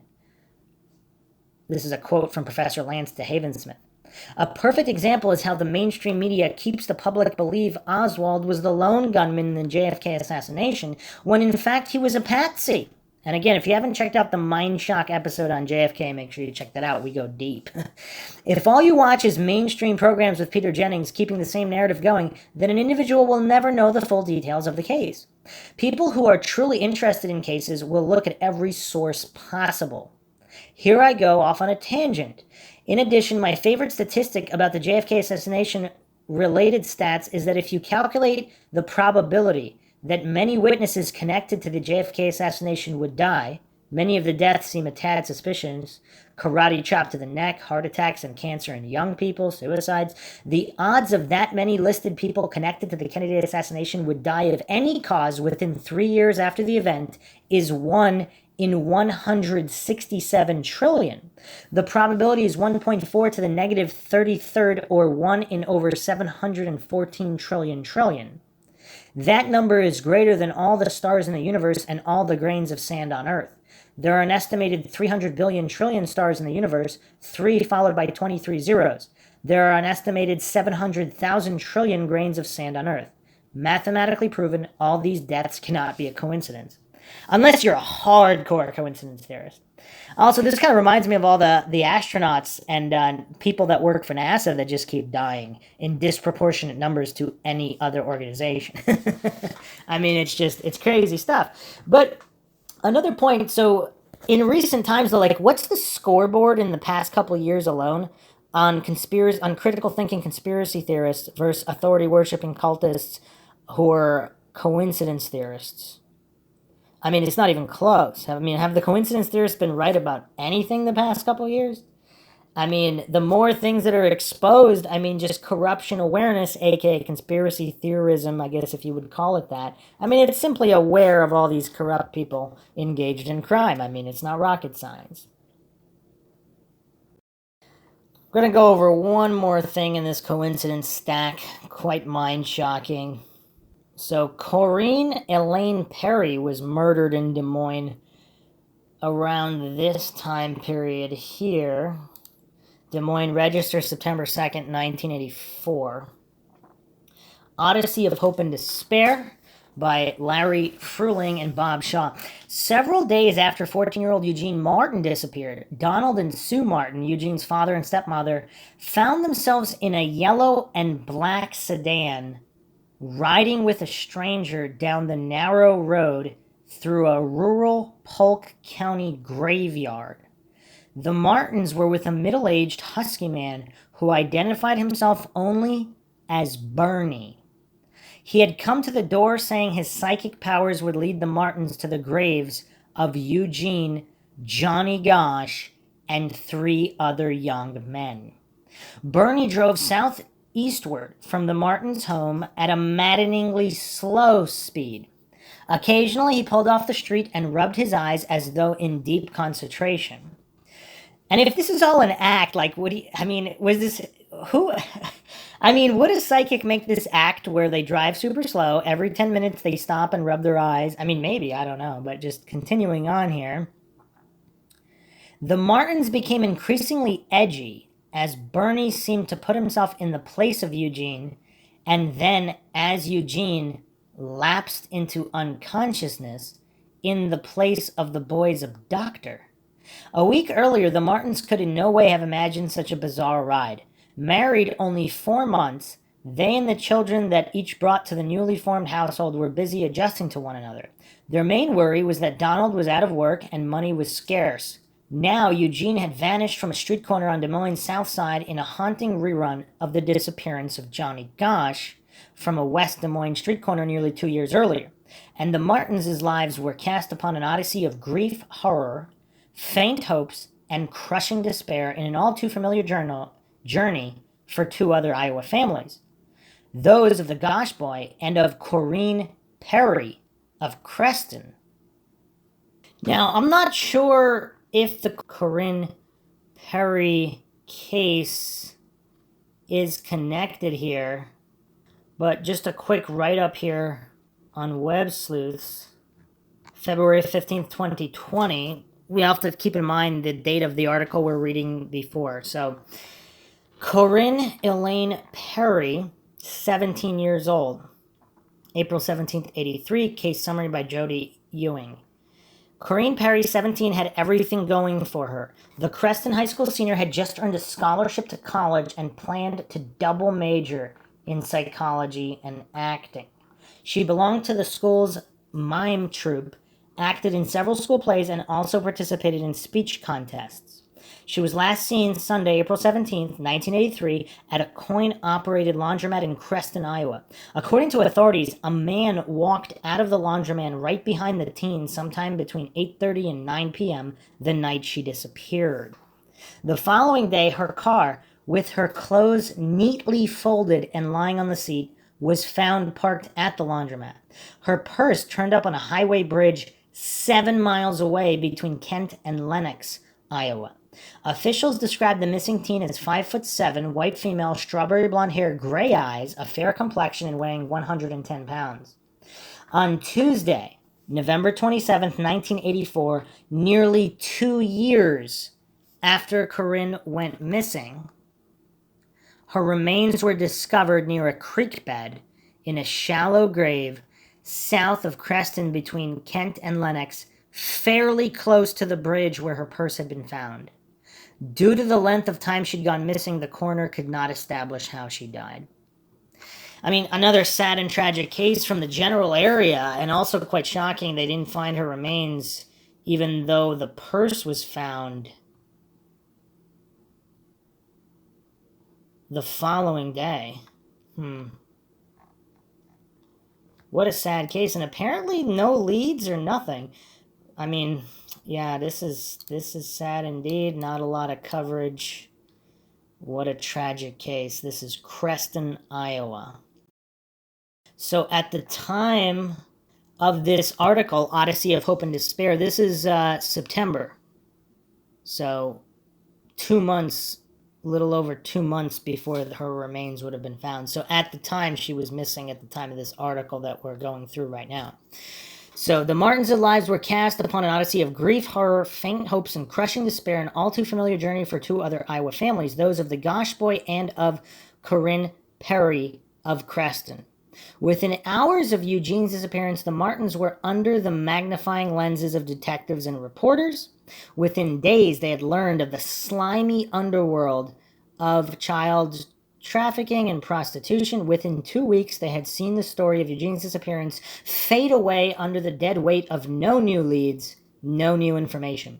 Donald and Sue Martin and Eugene's mother, Janice Martin, were the people most directly affected by Eugene's disappearance on August 12th as he prepared to deliver the Des Moines Register, Sunday Register, to its 58 customers in middle-class South Side neighborhood.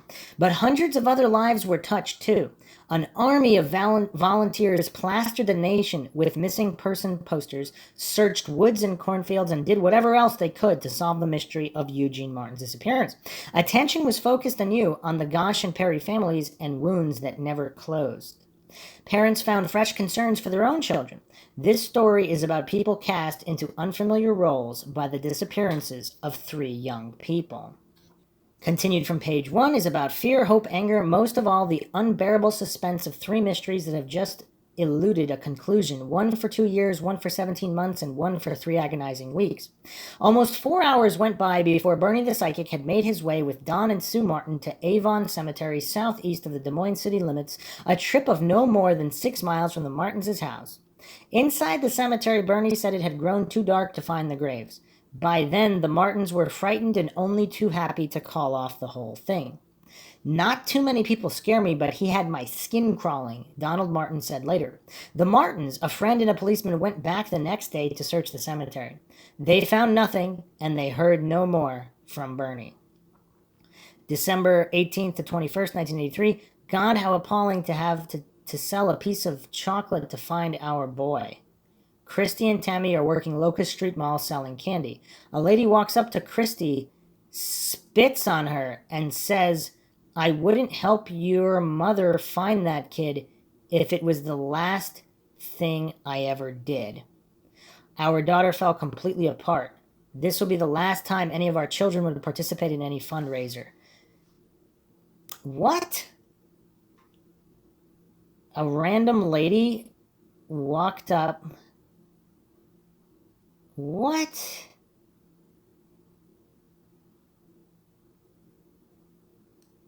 I mean, spitting on somebody's is basically assault. I mean, you're putting your DNA on somebody without their consent. I would say retaliation would have been warranted there. Some people just need to get taught a lesson, especially, I mean, what the heck? I mean, these are grieving family. Noreen Gosch, whose son Johnny vanished September 5th, 1982, while on his Des Moines Sunday Register route in West Des Moines, wrote those words in her diary. Janice Martin sits in her darkened apartment by a telephone, brown vial of tranquilizers by her elbow and a cup of coffee in her hand. I drink 3 or 4 pots a day, she said in a thin, brittle voice. It doesn't bother me because I take my pills. Since her son Eugene vanished 3 weeks ago, her life has been reduced to waiting by the phone and occasionally searching fields and ditches with teams of volunteers. They let me go sometimes, but I was told that I shouldn't really come along because if I was with them and they found something, first you get scared, then hurt, then angry, then you blow a fuse, then you start all over again, she says. My mind isn't there. I'm in and out. Until Eugene vanished, she worked part-time supporting 3 children. I'm a bartender. A lot of people say, yep, see, when they hear that. She says, describing the telephoned accusations that she had failed as a mother. It isn't true, but it still hurts. I've had 6 or 7 calls saying things like, if Gene had been home where he belongs, he'd be here today. I don't know how many strange people there were. Martin recalls the Sunday Eugene disappeared. For her, the night before had been a late one at the Sunrise Tap, a fixture at East 42nd Street and Easton Boulevard for as long as anyone can remember. She'd had to close the bar and did not get to sleep until 3 a.m. 4 hours later, the phone jangled her awake. It was her sister-in-law, Linda Martin, telling her Eugene had vanished while on his paper route. He had been staying at the South Side home of his father, Don Martin, whom Martin had divorced 2 years before. It took a couple of seconds for it to connect, Martin said. I knew he didn't run away. I talked to him that Tuesday. His birthday was coming up, and he told me he wanted a ghetto blaster like his brothers. As the investigation ground into its 3rd week, Martin says, everyone has their theories, but no cold hard facts. I guess you could say there is no trace. I wonder where he is at and what he is doing, whether he is asking for me and his dad. 2 of Martin's uncles from Saylorville, Roger Blanchard and Bob Walker, dropped by to check on Martin. They have been searching for Gene, sweating through weeds for hours, and they are bushed. Walker, a likable galump of a man, plops onto a sofa. Yep, every year the kooks come out of the woodwork, and them paper boys are easy targets that early in the morning. At the Sunrise Tap, a Tupperware box full of collected money sits on the bar. A note taped to it reads, Janice, you have our prayers, also our love, and most of all, our support. Your friends at Sunrise. Everyone there is fiercely protective of Martin. Between serving Budweiser's, owner Darlene McElwee shook her head. It's awful hard to lose a child, but to lose one with no finality to it is something else. People go down the street looking both ways now. Johnny Gosch upset them. This one made them aware. To a reporter, one bar patron says, hey, don't write anything to hurt her, okay? More than 400 people sit in the spacious sanctuary of the First Assembly of God Church on Merle Hay Road in Des Moines for a terror-filled 2-hour, 20-minute program on sexual abuse and the murder of children. One speaker, Bob Curry, had 3 children who were among many students allegedly molested by the owners and staff of the Virginia McMartin preschool in Manhattan Beach, California. Los Angeles suburb. Curry tells of watching a videotape in which a psychologist interviews Curry's son, now 5 years old, about the boy's experiences at the school. And there's a lot of coincidence theorists that just deny all of that. It's really weird. Eugene Martin leads have dwindled. Johnny Gosch, nothing but dead ends. Corinne Perry disappeared in Creston. The end of the interview, the child vents his rage by thrashing the puppets the psychologist has used as go-betweens for the questions and answers. It looked like an Alfred Hitchcock movie, one in which his own son was the featured actor, Curry tells the crowd. A film made by the Minnesota-based Society for the Prevention of Cruelty to Children opens with a news conference called by 2 officials of the North American Man-Boy Love Association. One of the lisping officials is saying that young boys and girls should be allowed to engage in sex acts without their parents' consent. In it, he says it's a matter of civil rights. He refuses to say how young is too young. The film ends with the heartbreaking funeral of Adam Walsh. Adam was 6 years old when he was abducted from a Fort Lauderdale, Florida shopping center in 1981. His head was found later in a canal. Many people are weeping when the movie ends. When the lights go on again, there's an appeal for money to help find Johnny Gosch and Eugene Martin, and about $1,000 is dropped in the blue bags the ushers have circulated throughout the pews. The crowd's most enthusiastic applause is delivered for Noreen Gosch when she suggested reinstating the death penalty in Iowa for certain sexual offenses against children. These pedophiles, their desires never die, she says. The implication is clear. Even if their desires will not die, pedophile adults with a sexual attraction for children will. After the meeting, Denise Liaz, 33 of Clive, explains why she came. I have a 12-year-old son. The bottom line with me is I'm scared. It's as simple as that. At the regular Corinne Perry support group meeting in Creston, the mood is brisk and businesslike. Since April 17, 1983, when Corinne Perry, 17, vanished after washing her clothes at the Highlander laundromat, the group has brainstormed. The street corners where Eugene Martin, I'm assuming some of this text is out of order, twice monthly in the basement of the First Congressional United Church of Christ about brainstorm, twice monthly in the basement of the First Congressional United Church of Christ about how to find her. Where are we on the flyers? Did we decide not to do the airports? Asked the Reverend Lyle Kuel, the church pastor. He looks at the 13 people huddled around the folding table, then at Corinne's mother, Barbara. Well, how many do we send to each airport, he asked. To Joplin, we sent 10. How many to Kansas City, Denver? Don Perry, Corinne's father, scans the table, cluttered with posters and pamphlets about Corinne and with magazines about missing children. The Reverend Dolores Donch of nearby Cromwell gets an idea. She has recently married a couple in New York City, and the groom is a mechanic for a bus company. Would it be advantageous to see if he knows about the ad rates for the posters in those buses? She asks. Everyone nods. Corinne Perry and the two paper boys are the only victims of possible abductions in the state who are not accounted for, officials say. And as in many other cases, friends and strangers have instinctively gathered around the grieving parents. I'd lose my mind without these people, Corinne's mother says. Support groups bake hot dishes, they lick stamps and call congressmen. They plaster posters in truck stops on their vacations, they cry with the families. But above all, support groups keep hope alive. Corinne's sister, Letitia, 21, keeps a plain spiral ring notebook to record every personal event that would be of interest to Corinne. The most recent entry is Lloyd and Laura moved to Council Bluffs, Letitia says. I put in births, deaths, divorces, anything she will need to know when she gets back. Dennis Gregory Whelan, private detective with offices on the ground floor of an apartment building on the west side of Omaha, worked on the Johnny Gosch case about 8 months before giving it up in exhaustion and frustration. Although he is no longer employed, Stanley Johnson helped search. A color photo of Johnny is prominent on his office wall, along with smaller black and white pictures of about 40 other children from whom Whelan has searched. Some were returned to their parents dead, some alive. In Whelan's front office is a large U.S. map on which are pinned 62 small red flags, one for each reported sighting of Johnny.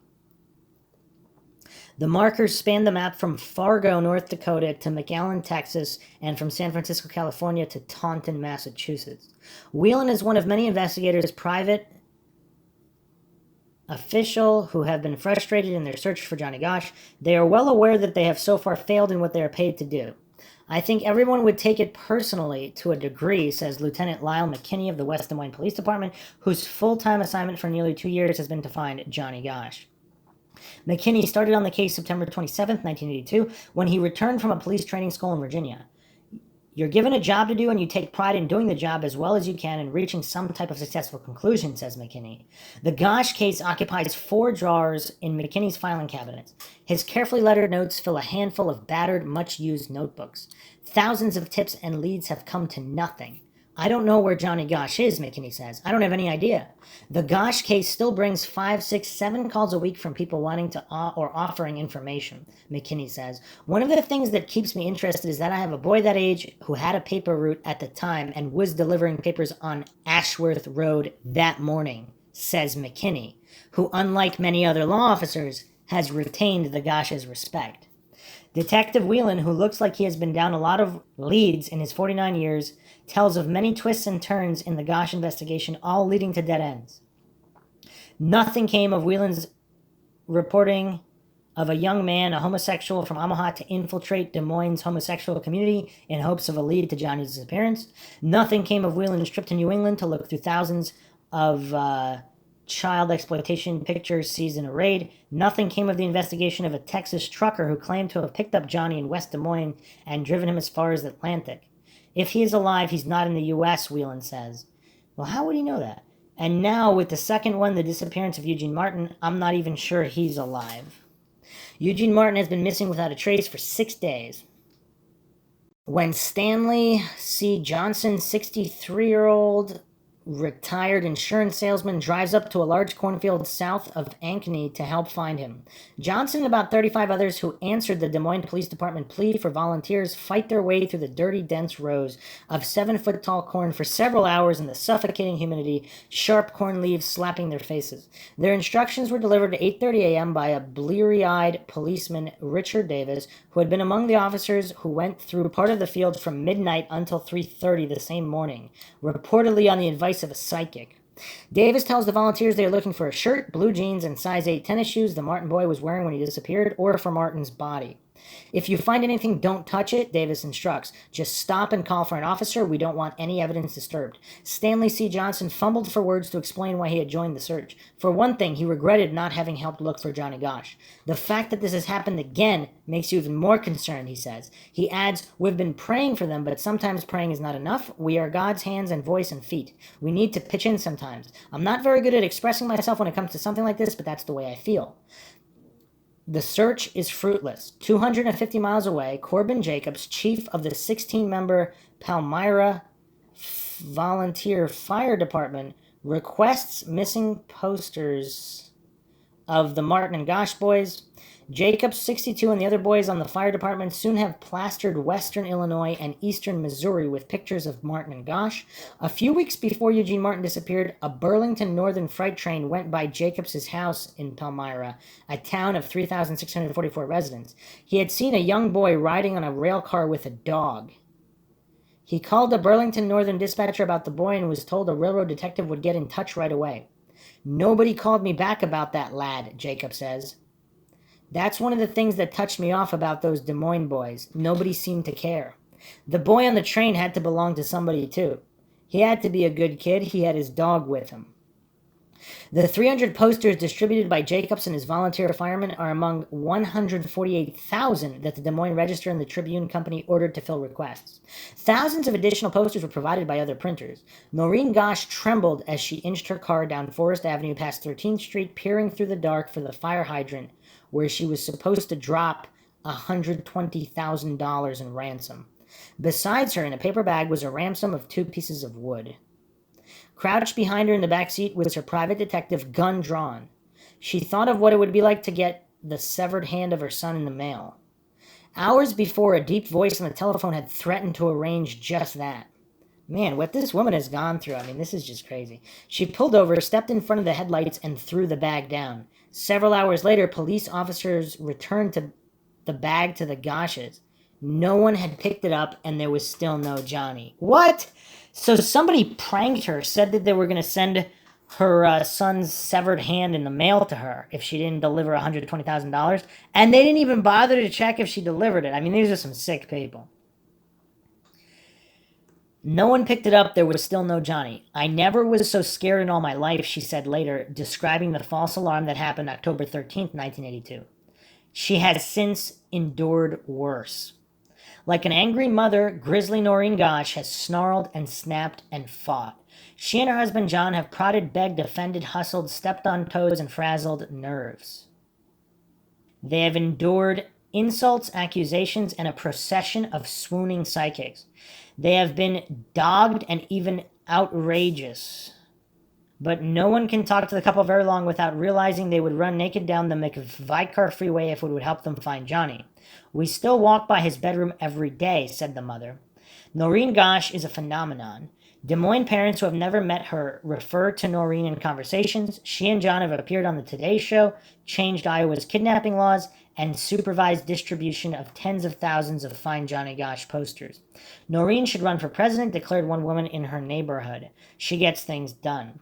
After the September 5th, 1982 disappearance, Noreen Gosch got some advice. She said, a very wise man told me, whatever you do, keep yourself under control, make a plea for your son's life, but don't break down, because if you do, They'll use your story maybe once or twice and then it's done. You are in for a long search, and it's going to be up to you to keep the story going. That she has done, and parents whose children have vanished since, Johnny acknowledged a debt to her. There wouldn't be such a big deal about Eugene Martin if Noreen hadn't made such a stink, said a mother in a supermarket checkout line. By maximizing exposure to the public, the Gosches have opened themselves to attack.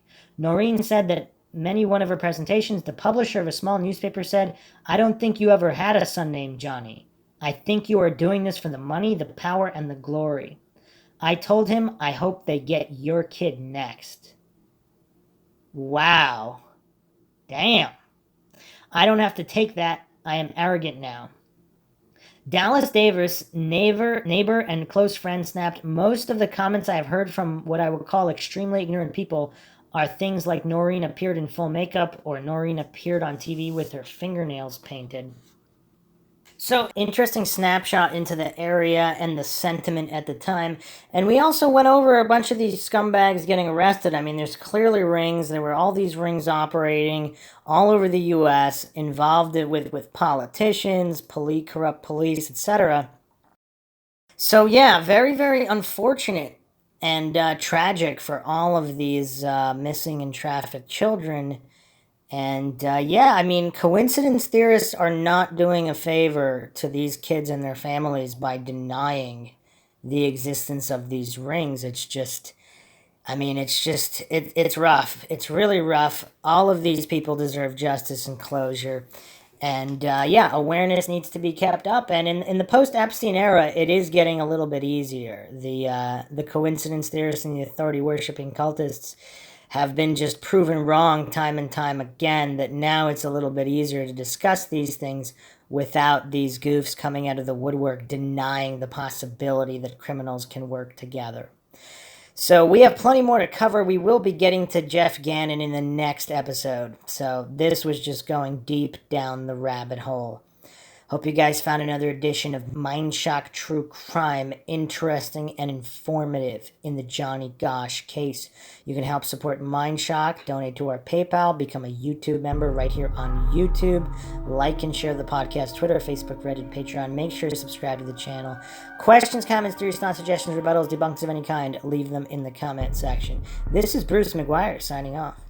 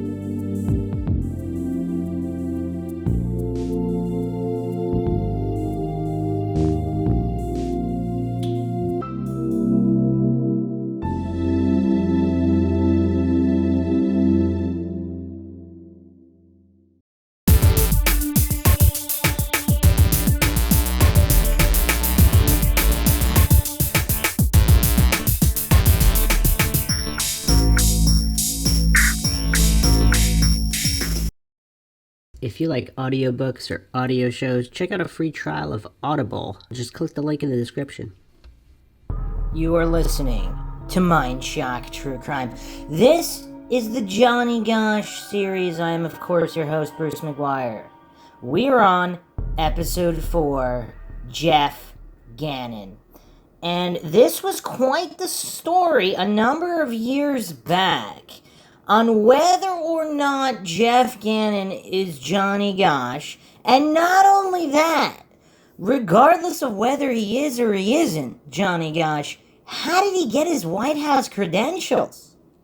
What is up with his history of male escort websites, and then all of a sudden he's a White House journalist with White House credentials? And what is up with his shady background that can't be verified? So again, whether he is or he isn't Johnny Gosch, there's some serious questions regarding Jeff Gannon. Now, if he is Johnny Gosch, can that be proven? And what are we to make of this deep-rooted conspiracy within the upper echelons of corrupt politicians and corrupt establishments that the Dunning-Kruger crowd, the coincidence theorists, the authority-worshipping cultists who refuse to believe, they're too mentally weak to even consider the possibility that maybe former FBI head Ted Gunderson is not a complete moron, and maybe that Paul Bonacci got a $1 million judgment in his case for his own child abuse, exploitation, and trafficking, that judge is not a complete moron, and the evidence was sufficient enough to give him a $1 million judgment, verifying Bonacci's story, or at least certain parts of his story of being a human trafficking victim and part of this ring in these corrupt establishments, particularly in the Des Moines area in Iowa, but also supposedly a far-reaching conspiracy going all the way to the White House. So in typical Mindshock fashion, with logic and reason at the forefront, instead of hallucinations and blind faith in the corrupt with horrible track records, we will be diving into the Jeff Gannon angle in this very, very daunting case, tragic case, haunting case that's just incredibly disturbing. Not only that politicians and there's these corrupt bankers and all of these scum would be involved in harming children, but the clueless goofs who deny that it's even a possibility. It's really, really weird.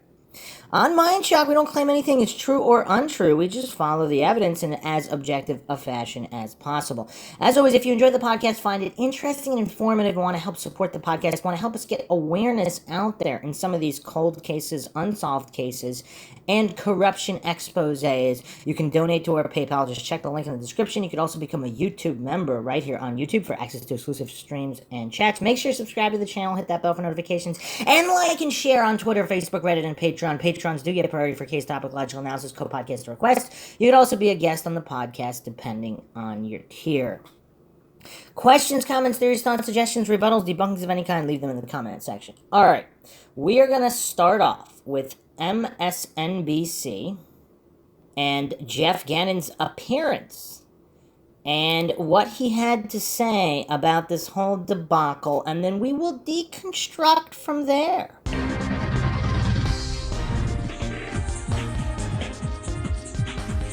Welcome back, everyone, to the Deedle and Daniels Show. This is a story 23 years in the making. On our first show, we told you about a missing Iowa boy, Johnny Gosch. He was kidnapped back in 1982. His mother, Noreen, was here to tell her side of the story. You are obsessed with this story, I know. Today we have the man who may know what happened to little Johnny. Some claim that former White House reporter Jeff Gannon may actually be the missing boy. So right now, let's take a look back at how this story got started. Johnny Gosch vanished from his West Des Moines, Iowa neighborhood without a trace. The newspaper delivery boy was on his morning route when he disappeared. One theory, the boy was kidnapped, sexually abused, sold into a child sex slavery ring, and brainwashed by the CIA. Some claim Gosch was snatched for the Monarch Project, a government-sponsored mind and behavioral control program designed to create top-secret escorts. The story then picks up in 2005. The internet was abuzz with word that former White House reporter Jeff Gannon may in fact be Johnny Gosch. The claim based on similar body markings and a lack of information about Gannon's early years. We have looked into some records that came from Pennsylvania where Mr. Gannon / Guckert supposedly went to high school. We've looked at photographs, and some of them match, some of them don't. There's several photographs that look strikingly like Johnny Gosch, and there are some that don't even look like him at all. In February, Gannon was exposed. His name actually James Guckert, a man with no journalism experience whatsoever, who had links to several gay escort services online. And joining us right now from Davie, Florida, the man at the center of the controversy. You're looking at him, former White House reporter Jeff Gannon, who watched our show and Bo's interview and wanted to come on and chat, and we appreciate that, sir. So, Jeff, here's what Noreen Gosch said on our last show. Let's listen, and then I'm going to ask you to react. I do not know if Gannon is Johnny or not. Only a DNA test would provide that information conclusively. Jeff, one question for you. Let's get right to the point. Are you willing to take a DNA test and settle the controversy once and for all? Yes or no? Absolutely, I would definitely take a DNA test, but that isn't even necessary because there's so much evidence available to disprove these accusations. That's a yes, then. Well, he's saying yes. My friend Jeff is saying yes. As a lawyer, I can smell a No. hitch. You got to understand something. My friend here, Jeff, who's come on our show today, didn't do anybody else's show. He's going to tell us the fact. Jeff, how old are you, first off? I'm 48 years old. 48 years old. My man Johnny Gashi there would be 35 years old. Lisa, why the are numbers. You avoiding the question? No. He just said, hey, Jeff, you said you would take a DNA. I could set this whole thing up, but let's get to the point. The point is, by giving a DNA sample, there could be opening up some other avenues of things that I kind of know that you possibly could be involved. And I don't knock it. Again, if you want to go suck on a Johnny Pump or whatever you want to do, you could do in this world. But the point is, all we're here for is to show that my friend Jeff is not Johnny Gosch. Jeff? There are dozens of people who have known me most of my life that could definitely vouch for the fact that I am not this person. Look, what happened to this child and the suffering that his mother has endured is a tragedy. But it's also been very difficult for me and my family, my real mother and members of my family who have had to listen to these fabrications being spread in newspapers, on television, and on the internet. All right, so I'm going to ask you a question, not Bo. Jeff, are you willing to take a DNA test? Yes or no? Yes or no? Yes. When I cut my finger yesterday, there was plenty of DNA available. You should have stopped by. What else you want, Lisa? Are you his lawyer? No, excuse me. He's my friend Jeff down there. Jeff, thank you for coming on the show again. You know what we're doing here? All this conspiracy stuff on the blogs, on all these internets. What we're doing is we're cutting to the chase now. Again, I don't understand why, and you said it to me over the phone, and you said that you feel sorry for Noreen.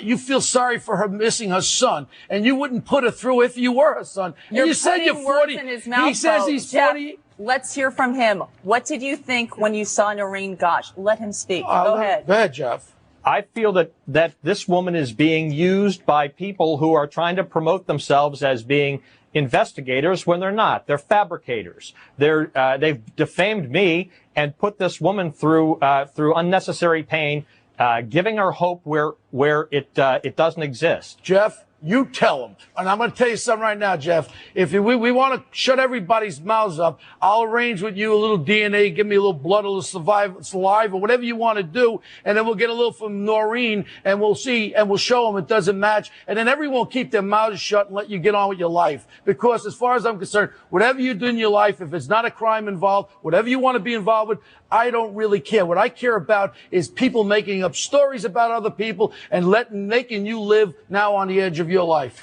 Here's my question. Jeff, have you reached out to Noreen? What have you told her?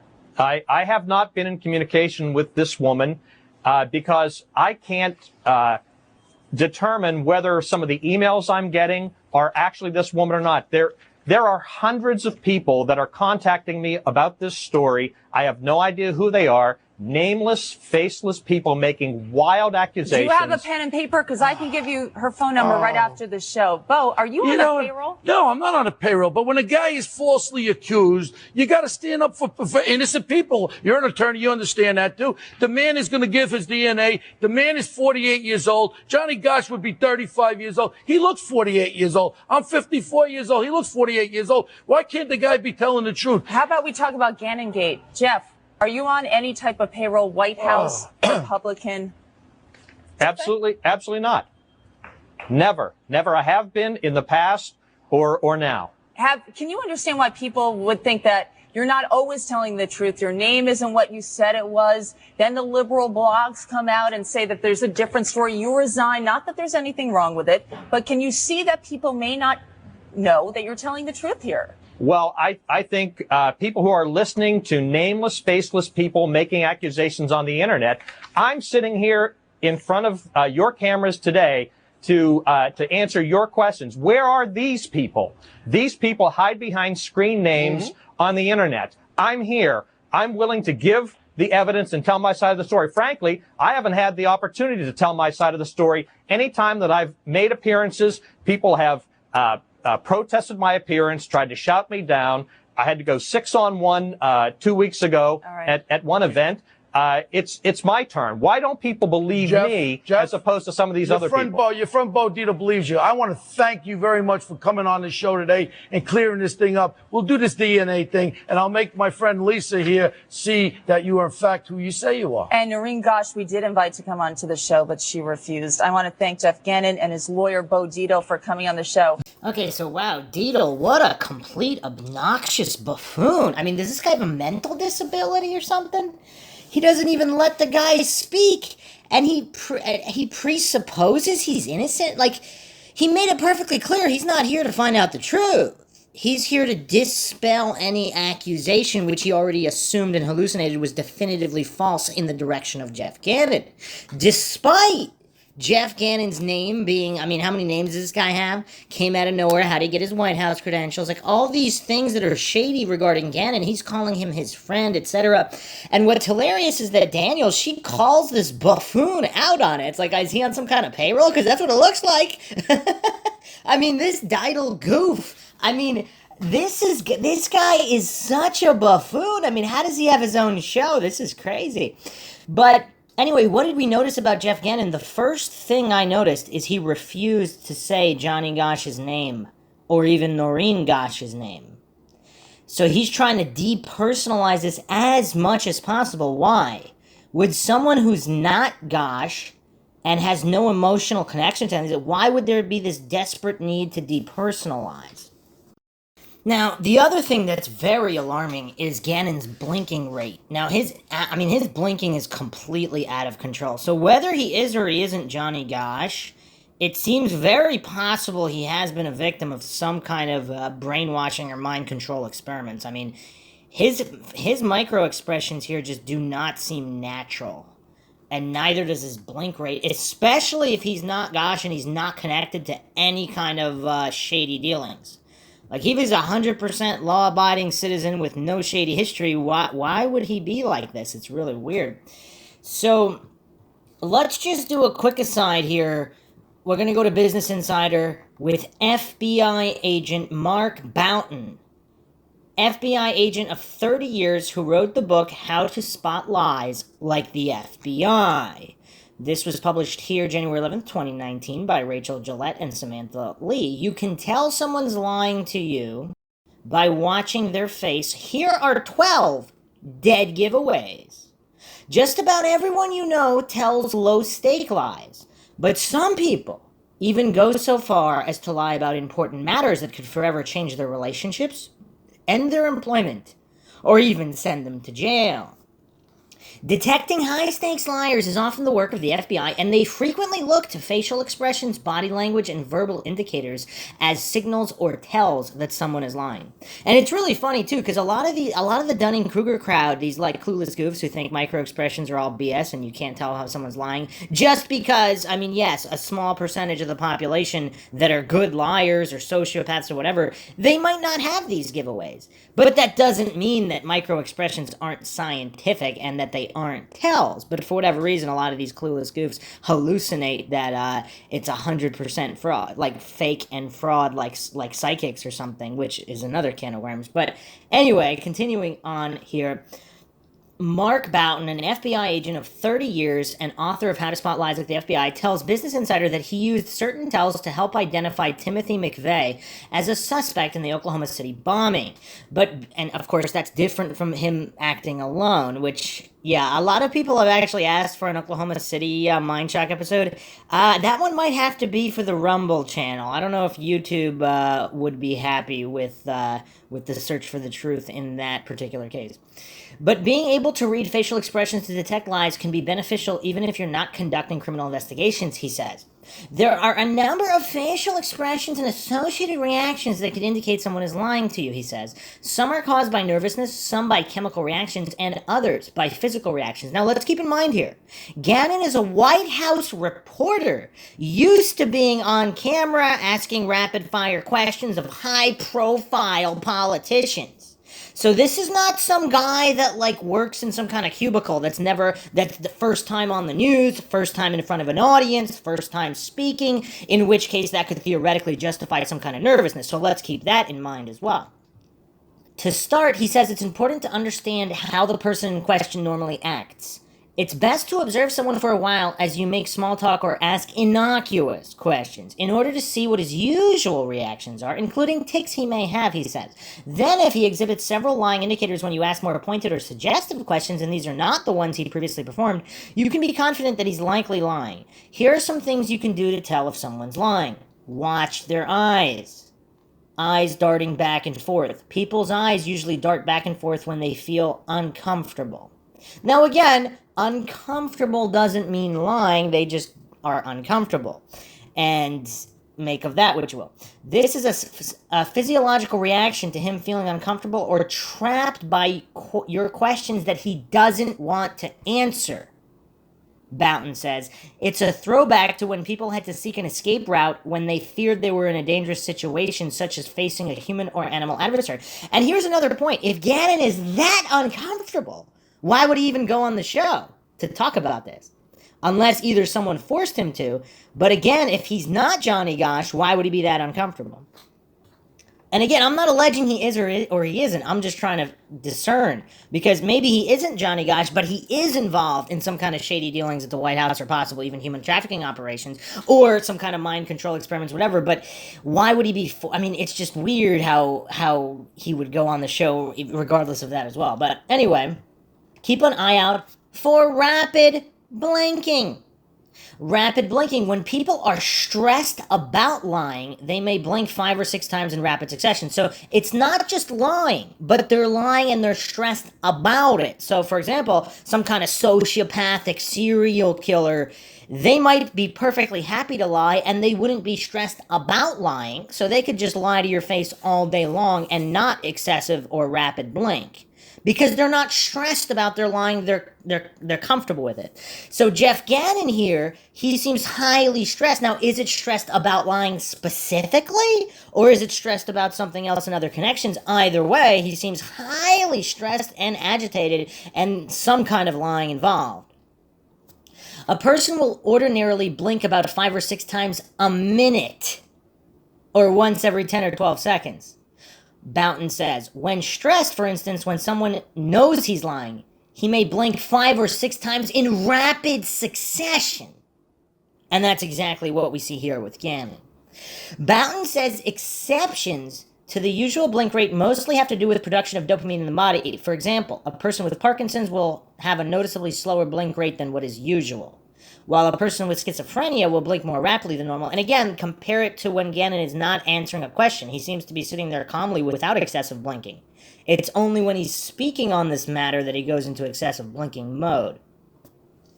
Count how long someone closes their eyes. Closing eyes for more than 1 second at a time. People often close their eyes for more than a second at a time when they're lying.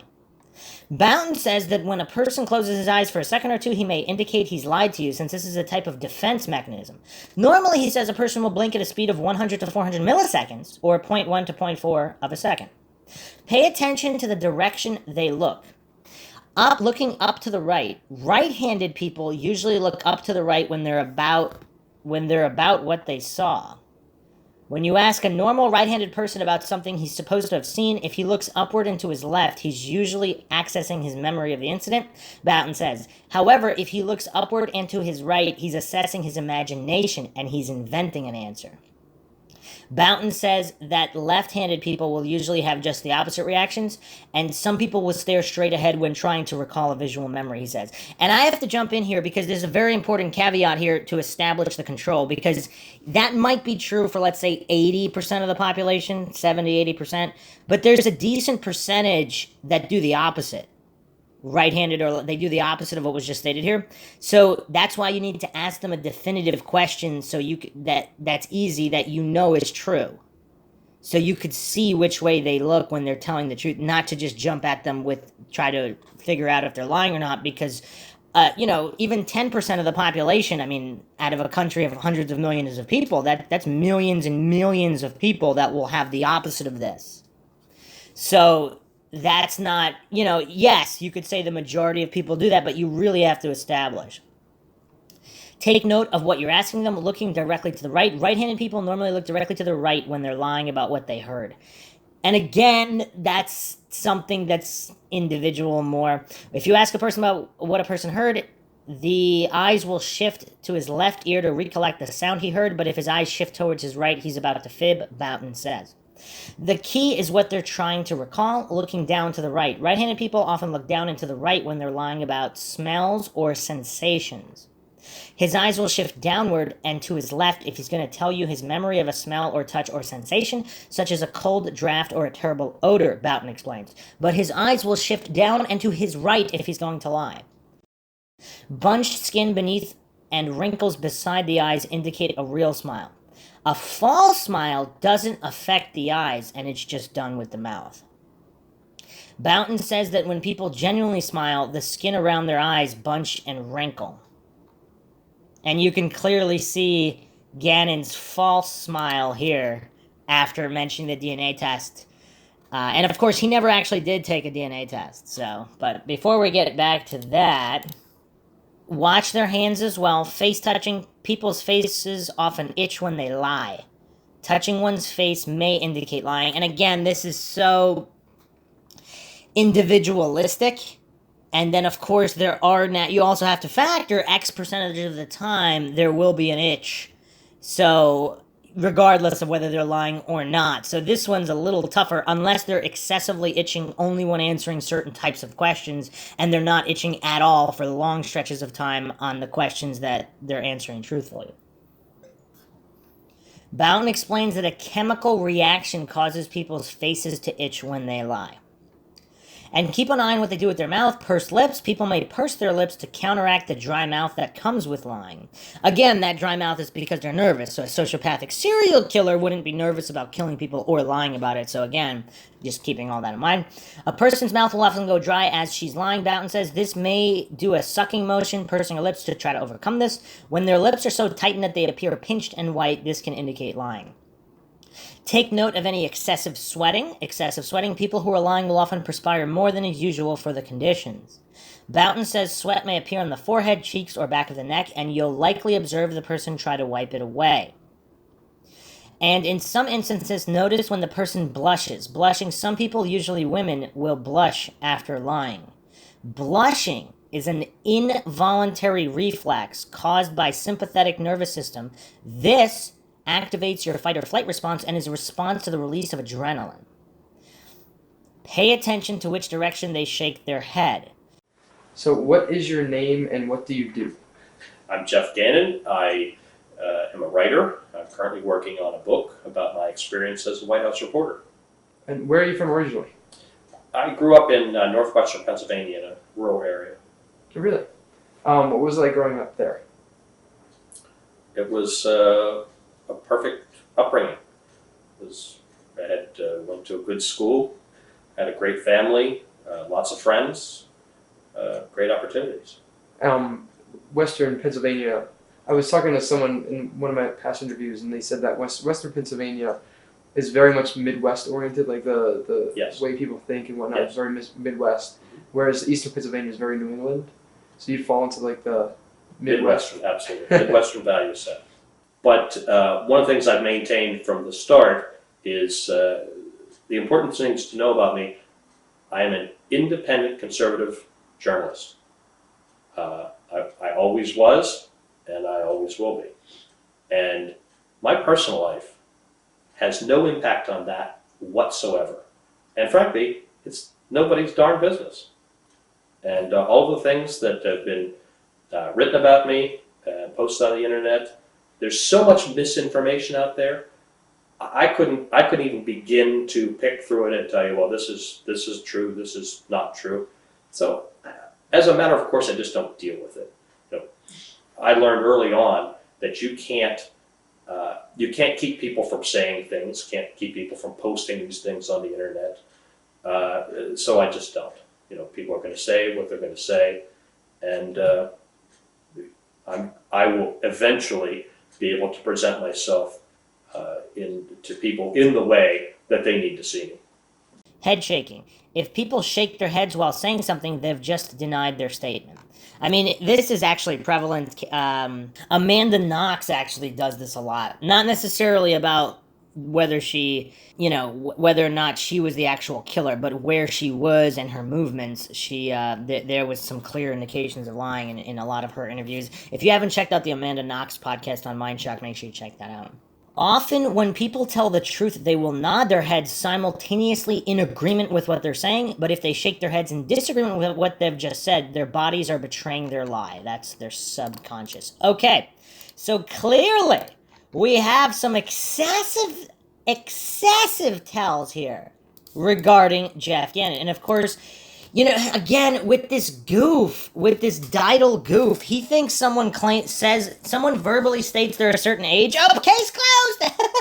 I mean, this Didal goof this is one of the goofiest bastards I have ever seen in my entire life. Luckily, I've never watched the show. I have no clue who he is before I watched this little clip here, luckily. But this guy is among the goofiest of goofs. I mean, he could vie for some Dunning-Kruger championships because this guy is so dumb here. Someone tells him he didn't even provide his ID. He just verbally told him he's a certain age. Oh, case closed! It was a false accusation. It was a conspiracy. And if there is a conspiracy, obviously how easy is it to fake documents and change the age by a couple years? It's not like he's 50 years off. I mean, yeah, he's a number of years off, but he also happens to look exactly like Johnny Gosch. I mean, the similarity is uncanny. Now, again, that doesn't necessarily mean I wouldn't use it as proof because there's a lot of people that look very similar to other people. So I wouldn't say that's undeniable, but the markings on the body, I mean, we'll get to that. But I just wanted to lay the foundation with the interview here, just so people can kind of get an idea, get a sentiment of what this Jeff Gannon character is about. And I still don't even know why he appeared on the show, because again, with all these micro expressions and tells, he's clearly lying about a lot. Now, whether he's lying about being Johnny Gosch, that's, up to debate, of course. So, in the discussion here, on the conspiracy subreddit just 1 year ago or so, Vina Cute posted this clip that we just watched. What happened to the Jeff Gannon conspiracy? Do you guys remember this story? Gay prostitute fakes his way into the White House, allegedly fakes. I mean, who knows if he's part of some kind of MK Ultra experiment and he was placed there, under a fake news agency, gets busted by another journalist, story gets huge, then completely disappears. Pictures of him and George Bush. How did he get that job? Who put him there? Is he actually Johnny Gosch, the once kidnapped boy from Iowa? Now, here's the thing, too. I mean, you have Gosch with George Bush kissing his head and all this weird stuff. There's also this old photo of George Bush with this supposedly as of yet unidentified young boy who happens to look exactly like Johnny Gosch as well. I mean, what do all the coincidence theorists make of this? Because this isn't just a guy who looks like the older version of Gosch. We have another boy who happens to look like Johnny Gosch who's also photographed with George Bush. And then if you checked out the previous episode of the Mindshock Johnny Gosch series, there's the Colorado area where Bonacci claims that he and Gosch were taken in this Colorado ranch in a general vicinity of areas tied to Tweet Kimball, this ranch owner who's friends with none other than the Bush family.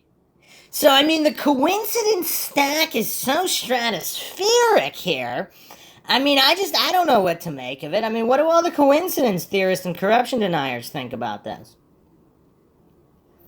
Vinacute also posted this. Let's keep this thread going. Really curious about what happened to the story. Post what you can find. This was the news agency he worked for at the time, Talon News. You can see that Talon News is owned by Endeavor Media Group. Is this a fake company? Endeavor Media Group is a company with a P.O. box and a fake phone number listing. When checking on EndeavorMediaGroup.com on who is, the same info comes up, but EndeavorMediaGroup.com is a forbidden domain. Also, when Googling Endeavor Media Group in February 2005, it got you nothing. It's like this company didn't exist. And it didn't until Monday, February 7th, 2005. Huh. That's weird. And that's in Herndon, Virginia, near the Pentagon. So other people stated here, he was on the White House guest register over 200 times. So this wasn't just one or two instances. Okay, now, before we go further down the rabbit hole, let's go to a really, really mind-shocking article here, December 15, 2012, on clandestineragerevealed.wordpress.com. This is pretty crazy. Johnny Gosch, a rare survivor. Found this article on Facebook earlier this month. It pissed me off to no end. There are many people lecturing, writing, and appearing in person to disclose MKUltra. Only a few of the writers will discuss what is happening to the children. This person at Blogspot did an incredible job of putting this phenomenal article together about Johnny Gosch on pedophileringilluminati.blogspot.com. This article is no longer up. Okay. But it's been reposted here on clandestineragerevealed.wordpress.com. Okay. So originally the article was written October 24th, 2009. Johnny Gosch, a rare survivor. And this is really, really crazy stuff. So we're going to get into some of the occult angles and all of that Ted Gunderson blew the whistle on before. But this will set the stage for more Gannon coincidences. I mean, the amount of coincidences connected to the name Gannon itself, I mean, it's just absolutely mind-boggling. On Sunday, September 6, 1982, in the bedroom community of West Des Moines, Iowa, 12-year-old Johnny Gosch is headed out on his newspaper route. He brings with him his family dog and his red wagon to carry the papers. This is the last time Johnny is ever seen again. Johnny's parents, Noreen and John Gosch, Sr., launched the initial search for their son because the West Des Moines police were short-staffed due to the Labor Day weekend. Noreen knew in her heart that her son had not run away from home as the police suspected, but he had been abducted by a stranger. Because both the Gosches were asleep when Johnny left that house that morning, there is conflicting information on what he was wearing that day. Their best guess was either dark sweatpants or a white t-shirt with blue jean cutoffs. Another newspaper boy named Mike tells police that a stocky man in a 1979 or 1980 blue two-tone, two-door Ford Fairmont with Iowa plates had been driving around that morning asking the newspaper boys for directions. Johnny told Mike that the man made him feel uncomfortable when he asked him for directions. As the boys noticed the Fairmont circling the area again, Johnny said he was heading home.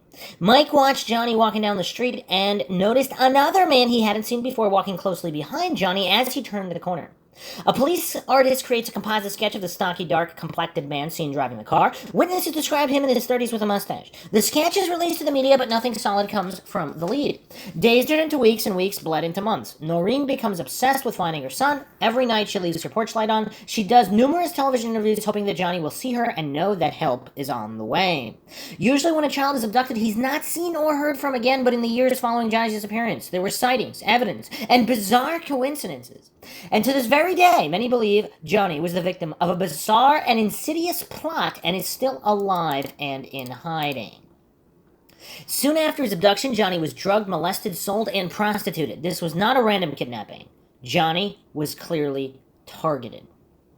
On September 19th, 1982, Michael Aquino purchases Johnny for $35,000. They travel to Colorado to a house near Sedalia in the vicinity of Elephant Rock and Jar Canyon. This house was shown on one of America's Most Wanted programs broadcast in 1992, where Johnny begins a program of torture, mind control, and prostitution. Aquino is a military intelligence officer with ties to the CIA's mind control branch. He has the contacts, resources, and motivation to head an organization of criminals that kidnap children and transform them into sex slaves to satisfy his own personal mental illness while disguising the operation under the umbrella of national security. On August 12, 1984, 2 years after Johnny disappeared, 12-year-old Eugene Martin, another paperboy for the Des Moines Register, disappears while on his newspaper route. Noreen Gosch receives information another paperboy will be abducted prior to Martin's disappearance and reports it to local police. They call her crazy and disregard the tip. The FBI jumps on the Martin case immediately, but like Johnny, it's as though Eugene has disappeared without a trace. On August 16th, President Reagan phones the editor of the Des Moines Register, James Gannon. So, yeah, James Gannon. Now, keep in mind, Jeff Gannon, supposed original name is James Guckert, James Dale Guckert. The West Des Moines, the Des Moines Register editor is James Gannon. So, Jeff Gannon, formerly James Guckert. The editor, James Gannon. Swap first and last names. Does anybody find that strange? And Gannon itself, I mean, it's not like Gannon is like Smith or Johnson. I mean, Gannon is not that common of a name. I actually cannot recall ever knowing anybody with the last name Gannon. I mean, I've probably seen it somewhere, not relation to this case, once in a blue moon, but this is not a super popular last name. What does everybody make of that? But continuing the story here, Des Moines Register, okay, so President Reagan phones the editor of the Des Moines Register, James Gannon, and asks what, if anything, he can do to help in the disappearance of the two boys. To date, authorities have been unable to positively link these two cases. For the next 2 years, there are sightings of Johnny all over the U.S., including a dollar bill, which shows up in Sioux City, Iowa. Written on the front of the currency is, "I am alive, Johnny Gosch." Then on Valentine's Day 1988, a typed letter arrives at the Gosch home. It's postmarked Idaho. The writer says he's Johnny and he's been kidnapped and forced to do terrible things. He says his kidnappers have dyed his hair and given him a new name. He types at the end of the letter, "Your son, Johnny Gosch." The note also mentions the incident in Oklahoma where Johnny approached a woman for help. According to Noreen, that tip was also never made public, which validates for her that the letter is authentic. Johnny Gosch was painted in red nail polish on the bathroom wall of a restaurant in Denver, Colorado. In 1989, 21-year-old Paul Bonacci, a convicted child molester, comes forward. While serving time in an Omaha, Nebraska prison for molesting a young boy, Bonacci admitted to his psychiatrist he helped abduct Iowa newspaper boy Johnny Gosch. He claimed there was an organized ring of pedophiles in Omaha that abducts children and forces them into a life of pornography and prostitution, and in some cases, auctions off these children to clients for sex. Bonacci, who suffers from a multiple personality disorder, had been a key witness in Omaha's Franklin Federal Credit Union Bank scandal. He testified that Larry E. King, who was charged and convicted with embezzling $40 million from the bank, had wild sex parties at his home, and Bonacci himself had sex with several prominent Omaha citizens who were there. Larry E. King was a major Republican fundraiser based in Omaha and sang the national anthem at both the 84 and 88 Republican conventions. Bonacci claimed that he and others were taken to the Republican convention in Dallas and also made numerous trips to King's Washington, D.C. apartment in Embassy Row, where they were offered up for sex for pay with prominent Republican politicians. Bonacci claims that this organized ring picked him up at the age of 8 and forced him into prostitution. He says he was photographed, blackmailed, and later forced to be a decoy to lure young boys like Johnny into waiting vehicles. Bonacci admits that he became a molester himself. Bonacci's attorney, John DeCamp, phoned the Gosches with his story, and the Gosches' private investigator, Roy Stevens, spent 2 years trying to disprove Bonacci's claims. Because Bonacci had been charged with perjury and perpetrating a hoax by the grand jury in the Franklin Credit scandal, neither the FBI nor the West Des Moines police would even interview him about the Gosch case. They still feel he's an unreliable witness. Now, by the way, he did get a $1 million judgment. Now, those case files are sealed, for obvious reasons, for those that believe in the conspiracy. But why is he being awarded $1 million judgments by judges if he has no evidence or he's not credible? In the 2 years, Roy Stevens investigated Bonacci. I mean, if anything, you have to think the evidence and his testimony must have been so overwhelming because he's already painted as a perjurer and unreliable witness. So the amount of evidence he would have to produce would be well in excess of someone who hasn't been looked at as a perjurer, and unreliable with mental health issues. So one can only imagine what is in those sealed files that is so definitive that he was awarded this $1 million judgment. In the 2 years Roy Stevens investigated Bonacci, he went from skeptic to supporter. And some of Bonacci's story and the evidence Roy Stevens uncovered is compelling. Emilio is the ringleader of the organization who orders the abductions and sells the children to pedophiles. Bonacci claims Emilio was the man in the Ford Fairmont asking Johnny for directions. Tony is used as the driver. Remarkably, he's been identified in other child abductions across the country, including Michaela Joy Garrett, who disappeared in November '88 from her home in Hayward, California. The night before Johnny's abduction, Bonacci saw a man bring photos of young boys to Emilio. He says one was Johnny Gosch. Noreen Gosch remembered that a neighbor noticed a woman taking pictures of Johnny exactly 3 months before his abduction. Even more interesting, when the neighbor saw the picture being taken matches exactly the background described by Bonacci in the photo he saw. And you know what's curious? If Bonacci's interview here, if he's describing this photo from prison and he had never been to the Gosch home and didn't know what the neighbors' houses looked like, how would he be able to describe that? And again, check out all the previous episodes especially the previous one, episode 3, for definitive information on how they came to believe Bonacci, because of these diaries that were age tested to have been written before he was in prison. So before he had access to before any of this information was public, he had written it in his diary regarding Johnny Gosch and these other criminals. Mike was a boy who Bonacci claims was with him in the backseat of the car that Emilio was driving on the day of the abduction. He said another man pushed Johnny into the car and Paul used chloroform to knock Johnny out. Bonacci said they were taken to a farmhouse in Sioux City, Iowa, where he was the first to sexually abuse Johnny, and then photos were taken. Emilio entered the room and told Bonacci and Mike to undress Johnny. Emilio had a buyer who wanted to see the photos of the boys doing things to each other. Eventually the buyer arrived, looked at the pictures, paid $35,000, and took Johnny to Colorado. Charlie ran the farm in Sioux City, Bonacci says. Roy Stevens actually located a Chuck who he believes is Charlie and found people who said things about Chuck that were similar to what Bonacci said about Charlie. The Colonel was the man who Bonacci said ran a ranch in Colorado. Bonacci said the last time he saw Johnny was back in 1986 at that same ranch. Johnny, whose hair was now dyed black and was renamed Mark, had attempted to run away. When they caught up with him, they branded Johnny on his right buttock like a piece of livestock. John DeCamp, legal counsel to the chairman of the state Senate committee that investigated the Federal Credit Union and who later became a state senator, wrote a book on the scandal called The Franklin Cover-Up. At first, he too was skeptical of Bonacci's claims, but now he believes that high-level government officials wanted to keep everything quiet and did everything they could to discredit Paul Bonacci. He wonders why the FBI completely refused to investigate Bonacci's claims regarding Johnny Gosch. It was a forbidden zone, they wouldn't even talk about it, says DeCamp. DeCamp says Bonacci's multiple personalities, at last count 28, is a result of years of sexual abuse and mind control. It's caused by the very things he describes.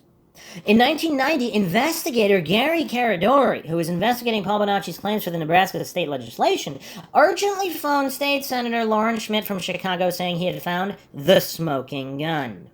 Caradori told Schmidt he would fly that night from Chicago in his private plane with his son back to Lincoln, Nebraska.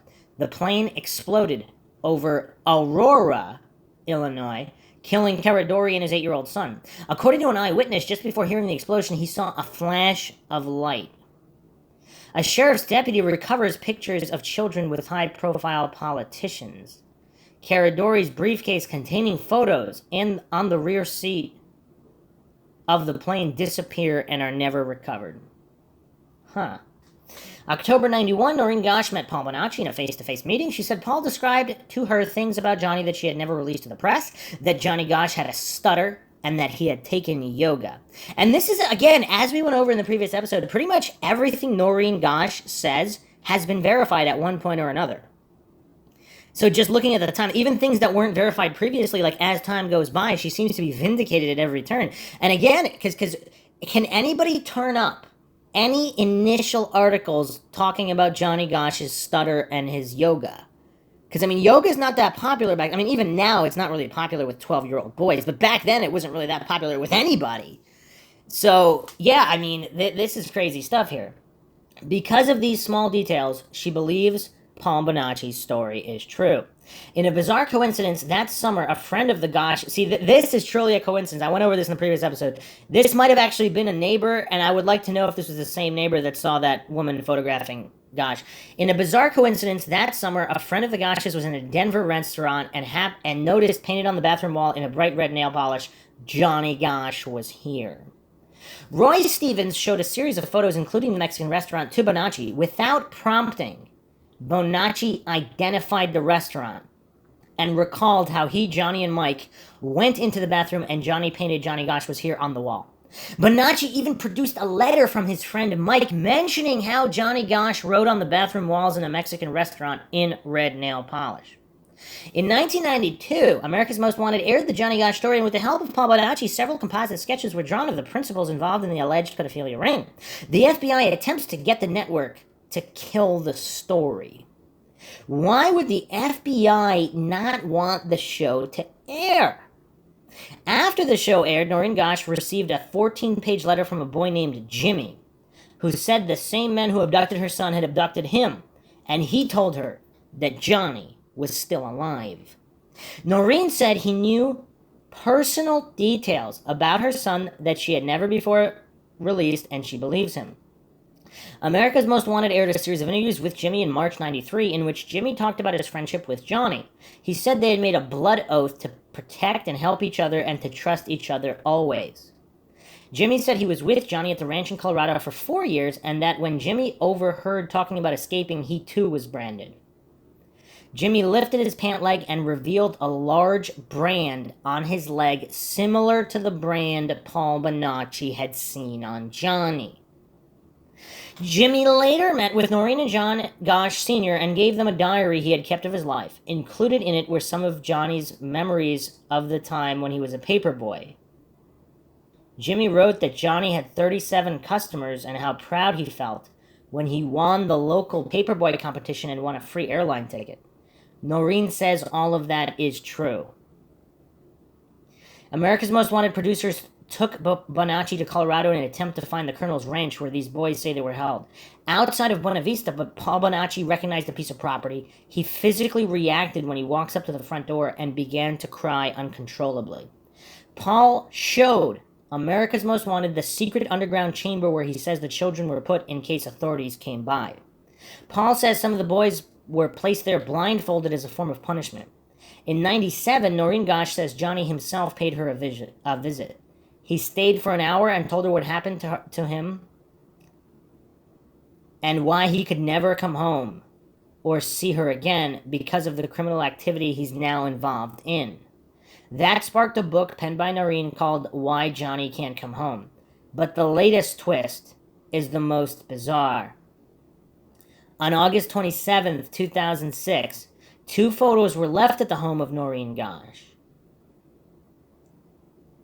In one photo, a young boy is tied up and gagged, and a brand mark is seen on his upper arm, which surprisingly appears identical to the brand mark on Jimmy's ankle that America's Most Wanted videotaped in 1993. It's curious, too, that this America's Most Wanted episode apparently is not available anywhere. I mean, someone must have taped it even off the TV. Like, this is kind of weird. And we didn't go over this detail before, so, I mean, this is crazy. It is also identical to the one Paul Bonacci described to America's Most Wanted in 1992 that he claimed to have seen on Johnny Gosch's rear end in the late 80s. So the timeline of this type of branding is Bonacci first, then in 93 Jimmy presents it. And in 2006 2 photos show up to Noreen Gosch and it's the same exact brand mark. That's weird. The other photo shows 3 boys lying side by side in a bed, also bound and gagged. Noreen Gosch was certain her son Johnny is in 2 of the photos and quickly turned them over to the police for analysis. But just this week, the West Des Moines police say Johnny Gosch is not among the boys in the photos. Nelson Zalva, a retired detective from the Hillsborough County Sheriff's Office in Tampa, recognized the photos as evidence in a case he investigated in 78 or 79, which predate Johnny Gosch's 82 disappearance. Retired Detective Zalva says all the boys in the photos were identified, but failed to provide authorities with enough evidence to prosecute the man who took the pictures. Hillsborough Sheriff's Department is now researching their files to locate the original photos because retired Detective Zalva does not recall seeing a brand mark on the boy in the photo. And just an update here, this is I went over in the previous episode, that photo was taken in 82 because there's things in the background that were only available after 82. So that photo could not have been taken in 78 or 79. And supposedly Zalva admits this and his own mistake. According to Noreen Gosch, he apologized for this. So here's an update here. Photo of George H.W. Bush surfaces with what appears to be a young Johnny Gosch standing behind Bush. I chose to post Johnny's story first because it's been established it was an Illuminati abduction. Now, this is on Clandestine Rage Revealed WordPress. So they're claiming that it's been established that it's an Illuminati, not just an abduction by a pedophile ring, but an Illuminati abduction. Given what you've learned thus far in this blog, what characteristics common to Illuminati abductions appear in the Gosch abduction? Johnny can fit either of the two types of abductees given the uncertainty of the clothes he was wearing at the time. A possible white t-shirt and blue jeans would fit type 1, but given the fact that Johnny had a slight disability, a stutter, he could also fit the type 2 abductee.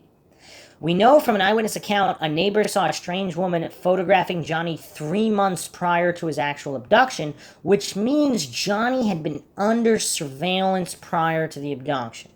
What the article doesn't mention is the fact that Johnny's dad normally accompanied Johnny on his paper route, but couldn't that day, also supports Johnny having been under surveillance.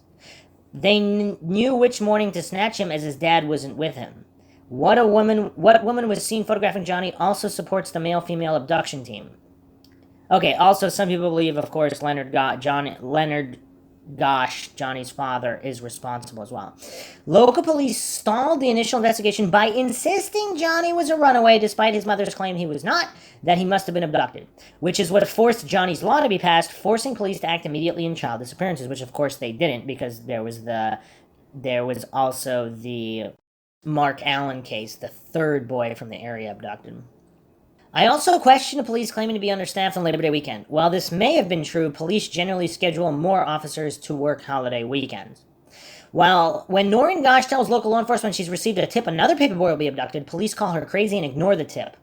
This is the typical Illuminati tactic of portraying credible witnesses as mentally ill in order to discredit them. And the fact police refused to act on her tip speaks for itself.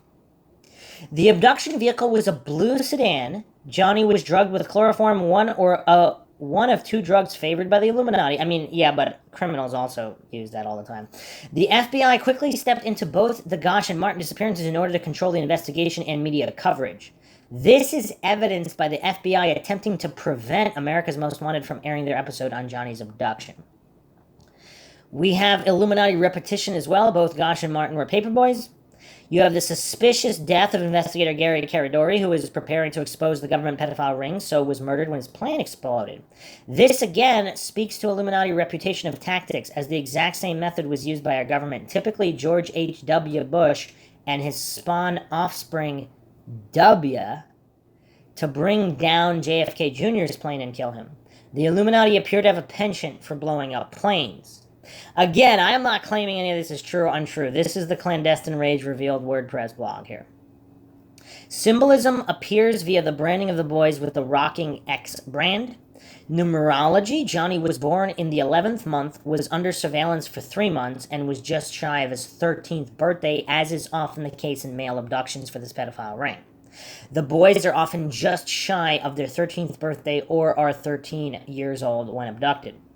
Satanic holidays. While Johnny was abducted just 2 days before the Marriage of the Beast satanic holiday, his upcoming birthday may have been more of a mitigating factor, as the most important holiday to Satanists is one's own birthday.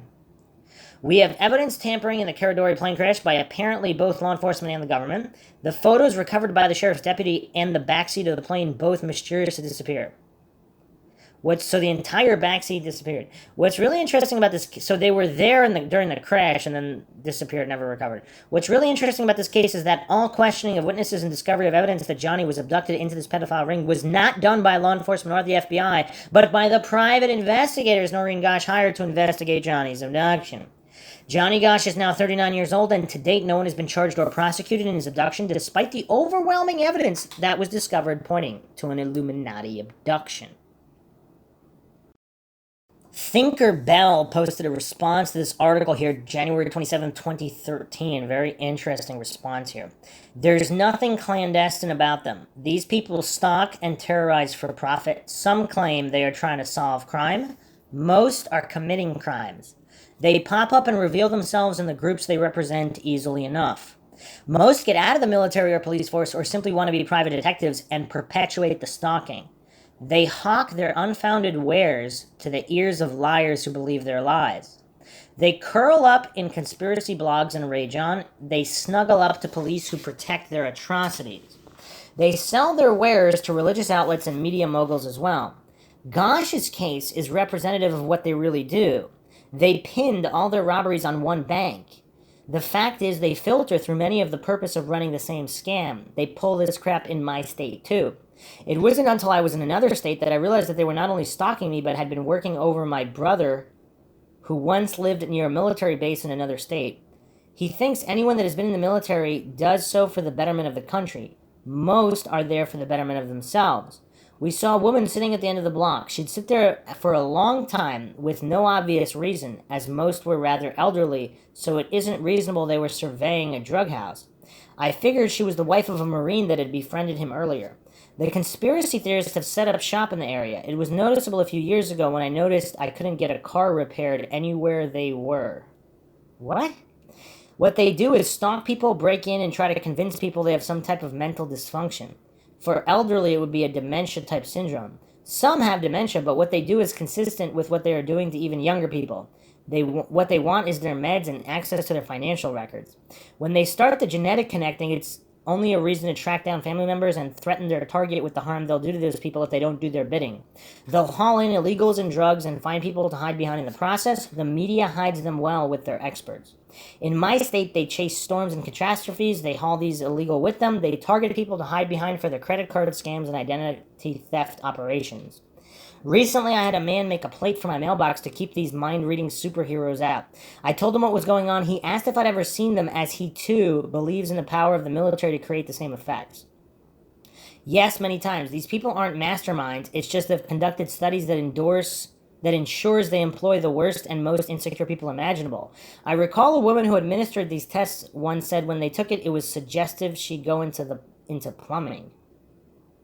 He lives in fear, much like cancer patients, because people want the painkillers. This is why the woman was sitting at the end of the block, no doubt. Nothing a decent switchblade couldn't take care of. What the heck comment is that? Okay.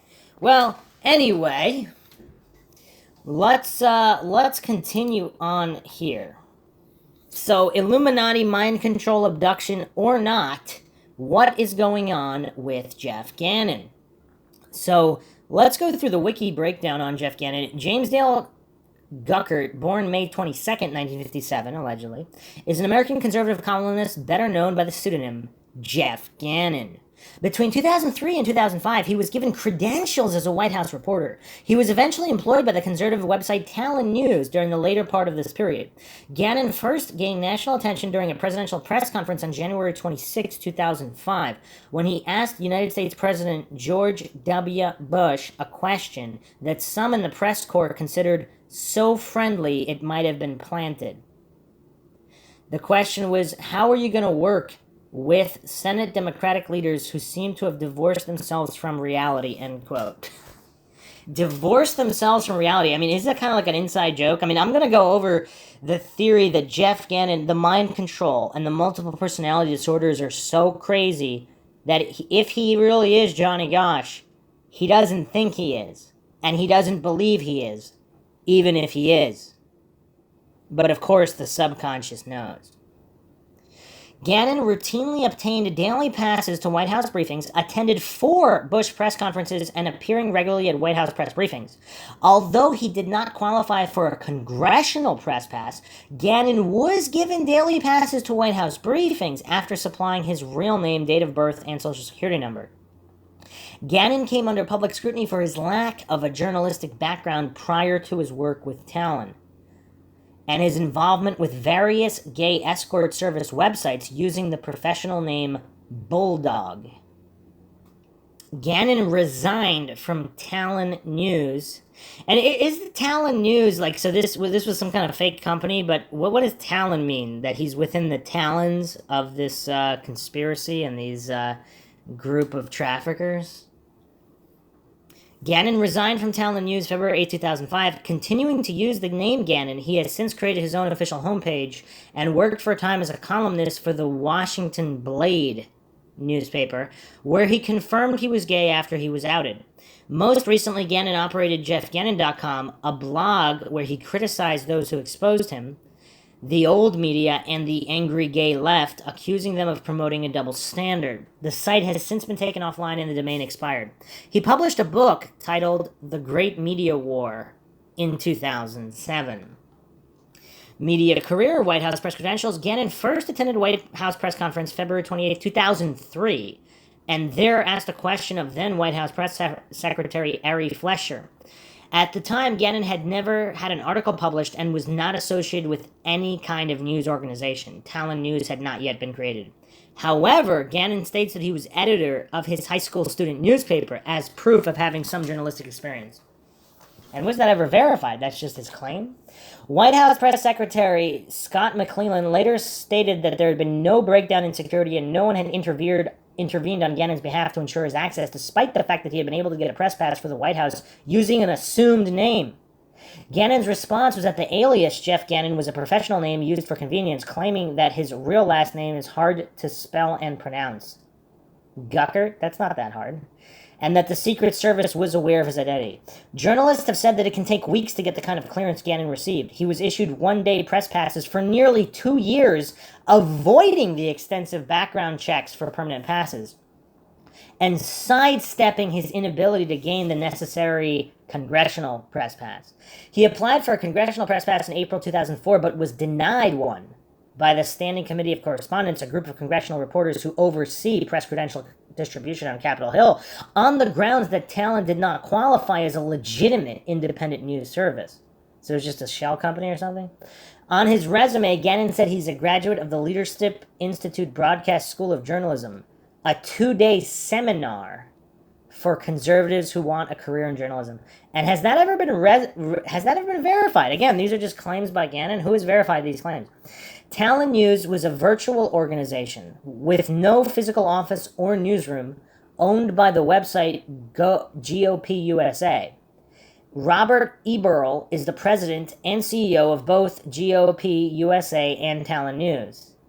This has led to unproven charges that Talon News was created specifically to give Gannon a news organization that he could ostensibly represent to justify his continuing to work at the White House. By the middle of February 2005, the Talon News website had shut down indefinitely, according to the message on the site, and since May 2007, the Talon News site has been a parody, and its pages link to the Fire Sign Theater's website. What? What the heck? So the Fire Sign Theater, an American surreal comedy troupe. Okay, so is this whole case some kind of psyop? Because the coincidence stack is insane. The names are insane. I mean, everything you look at, it just doesn't make any sense. The controversy over Gannon's background started after President George W. Bush's January 26, 2005 press conference, at which Gannon asked the president the following question. Senate Democratic leaders have painted a very bleak picture of the U.S. economy. Harry Reid was talking about soup lines, and Senator Hillary Clinton was talking about the economy being on the verge of collapse. Yet, in the same breath, they say that Social Security is rock solid and there's no crisis here. How are you going to work? You've said you're going to reach out to these people. How are you going to work with people who seem to have divorced themselves from reality? Gannon's question was ridiculed on The Daily Show, with Jon Stewart inquiring, "Who is this muck-raking Jeff Gannon who is holding the president's feet to the fire so that he can more easily give him a reach-around?" The question was also derided by a number of bloggers who considered it an excessively deferential question for a reporter to ask at a presidential press conference. The question also contained a factually inaccurate assertion. The supposed comments about soup lines had not been made by Reid, but had been satirically attributed to him by conservative commentator Rush Limbaugh. So Gannon couldn't even get his facts straight. After the January 26, 2005 press conference, scrutiny into his personal and professional background by news organizations and blogs began. On February 8, 2005, Gannon resigned from Talon News and shut down his website, jeffgannon.com. According to Howard Kurtz of the Washington Post, who stated this, Jeff Gannon, whose naked pictures have appeared on a number of gay escort sites, says that he has regrets about his past, but that White House officials knew nothing about his salacious activities.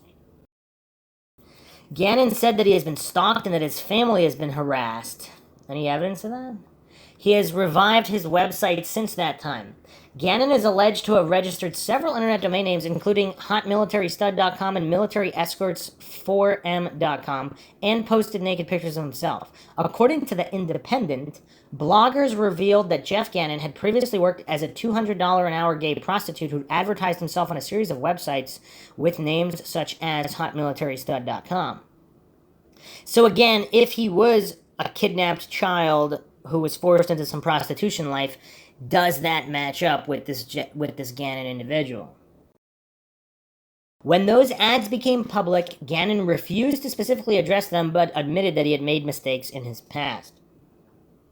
During the 2004 election, he wrote that John Kerry might someday be known as the first gay president, and that Kerry had supported the pro-gay agenda. Cliff Kincaid, editor of the conservative organization Accuracy in Media, wrote that the campaign against Gannon demonstrates the paranoid mentality and mean-spirited nature of the political left.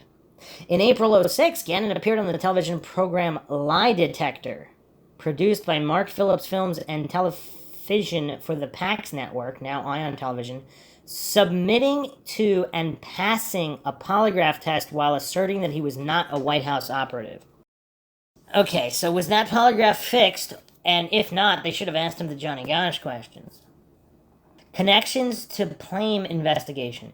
Gannon was questioned by the Justice Department in relation to the department's criminal investigation into the Valerie Plame affair, in which Plame's identity as an employee of the CIA was leaked to a journalist by an administration official. On October 28, 2003, Talon News published an interview in 3 parts that Gannon had conducted with Ambassador Joseph C. Wilson, Plame's husband, whom the CIA had sent to Niger in 2003 to investigate claims that Iraq was attempting to procure yellow cake uranium. In the interview, Gannon asked Wilson about an internal government memo prepared by U.S. intelligence personnel that said Plame had suggested Wilson for the job. In a February 2005 interview, Gannon told CNN's Wolf Blitzer that the FBI had spoken to him in an effort to learn who had leaked the classified memo and to whom, but that he had not been asked to appear before the grand jury investigating the case. Many assumed the White House had leaked this memo to him. Gannon said he learned about its existence after it had been mentioned in a story published in the Wall Street Journal. Previously, Gannon has been criticized by Tom Daschle's supporters when he covered the South Dakota Senate race between Daschle and John Thune. Supporters of Daschle claimed he acted as a de facto member of the Thune campaign while ostensibly a journalist. Washington Blade. In July 2005, Gannon began writing for the D.C. area gay publication Washington Blade. His articles included criticisms of gay blogger John Aravosis, who had accused him of having pornographic ads. Blade editor Chris Crane attracted his own criticism from many in the gay community for this decision due to Gannon's criticism of the gay rights movement, as well as his refusal to disclose his sexual orientation. He has said, "My personal life is a private matter, despite the fact that I have become a public person." Crane defended his decision in September 2005 editorial, writing that the steady stream of feedback and vitriol has declined a little with each new Gannon article. Crane resigned as editor in 2006, retaining ownership in the paper's parent company. The new editorial team fired Gannon as a result of what editor Kevin Naff called Gannon's huge credibility problem. The House Judiciary Committee. The House Judiciary Committee voted against House Resolution 136 on March 16, 2005 that would have directed the Attorney General and the Secretary of Homeland Security to transmit documents in the possession of officials to the House of Representatives. These documents related to the security investigations and background checks involved in granting Gannon access to the White House. The documents were to be transmitted no later than 14 days after the date of adoption of the resolution. During the committee meeting, Democratic Representative Sheila Jackson Lee claimed that Gannon had engaged in a penetration of the White House, maybe a security breach, and I do not believe it can be answered with self-investigation. Wow. Chairman Jim Sessenbrenner said that the letter from the Secret Service dated March 7, 2005 stated, "Please be advised that our Office of Protective Operations has looked into this matter and has determined that there was no deviation from Secret Service standards and procedures as your letter suggests." Gannon later wrote in his blog, quote, "I hope this vote will put these issues to rest and allow me to return to my work as a journalist," end quote. In his self-published book, The Great Media War, he responds to questions about whether he played some role for the Bush White House other than that of an independent journalist. White House records. Democratic Representatives John Conyers of Michigan and Louis Slaughter of New York had submitted similar requests under FOIA on February 15, 2005. The Department of Homeland Security answered Slaughter's request with Secret Service records of Gannon's check-in and out times at the White House. In a 2005 interview, he stated that he has never spent the night at the White House. Okay, and if he had, what would he state? Okay, so there's just, I mean, this case, obviously, one big mess here, and so many unanswered questions.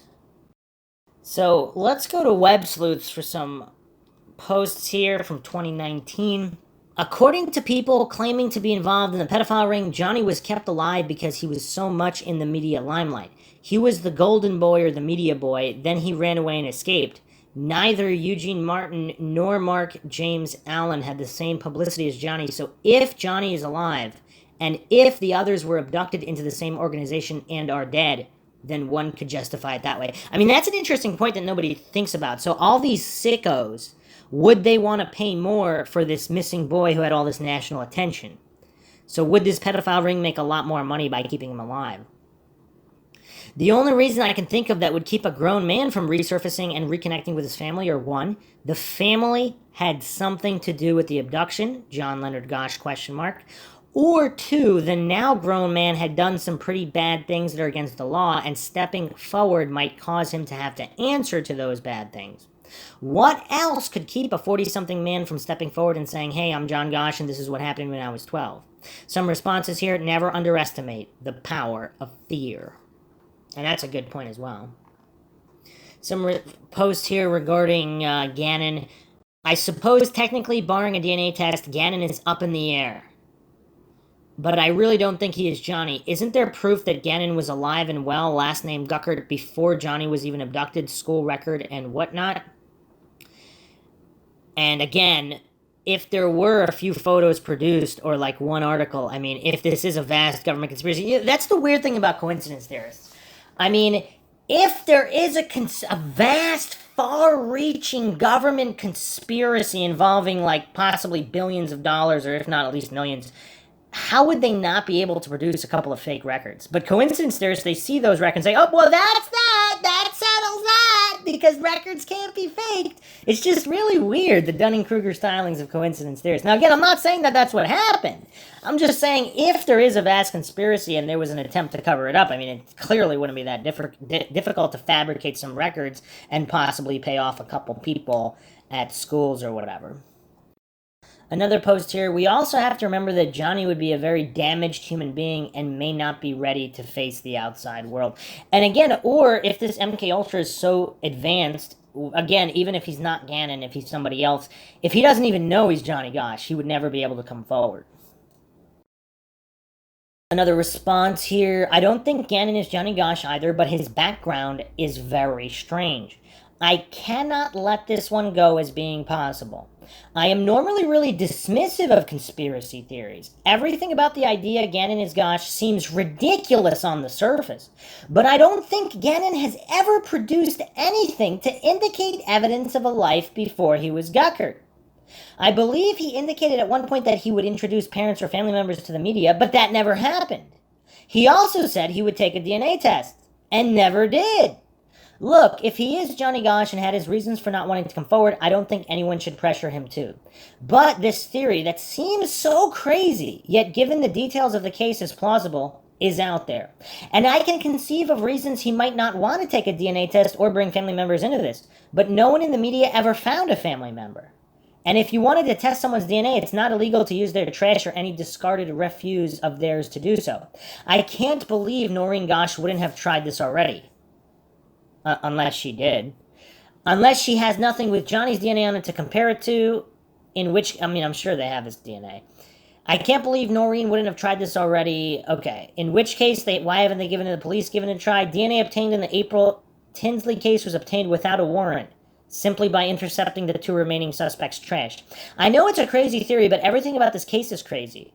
Part of me wants to know what happened to Johnny Gosch, really wants someone to do a DNA test. That part of me doesn't want to see someone thrust into the spotlight unwillingly if they are Gosch. Knows it should be left alone. For me, it will always be something that hangs over this case, and I think it's possibly true. Yeah, I mean, this is crazy. So let's continue down this rabbit hole, and we will be touching upon Hunter S. Thompson. This is a post from ImaginativeWorlds.com, Enter the Realm of Unknown forums, and I don't believe this is up anymore, but back in 2005, an interesting post here, March 28, 2005, by Gormworm. Friday, February 25th, 2005, Jeff Gannon, Johnny Gosch, Hunter Thompson, and Bohemian Grove snuff porn. I've been watching this story percolate since this weekend, and with Thursday's return of Jeff Gannon to the blogosphere with a column entitled Fear and Loathing in the Press Room, really brings it all full circle. Several questions are begged here. As the Jeff Gannon story progressed and turned into a Bush White House homosexual prostitution scandal, internet investigators started asking if there could be a connection to the previous Bush White House homosexual prostitution scandal. If you recall, the stories of 15-year-old callboys wandering through the White House in the middle of the night was linked to the Franklin cover-up case exposed by Nebraska State Senator John DeCamp. In that case, a Republican operative named Larry King was involved with procuring boys and girls from Boys Town in Nebraska and elsewhere and entrapping them in a child sex slave and espionage ring. King, with an annual salary of under $20,000, was throwing sex parties for the powerful in a $5,000 a month condo in Washington, D.C., apparently taping the proceedings for blackmail purposes. And again, in 2005, to coincidence theorists and authority-worshipping cultists, they probably were like, oh, this is complete nonsense. But in the post-Epstein era, a lot of these coincidence theorist goofs, I mean, even are they still pretending and hallucinating that there's no corruption of this kind? I mean, it's just weird. One of the victims of this ring was one Paul Bonacci, who testified in court proceedings that he helped kidnap Johnny Gosch into the ring in 1982. It was apparently 2:29 a.m. Sunday, February 20th, when the question was first asked, is Jeff Gannon really Johnny Gosch? By the end of the day, Hunter S. Thompson was reported dead. Must have been another coincidence, though. I mean, how could it not be a coincidence, right? So let's go to total411.info. I don't think this is up anymore either, but February 2005. Total information analysis. Friday, February 25th, 2005. Jeff Gannon, Johnny Gosch, Hunter Thompson, and Bohemian Grove snuff porn. And this is where it gets really interesting. Bonacci also testified that he was forced in July 1984 to participate in a homosexual, pedophilic, necrophilic orgy at what has since been identified as Bohemian Grove, all of which was filmed. And according to Bonacci, the man in charge of the filming was someone picked up in Las Vegas on the plane headed to the Grove, a man who Bonacci was told was one Hunter Thompson. No doubt most people who came across this information in the past were familiar with Thompson's work, dismissed the idea that the man behind the camera could have been the famous writer. After all, this was a man who had been fighting the likes of Nixon and Bush his entire career. But could Thompson have been brought to the Grove by someone who presented it as an opportunity to investigate what the power elite was up to behind closed doors? Could Thompson have quickly found himself in over his head, compromised by virtue of his very presence at this horrific crime by the men he thought he was investigating undercover? Wow, what a theory that is. Or perhaps compromised some other way. Perhaps, for instance, he was surreptitiously filmed with an adult female prostitute who was then murdered, but I digress. But back for now to the Who is Jeff Gannon question. James D. Guckert seems to have appeared out of nowhere around 1999 setting up male escort websites. In profiles on these sites from around 2001, Jeff said he was 31 years old, closer to Johnny Gosch's age than James Guckert's. Guckert Gannon claims to be 47 today. In 2005, at the time of this article. So he changed his age. Okay, well, that's weird. Jeff Gannon, aka James Guckert, also was attending alumni events at the TKE fraternity of Westchester College in Pennsylvania. Local media called the college and confirmed that a James Guckert graduated from Westchester in 1980. But apparently no one has checked yearbooks and such to confirm if the same man seems to be depicted. Okay, and Guckert, I would argue Guckert is a more popular name than Gannon, because I've known a couple Guckerts in passing. I've seen that name quite more often than Gannon. Could James Guckert be just another false identity? Another Democratic Underground investigator found 1986 and 1987 pictures of a Jeff Guckert, not a James Guckert, but a Jeff Guckert, from Fairview High School, in that same Pennsylvania-Delaware border area that James D. Guckert, a.k.a. Jeff Gannon, claimed residence on his escort and porn website and was cited for $20,000 in back taxes. Jeff Guckert would have been about the same age as Johnny Gosch when he was playing high school golf. Interesting. Very, very interesting. Did Gosch go on to assume the identity of James Guckert, a man 10 years older than himself, sometime in the 90s? Consider this. From his mother, Noreen Gosch, Johnny Gosch Foundation website in 2001. Johnny was subjected to severe trauma and torture of a satanic and sexual nature in order to intentionally destroy the conscious personality, brainwashing. This intentional application of trauma is a systematic procedure used to control these victims in order to use them in sexual slavery, pornography, and more. In February 1999, a federal court testimony in Omaha, Nebraska, Noreen Gosch testified that Johnny Gosch came to see her in 1997, providing information about his experience, asking for his mother's help, and pleading for her to not reveal his visit. Johnny is now 31 years old. After years of suffering tremendous torture and pain at the hands of his captors, being used and abused, he and several others have escaped. They have been living and hiding under new identities. They fear for their lives. People ask, why is it necessary for someone to hide and live this way? It is simple. Johnny can identify many of the people involved and would be a threat to the very people who took him. He is known as the chameleon. Why? Because he can so completely change his appearance. Chameleon, again, on Democratic Underground, someone points to a purple blemish on Jeff's chest in one of his circa 2002 escort photos, asking if that is a mark left by birthmark removal. According to his mother, Johnny the Chameleon Gosch still had the birthmark in 1997. So he just happens to have a blemish in the exact same spot where Johnny Gosch has a birthmark. Does anybody find that strange? Well, that's a tough one. That's a tough one. In one of his first interviews on CNN's Anderson Cooper 360, Jeff Gannon said James Guckert is the name on my driver's license. His handlers have apparently warned him on that point, and he now claims it is given name. So what is the deal here? Is Jeff Gannon really Johnny Gosch? Noreen Gosch refuses to confirm or deny.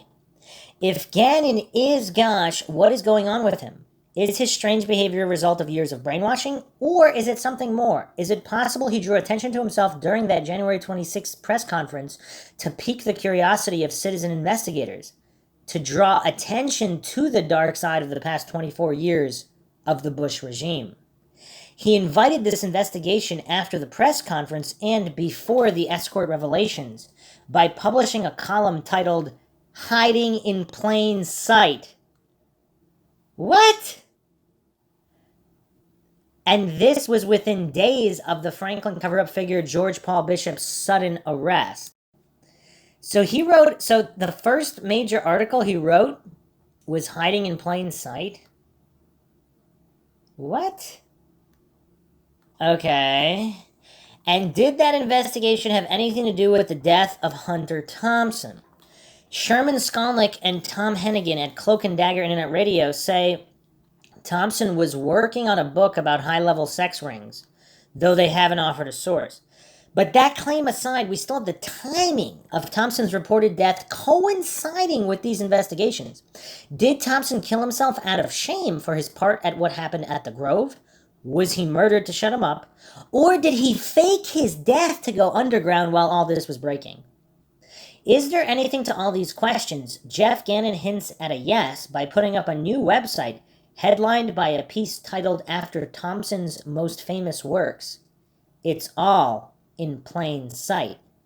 I'll bet through the looking glass.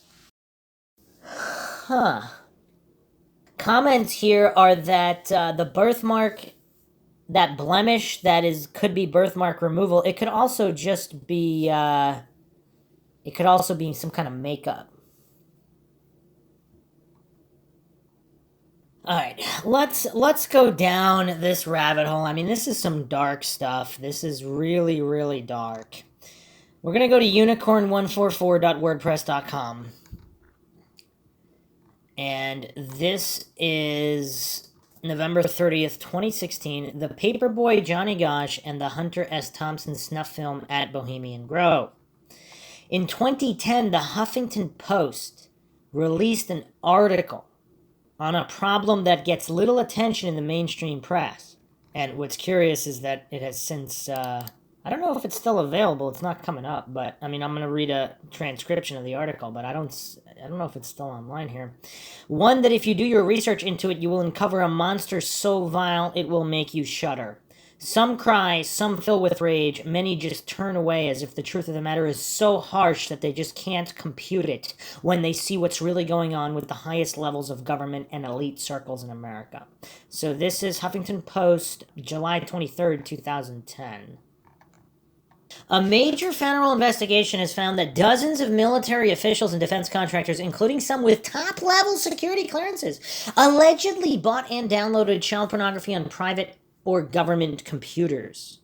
The Pentagon on Friday released investigative reports spanning almost a decade that implicated individuals working with agencies handling some of the nation's most closely guarded secrets, including the National Security Agency and the National Reconnaissance Office, which operates U.S. spy satellites.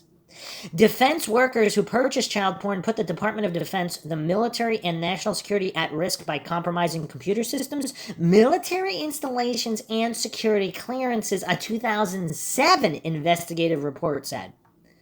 The suspects also put the Defense Department at risk of blackmail, bribery, and threats, one report added. The reports, however, do not point to any specific security breaches. So back to the blog here. This story, high-level government workers with millions of child porn files on their work computers came to light originally through the Boston Globe in 2010, who had obtained documents through the Freedom of Information Act from the U.S. government, though most of the documents were blacked out, including, of course, most names. Some arrests were made at the time, and a few 5-year prison terms were handed out. Some of them accused quickly paid fines. Most were never named and got away with it, although the Pentagon swore to investigate the disgusting epidemic further to get to the bottom of it. Skip ahead a couple years to 2012, and we find the Pentagon did nothing of the sort. There were no further findings reported. In fact, there was no action whatsoever, and according to Forbes that year, September 19th, 2012, the Pentagon is under fire for failing to examine 1,700 out of the 5,200 reports of employees doing child porn. The Pentagon claimed it wasn't a priority. Senator Grassley and his staff have made it one. The closed investigation into widespread use of child porn at the Pentagon is now reopened. And this article is still up on Forbes.com. September 19th, 2012, to catch government workers with ties to child porn, call the IRS. That's from that article. 5,200 reports. This could be the most disturbing thing ever reported. Can you picture any other organization having 5,200 known pedophiles all working on the same place? I mean, it's kind of unclear how many of the reports are from the same person, though, but this is no coincidence, that's for sure. These men and women who are government officials, national security agents, Pentagon workers, elected representatives, intelligence agents, etc., to be doing this at work or on government networks in general altogether shows that it is a company-wide epidemic which must stem from inside the company, the U.S. government. To this day, this case remains an unknown work in progress. Since this story has been forgotten by the mainstream media as of late, or at least suppressed, it basically doesn't exist anymore. But this sickening tale doesn't start in 2010 with the Boston Globe article. Way back in the late 1980s, there was a scandal blown open known as the Franklin Cover-Up, in which a banker named Lawrence King, who ended up going to jail on a $40 million fraud charge for stealing from the credit union he rang, also was identified for running a child prostitution ring out of Nebraska, where hundreds of children, some younger than 10, were flown around the country on chartered jets to have sex and much worse activities with extremely wealthy and powerful American men. High-ranking government officials, including those in the White House at the time, were fingered for not only pedophilia, but making videos of their actions, beating the young men they raped, owning child prostitutes of their own, trading the kids between themselves, and even murdering them. Though there were 80 kids who came forward who were used as sex slaves for King, all telling the same story, after death threats and a few murders, 78 of the kids rescinded their stories. I mean, that's still a lot. 80 kids to come out of the woodwork if they were lying. I mean, that's a lot. The two that didn't were put in jail for perjury. No investigation has ever been launched into the matter since. The first film we're showing, though, it was bought out and canceled 20 minutes before it was set to air on TV, was made at the height of the scandal. It's enough to make your jaw drop to the floor. It will also shed light on why this is the Franklin cover-up and not the biggest case in American history. And if it wasn't covered up, this is just crazy. I mean, people, look at the outrage over, again, perhaps Donald Trump's tweets or whatever. The country went crazy. A lot of people went crazy over comments he made or whatever, jokes he made. I mean, when there's this going on, just imagine the disproportional outrage here. The harming of children versus, some jokes from a politician. It's just crazy. And they're referring, of course, to the Conspiracy of Silence documentary. Long before Alex Jones snuck a camera in to film the cremation of care ceremony, one of King's child victims in the above film, Paul Bonacci, testified that he made midnight visits to the White House in the 1980s and witnessed top politicians receive sexual acts from male children. Bonacci has also been documented many times recounting a bone-chilling story of himself and another boy being forced into making a snuff film, a film where someone is actually murdered in front of the camera, where a third child was raped, tortured, and killed in the notorious, now not so secret, elitist club in the redwoods of Northern California called the Bohemian Grove. At the time of his emotional description, which is below, Bonacci, who was in prison for child abuse and perjury charges for not retracting his story like the other 78 victims, had no idea what the Bohemian Grove was. No one did until the internet came around, but he described exactly as it looks, where it was, where the snuff filming took place, and even states the men in hoods took care of the dead boy's body. It's uncanny. And Bonacci's interviews are available on YouTube in various videos. I'm actually not going to listen to them because that's a bit too disturbing for people that actually want to hear the words from his mouth. Again, just our background into Bonacci, everything he said regarding Gosch and a lot of these people was all verified by PIs, etc. Former Republican member of the Nebraska legislature, Senator John DeCamp, investigated the Franklin cover-up for decades, and in his book, The Franklin Cover-Up, Child Abuse, Satanism, and Murder in Nebraska, he writes, quote, "In other testimony, Paul Bonacci said that Larry King, not the CNN Larry King, Lawrence King of Franklin Credit Union, was smiling and laughing the whole time the film was being shown, and that the men with hoods were a satanic group which planned to use the dead boy in some sort of ceremony. Bonacci also named the director of the snuff film, who they had picked up in Las Vegas, as Hunter Thompson." Hunter Thompson, so that's the end of the quote there. Hunter Thompson, ? Hunter S. Thompson of Fear and Loathing in Las Vegas fame? Yes, that's the allegation, and though of course it is only an accusation, here are some pretty damning supporting facts. A man named Russell Bridges, who was a Republican Party photographer and also a photographer for Lawrence King, claims Hunter S. Thompson offered him $100,000 to shoot a snuff film for him in the 80s, which he declined. Hunter S. Thompson's secretary wrote on his memoir blog that he once tried to make her watch a snuff film, which she refused to watch. Hunter S. Thompson's secretary, Nicole Brown, in her memoirs, stated Hunter S. Thompson tried to get her to watch a snuff film connected to the Franklin cover-up. According to Wikipedia, Hunter S. Thompson lived in San Francisco, California, the same place as Bohemian Grove at the time this all allegedly took place, and he was researching twisted pornography at that time too, example, bestiality, and other disgusting mediums. This brings us to another link in this gruesome chain, Johnny Gosch. On September 5th, 1983, at 12 years old, while out on his paper route in West Des Moines, Johnny was kidnapped. His mother, Noreen Gosch, has been relentlessly searching for Johnny ever since and has come to some terrifying conclusions. The first, her son seems to have been targeted, photographed, and sold the night before his abductors grabbed him. Below, telling the rest, is an excerpt by Noreen from JohnnyGosch.com. In 1989, Paul Bonacci provided his attorney, John DeCamp, with information indicating he had participated in the abduction of a Des Moines, Iowa paperboy. This paperboy was Johnny Gosch. Bonacci's testimony provided a great deal of info about Johnny and his case. However, local authorities refused to interview him, questioning his credibility. According to numerous reports, Johnny was taken by a highly organized, very corporate, global pedophile pornography ring.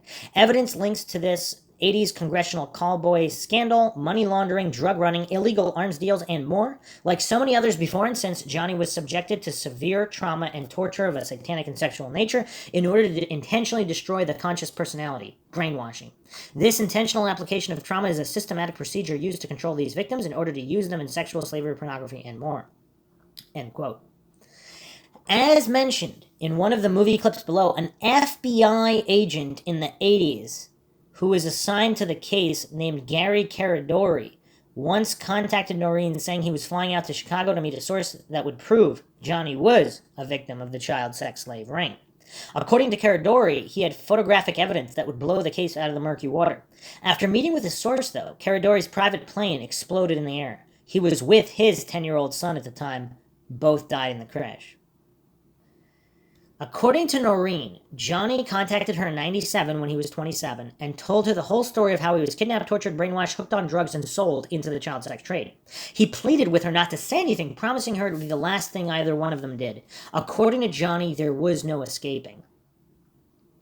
From JohnnyGosh.com, quote, "The people who take these children also do a thorough job of brainwashing, telling these young children that if they try to resume any kind of life with their families, they will be killed. It is enough of a threat that they do not try to contact their families," end quote. Amazingly, a few years ago, it was thought that a man who went by the name of Jeff Gannon was Johnny Gosch. Gannon suddenly appeared, of all places, in the press corps of the White House during the Bush-Cheney administration. At first, nobody noticed him much. That is, until he started asking obvious softball questions, meant for Bush to knock out of the park. Suspicious of the newcomer, the rest of the press corps did a little research on him. They quickly found that Jeff Gannon also went by the name James Guckert in the past, and was also currently a high-paid male escort that went by the name of Bulldog. Retired agent Ted Gunderson, who intensely worked in the Johnny Gosch case until the day he died in 2011, was convinced that Gannon was Gosch. Gunderson says, "My source has told me in the past that he has maintained contact with Johnny Gosch. Let's just say he's in a position to know the kids are all in touch with each other. It's a bond they all share. The only way I'd be 100% sure is if there was a DNA test or if he admitted it." So from Rense.com, August 18, 2005, Noreen Gosch speaks about Jeff Gannon, Johnny Gosch, and the attempted theft of her book, Why Johnny Can't Come Home, by Charlene Fossa. So in this article here, they talk about Noreen being threatened by this guy trying to steal her remaining book inventory and the reprint rights to her book. This is unconscionable. Noreen's book, Why Johnny Can't Come Home, represents a huge part of her life story, and frankly, it's practically all she tangibly has left of her son. And that brings us to the Jeff Gannon conundrum. In addition to the potentially devastating legal battle of her book, Noreen is still trying to determine if Jeff Gannon is indeed her son, Johnny Gosch. Those who say there's not enough credible evidence to demand a DNA test, which would finally resolve the issue, are simply wrong.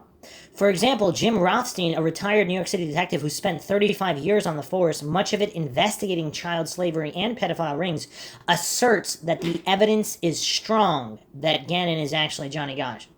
To me, Gannon looks like Johnny, Rothstein opines. Everything just fits. The profile, the MO, everything. Then there's Ted Gunderson. Also, just another point there. If Gannon is not Gosch, he could be another boy who was kidnapped and sold into child slavery, etc. And then that led to his path into being a child escort and his Bush connections and all that. Then there's Ted Gunderson, a retired FBI agent who has worked on the Johnny Gosch case for over a decade. On Gunderson's website, his bio reads, prior to retirement in 1979, Ted Gunderson had over 700 persons under his command and operated a $22 million annual budget. His complete resume is at tedgunderson.com. Gunderson says he has a credible source that is certain Jeff Gannon is Johnny Gosch. My source has told me in the past that he has maintained contact with Johnny Gosch. Gunderson reveals, let's just say he's in a position to know. The kids are all in touch with each other. It's a bond they all share. Gunderson concludes with, the only way I'd be 100% sure is if there is a DNA test or if he admitted it, end quote. Noreen confirms, quote, Ted sent me a videotape of his interview with his source, and the source said Gannon is Gosch. And he said it without hesitation and without blinking an eye, and he said he's known it for months. Noreen believes the man is credible. Gunderson makes it clear that Bonacci is not his informant, but is quick to add that Bonacci informed him a while back that Gosch had changed his appearance. I mean, what does that mean? Getting shaving his head or something? In fact, there's even corroboration from John DeCamp, who weighs in with, quote, Bonacci told me the same thing, that Jeff Gannon is Johnny Gosch. Wow. Okay, so there's a lot of people say, because there's people saying that Bonacci says that he didn't say that or whatever, but if he did say it to DeCamp and then denied it to others, is that just a way to protect himself, even if he really did say it? Because a lot of coincidence theories, they don't consider that possibility. But continuing on here, this bombshell from Noreen, the birthmark on Johnny's chest is very similar to a mark seen on Gannon's chest in at least one photo. Gannon has a spot on his right cheek in the same place as Johnny. So he has more than one mark on his body in the exact same spot. Rothstein, Gunderson, and Noreen Gosch are from the article by Tim Schmidt, Johnny Gosch, Jeff Gannon, Hunter Thompson, and the Unraveling of a Troubling Tale. Okay, I'm going to read this article as well. There's some crazy little tidbits here. This is April 6, 2005 by Tim Schmidt. Johnny Gosch, Jeff Gannon, Hunter Thompson, and the Unraveling of a Troubling Tale. Cover story, Death of a Conspiracy. Noreen Gosch sits in a booth at the West Des Moines Village Inn, nursing a cup of coffee and managing, despite her larger-than-life personality, to blend into the surroundings and keep a low profile in the almost empty restaurant. She is open with her thoughts and willing to share what information she can, yet she remains guarded, cautious and thoughtful in a manner often mistaken as cold and standoffish. She thinks carefully as she speaks about her son Johnny and the players in a bizarre conspiracy surrounding his disappearance in 1982 that continues to evolve and may finally be on the verge of breaking down. Just because you don't want to believe something is true, says Noreen slowly, that doesn't mean it's not true. It's a statement that bears repeating. Just because you don't want to believe something is true, that doesn't mean it's not true. Anyone who has heard the theories surrounding Johnny Gosch's disappearance on September 5th, 1982, and who in Iowa has not, knows they are difficult to accept. If there are satanic pedophiles working in the top levels of government and law enforcement, selling kids on the black market and forcing them into prostitution, pornography, extortion rings, and things far worse, it's easier as a human being to simply believe that such things could not be true. But they could be, and Noreen knows this all too well. She doesn't want to believe her child was kidnapped, sexually abused, tortured, brainwashed, and sold into slavery, but she accepts this now as an indisputable truth, and she is not alone. Many others accept the existence of a vast network of high-profile people, powerful politicians, business leaders, law enforcement, and government agents who exist in a subculture of degenerates who participate in child pornography, snuff films, drugs, devil worship, brainwashing, and kidnapping. And Noreen believes that Johnny and hundreds of other children like him were forced into this life of depravity by those who kidnapped him. But Johnny's story has been told thousands of times. It's been analyzed, disputed, and ridiculed just as frequently, and we neither have the time and space nor the inclination to repeat it here in full. As tragic as it may be, it's old news. Nothing major has happened in the case for some time, and the alleged players in the story have been silent, absent, or simply missing for years. Until recently. In the past few months, there's been a flurry of activity among the people once related to this case and the conspiracy that surrounded it. In the midst of this commotion, some believe Johnny Gosch has been found very much alive. Recent events began with Jeff Gannon, the right-wing journalist who was found to have gained access to the White House press pool with few credentials and a fake name. The death of Hunter S. Thompson followed shortly after. The arrest of two men seemingly unrelated in Nebraska and Virginia within days of the Gannon story. And Thompson's death also played a role in the story. And all these events, some suggest, are related to the 12-year-old paperboy kidnapped from West Des Moines 23 years ago. And if they are right, there is much more to come. Johnny lives. In late January, a conservative journalist in Washington, D.C. was found to have gained access to the White House press pool despite using a fake name and despite the fact that he once worked as a high-priced homosexual escort. Jeff Gannon was a White House correspondent for Talent News who regularly attended White House press briefings and had at least 4 press conferences with President George W. Bush. On January 26, 2005, Gannon asked a question of the president that was so friendly and factually inaccurate that some of his colleagues began looking into his background. And just a quick aside here again, and that's a very astute observation in the previous blog that we read, that did Gannon do that on purpose to draw attention to himself so people would figure out he was Johnny Gosch while denying it, in order not to put himself or Noreen Gosch in danger, while simultaneously exposing it to the world, hiding in plain sight, as his article was titled, previous to him asking that question. Talent News, it was learned, is a barely disguised tool of the Republican Party, and Gannon's credentials as a journalist consist solely of a training course at a leadership broadcast school of journalism. After 2 days of training that cost $50. Gannon was officially a graduate of a journalism school and on his way to the White House press pool. I mean, that is kind of laughable. It was soon discovered that Gannon's real name is Jeff Guckert, and that he has also gone by the nickname Bulldog when listing himself on the internet as a homosexual escort and personal trainer, charging $200 per hour for his discreet services. Gannon was removed from the White House and resigned from Talent News on February 8th. Gannongate quickly became the presidential scandal of the hour, though the story faded from public view as politicians and the media eagerly turned their attention to such pressing matters as steroids in baseball and the Terry Schiavo situation. But before long, internet bloggers had picked up the story and began to think back to the administration of President Bush's father, which was rocked by a scandal that allegedly involved a high-level official giving private late-night tours of the White House to teenage male prostitutes. The New York Times and the Washington Post both wrote about the story and the eventual death of Washington lobbyist Craig Spence, who reportedly arranged the visits. Spence, it has been suggested, was preparing to admit publicly that he was using the teenage boys to blackmail high-powered politicians in the Beltway. He committed suicide before he had the opportunity to do so. Shades of Jeffrey Epstein, anybody? Anybody? Jill Zane Maxwell, anybody? Anybody? With a gay escort gaining access to the White House during a Bush administration while many of the same officials from the 80s are back in power, the question became, is there a connection?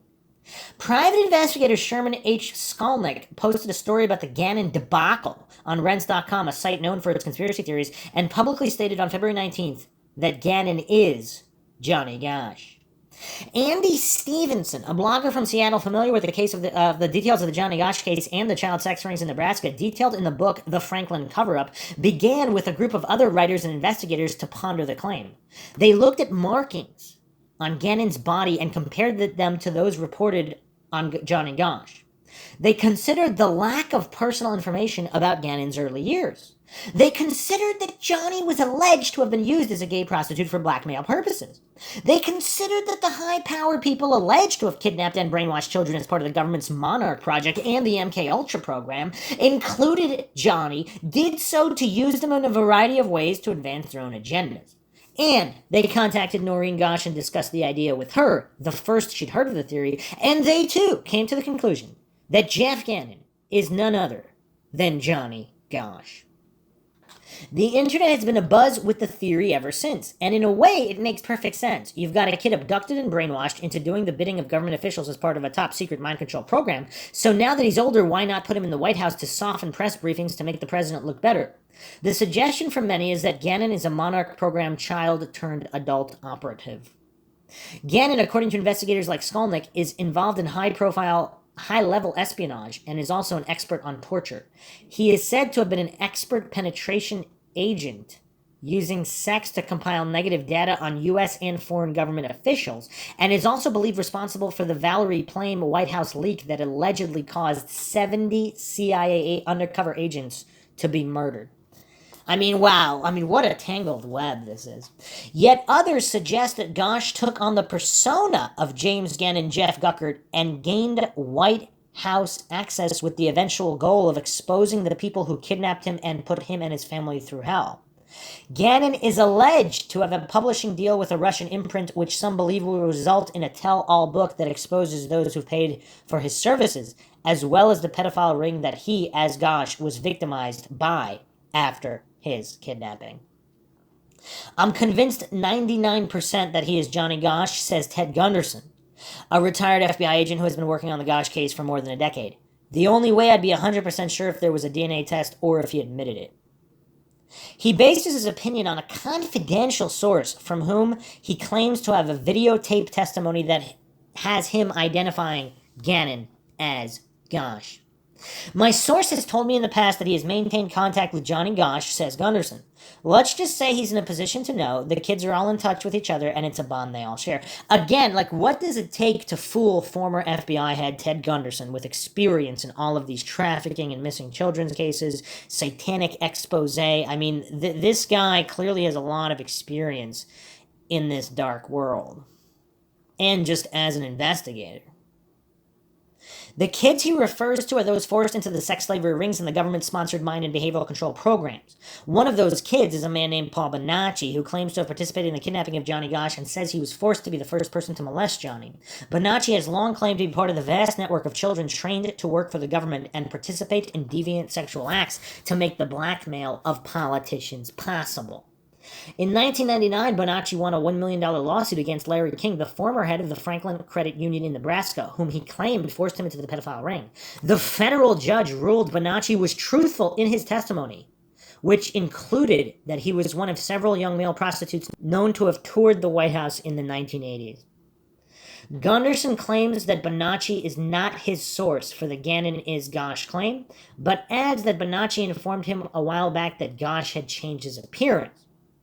John DeCamp, author of the Franklin cover-up, says Bonacci told him the same thing. Yeah, we have multiple people corroborating this testimony here. I do know that Johnny Gosch altered his appearance, and the changes I've heard about conform to how Gannon looks now, he says. Paul told me you could be standing right next to him and not know it's Johnny. But here's the thing, though. Gannon does look exactly like Johnny, though.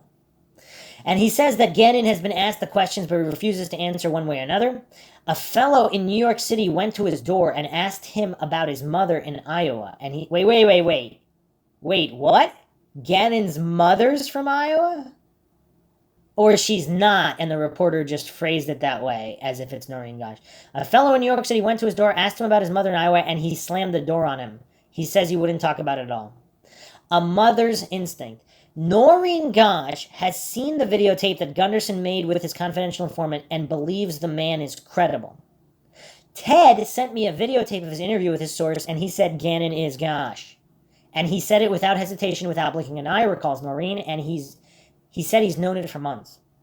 When the theory was first proposed, Noreen's phone was ringing every 15 minutes from calls from bloggers, investigators, and radio and TV stations, all asking if she would identify Gannon as her son. She has not done so. She's sat with numerous photos from the internet and compared them to those of Johnny herself and John Gosch Sr., looking for similar features. I could see some of the similarities that the bloggers were talking about, she says. I could see in Gannon the features that Johnny had. And the last time I saw Paul Bonacci, he told me that Johnny had changed his entire appearance again. That he shaved his head and is going with that look for now. Okay, so apparently Bonacci told Noreen before Gannongate that he had shaved his head and went with a different look, and this is corroborated by multiple other people, like DeCamp and Gunderson. So before Jeff Gannon was even a thing, Paul Bonacci said he shaved his head and he has a different look. I mean, that's curious. Again, that doesn't prove it's Gannon, but it's curious. She says the birthmark on Johnny's chest is very similar to a mark seen on Gannon's chest in at least one photo. She also points that Gannon has a spot on his right cheek in the same place as Johnny. Sometimes she's almost convinced, but it's not quite enough, and she just can't or won't say for sure that Gannon is her son. People have asked me why can't I recognize him if I saw him in 97, and I tell them a picture from the internet is a lot different than someone sitting in your kitchen, she says. Noreen claims that Johnny visited her at his West Des Moines apartment in 97, but told her he could not come out of hiding because his life and hers would be put in grave danger. But what about her gut feeling, her maternal instinct? Honestly, it changes, she says. Sometimes I think, oh yeah, that looks like him, and other times the jump is too much to think about it. When you factor in the facts, it's hard to believe. I've spent a lot of sleepless nights over this. I really wish I could say for sure. So here's the thing. Those claiming Noreen is just out for attention or whatever, she seems to be honest about everything. I mean, just dissecting all her statements. Again, in the previous episode, we went over a lot of them. So, I mean, it seems like she's honest. And is the reason why her maternal instinct is changing is because of the split personalities and all of the mind control. I mean, again, I don't know how that would factor into instinct, but if she's seeing this Gannon guy and he's so different from her actual son, but then maybe other times he's not, or there's flickers, I mean, I don't know. I mean, this is all very, very mind-shocking. But Noreen is no fool. She knows the risk of saying one way or the other if she thinks this is her son. If it is, and he's chosen not to say anything, she understands that he has his reasons for his secrecy, and that are likely life-threatening, and her outing him could very well put him at risk. If she were to claim Gannon is Johnny and is proven wrong later, then any amount of credibility she has left would go out the window. Even if Gannon admitted to it, I would still want a DNA test done, she says. This is so surreal, it's like I'm on the outside looking in. Almost 23 years have passed and we know he's still alive, but to potentially have your loved one found is just unreal. If this would turn out to be Johnny, it would be a blessing for everyone to know what happened and have it all wrapped up. Subliminal hints. That is unlikely to happen anytime soon. Despite millions of words devoted to the subject on the web and investigations being conducted by hundreds of internet detectives, Gannon has not acknowledged the speculation. Despite this, some say that Gannon has been providing clues to his real identity on his webpage, jeffgannon.com, which is still active. No longer, but at the time. Shortly after the theory was presented, Gannon posted an article titled, "Hiding in Plain Sight." Wait. He posted it after the theory was presented? Huh.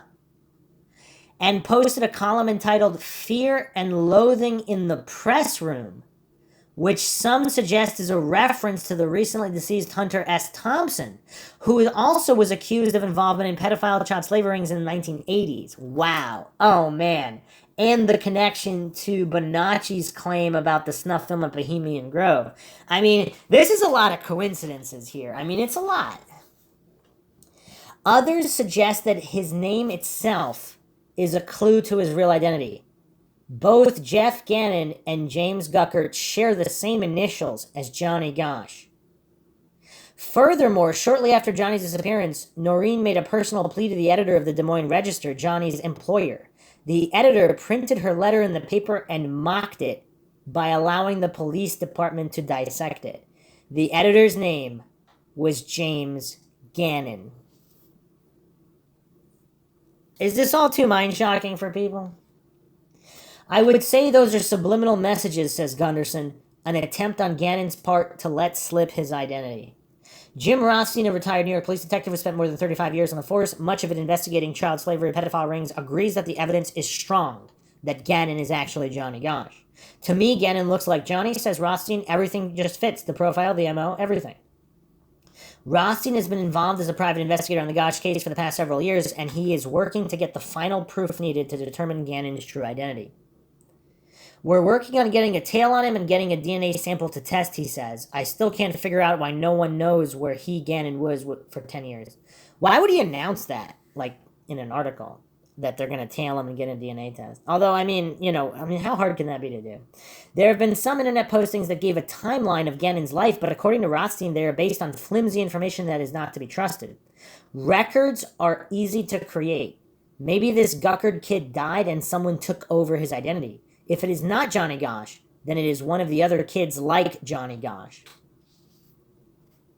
Noreen says if this is all true, I don't think he was ready to be exposed just yet. Hunter and snuff films. The Gannon-Gosch connection was first made public in the early morning, February 20th. Later the same day, Hunter S. Thompson was found dead in his home, the victim of an apparent self-inflicted gunshot. Few people would ever thought to connect Thompson and Gosch, but those familiar with the tales of child abuse and pedophilia documented in the Franklin Cover-Up, a book first released in 1994 by former Nebraska State Senator John DeCamp, understand the association. In his book, DeCamp relates many interviews and discussions with Paul Bonacci, the man who claims to have been involved with the kidnapping of Johnny Gosch. Bonacci told horrific tales of being forced into sex with adults and other children. In one case, he recalls being flown into Nevada with another young boy whom he did not know.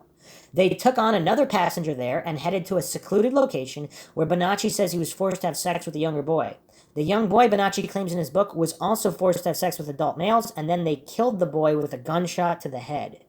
Bonacci says he was then forced to have sex with the corpse. The passenger they took on in Nevada filmed the entire thing, and Bonacci recalled that his name was Hunter Thompson. I think it's kind of strange that Hunter Thompson would commit suicide at this time, says Gunderson. Several kids told us that he directed snuff films. I think it's a strong possibility that he was murdered, and I strongly suspect that it's all connected. That's an interesting statement from Ted Gunderson as well, because if other people have been blowing the whistle on Thompson for quite some time, you would think if he was going to commit suicide over the first instance he would have, or the second or the third or whatever. But now, as soon as there's a Gosch-Gannon connection, now he chooses to do it. I mean, it could be unrelated again, but it's just a coincidence here. And the speculation on the internet has been that Thompson was either killed to prevent his coming forward, or that he killed himself because he feared his role as a director of child snuff films would be proven true.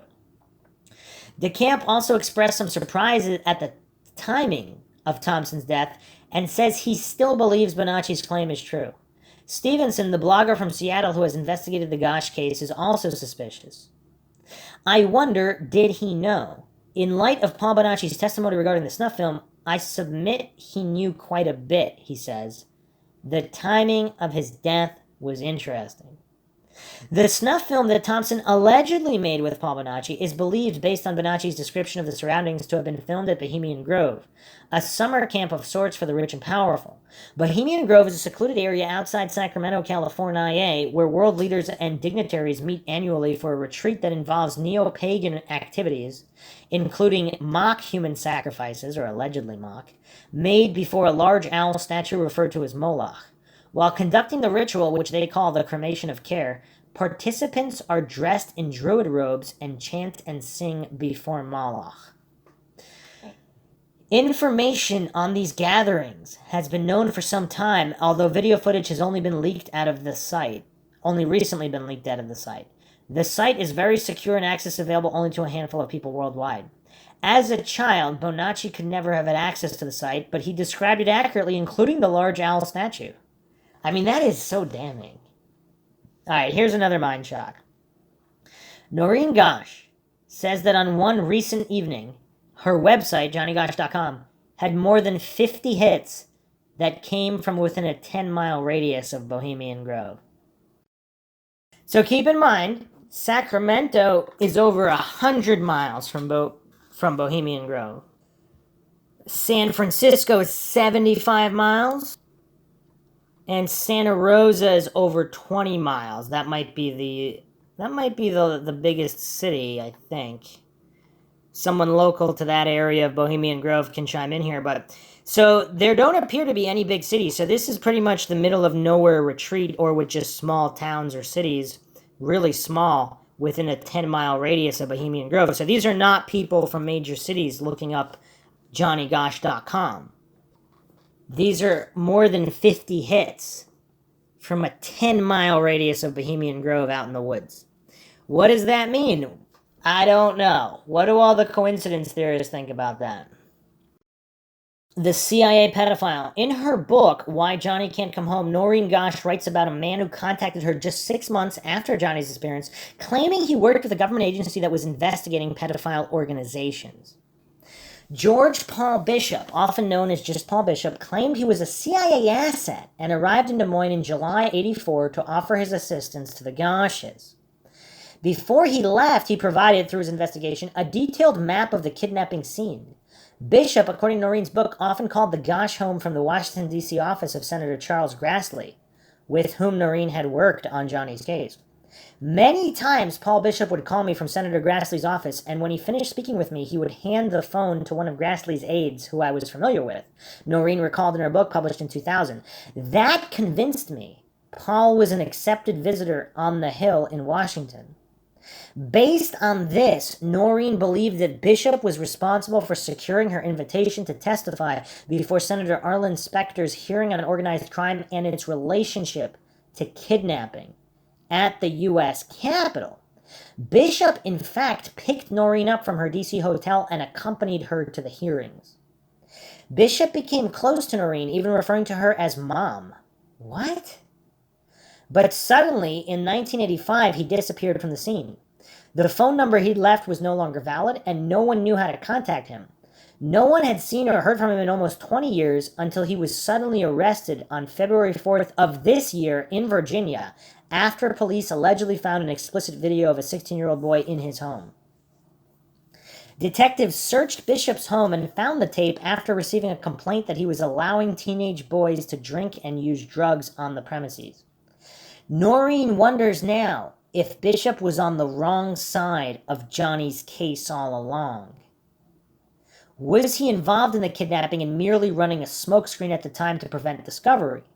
Was his recent arrest an effort to keep him quiet about the larger story a threat? So this is all from the unfolding of Gannon possibly being Gosch. This is weird. Or was he honest from the beginning and his recent arrest merely an effort to discredit him before he reappeared and started making noise and threatening to expose the powerful people involved? Either way, Bishop seemed to know a lot about Johnny's disappearance in 1982, and his sudden appearance on the scene coinciding with the outing of Jeff Gannon and the death of Thompson and the arrest of another man involved with the case below is too much of a coincidence for some to accept. It's very common to set someone up and arrest him to discredit him, says Rothstein. The photographer. Okay, so here's going to be the Paul Bishop aside, because we touched upon him in the first 1 or 2 episodes, and some believe he was working for the CIA. Very, very shady. So let's go a little deeper into George Paul Bishop here. This is from Johnny Gosch, truth.blogspot.com, January 4, 2009, uncovering the Johnny Gosch case. Meet George Paul Bishop, a convicted and currently incarcerated 49-year-old pedophile in Fairfax Adult Detention Center located in Virginia. Arrested on August 19, 2005 for child pornography, he was due for release in March 2008, but was apparently incarcerated again for not registering as a sex offender. He is listed as violent. Most people know him as Paul Bishop, a profound figure central to the early investigation into the disappearance of Johnny Gosch. Noreen Gosch says within 6 months of Johnny's disappearance, September 5th, 1982, a young man named Paul Bishop had contacted her, arrived in Des Moines, Iowa, and claimed he was a CIA asset, reachable via a phone number connected to Langley Air Force Base. And how often in missing persons cases does a CIA asset with a Langley Air Force Base phone number come to assist the family? Wow. Is he connected to Michael Aquino, the Air Force individual who the self-admitted Satanist, the open Satanist who was allegedly involved in human trafficking? And was this an attempt to keep close tabs on the investigation? Most notably, Paul had informed Noreen Gosch of an agency-acknowledged pedophile ring he claimed had kidnapped her son Johnny Gosch, and then drew her a detailed map supposedly outlining the planned kidnapping in question. According to Noreen Gosch, Paul Bishop was also the instrumental figure in securing her trip to Washington, D.C. for the purpose of testifying before Congress about her son's case for Senator Arlen Specter, as well as personally accompanying her with 2 unknown men to the U.S. Capitol building. Or was Paul Bishop the good guy here? And was he going rogue against these criminal elements of the government, against their knowledge, in order to expose all of this? And if so, was he framed for all of these crimes to discredit him? But anyway, continuing on here, after the disappearance of local newspaper boy Eugene Martin in 1984, Paul Bishop had informed Noreen Gosch that a local PI in contact with her, Sam Soda, was in the West Des Moines area and somehow involved with a kidnapping. So, allegedly here, Paul Bishop is the one who first told Noreen Gosch that Sam Soda might be involved. Apparently, Sam Soda held a high distrust and suspicion of Paul Bishop from the beginning, and Noreen Gosch claims there's an audio tape brought to law enforcement. She claims they simply refused to listen to it, of Sam Soda warning of an impending second kidnapping in Des Moines shortly before Eugene Martin disappeared. As a side note, there is exactly 0 evidence of the existence of such a tape. I mean, wasn't there one officer who said he listened to it? Since then, Noreen Gosch has claimed Paul Bonacci, after the fact or something? Since then, Noreen Gosch has claimed Paul Bonacci positively identified Sam Soda as being involved in photographing Johnny Gosch shortly before his kidnapping. And again, was that a man and a woman who were both photographing him? After Paul Bishop had told Noreen Gosch that Sam Soda was involved in the disappearance of Eugene Martin, Noreen claims Sam was instrumental in subpoenaing Paul Bishop to testify to a federal grand jury hearing about his whereabouts and activities in Des Moines. This comes after Paul Bishop supposedly visits Sam Soda's office, where he is promptly kicked out. Okay, so this possible CIA asset with an Air Force, Langley Air Force Base phone number, he actually went to Sam Soda's office and Sam Soda kicked him out. And is Sam Soda, what's Sam Soda connected to? Because if he's involved in this ring, I mean, who's the good guy here? Or are they both the bad guys? Noreen further claims that she had questioned Paul Bishop after he had taken a taxi to her home in West Des Moines, interrupted by Sam Soda's phone calls demanding to know where Bishop was. And then Noreen organizes Paul's overnight stay at a friend's residence. So Sam Soda is calling Noreen demanding to know where Paul Bishop is. And why is Sam Soda not afraid of this possible CIA asset? It's like he's trying to track him down. After he had supposedly traveled back to D.C. 2 days later, apparently under the false identity Robert Levesque, she had received 2 calls from him and has since never heard from him again. Lastly, she claims the phone number Paul Bishop had given her to Langley Air Force Base was no longer valid. So wait a second, it was valid initially? So what happened to George Paul Bishop since then? Okay, wait a second. So trying to dissect the timeline here. So Paul Bishop, highly involved, then Paul Bishop visits Sam Soda, apparently gets kicked out, then Sam Soda calls Noreen Gosch at home demanding to know where Bishop is. Then Bishop goes back to D.C. allegedly, calls Noreen Gosch 2 more times, then disappears forever. This is weird. Police arrest 2 on child porn charges by Matthew Perrone. A complaint about excessive comings and goings of teenage boys at a Chantilly house led this week to the arrest of 2 Fairfax County men for child pornography offenses. Richard Evans of Annandale and George Bishop of Chantilly, who co-manage a literary website, were both arrested by Fairfax County Police on Friday, January 28th. Police started investigating Bishop 46 after they received a complaint that he was allegedly inviting teenage boys to come to his house to drink alcohol and to take illegal narcotics. On January 7th, Detective Peter Charles of the Fairfax County Police Department served Bishop with a search warrant at his home in Chantilly. According to the warrant, in their search, Charles and other officers seized computer hard drives, letters, pictures, and a videotape showing a young man posing nude while dressed in bondage gear. Police identified the young man in the video as a 16-year-old resident of Centerville. Bishop appeared in the video with another older man who was bald and a long, bushy white beard. After examining emails that refer to a man who looks a lot like Merlin, police identified Richard Wendell Evans, 66, as the second man in the video. When police searched Evans' home in Annandale, they found various sex toys, digital cameras, and a leather hat and vest. According to the search warrant following his arrest, Bishop told officers that he and Evans were co-creators of the website DeweyWriter.com. Bishop was actually working on the website when police came to his house on January 7th. The search warrant described DeweyWriter.com as primarily a literary website with online books posted by authors with names like Dewey, Graham, Ryan, Keith, Sterling, Grasshopper, and Carolina Scribbler. One of the books by Dewey is titled For the Love of Pete and bears a dedication in its middle chapters. The author writes, "I'd like to dedicate this chapter to all the boys out there who were never allowed to be children when they were kids.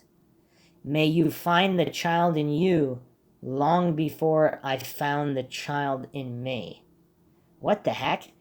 Was Paul Bishop possibly a trafficked kid himself earlier? And he wanted to blow the whistle on this? So he was some kind of an asset by this criminal organization, possibly in the CIA.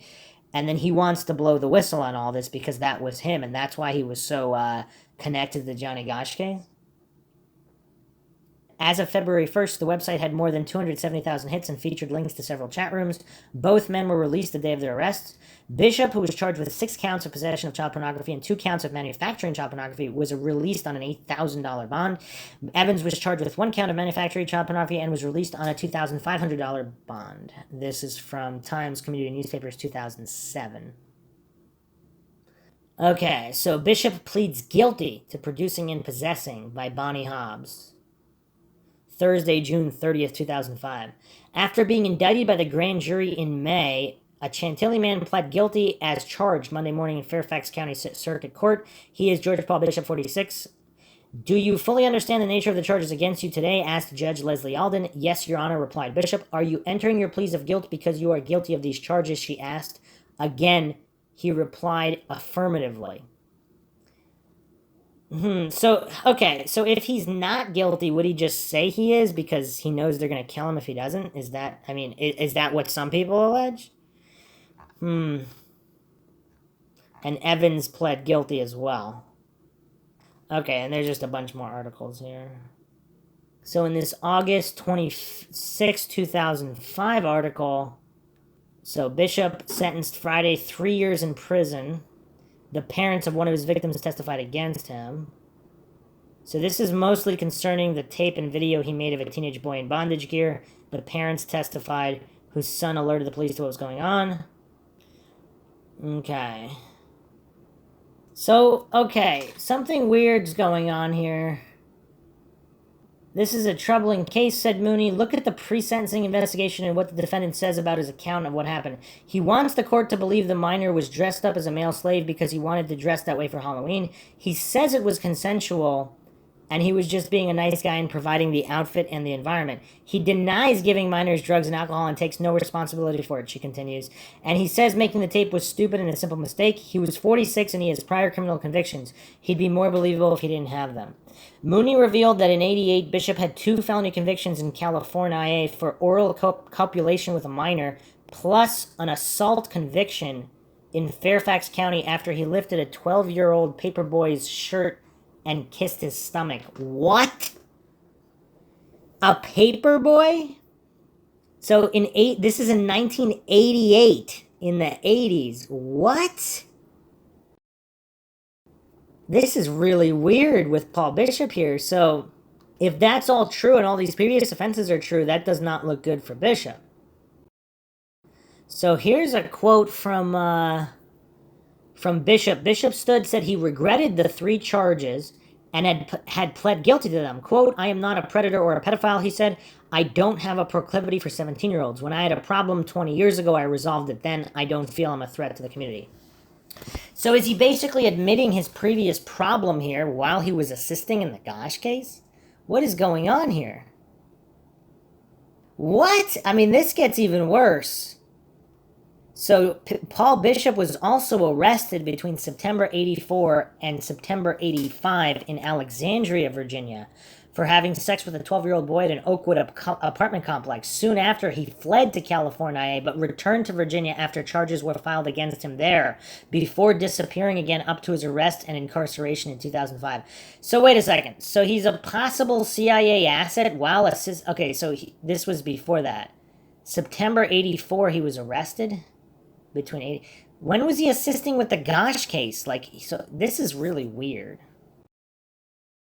So again, from the blog here, let's summarize what's going on here. A longtime pedophile and child pornographer, George Paul Bishop, approaches Noreen Gosch shortly after her son's kidnapping to inform her he is a CIA asset. And how is he in this office in D.C.? Like, what the heck's going on here? And has information about an underground network conspiracy that has kidnapped Johnny Gosch. According to Noreen, he supposedly can be contacted at a phone number traced to Langley, and organized her testimony to a congressional hearing about her son's case in D.C. What is rarely mentioned was that George Paul Bishop was a child molester and admitted pedophile during all of this, associating with other pedophiles like Richard Evans, who had a record of aggravated sexual assault toward a minor in 1984, up to producing child pornography of his victims in 2005. What do the disturbing latter facts have to do with Noreen Gosch? Apparently, Noreen and her camp aren't shy at all about endorsing George Paul Bishop as a heroic whistleblower of sorts, a CIA asset which provided facts that they claim proved true in their ensuing private investigations into the kidnapping of Johnny Gosch. How do they answer George Paul Bishop's obvious record of child molestation, pedophilia, and child pornography charges since the 80s? They don't, or sometimes they claim it's some kind of CIA operation frame-up. All right, here's the thing, though. Let's say it's not a frame-up, because if Bishop was also one of these kidnapped children, so he has all these mental issues, and he is guilty of all of this, of just repeating these cycles, does that, and maybe possibly also has multiple personality disorders like Bonacci does, because Bonacci, again, guilty of all these things he said he was. I mean, is this... Yeah, this is actually kind of crazy, because is that the case, where he is self-admittedly guilty of all these things due to what happened to him, and he's still trying to help and blow the whistle similar to Bonacci? I mean, is that true? Alright, so that's what we have on Bishop. Now, let's go back to the previous article. So, Bishop, just the timeline here regarding Gannon, might be Gosch, Thompson. Now we're moving on here to the photographer. Rusty Nelson claimed that he once turned down an offer of $50,000 from Hunter S. Thompson to help in the production of a snuff film. The offer was allegedly made because Nelson worked closely with Larry King, the central figure in the Franklin cover-up. Accused of running a pedophile and child slavery ring, Nelson would often accompany King to elaborate parties where he worked as a photographer, taking photos of high-profile individuals in compromising positions with young boys and girls. Nelson testified in court that he participated as a photographer, but claims that he took compromising photos. He never took any hardcore pornographic pictures, that he absolutely refused any involvement with child pornography. But he claims that King employed a Nelson lookalike for this purpose in order to compromise the powerful people in the photos and Nelson himself. What? Nelson has admitted taking tens of thousands of photos, many of which have been confiscated and either destroyed or permanently sealed to protect those depicted. But many, according to some reports, remain hidden. Despite his denials, Nelson has served time for his photography work, having been arrested in Oregon years ago with a van full of photos, at least one of which was said to involve a minor engaged in less than legal activity. He's been living in Nebraska for some time, providing what information he can to PIs and trying to put his life back together. More recently, he was working with a friend to open a studio that specializes in wedding photography. But 2 days after Thompson's death, Nelson was rounded up by police and arrested, reportedly for failing to register as a sex offender in a county of which he was no longer a resident. John DeCamp bailed Nelson out of jail and says he thinks the arrest was intended as a warning to him and others that they best keep their mouths shut. Others agree. The timing is interesting, says Stevenson, especially given Thompson's death and Paul Bishop's recent arrest. I would place a suicide watch on both men. I think there's fixin' to be a heap of manure hitting the air circulating device soon, he said. I wonder about the timing. I've been wondering why all of these people have all of a sudden come out of the woodwork. I wonder if there is a purge going on. I don't think injustice ever leaves the public consciousness. I think there is far more going on here than we know. So why now, after all this time, why the activity and renewed interest in the Johnny Gosch case and tales of child abduction, slavery, and prostitution in general?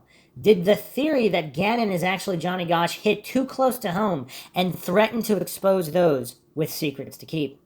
One suggestion is that increased media attention has the players in the decades-old scandal getting jumpy and looking to protect themselves. Nick Bryant, the man who confronted Gannon at his home and asked him about Johnny Gosch, has apparently been working on this story for several years and has been shopping the finished product around for a publisher.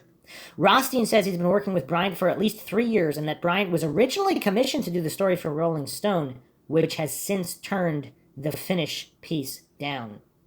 The New York Times and several other outlets have reportedly shown interest in the story recently as well. Bryant declined to comment either on the Gannon situation or his involvement in writing a story. But Rothstein says that Bryant began showing the piece around. The players involved have once again become active. Something is cooking here now, he says. They'll have to throw someone to the wolves, but there's no telling how high it will go. Everyone involved in the story acknowledges that it sounds like a wacky conspiracy theory, but the evidence of the conspiracy is too vast, they say, to simply dismiss it. I'm a conspiracy realist because there is conspiracy out there, says Gunderson, who says just 2 weeks ago he was chased through his neighborhood by an unknown man with a gun. What? Adds Rothstein, if 2 people were involved in kidnapping that kid, then it's a conspiracy. Well, these people don't work alone, so it's a conspiracy. Then try to discredit you by calling you a conspiracy theorist. Damn right I'm a conspiracy theorist because that's what it is. Still, in the end, this is a story about a young boy stolen from his home and family. This simple tragedy is often lost in the complicated theories and conjecture, but it remains the single undeniable truth in the entire story. I hold out hope that we'll be able to have regular communications with him, Noreen says of her son. We know he's alive, and up until a few years ago, we knew what he was doing and where. What? Noreen said, we know he's alive, and up until a couple years ago, we knew what he was doing and where. Maybe he could keep in touch with his mom, but moving back to Des Moines to live a life here, those windows of opportunity have closed. I hear the horrible things people say about me. I can only imagine what they would say about him, given the things he's been through. Johnny knows I tried, and who's to say it's all over? We don't know yet. If this is it, we're in the final days, and this is going to blow wide open. So that's curious. So Noreen said that up until a few years ago. So now keep in mind, this article is April 6, 2005. So she's stating up until a few years ago, she knew what he was doing and where. So apparently there was some kind of contact after the visit. Okay, let's take another step back. Now we're going to the Rents article, which referenced this article that we just went over. But continuing on here with Rents, the bottom line is this. There is enough credible evidence linking Jeff Gannon and Johnny Gosch for Noreen and her private investigators to insist on a DNA test. The credible evidence phase of this case has passed. It's now a case of obtaining conclusive evidence.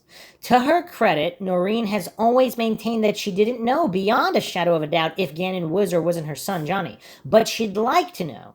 And I believe she deserves to know, whichever way it turns out. So here's an interview with Noreen Gosch linked here.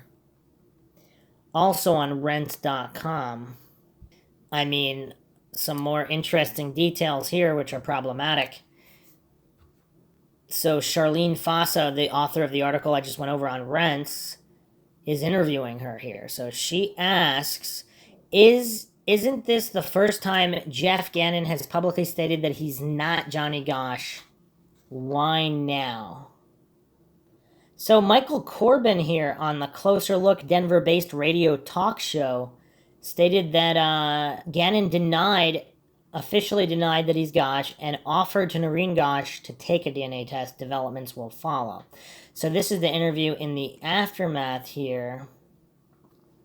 Charlene, okay, so isn't this the first time Gannon has publicly stated that he's not Gosch? Why now? Noreen responds, I think Gannon needs to continue the publicity and is now coming forward on the DNA only to keep somewhat of a spotlight on himself. Charlene responds, even though you've always publicly maintained that you didn't know if Gannon was Gosch, Gannon has threatened to sue you on 3 different occasions. Why? What types of contact have you had with Jeff Gannon? Noreen says, I have only had email communication with Gannon. He threatened to sue me because I have stated I do not know if Gannon is or is not Johnny. He claims that is throwing doubt into the minds of people who would otherwise say he is not Johnny. I would think he would want the DNA test, and if he is not Johnny, then state it publicly and be done with it. Charlene says, I understand there are some unique physical characteristics that Jeff Gannon and Johnny Gosch share. What are they? There are many facial features and the basic structure of his face which are similar to Johnny. The color of his eyes and reports of a birthmark on Gannon is the same as Johnny's. I have not seen the birthmark, however. So that was at the time of the interview, and then supposedly after she did see it and she said it was in the same spot. Charlene says, for many internet researchers and bloggers, there appear to be numerous reasons to suspect that Gannon and Gosch are the same person. For starters, the name Jeff Gannon seems to be related to Johnny Gosch in a twisted sort of way. Would you explain the name game and how it relates to other players and Johnny? Noreen states, it appears all of the aliases names Gannon has used that he has kept the same initials as Johnny. JDG. Oh, wow. We didn't even look at that before. So it's John David Gosch. And he's James D. Guckert. What? So even the middle name has the same initial. Wow. So these games being played here, they're even worse than I thought. He's even got the same middle initial. Wow. Noreen continues here. Gannon also chose the last name of the Des Moines Register editor at the time Johnny was kidnapped. There just seems to be a replay constantly of Johnny's initials or clues that link Gannon to parts of Johnny's life.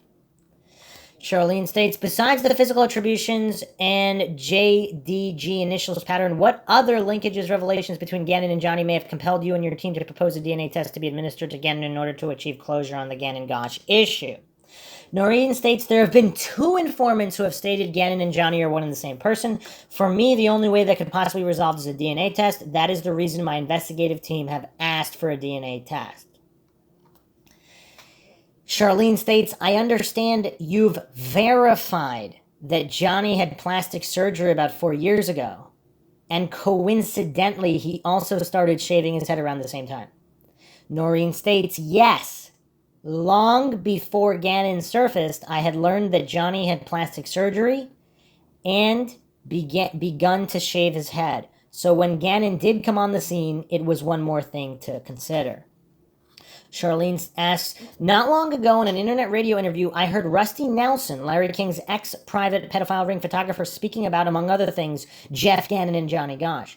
Unfortunately, Rusty Nelson's story is beyond the scope of this interview. Suffice to say, in order to survive and out of sheer desperation, Rusty managed to escape from Larry King's clutches and is currently on the lam. Naturally, having been King's private photographer, Nelson knew Johnny. During the interview, Nelson offered his opinion on whether or not he thought Johnny Gosch was Jeff Gannon. To paraphrase, he volunteered that he felt close to certain that they were one and the same person. He followed up with an anecdotal story about having serendipitously bumped into Johnny Gosch several years at a farmer's market. I can't recall where. It seems to me that Rusty Nelson is qualified to speculate on the matter. Were you aware of his conjecture? Have you been in contact with Rusty Nelson? Okay, hold on a second here. So former FBI head Ted Gunderson believes 99% that Gannon is Gosch. DeCamp believes Gannon is Gosch. Bonacci supposedly stated Gannon is Gosch. There's another confidential source who stated definitively that Gannon is Gosch. And now Rusty Nelson is stating that he bumped into Gosch several years ago to Farmer's Market, and is also stating that Gannon is Gosch. I mean, that's a lot of people with direct connections to the case.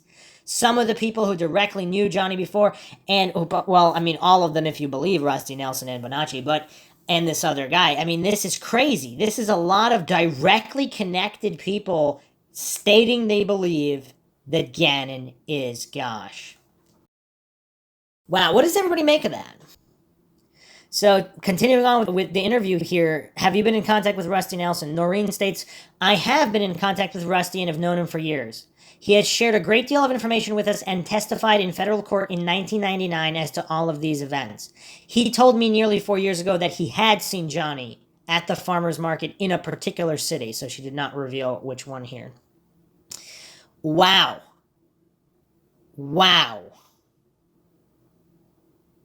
Charlene states, as of late, you've been in contact with the Franklin kids. There are children from the Des Moines and Omaha area who were also abducted and MK-Ultra'd into Larry King's international elite-controlled pedophile ring around the same time Johnny was. Some of these survivors are no doubt members of the original 83 children who came forward to testify about their horrific abuse in the Franklin case. Of course, like Johnny, these children are now approaching 40 years of age, but they are most likely developmentally arrested to greater or lesser degrees, emotionally frozen at the age they were abducted and ritually traumatized. Can you share with us what these survivors, the victims of King's pedophile ring, are telling you of their horrific ordeal and their feelings about the future? Noreen states, I have been in touch with a number of the Franklin kids. Many have shared information with me. They continue communication to this day. For a number of them, their lives have been broken as children who are victims of these crimes. It is true they are now all approaching 40 years of age. Many are fed up, angry about what happened to them and how their lives have been robbed. Some want to do something about it, and others are still very afraid for themselves and their loved ones. Charlene says, I believe that you said some of these survivors feel like they have been programmed to do something in the future, but they don't know what it is. It sounds like a group of sleeper Manchurian candidate cells that could be activated at any time for evil purposes, no doubt. Could you explain? Well, I mean, that's just when you think this case can't get any creepier. I mean, what the heck? Noreen states, it is a form of Manchurian candidate. Many feel those kids are programmed to be accessed or triggered for some future use or project. Charlene states, many of these kids knew Johnny. Do some of the Franklin kids you've been in contact with believe Jeff Gannon is Johnny Gosch? Wow. Who's ready for the response here? Who's ready for this response? Noreen states here, the majority of the Franklin kids I have been in contact with do believe Jeff Gannon is Johnny. Some say they have been in communication with him on a fairly regular basis. I would suspect this is done by email and computer rather than face-to-face meetings. Okay. All right. So we have former FBI head Ted Gunderson investigator of many decades. He believes Gannon is Gosch. We have this New York City detective who investigated child abductions and child trafficking in rings. He believes Gannon is Gosch. DeCamp believes that Johnny Gosch is now Gannon. Bonacci supposedly stated that Gannon is Gosch. Rusty Nelson said that Gannon is Gosch. And now Noreen is stating here the majority of the Franklin kids she's in contact with believe that Gannon is Gosch. Wow.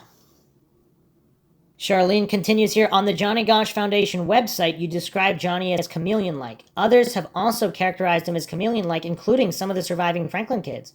Is it true that Jeff Gannon also described himself as chameleon-like? Noreen states, throughout this investigation, I have been trained as a private investigator. I listen for these play on words. The reference to Johnny being a chameleon was given to me by 7 of the Franklin kids I have known. I asked them why he was considered a chameleon. They all told me it was because Johnny was a master of disguise. Gannon then began referring to himself as the chameleon. I find that to be significant. Could it be a coincident, or was it given by Gannon as some kind of a clue? Gannon has also stated he has hidden in plain sight. Interesting idea. I mean, yeah, the amount of clues here being given by Gannon, I mean, it's crazy. This is crazy. Because Gannon refers to him as the chameleon. Okay, Charlene states, and then there's that pesky DNA test Gannon's been dodging. Until now, maybe. It seems Gannon has a pattern of agreeing to submit to a DNA test, only later to refuse for one reason or another. Also, most people probably aren't aware that Gannon has repeatedly stipulated various conditions that need to be met by your team as part of his agreeing to a DNA test. Can you summarize the history of DNA negotiations with Gannon up to and including the current agreement? So Noreen states, in March 2005, shortly after this story broke about Gannon, I wrote to him by email 3 times to ask him to quietly agree to a DNA test to resolve the situation. Gannon did not answer my emails. We then sent a gentleman representing me to Gannon's home to talk with him. Gannon answered the door. When the man asked him about a DNA and told he was there on behalf of the woman in Iowa, Gannon slammed the door on the man.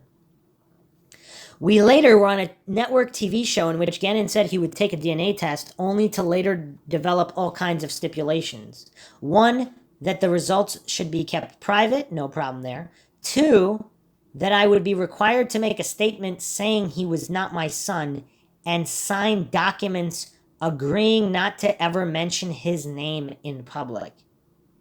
I mean, that's actually kind of curious, because if it comes back positive, she would still be required to make a public statement saying he was not her son and sign these documents agreeing never to mention his name in public.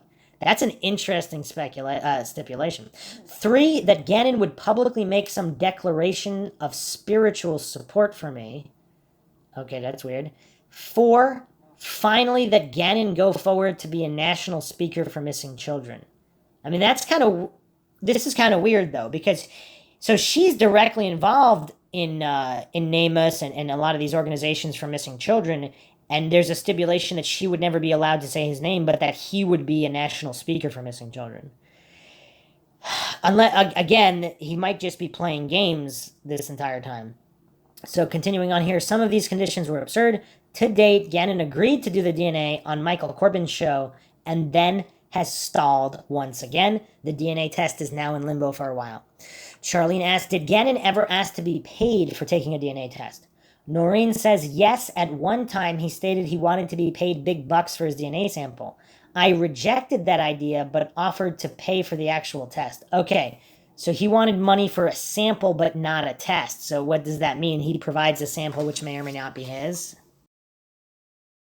Also, if Gannon has all these multiple personalities, is it possible he thinks he's not Johnny Gosch again, and he's speaking with Noreen that way?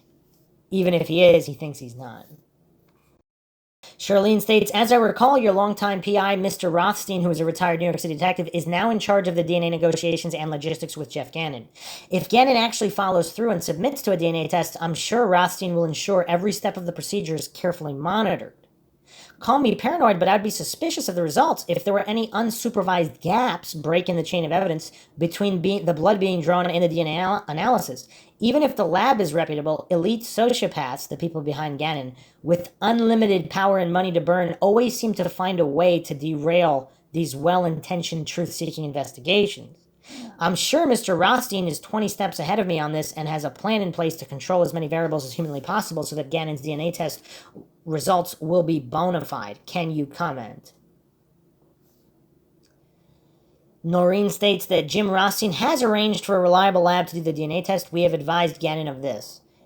He has refused to give us the name of his attorney so we can communicate with him to make arrangements. Charlene states, it seems obvious that Gannon is playing mind games with you regarding his willingness or lack thereof to take a DNA test.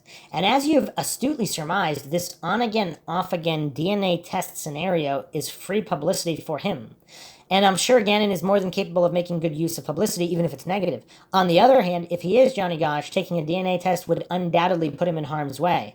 Then again, this DNA volleyball could be part of an overall cynical strategy by Gannon and his handlers to keep the Gannon is Gosh story alive, but essentially take the energy out of it. The story continues, it limps along, but in a vapid state of limbo. This way, the character arc, the tension, and the climax of the story can be shifted to fit an agenda. Maybe this game is a backdoor approach for Gannon to gain control of the is Gannon really Gosh speculation frenzy.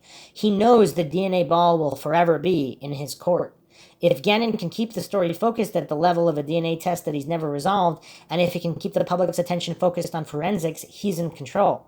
And while he does his DNA dance, he can also threaten legal action against anyone who publicly wonders about the is Gannon really Gosh riddle. It's a checkmate of sorts. Unless, of course, they just, get his DNA from the trash. Charlene continues, a local media outlet in your region about a month ago ran a piece on the internet site announcing that there's been significant breakthrough in the Johnny Gosch case. I think they described it as Johnny Gosch case is heating up, yet they never mentioned exactly what the breakthrough was, or I just plain missed it. However, did they mention something about the CIA and their alleged involvement in organized pedophilia? What happened to the CIA agent who had contacted you in order to help you crack the Johnny Gosch case years ago and who was instrumental in your testifying before a congressional committee? What was the breakthrough in Johnny's case? Noreen says, the CIA agent who resurfaced recently has brought information to Jim Rothstein, which is significant at this time. Jim shared a portion of it, which the Waterloo, Iowa TV station reported on. It was then circulated throughout the internet. He informed us that originally 1,700 children were targeted for this project. They, pedophile rings, set about kidnapping children throughout the country over a period of years. The number of usable children they ended up with was approximately 1,000. I filed a FOIA request and received a reply saying all records on Johnny's case with the CIA have vanished. Well, that doesn't sound suspicious at all. So this is kind of crazy, though. So supposedly there's a CIA agent leaked info about 1,700 targeted children who were kidnapped throughout the country. This is crazy. Charlene states, after all these years, a fearful eyewitness finally came forward and detailed what really had happened to Johnny Gosch on the day he was kidnapped. He illuminated a crucial hidden aspect of Johnny's abduction. He knew Johnny wasn't a runaway. He had watched Johnny's abduction unfold from a window in the safety of his home. What's the significance of this new revelation after all these years? Could this new eyewitness report finally reopen the Johnny Gosch case? And we actually went over this testimony and the cover-up by Police Chief Orville Cooney, so I'm not going to go over all that again. Wow, this is crazy. Some more. Wow. So Charlene states there's been some disturbing incidents and strange synchronistic events involving you and others who were or are connected to the Johnny Gosch case. Recently, there was your yearly Johnny Gosch update interview with a local radio host, a seasoned 9-year veteran who was subsequently fired. Not long after the update interview, a strange doll was delivered to your door, and then about 2 days later, you heard some distressing news on the radio about a man who had revealed to you important information about your local police chief and Johnny's kidnapping. Comments. Noreen stated, Marty Stacy, an Omaha radio talk show host, did an interview with me and Jim Rothstein. During the interview, we shared the information in the question answer regarding the police chief being involved in the scandal. That's the Cooney. The following day, Marty was called in by his boss and fired. The reason given was the Gosch Rothstein interview. The following morning, someone placed an anatomically correct blow-up nude sex doll with dark hair and a hole blown in the head at the door of my home. No one saw it being placed there. The police were called and I made a police report on the situation. We consider this to be a veiled threat towards me regarding the information that I gave during the interview. Charlene asks, how many and what types of other threats and or harassment have you experienced prior to the doll incident? Noreen states that over the years I've been followed, received threatening phone calls, had men come to my home and pound on the outside of my house, throw rocks at my home. My cars have been damaged. It has been a very nerve-wracking situation, and one has to wonder, why would anyone harass the mother of a missing child just looking for her child? It is because there is much more to this crime, and they are afraid I will uncover it and make it all public. Charlene asks, is there an official or unofficial body count related to the Franklin Johnny Gosch case? Noreen states the official body count for deaths in the Franklin Johnny case is now up to 15 deaths of witnesses and people who have come forward with information. All coincidental, probably. Charlene asks, from what you and your investigators have discovered, what have you determined about how organized pedophile rings function? For example, is it true that these rings hire professional photographers to surreptitiously photograph children and then compile these photos into catalogs so clients can choose their preferred victims? That's so creepy. Noreen stated, in August 1984, I testified at a Senate hearing in Washington, D.C. It was an organized crime hearing regarding missing children. During the various testimony by myself and others, Ken Lanning of the FBI also testified. The FBI provided a catalog of materials confiscated by them during the arrest of pedophiles. There were instruction books on molesting children, torture devices, and a catalog of children who had not yet been kidnapped. A prospective buyer's guide. Another question here. Your testimony serves as an eloquent summary of the Johnny Gosch case and as a scathing indictment of government-sponsored pedophile operations. That's why I included it as part of the interview. My question, Noreen, is how did Michael Aquino specifically fit into the Johnny Gosch kidnapping? Noreen states, it was reported to me and given in federal court February 1999 by Paul Bonacci that Michael Aquino, called the Colonel, was in fact the man who came to Iowa, paid the kidnappers for taking Johnny, then took Johnny with him. This took place 14 days after the kidnapping. Bonacci stated this under oath in federal court. Judge Urbaum ruled Bonacci was telling the truth. Charlene asks, in your opinion, why did Judge Urbaum find Paul Bonacci and the overall evidence John DeCamp presented in the court so compelling? Noreen stated, it was very surprising to us that Judge Urbaum would allow this process to take place, since he was the same judge that stated he thought Bonacci was nuts, not credible, and not telling the truth. He did an about-face. Charlene asks, any clues, guesses as to why Judge Urbaum changed his mind so abruptly? You certainly found Bonacci credible. Why? Noreen states, I have no idea why Judge Urbaum changed his mind. It still baffles all of us, including DeCamp. Paul Bonacci's information we have been able to research, verify, and prove the things he told us. This was done by a PI that DeCamp hired years ago in 1989 through 2000. Charlene asks, could you connect the dots between brain wave frequencies, codes, multiple personality disorder, and MKUltra as it relates to organized pedophilia? Noreen states, the mind control works similar to hypnosis, only much deeper levels. They program at alpha, beta, theta, and beyond to omega level of brainwave frequency the desired instructions for later use. During the training programming, there is a technique whereby the victim is split and new personalities with identities are created for desired purposes. They can be activated by a keyword, a song, or a verbal suggestion. The mind control victim will then go into what I would call an automatic pilot situation and act out exactly what had been programmed in the individual. Charlene asks, was the program called Project Monarch? Didn't Bonacci's diary contain pages and pages of codes? Noreen stated, yes, it was called Project Monarch, and Bonacci had 4 or 5 diaries with coding in it, step-by-step instructions on constructing a bomb, etc., and an account of all of his abuses.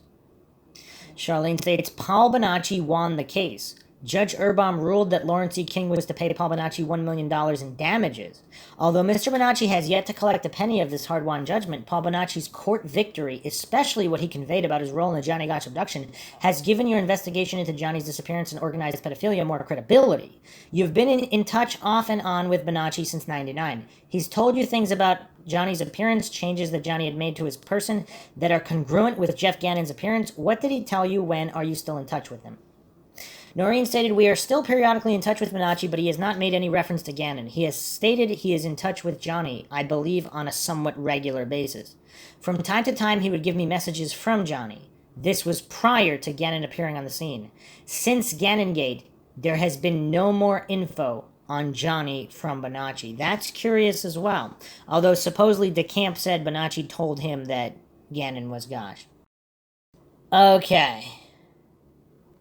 So, here is yet another strange coincidence. So, the key witness in the Oakland County child murders. Anyone want to guess the name? Jeff Gannon.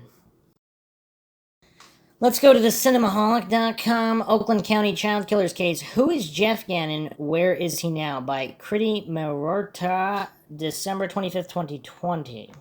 Investigation Discoveries Children of the Snow is a limited series that examines the horrifying string of homicides committed by the infamous Oakland County child killer.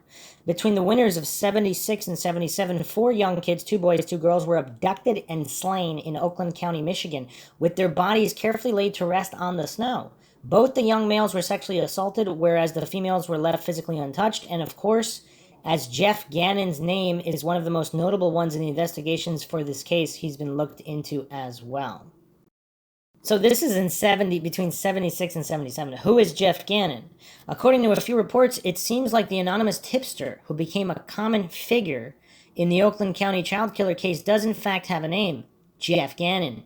Whether or not even this is an alias, though, is yet to be confirmed. In 2010, he, under the name of Bob, gave an interview to the Oakland County Child Killer Task Force, wherein he claimed to know who the killer was, revealing that he had a relationship with him in 1977 as an acquaintance. As per Bob's account, there are many more victims of the child killer, and he committed all of these heinous crimes as some sort of satanic sacrifice. Bob further went on to ask the investigators if he could get information about their persons of interest and see the letter that had been mailed to them by the suspected child killer so that he could be sure that he had the right man before he gave them a name. Bob's requests were denied, but he continued to meddle in the matter. Then he claimed to be an investigator who, with his team, spent over 10,000 hours over several years to examine the case. However, when asked to release his findings, he admitted that he was reluctant to do so as he doubted the competence of the Oakland officers.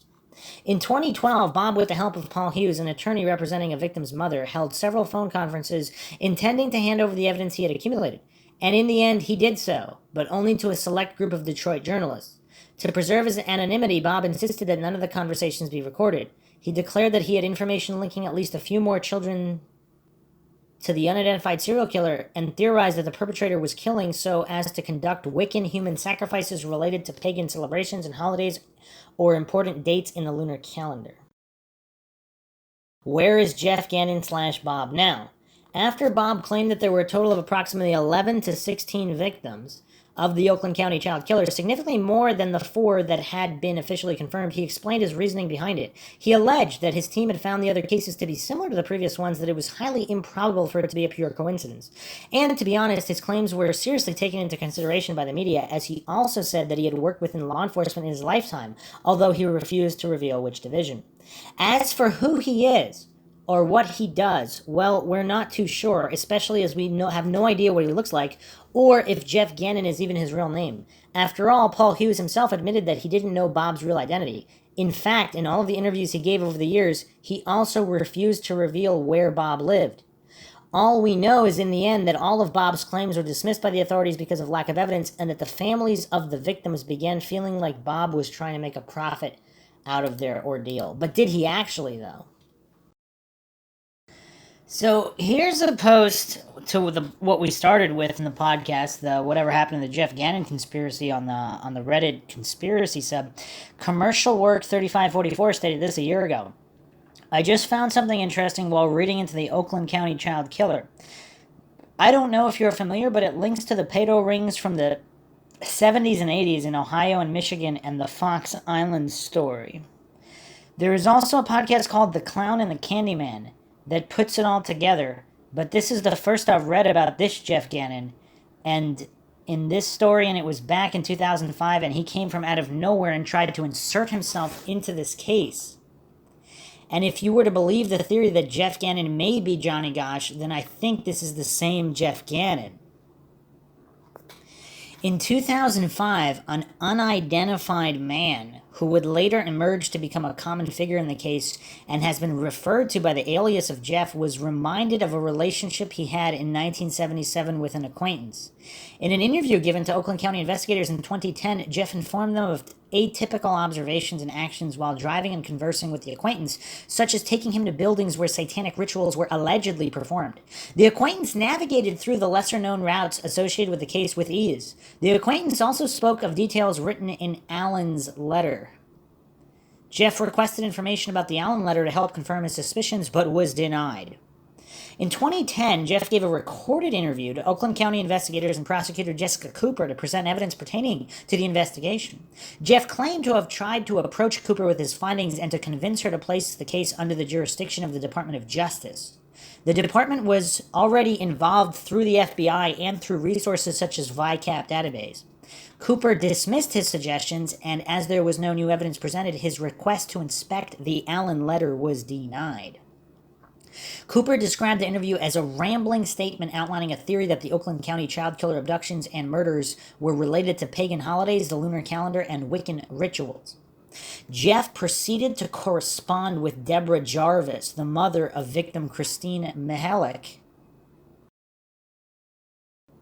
Wow, that sounds similar to Mihalovic, the Amy Mihalovic case, Christine Mihalich, and investigative journalists such as Bill Proctor and Heather Catallo in 2010. He claimed that he was among a team of a dozen investigators involved with the case and could identify the perpetrator of the crimes, but refused to indicate which law enforcement division he worked for.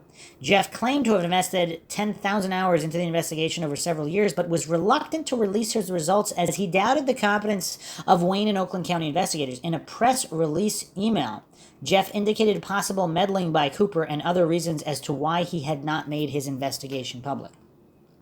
According to Paul Hughes, an attorney representing Jarvis, Jeff's investigation discovered the murderer. However, according to Hughes, Jeff refused to identify the culprit unless the authorities divulged crucial information, which Jeff requested during the initial interviews in 2010. Jeff wanted to positively confirm the identity of a suspect using the police evidence before proceeding further. In 2012, Jeff presented his findings to a select group of Detroit journalists on Hughes' cell phone. To preserve his anonymity, he insisted that his phone interview with Hughes not be recorded. He theorized that the killers were conducting Wiccan human sacrifice rituals coinciding with pagan celebrations or the lunar calendar. According to Jeff, there was a total of approximately 11 to 16 victims, significantly more than the 4 officially confirmed victims. He claimed his team found a number of similarities among the cases that were highly unlikely to be purely coincidental. Who is Jeff Gannon? According to a few reports, it seems like the anonymous tipster who became a common figure in the Oakland County child killer case does in fact have a name: Jeff Gannon. Whether or not this is even an alias, though, is yet to be confirmed. In 2010, he under the name of Bob. Okay, so that just the excerpt here is from the Cinemaholic, which is I've already gone over, and the claims were dismissed, of course, due to lack of evidence. And you know what's really weird? So, the plot's going to thicken even further because a person of interest in the Oakland County child killer case was Archibald Edward Sloan, a child molester who victimized young boys in his neighborhood. So, there was a witness who claimed to have seen... this is kind of weird here. So, this is from wiki2.org on the Oakland County child killer. So, hair samples found in Sloan's 1966 Pontiac Bonneville matched hair found on the bodies of King and Stebbins, but the hair was not from Sloan himself. I don't know what that means, but that's what's listed here. A witness claimed to have seen King being abducted by 2 men, one described as being in his late 20s, and the other described as bearing a strong resemblance to serial killer John Wayne Gacy, who was allegedly in Michigan around the time of the killings.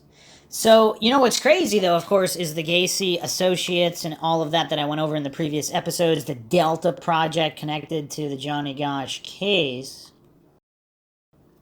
Okay, so actually, regarding Sloan, in 2019, Investigation Discovery did a documentary. They stated, so in 2012, New DNA Tech found that Sloan's car contained hair with the same mitochondrial profile as evidence found in the victims, but the hair itself is not Sloane's. So somebody's hair, not Sloane's, that was found on the victims was found in his car. So that's the connection there to Sloane. But regarding Gacy, it doesn't end there with the coincidences. The final mind shock that we're going to finish here is that now Gannon and the subject of changing names was also involved in the John Wayne Gacy trial.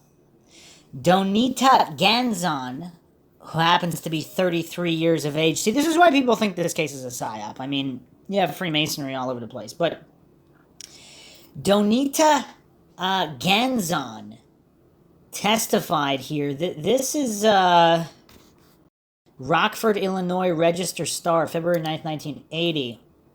Emotion ran high Friday during the third day of accused mass murderer John Wayne Gacy's trial with the testimony of a transsexual and a woman brought to court in a wheelchair. Transsexual Donita Ganzon, 33, said she had been living with Timothy O'Rourke, 20, when he disappeared during the fall of 77. He went out for cigarettes one night and never returned, she said. His body was later pulled from the Illinois River near Morris. Ganzon sobbed as she identified a photo of O'Rourke and another of his tattooed arm. Ganzon's admission that she was a transsexual enabled the defense to imply O'Rourke was homosexual. So, another excerpt here. Gacy witness electrifies courtroom. The first week of John Wayne Gacy's murder trial has been spiced with grisly details, emotional testimony, and Friday, a witness who shocked most of those in the courtroom. Is it Miss Ganzon? Asked defense attorney Sam Amarant of witness Donita Ganzon, 33. Yes, Miss Ganzon, the witness said. What did your name used to be before you changed it to Donita? Dawn. How long have you been a female? Almost everyone in the courtroom gasped. Just moments before, people who had whispered how beautiful the dark-haired Filipino witness was, her long hair brushed against her shoulders, dressed in a white blouse and stylish plaid skirt, the petite witness was a striking picture. I'm in the process of being a woman, Ganzon said, anger building in her voice. When you met Tim, you weren't a woman. That's right. Have you had a sex change operation? No, I haven't. Then you're still a man. At that point, the prosecuting attorneys who had called Ganzon as a witness objected to continued questioning. Okay, kind of weird, but from the book John Wayne Gacy, Defending a Monster by Sam L. Amarante and Danny Broderick. What about Donita Gannon? Remember Donita Gannon? That's the little Asian registered nurse. Now, you think the state came out and told you that Miss Gannon was really Mr. Ganzon? Oh, no. No, they left that up to the defense. Let the defense lawyer be the bad guys. We'll put this little girl up there, say she's a registered nurse, talk about how much she misses Timothy O'Rourke, but don't say anything else. So then we have to get up and expose this poor person to the whole world. Why do we have to do that? Why did we have to look at the bad guys? Because we are concerned with the facts, the evidence. Talking about Miss Gannon, now here's a person who actually is having a sex change operation. She shouldn't have any fear, any worry, or anxiety about people thinking anything about her. Maybe she was intended to be that way. She was intended to be a female, so she's having a sex change operation. If that's what she wants to do, fine, but she should not have been afraid of it. She should not have to not want to say it on the stand. Okay, so Ganzon changed his name to Gannon. That's an interesting thing to change one's names to, especially with Gacy's connection to the Johnny Gosch case, or at least the Delta Project, which may or may not have overlapped, and other possible individuals involved in the ring who may or may not have been involved with Gacy. Now, obviously, the coincidence stack is so stratospheric here that I'm going to have to just leave it at that for now. But this is one dark case with so many coincidences. I mean, yeah, it's just the Mindshock listeners can jump in here and let us know what they think about all these coincidences and everything else. Hope you guys found another edition of Mindshock True Crime interesting and informative. If you want to help support the podcast, you can donate to our PayPal. Just check the link in the description. Make sure to subscribe to the channel. Hit that bell for notifications. You can also become a YouTube member right here on YouTube. Support the channel that way for access to exclusive streams and chats. Like and share Twitter, Facebook, Reddit, Patreon. Patrons do get priority for case topic, logical analysis, podcast requests. You could also be a guest on the podcast depending on your tier. Questions, comments, theories, thoughts, suggestions, rebuttals, debunkings of any kind. mind, leave them in the comment section. This is Bruce McGuire signing off. Catch you guys next time.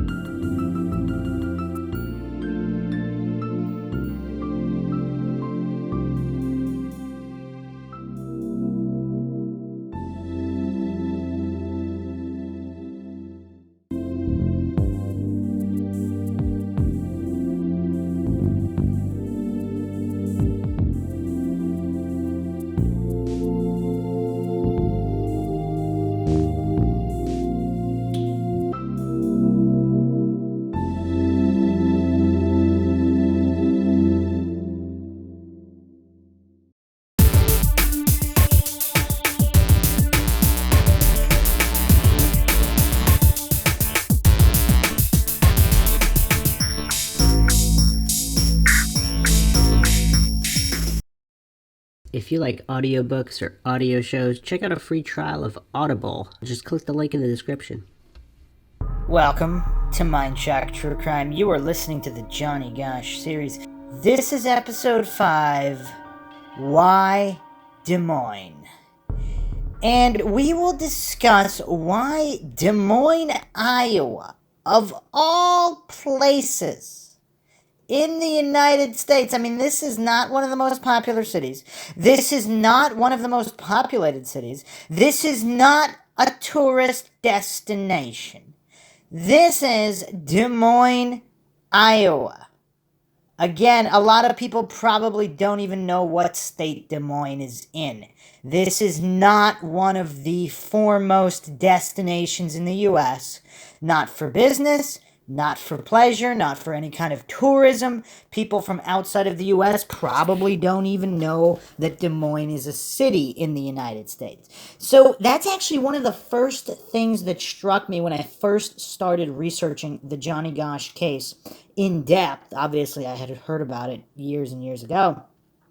But when I started the podcast, I was wondering, why is Des Moines such a hub for human and child trafficking?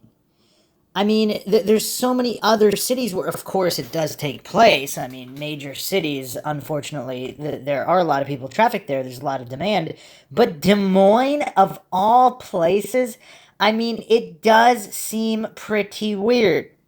So we will go over why Des Moines, and there's actually answers that lie here that are so dark and sinister and tie in and actually give credence to a lot of these so-called conspiracy theories. I mean, simply corruption exposés also works, I suppose, although coincidence theorists obviously would be too triggered to call them that. As always, if you find the podcast interesting and informative and want to help spread awareness about missing persons cases, missing children, and trafficking, human trafficking in general, one of the biggest problems in the world, however much attention it gets, it is simply not enough because the problem, it still persists while all of these other issues get attention, and meanwhile many children and adults are suffering in modern day slavery. So you can donate to our PayPal. Just check the link in the description. Help us get more content out to bring awareness to this and other cases with, of course, logic and reason at the forefront in the most comprehensive and exhaustive podcast series ever produced, going down every single rabbit hole, every single theory. You could also become a YouTube member right here on YouTube. Support the channel that way. Make sure you subscribe to the channel. Hit that bell for notifications. Like and share Twitter, Facebook, Reddit, Patreon. Patrons do get priority for case topic logical analysis, co-podcast request. You could also be a guest on the podcast depending on your tier. Questions, comments, theories, thoughts, suggestions, rebuttals, debunkings of any kind, leave them in the comment section. Okay, so I'm going to go over an article from littlevillagemag.com to set the stage here on various different theories and then focus on Des Moines specifically and also what is going on in various time frames in Des Moines as well. So this was posted September 7th, 2022 by Emma McClatchy. 40 years after the Johnny Gosch disappearance, fear continues to fuel conspiracy theories in Iowa and beyond. On September 20th, 1984, President Ronald Reagan gave a speech in Cedar Rapids as part of his re-election campaign. In it, he advocated for slashing taxes and the simple values of faith, family, neighborhood, and good hard work, which he said are endemic to Iowa. Quote, "Not so many decades ago, this land around here was open prairie, rugged and unproductive. And then the pioneers began to settle here, Yankees, Germans, Swedes, Norwegians, and immigrants from many other nations, men and women as hardy as the land." He said, omitting the state's history of forced resettlement of native peoples, racial segregation, and other less idyllic chapters. You can tell this article was written in 2022. As our economy grows, we'll need to go forward with the bedrock values that sustained the first Iowa settlers and that nourish us today. We must continue cracking down on crime. We say with no hesitation, yes, there are such things as right and wrong, and yes, for hardened criminals preying on our society, punishment must be swift and sure, end quote.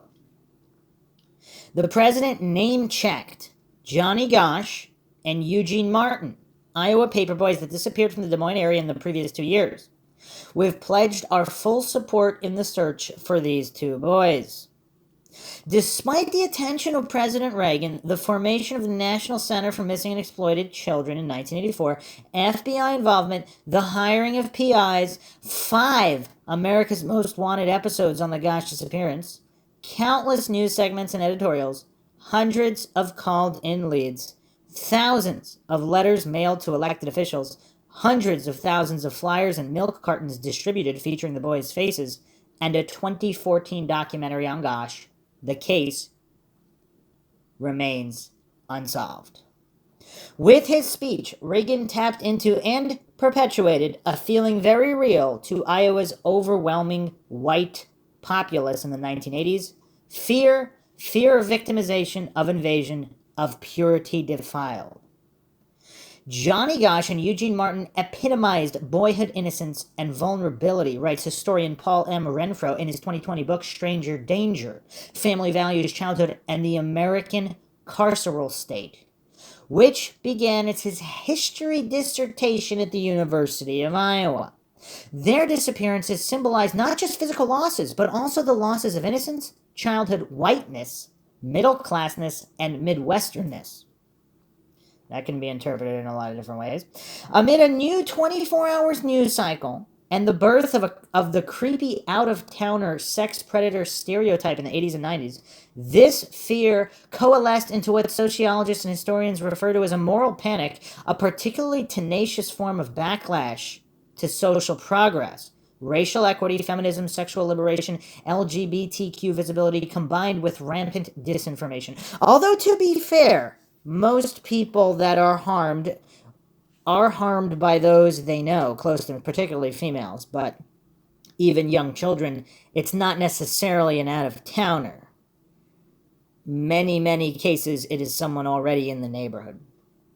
The paperboys' names and faces, ubiquitous across Iowa and the nation, were used to pass legislation that continues to shape the U.S. justice system, popular culture, political movements, and notions of what and who are considered threats of the American way of life.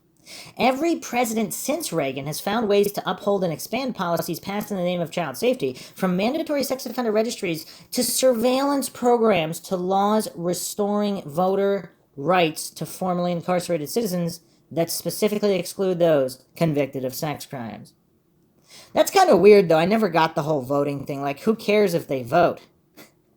I mean, the Electoral College is going to do what they're going to do. But anyway, these laws are broadly popular with Americans, but given the low recidivism rates of sex offenders, Renfro notes, these daunting mechanisms and the culture of fear that enables them demand reevaluation.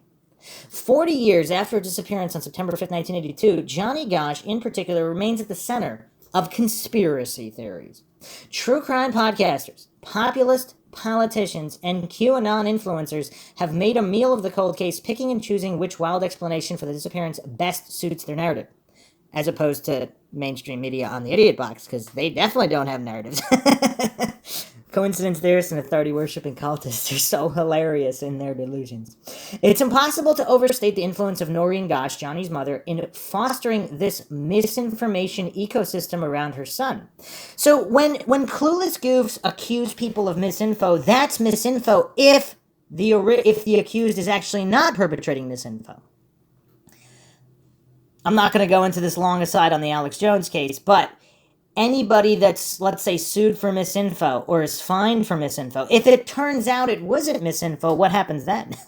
Because anybody who hasn't been asleep the past few years know that the so-called conspiracy theorists, the critical thinkers, those who are scientifically skeptical of corrupt authorities with horrible track records of failure and fraud convictions, their batting average is incredibly higher than the coincidence theorists and the authority-worshipping cultists who just take on blind faith whatever the corrupt on the idiot box say. Determined to keep Johnny's case in the public consciousness, Noreen is regarded as a tireless, dauntless hero by those frightened for their own children's safety or distrustful of authority. But Noreen, who is convinced her son is still alive, has also elevated sensational theories that muddy the waters between fact and speculation. I mean, how do you know if that muddles the waters if the case is unsolved? Coincidence there is just so goofy. What I believe about the case seems to change every time I deep dive about it, wrote one Reddit user in the consistently active Johnny Gosch subreddit. Logically, I know that there was very little chance Johnny survived long after being abducted. I think it all goes back to Noreen. Either she should be institutionalized for the number of delusions and hallucinations she's had as a result of her grief, or she is truly onto something and owed a serious apology from those that never believed her. And if you've listened to the Mindshock podcast, you will know that obviously there are certain claims of Noreen Gosch that have been as of yet unverified, but so many claims over the years, other parties have actually verified what she has said. So she's been vindicated almost at every turn. So again, I'm not saying she's reporting things or things she heard and she thinks they're true. She might say something that they're true, even if they're not. But in general, a lot of things that she had claimed, objective third parties have come out in the years since and corroborated what she was saying about the investigation. And there's no shortage of shady business. Usually authority-worshipping cultists and coincidence, they're really lazy, so they don't actually do their homework. They don't do the research, so they don't know the amount of evidence that exists, so they pretend it's just outlandish conspiracy theory. The disappearance. Johnny Gosch was 12 years old. He enjoyed the outdoors, the Iowa State Fair, and buying loved ones the perfect gift, his parents said. He took a job delivering newspapers for the Des Moines Register to save up for a dirt bike. Just before 6 a.m. on September 5th, 1982, Johnny departed his home in suburban West Des Moines to begin his Sunday morning paper route, accompanied by his dachshund Gretchen. He collected his papers in the parking lot of a neighborhood church with fellow paperboys who said a man in a blue car stopped to ask the boys for directions. Witnesses disagreed on what happened next, according to Renfro. Some insist that a man followed Johnny around a street corner before snatching him. Others claim that they heard a car door slam and tires screech before watching a vehicle run a stop sign and travel northbound towards Interstate 235 at a high rate of speed. In addition to the blue vehicle, another witness recalled seeing a silver Ford Fairmont around the time of the disappearance. Yeah, it's almost like witnesses were in different positions at different times. I mean, what a shocker. But there was little physical evidence to be found apart from Johnny's red wagon full of rolled up newspapers abandoned 2 blocks from home and Gretchen left behind. News coverage at the time reported 25 to 30 law enforcement officials joined a search for Johnny in the immediate hours after he vanished. Was that really true? Within days, dozens of officers from the West Des Moines Police Department, Polk County Sheriff's Department, and Iowa State Patrol were part of searches, as well as an estimated 1,000 volunteers combing local parks, woods, fields, lots, and buildings. Police set up checkpoints on streets where Johnny was last seen. They are working overtime like I've never seen anybody in my life work before, Johnny's dad, John Gosch Sr., told the Register in praise of the police. That's a curious statement. So for people that weren't skeptical of Johnny's dad, I mean, that's curious, because neighbors are going to Noreen and stating that the police never even bothered to take notes on what they said they saw, and of course the heavily suppressed P.J. Smith account, where he actually saw Johnny, or at least he said he did, this would be alarming, getting pulled into a car. I mean, all mind-shocking information here. Very, very shocking. So the police could not have done a shoddier job, and yet John Gosch Sr.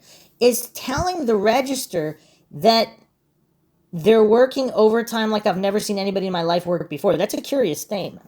The confidence wouldn't last. Okay, so was that just in right away? The confidence wouldn't last. In TV appearances and letters to the editor, Noreen and John Gosch became critical of law enforcement's failure to locate either of the vehicles suspected in the abduction.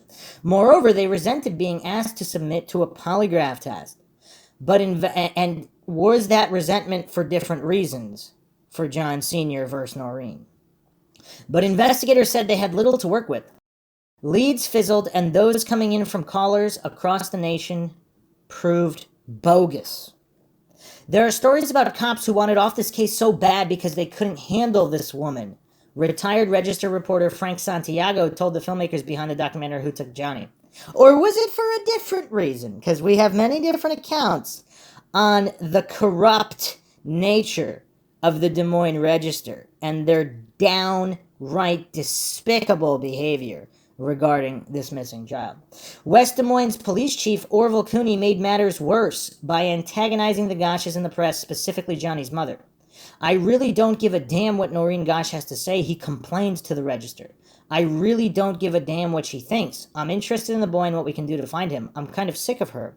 See, even if those are the true feelings of a police chief, what kind of scumbag would say that to the actual newspaper? I mean, it takes a special kind of scum to publicly state that. Now, if he really felt, I mean, I don't know. How can you fault a mother? I mean, even if I'm not saying Noreen is this, but in the case of a missing child, a mother going crazy and possibly being annoying, I mean, she's got every right to be. I mean, what kind of a police chief would hold that against a grieving mother in a panic for her child? I mean, this is a level of scum we haven't really seen before. Not to mention, he's suppressed the account of the kid who saw Johnny being pulled into a car and pretended that Johnny just ran away, leaving his dog, which obviously no boy would ever leave his dog. I mean, I don't know if I can buy the incompetence theory. Unless Orville Cooney has a legitimate, documented mental disability and possibly some kind of psychosis and split personality, in which case he would obviously not be qualified to be a police chief or even the janitor at the police station.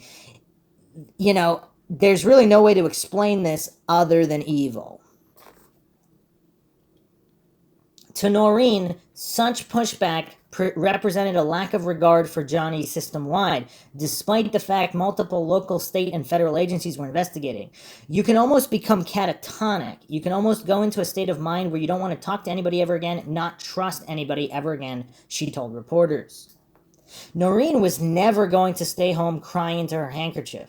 Born and raised in eastern Iowa, she married young, lost her first husband to cancer, and nearly lost her two oldest children when a tornado destroyed their home. That experience either makes you or breaks you, she says in Who Took Johnny. I had a choice. I either get up and start moving or go down in despair. Noreen showed a similar resolve after Johnny. Her son with John, her second husband, went missing. The Gosches papered Iowa with flyers, made dozens of TV appearances, and partnered up with politicians and national figures like John Walsh. When someone suggested to the Des Moines Derry Anderson Erickson that they help in the search, Johnny Gosch and Eugene Martin became the first missing children's images printed on milk cartons in 1984. The Gosches encouraged the public to call their home number with information. Hundreds of tips poured in and were shared with authorities, though none could be verified as true sightings. Within 2 months of Johnny's disappearance, the Gosches established the Help Find Johnny Gosch Foundation, holding fundraisers to hire PIs, leading letter-writing campaigns to elected officials, and giving talks around the region focused on a central message. This can happen to you. And also, let's not forget Cooney and the scum police who told Mark Allen's mother, the third boy who disappeared, that's not even mentioned in this article, which should tell you something. I mean, this boy's disappearance was swept under the rug because these scum didn't want people worried. They actually told his mother, Mark Allen's mother, not to make a stink about it. I mean, this is just insanity. Noreen Gosch didn't even know that Mark Allen went missing until quite a period of time afterwards because the scum police wanted the mother of this missing boy to just keep quiet and sweep it under the rug so the police don't look bad and nobody gets panicked. I mean, this level of scum, you don't see this in other cases. A sick and rotten society. FBI Special Agent Herb Hawkins said drawing intense publicity of the case, as the Gosches had, is not generally advised. Too much attention can cause an abductor to panic, endangering the child. It can also make inside information that can be used to narrow down suspects part of the public narrative. Well, how so if it's not revealed? I mean, there's so many details that were held back. But the Gosches, who divorced in 1993, had other advisors telling them the opposite. In a rare interview in 2018, John Gosch Sr. recalled that Kenneth Wooden, who had written extensively on missing and murdered children and lectured on the topic at Iowa State University in 81 and 82, told Noreen, "Whatever you have to do to keep the story alive, do it. Because if you don't, law enforcement will move on with their lives and go on their merry way." She really latched onto that, John told podcaster Sarah DeMeo. In her book, Noreen credits Wooden with setting her on the right course. Though there wasn't evidence Johnny was sexually abused, Wooden convinced Noreen her son had likely fallen victim to a class of deviants known as pedophiles. So hold on a second. There wasn't evidence? I mean, there's a lot of evidence of this going on at the register and people working at the register, and these are register paper boys. Some of others who had been directly there's propositioned and exploited and abused. So there's tons of evidence of it going on at the Des Moines Register. I mean, this is all public record with arrests and everything. I mean, this is really poorly researched article. I mean, what can you expect from a coincidence theorist and authority worshipping cultist? But still, I mean, very, very poorly researched here. Now, again, that doesn't mean that Johnny fell into it, but it makes it kind of likely, considering what is known about the register. He believed pedophiles were seeking to change the culture and were gaining influence through organizations like NAMBLA, a barely existent group that never achieved notoriety outside of conspiracy theory circles, and one memorable South Park episode. I mean, they're being talked about now. I mean, and this article was written in 2022, also in the post-Epstein era. So it's kind of weird how like these authority worshipping cultists, I mean, their cognitive dissonance is so extreme they have to pretend, even in the post-Epstein era, that this is all outlandish and doesn't exist. Wooden taught Noreen how to write a press release and got her in touch with network TV producers, Noreen recalls in her 2000 memoir. He said, "It might get rough. The public and press will doubt you, laugh at you, and try to discredit you, because the truth you will bring out will be difficult to accept." Wow, what prophetic words by this guy. Then he looked at me and said, "Are you willing to fight for your son?" I agreed to do whatever was necessary. All Ken warned me about, and then some, was about to begin.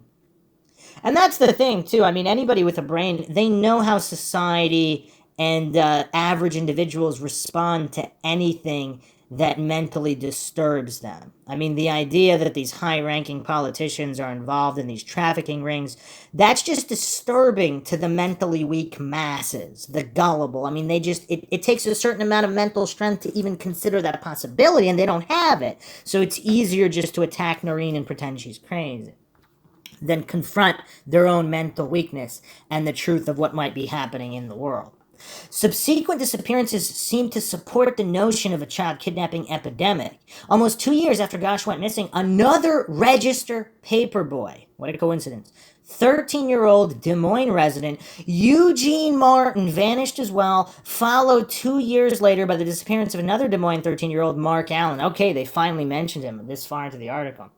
Allen was not a paperboy, but the circumstances were similar to the others. Still, investigators had no physical evidence tying the cases together, no serious suspects, and no idea of the motives. But again, I mean, it's just inexcusable how the police basically intimidated Mark Allen's mother into just being quiet about the disappearance of her son. Man, I mean, the level of scum here. I mean, this is crazy. We live in a sick and rotten society that is getting sicker and rottener every day, an Iowa state senator proclaimed as legislators debated a bill named for Johnny Gosch. I don't know what's happened to the United States, but it has become more animalistic, not more humanistic in recent years. Perhaps perhaps there's a direct correlation to the increase in government. The Johnny Gosch bill, co-written by Noreen, was signed into law by Iowa Governor Terry Branstad in July '84. The bill bars police from enforcing a waiting period before investigating a report of a missing child. Despite claims from the bill's supporters, such waiting periods were not part of the protocol for WDPD, nor state or federal agencies, and were rare on the local level. Similar laws were subsequently adopted by 8 other states. And obviously, this coincidence theorist and authority-worshipping cultist writer doesn't mention how people were actually laughing at Noreen, saying that this was all for show and that they wouldn't even care about the bill or enforce it in any way. Basically making fun of her missing son, and basically being just so cavalier about finding future missing children because they just don't give a crap. I mean, the police in Des Moines have showed their true colors. And the politicians in that area. Obviously, there are, again, I'm sure there are good ones with high integrity, but just the amount of bad ones in that particular area, I mean, it's just insane. I mean, no mother should obviously have to go through that. I mean, even if we pretend and hallucinate that she really is insane, to know that she's insane, maybe she is, that still doesn't excuse any of this behavior. I mean, it's just absolutely insane. Later that year, President Reagan invited Noreen Gosch to the opening and dedication ceremony for John and Reeve Walsh's project, the National Center for Missing and Exploited Children. The Gosch case was one of several nationally famous cases that drove the formation of the nonprofit. NCMEC spokeswoman Barbara Chapman told the AP in an 87 article. In the first 3 years, she said, the center fielded reports of 14,735 missing child cases. Yeah, that's not a lot at all, right? And those are the only ones known about and actually reported. Of those, 7,967 children were found alive and 90 were found dead. The rest remain unaccounted for. Of the reports, almost all are either runaways or stealings by relatives, usually parents who don't have custody. Only 432 were abducted by strangers. Well, of the ones they knew about. Obviously, the ones that weren't found, there's no thousands and thousands not found. There's no way to know who they were abducted by.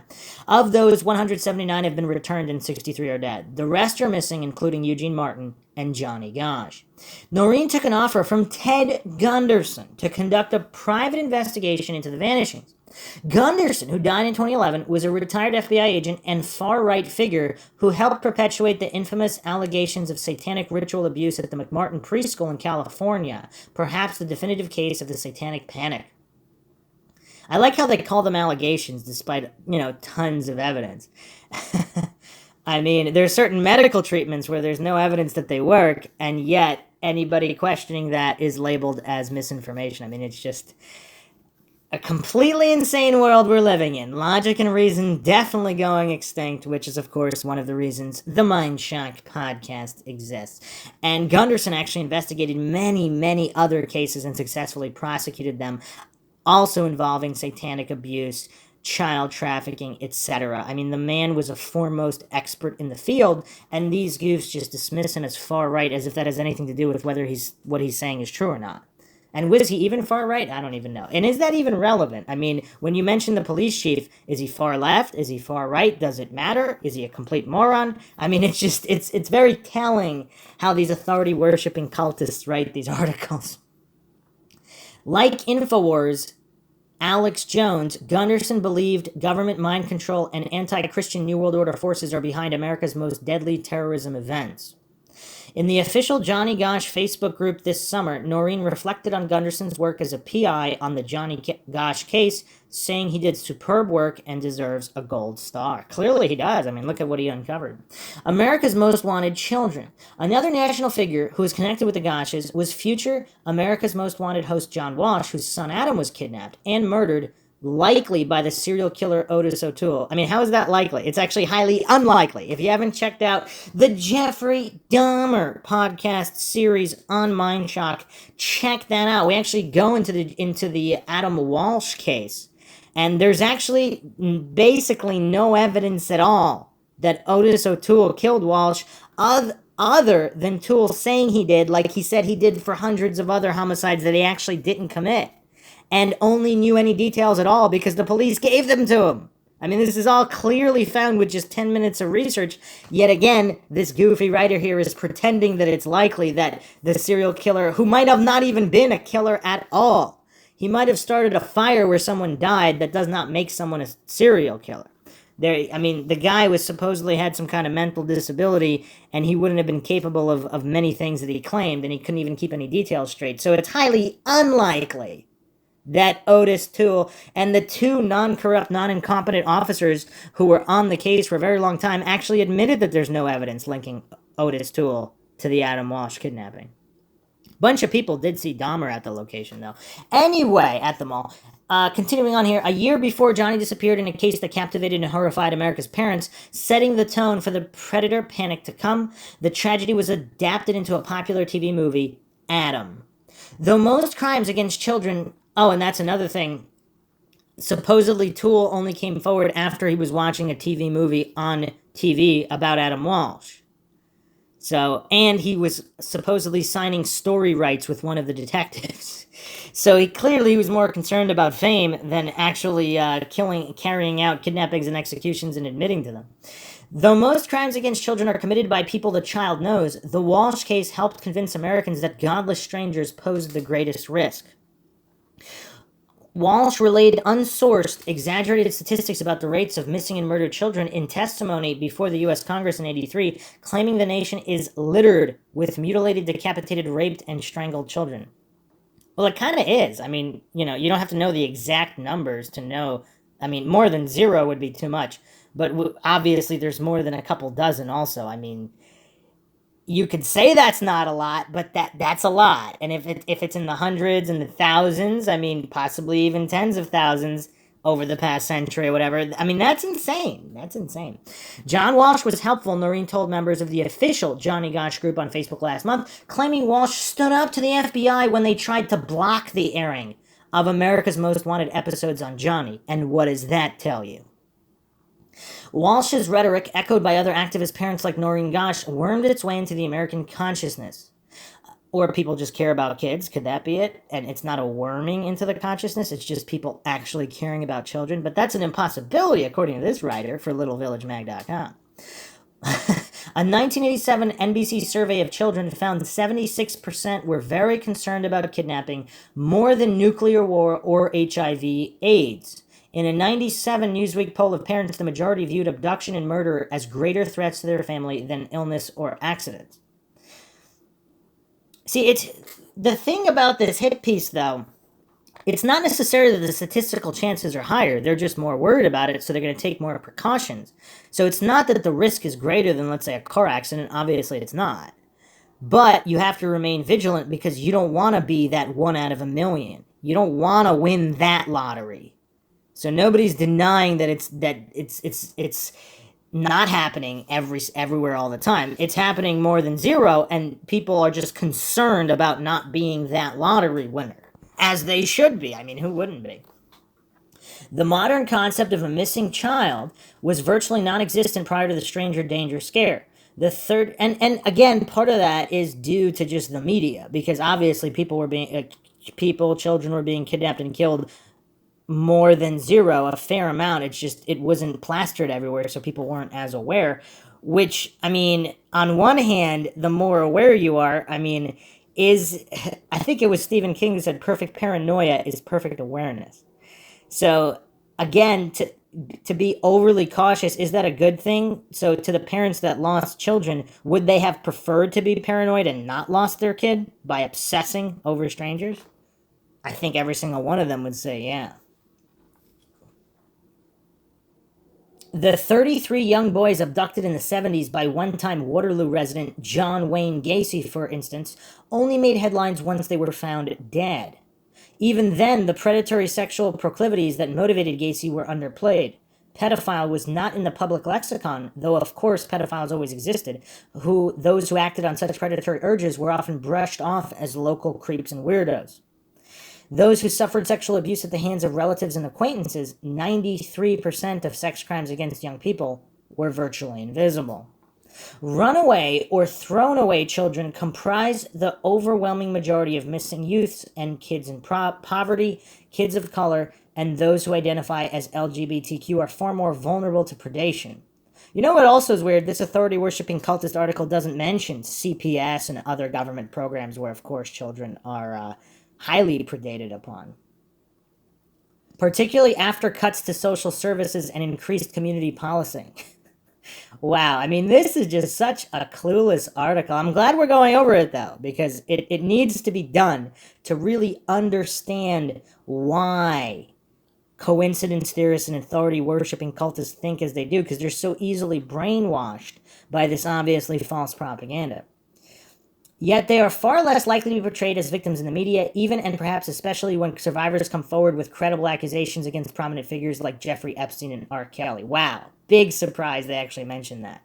When at least 28 black children, teens and adults, mostly male, were found murdered in Atlanta, Georgia between July 79 and May 81, police and FBI attributed most of the crimes to one man, Wayne Williams, despite the fact that Williams was only convicted of 2 murders and maintained his innocence. And that's a whole nother rabbit hole. Further, significant evidence was presented that the Ku Klux Klan members were involved in many of the disappearances. Despite some media coverage highlighting the apparent injustice, the tragedies haunting Atlanta were not incorporated into the national child safety movement of the 80s. The investigation wasn't reopened until 2019. Systemic violence and its victims are often overshadowed by crimes seen as more meaningful. Signals of cultural and moral decay. A comment by America's Most Wanted producer Paul Sparrow in the film Who Took Johnny illustrates this well. Sparrow believes that a secret child trafficking ring abducted and sold clean Midwestern children like Johnny Gosch into sexual slavery, even and especially after Johnny became one of the most recognizable faces in America. I mean, as if that's outlandish or something. I mean, maybe that didn't happen, but clearly that's a very viable theory. I mean, there's scumbags out there. I mean, corruption deniers are so weird. I mean, these coincidence theorists and authority-worshipping cultists, they completely ignore all of the evidence. I mean, there were two different kinds of kids that interested the elite pedophile buyers, Sparrow said. There were the throwaway kids, the runaways, drug addicts living on the streets hustling for sex, and then there were the virgins, and I heard that some of these sick individuals would pay large sums of money to have clean kids to abuse, and that's the part of the story I found the most horrific and most disturbing. In the absence of answers. In the pages of the Des Moines Register, Iowans lamented the stain the child disappearances left on the region, that a once quiet, great place to raise kids city may become the crime capital of the world. That was the most bothersome thing, one Register interviewee said, was that this kind of stole our innocence from us. A climate of frustration, fear, and speculation fed by mass media coverage yielded the perfect conditions for conspiracy theories to bloom, or simple corruption awareness. Midwestern moms and dads were suddenly researching Anton LaVey, subliminal messaging, and satanic holidays. The more sensational a theory was, the quicker it spread, especially once blogs and chat rooms entered the scene. So, the establishment could no longer suppress as efficiently. Post blogs and chat rooms. Advocates were suggesting that child sacrifice was a daily event in North America, that clandestine alternative religion existed undetected, and that its agents had infiltrated schools, kindergartens, churches, and police departments, that satanic rituals were commonplace in daycare institutions, that women regularly bore babies for sacrifice, and that all the phenomena had occurred systematically in American society for decades, perhaps back to the 17th century. Historian Philip Jenkins recounted his 98 book, Moral Panic, Changing Concepts of the Child Molester in Modern America. And I mean, there's tons of evidence to support that as well.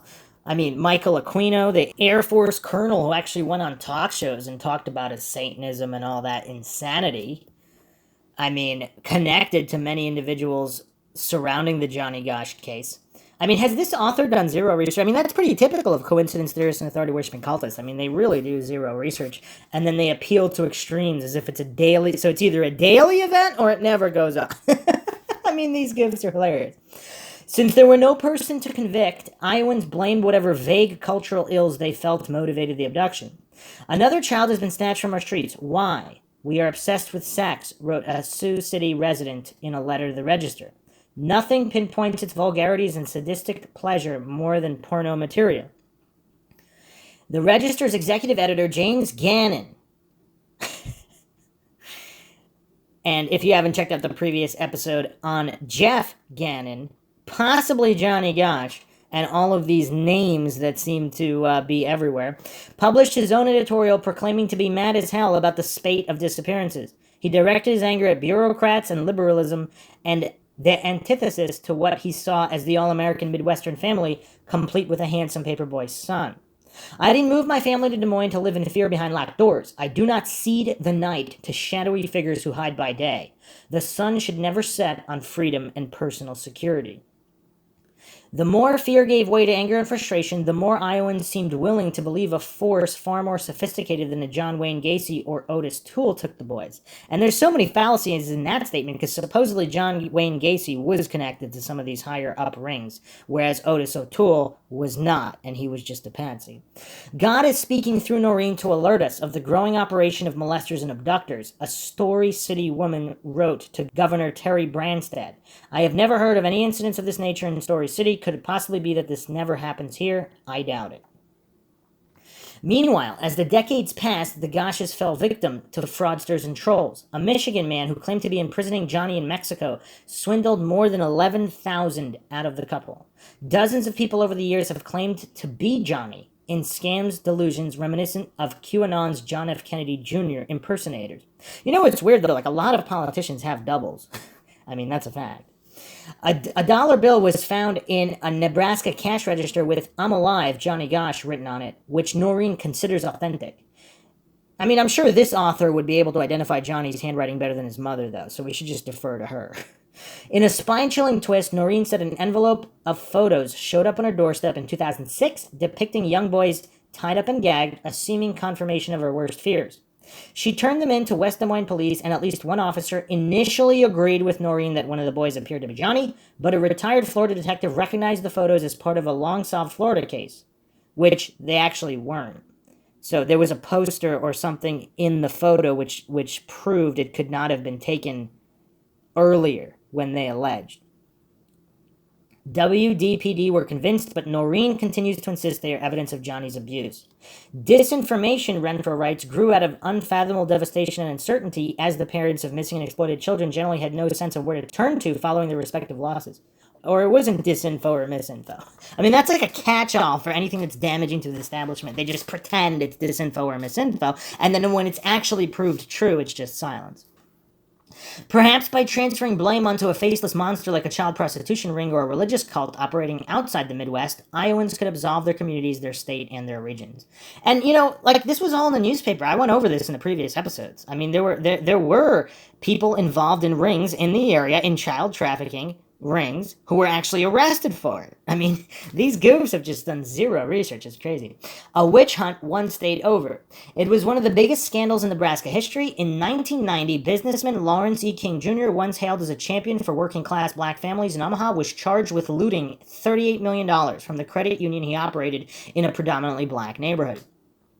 King lived a conspicuously lavish lifestyle, complete with luxury cars and extravagant parties, subsidized by the customers of North Omaha's Franklin Community Credit Union, all while preaching a pull-yourself-up-by-the-bootstraps philosophy as an active GOP leader and a former chairman of the National Black Republican Council.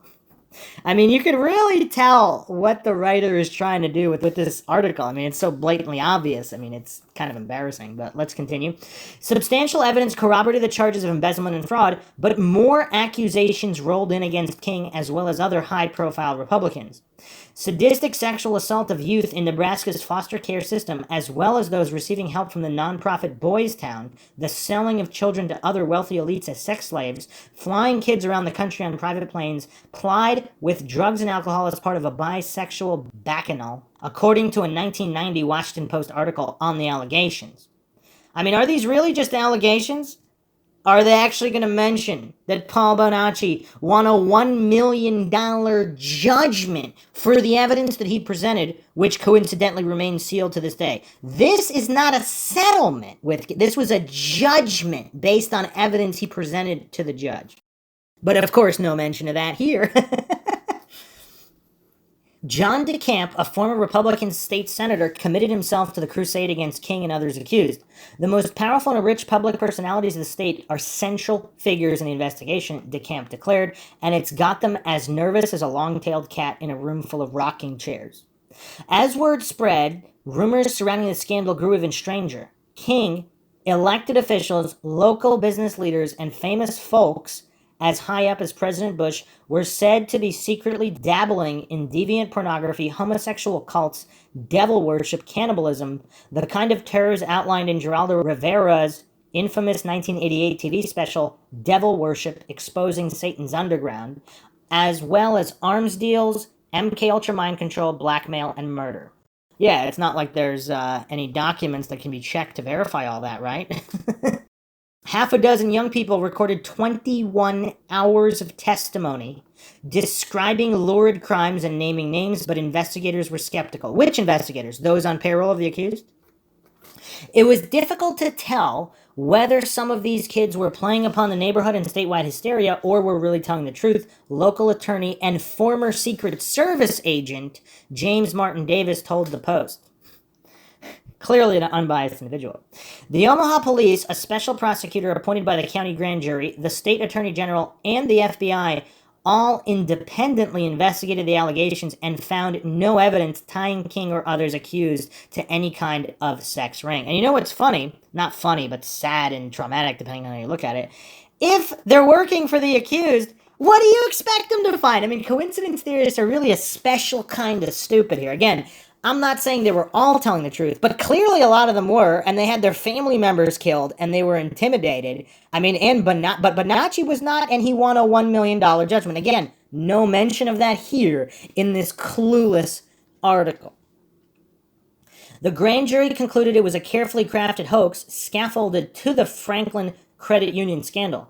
In 91, the primary source of the sex ring stories was found guilty of perjury. So again, Bonacci, who was painted as a perjurer and also mentally ill. So you can only imagine the level of evidence he must have presented to win his $1 million judgment. Of course, these files are all sealed. So if it really was just a carefully crafted hoax, why are all the files sealed? Particularly the ones regarding Bonacci winning his $1 million judgment based on whatever evidence he was able to present. Because you know his word wouldn't have been good enough. So he must have been able to reveal something that was corroborated in some way in order to get a $1 million judgment. Also, many of the others who allegedly recanted, they later admitted that they were intimidated and everything actually did happen. But who expects this clueless writer to investigate that? Journalists at the Omaha World Herald also found no credible evidence to corroborate the testimonies or rumors. DeCamp accused the paper of being timid. Because again, if all of these rumors are true, I mean, that puts a big target on people's backs. I mean, look at the people who knew stuff about the Clintons. I mean, that's a long laundry list of dead people. Who wants to end up on that list? I mean, this isn't rocket science, but coincidence theorists and authority-worshipping cultists, I mean, their Dunning-Kruger is so off the charts. I mean, they just can't understand simple concepts and conflicts of interest. Over the 16 or 18 months, we've had 5 of the best reporters in the Midwest on this story, replied G. Woodson Howe, editor of the newspaper. We've not been timid. We've run 700 stories and put 7,000 reporter hours into this. What frustrated the sleazemongers was that we never did confirm that these kids were procured from state custody and dragged into a sex ring with help from some kind of state power structure. Now, what kind of evidence are they expecting? The kids told their story. I mean, a bunch of psychologists actually did verify that this happened. I mean, there's all the evidence that you possibly could have. There's Bonacci's maps of private areas of the White House where he said boys and girls possibly were taken for these parties with politicians that are always closed to the public. There's no way they could have known that. I mean, he's got his journals that were actually age tested to before the Gosch story was ran, where he revealed all this information he couldn't have known. So, I mean, how much more evidence do they want? And not to mention, again, Bonacci won a $1 million judgment, not a settlement. But DeCamp was not dissuaded.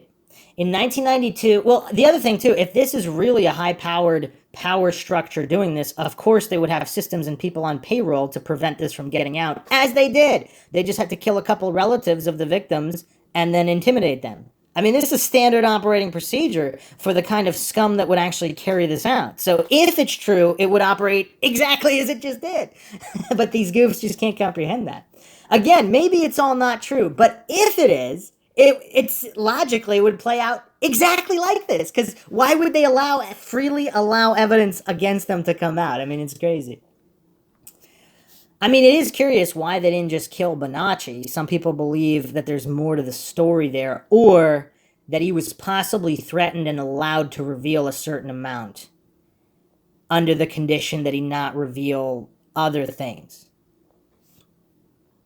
That way it wouldn't have looked as suspicious if the most famous victim and this guy involved on America's Most Wanted making accusations regarding the Johnny Gosch case. I mean, it would perhaps, I mean, that would look kind of suspicious if they bumped him off. I mean, they killed the family members of less prominent victims, and they no longer wanted to be prominent after that. And possibly some were scared to come forward. They weren't even named. So, yeah, it would have been easy to intimidate them. So DeCamp was not dissuaded. In 92, he published a paperback, The Franklin Cover-Up, Child Abuse, Satanism, and Murder in Nebraska. He also participated in the filming of a documentary by filmmaker Tim Tate, who co-authored a 2018 book speculating hypnosis mind control played a role in the Robert Kennedy assassination, focused on the rape and trafficking allegations titled Conspiracy of Silence. You know, I mean, I have to mention this here. There are so many coincidence theorists, authority-worshipping cultists, and just all-around gullible goofs. Go read the declassified MKUltra documents. And if those are declassified, you just use a modicum of brain cells to think, what have they not declassified? I mean, this isn't rocket science. DeCamp and the filmmakers say the doc was originally supposed to air on the Discovery Channel, but was pulled at the last minute. The cover-up strikes again. If Discovery did yank Conspiracy of Silence, it was most likely to avoid opening themselves to defamation lawsuits. Sure it was. Interviewees in the doc described graphic, unimaginable crimes against children committed and facilitated by real people, presenting no verifiable evidence these flights to secret sex parties occurred. And again, this is a fundamental lack of understanding on how defamation works. Because if these really are mentally ill people that are lying, if they believe it's true, it's not defamation. If the president is no longer to become employed, like if George Bush can't get a job as a result of what this person said, then you can open up possible defamation. If they knew it was a lie and they acted with malice against a public figure, then that opens the door to defamation. I mean, again, this isn't rocket science. You can go on Nolo and just, I mean, these are basic definitions of defamation. I mean, but this writer, of course, is very clueless. There's no verifiable evidence that these flights to secret sex parties occurred. I mean, there's quite a bit. I mean, exactly who, where, how. I mean, that might be a little muddy. DeCamp's fixation on the scandal drew skepticism from even his most loyal former colleagues in the state legislature, but he would find a fervent ally in central Iowa. Paul Bonacci and The Visit. As the hubbub around the so-called Franklin scandal began to wane in 91, one of the young people who claimed to have been abused by Lawrence King came forward with information on an unsolved missing child case in Iowa. Claimed and won a $1 million judgment based on evidence presented. Paul Bonacci was an inmate at the Lincoln Correctional Center in Lincoln, Nebraska at the time, and through his attorney, John DeCamp, declared in on-camera testimony that he had aided in the abduction of Johnny Gosch 9 years before. He'd been roped into a prostitution ring that not only sold him to high-profile clients everywhere from Nebraska to the White House, but compelled him to recruit and even abduct other children to sell, he said. Drugs and sexual violence were used to brainwash and manipulate the kids. Again, this is all very consistent with documented cases that aren't disputed by any coincidence theorists. And how does Bonacci know this in a pre-widespread internet age? The 24-year-old Bonacci was serving a 5-year sentence at the time on 3 charges of sexually assaulting a child. He was diagnosed with multiple personality disorder and claimed he only remembered his role in Johnny's kidnapping after he managed to recover memories from one of his dozen personalities. Again, all consistent with the MKUltra documents. Des Moines station WHO-TV Channel 13 traveled to Lincoln to interview Bonacci in prison and seemed dumbstruck by his apparent ability to alternate personalities at will. Every time he would put his head down and call up somebody, it seemed authentic. Cameraman Mike Borland recalled wide-eyed in Who Took Johnny. It seemed to me that he couldn't fake that. This guy probably wasn't capable of coming up with all these voices and all of these different things to say. Noreen said she was hesitant to meet Bonacci. Not only was he claiming to have chloroformed Johnny and helped steal him across state lines, Bonacci said he was the first one to sexually abuse Johnny while his handler, Emilio, took photos. Why did they want Johnny? Noreen asked Bonacci in their first meeting in front of WHO-TV cameras. Bonacci was crying, covering his eyes with his hand. They wanted to get kids that weren't used, and they also liked to get kids that were close to their families. Why? She followed up. Emilio liked to hurt people. After meeting the thin, pale Bonacci and hearing his apology, Noreen began to find him credible. I was anxious, I was upset, but I was grateful to him for going out on a limb to share it. Noreen told the documentary filmmakers he didn't have to. He didn't get a better deal. He still had to serve his sentence. So I had to admire the young man for the courage to do that. Bonacci offered a mix of wildly known and, according to Noreen, unknown information about Johnny to prove they'd met. Well, I mean, it was verifiably unknown, as his journal, which he did not have in prison with him, was age-tested. But again, the clueless writer here doesn't know that. For example, the fact that Johnny had a large birthmark on his chest was highly publicized, but Bonacci also correctly guessed that he had a scar on his tongue, burn scar on his leg, and a stammer when upset. How did he guess? It's called knowing. How clueless is this writer? He's just accidentally guessing everything correct. I mean, he even had his shirt. There were comments about Johnny Gosch. He did yoga, which, again, today that's not exactly popular among preteen boys or early teen boys. But back then, yoga wasn't really popular with anyone. I mean, this writer is just so obviously biased against Noreen. The cognitive dissonance is off the charts. Or she's just shilling for the corrupt and trying to do damage control on the obvious here. There are things that start to fit a puzzle, Noreen told WHO-TV. They might not be big things to the police department, but it's forming a picture. West Des Moines police reviewed the interview with the TV station conducted with Bonacci and sent investigators to Omaha to interview his siblings, who put their brother in Omaha at the time of Johnny's disappearance. That was enough for police to rule him out as a suspect, but it was evidence of either negligence or a cover-up to those that found Bonacci credible, like the judge who awarded him $1 million. But anyway, yeah, so if the police were in on the conspiracy, they would just say his siblings said that, or they would intimidate them into saying that, or, according to Bonacci, if he was gone days at a time or whatever, and they either didn't notice or they thought he was somewhere else or with other relatives, if he kept coming back. Again, I don't know those would be interesting details to know. But again, if this is true and law enforcement is in on it, obviously they would have just intimidated the witnesses. Again, this isn't rocket science, but for whatever reason, the coincidence theorists and the authority-worshipping cultists, they don't have the modicum of brain cells required to understand that if the conspiracy is true, there would obviously be witness intimidation. I mean, this is just insane. As the 10th anniversary of Johnny's disappearance approached, Fox's America's Most Wanted saw a story. Any excuse is a good excuse to keep it in the light, host John Walsh remarked to Who Took Johnny filmmakers. Soon, the crew of AMW was back in the Midwest to investigate Bonacci's claims. They found an abandoned house in Colorado where Bonacci said he encountered trafficked children in '86, including a long-haired Johnny Gosch with a brand on his leg.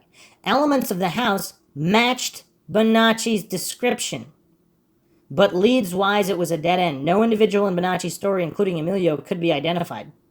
Well, actually, they could. Wow, I mean, this writer has done zero research. I went over all this in the early episodes. From Bonacci, I mean, there's multiple people that were identified by name. From Bonacci to the hundreds of fresh tips flooding in from around the world, no information could be separated from the national media coverage, both the facts and the popular theories. Still, for a while, the Gosch case was back in the public consciousness. It would enter again in '99 when Noreen took the witness stand in a civil case Bonacci and DeCamp brought against King. She was asked under oath if she'd seen or talked to her son since he disappeared. After an initial pause, she testified that she had, once, in 1997, he'd shown up at her front door in the dead of night, accompanied by a friend, disguised with darkened skin color and hair. But Noreen said she recognized his eyes. He'd escaped from a pedophile ring, he told her, where he'd been sexually abused, tortured, and compelled to commit crimes as collateral to keep him under their control. He couldn't re-enter society as Johnny Gosch, or they would kill him or have him imprisoned. He beseeched Noreen not to tell a soul he'd come. After about an hour or so, he disappeared into the night. The story was splashy, instant breaking news, but strained skeptics' already stretched credulity. Because appeal to incredulity, of course, logic fallacy. Noreen had spent years presenting law enforcement with any and all leads to investigate, but she hadn't come forward with what would certainly be the biggest break in the case yet. Actually, she did. Supposedly the details that individual, either Johnny or somebody pretending to be Johnny, actually gave credible information. I went over this in the previous episodes. Again, this writer obviously too clueless to know that. So she hadn't even told her ex-husband until she was on the stand. Couldn't Johnny see that millions had been looking for him for 15 years and would protect him if he came out of hiding? Protect him? What are you talking about? The amount of people killed connected to this case? I mean, what is this writer just on some kind of drugs or something? Wouldn't he be safer in the light? How could a mother accept this fate for her son? Noreen countered with her own question, who took Johnny? Why on earth would Johnny even want to come forward and be scrutinized like he's some sort of specimen from another planet? She said, whatever his life is now, assuming he's alive, is working for him. Sometimes the better decision for a parent is to do what's best for your child, not just what you would want to have happen. Not to mention, if he really was involved in this. Obviously, that would put a target on him, which leads to the Jeff Gannon enigma. If you haven't listened to the previous episode, I go over all the different theories connected to that in that episode. Ask me anything. For decades out, Johnny Gosch is still a flashpoint, a phrase synonymous with stranger abduction, child sex trafficking, Midwestern true crime, innocence lost. In the ideal world, he is alive and he comes home and everybody's happy, Lieutenant Jeff Miller of the WDPD told WHO-TV in 2010. But in the real world, more than likely, our best lead will come when his body is found, and at that point, it becomes a crime scene. As online conspiracy theories festered and thrived during the onset of the COVID-19 pandemic, yeah, because none of those came true, the mystery re-entered the public consciousness anew. If someone with only a passing knowledge of the Gosch case stumbled upon the official website for the Johnny Gosch Foundation in 2020, they'd likely be in for a shock. One can't actually visit johnnygosch.com anymore. The domain license was terminated in 2021 amid a crackdown on far-right conspiracy platforms post-January 6th, but snapshots of it are archived online, because that's not suspicious at all. In white and green text on the black webpage typical of Y2K era sites, facts about Johnny's case and touching memorials are interspersed with Noreen's tales of being blocked at every turn by the powers that be, targeted with death threats, told by Johnny himself that this conspiracy goes all the way to the top. Scroll past a photo of a glowing Johnny on the yellow dirt bike he bought with his paper route earnings. Hit a paragraph of Ted Gunderson rants against government evil, complete with broken hyperlinks and video embeds they don't want you to see, because all links last forever on the internet. Today, Noreen corresponds directly with followers in a private Facebook group of about 3,500 members, official Johnny Gosch group. Ahead of the 40th anniversary of her son's disappearance, Noreen agreed to the ultimate AMA, trying to answer 1,000 questions from the group before September 5th. It appears Noreen's perspective on the case has not shifted much since she published her book in 2000, Why Johnny Can't Come Home, Kidnapped While Delivering Newspapers, Forced into Pornography, Prostitution, Mind Control, Espionage, and the JohnnyGosch.com website shortly after. Yes, I do believe it is linked to the large pedophile network in the U.S., satanic abuse, MKUltra, all of these, or a combination, is at their fingertips. I was on the right track with my investigation from day one, she declared in early August. The Facebook's group's main moderator has posted Benghazi conspiracy theories, blamed liberal agitators for January 6th insurrection, because we all know those don't exist, and called the media corrupt on his personal Facebook page. I mean, that's just outlandish. I mean, there's clearly no corrupt media out there. At least a few members of the official Johnny Gosch group give credence to QAnon, one claiming that Q helped me wake up. Noreen has expressed belief in the debunked Pizzagate conspiracy theory. And you know what's hilarious? All of these goofs, coincidence, they pretend there's no debunkings of the debunkings. Like, debunking's like a magic religious word to them. As soon as they hear debunk, they take it on faith. They don't actually see the debunking, or, if the debunking's not legitimate, the debunking of the debunking.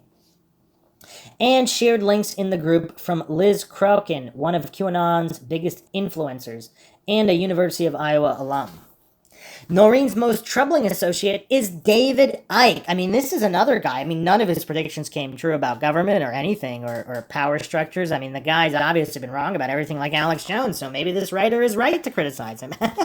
A prominent British conspiracy theorist since the mid-90s, whose belief in a race of shape-shifting interdimensional reptilian puppet masters tend to overshadow his deeply anti-Semitic teachings associated with the white supremacist groups and spreading of bogus health advice related to 5G and COVID. Noreen told her followers Icke is a good source of information on so-called satanic ritual abuse. And you know what's funny, too? It's like, so David Icke says, out of 100% of the things David Icke talks about, they focus on the 1% that, let's say, it's not true, completely ignoring that his track record, just like Alex Jones, is so vastly superior to anything from the mainstream media on the Idiot Box. I mean, it's just so hilarious. Years ago, I visited with Icke, and I have read a lot of what he has written. She said what does this have anything to do with the Johnny Gosch case? Because, like, what I did in the earlier episodes, I took Noreen out of the equation. Because a lot of these coincidence theorists, goofs, and corruption deniers, all they have is these attacks on Noreen. Take her out of the equation. Most of what she says has been verified by various parties, either in law enforcement or other government officials. His information is very good, and I am sure some people are frightened when they read about what is happening to our country. and the world, but at the same time, it is better to be informed about what is around us so we can protect those we love. When someone in a comment section calls a particular belief dumb or crazy, other group members tend to chide them for closing their minds. Still, the official Johnny Gosch group is far from the most toxic community on Facebook, so now she's attacking the group. Comments critical of Noreen's narrative, I feel for her, but no way do I believe he showed up at her place, are allowed to remain. No one is calling for the eradication of trans folks or the... Why is this goofy writer even talking about this in the Gosch article? Even if the Iowans do want these things, they will sometimes invoke Gosch, Martin, and Allen in their fear-based arguments. Because it couldn't be awareness. Definitely couldn't be that. Members appreciate Noreen's willingness to be open with them, the comfort she's provided other parents of missing and murdered children, and her ability to shoulder enormous pressure, skepticism, and grief. To her credit, Noreen has never tied her son's case to a specific political movement, unlike this goofy writer, and doesn't advocate vigilantism. I would not take the law into my own hands, she told the group. It would be tempting when one learns the atrocities that were done to children to do so, but then the wrong person would be held responsible for a crime. Noreen frequently shows her ignorance on the science regarding pedophilia, claiming the death penalty is the only way to stop a sex criminal from I don't know if I could finish this article. Now she's defending sex criminals? She's saying, when in fact sex offenders have notably lower recidivism rates than other offenses. That's clearly not true, especially when an individual receives treatment during their incarceration. She says states are trying to legalize child sexual abuse or lower the age of consent to 8 years old, campaigns that are extremely fringe, if they exist at all. I mean, they clearly exist. This might be the most clueless writer ever, like zero research on any of this, while claiming certain things are fact. I mean, it's not like it's even objective cluelessness, where she doesn't know anything about anything. She's pretending to know. While research into pedophilia as a psychological disorder has only just begun to scratch the surface. I mean, what? People have been studying this for a long time. Surveys suggest a large majority of self-identifying pedophiles do not act on their urges and observe what many would consider a normal moral framework. Yeah, because surveys of disturbed individuals that want to predate on children, those are what matter, not actual studies. Wow, what a goof.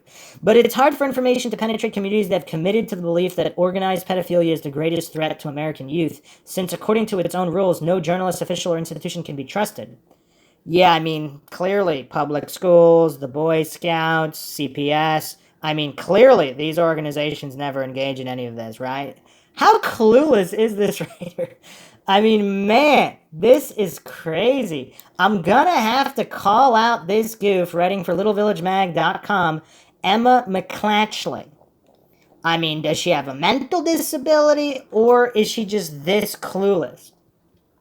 There is always going to be an effort by the opposition to discredit human trafficking, pedophile rings, trafficking, etc., because they want a clear field to operate, Noreen wrote last month. They count on people to just believe the negative about someone who is trying to bring awareness and truth. I was in that role for many years. People practically were throwing rocks at me, saying I was making all of this up. People used to be shocked that it happened in Iowa, but since Johnny, there's been a number of more kidnappings and murders of children. Is the writer too goofy and clueless to realize how Noreen just called her out without even knowing her? Off the rails, inevitably conspiracy theory communities, aka corruption awareness communities, that say yes to too many ideas that, again, it's not that a lot of, yeah, sure, some of them might say yes. A lot of them are just not wanting to trust criminals. Saying that you're not going to believe criminals is not the same thing as also believing that this conspiracy is definitely true. I'm not claiming anything is true or untrue. From evidence presented on all of these newspapers, all of these court trials and judgments, it would appear that a lot of this stuff is true. Regarding whether it happened to Johnny or not, that's another matter. But again, it's simply not taking on blind faith whatever's on the idiot box peddled by the mainstream. That doesn't mean someone is taking something else on blind faith. Some conspiracy theorists do, obviously, but hasty generalization, another logical fallacy that this goofy writer happens to employ. I mean, all she really has is blind faith in the corrupt and logical fallacies to support her hit piece here. That while the standard of proof down to this sounds convincing, or even it could be true, begin to eat their own tail. A single meme suggesting an influencer for, say, flat earth believers is actually a spy for the globalists can hit an image board's front page within hours, leading to an online witch hunt and fractures within an already fringe movement. Like, what does this have to do with Johnny Gosch? This has happened in recent years among pedophile cabal believers. I mean, is she not aware? She mentioned Jeffrey Epstein. Has she just heard his name on the news and know nothing about him? Megan Walsh, daughter of John Walsh and an avid anti-government, anti-child protective services conspiracy theorist, has led an online campaign calling her famous dad a deep state goon after he and wife Reeve Walsh won custody of Megan's children. Some official Johnny Gosch group members have expressed support for Megan. Clearly this writer knows Megan's story better than Megan. Theories that Jeff Gannon, the mad-as-hell editor of the Des Moines Register in the 80s, was personally responsible for the Paperboy abductions, or is in fact Johnny Gosch himself somehow, have taken off. Noreen also cut ties with longtime ally Ron Sampson, president of the Johnny Gosch Foundation from 82 to 93, saying he has aligned himself with idiot theories. Her ex-husband has come under the magnifying glass in recent years as well. Though they haven't stayed in touch since their 93 divorce, Noreen and John Gosch Sr. have long defended each other against theories that the other was involved in Johnny's disappearance. But Noreen's tone changed after John participated in it was actually way before. This writer is just so clueless. In a 2018 podcast interview in which he publicly admitted for what appeared to be the first time that he didn't find Paul Bonacci a convincing witness. Faded Out host Sarah DeMeo asked him if he believed Noreen and Ken Wooden's aggressive strategy might have hindered the early investigation into local suspects. He admitted he thought he had. He said he thought he had. Again, admitted implies that's the truth and him not doing damage control.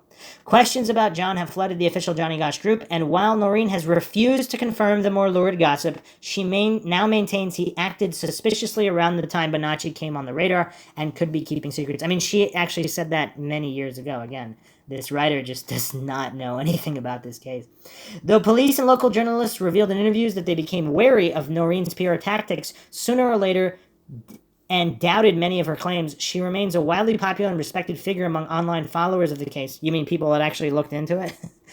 From Facebook to Reddit to the more unsavory conspiracy blogs. Yeah, exposing corruption is not pretty. This hasn't been the case for all grieving parents of missing or murdered children. The 96 JonBenet Ramsey case is a particularly odious example of a victim's parents receiving de facto blame from a bloodthirsty public after police botched their daughter's murder investigation. Perhaps Noreen's enduring status as a woman who speaks truth to power is a perk of making herself available to anyone who will listen since 82, giving talks to parent groups, participating in podcast interviews with both renowned and controversial figures, and answering literally 1,000 questions on Facebook in a single month, all for little to no financial compensation. And again, something this clueless writer is just doesn't have the mental capacity to understand. If what Noreen is saying is true, how would you expect her to behave? Her narrative gives Johnny's case the importance it feels like a missing child's case should have. It's a convincing enough answer for those who spent decades paranoid about faceless, aimless monsters, or simply more aware than the clueless.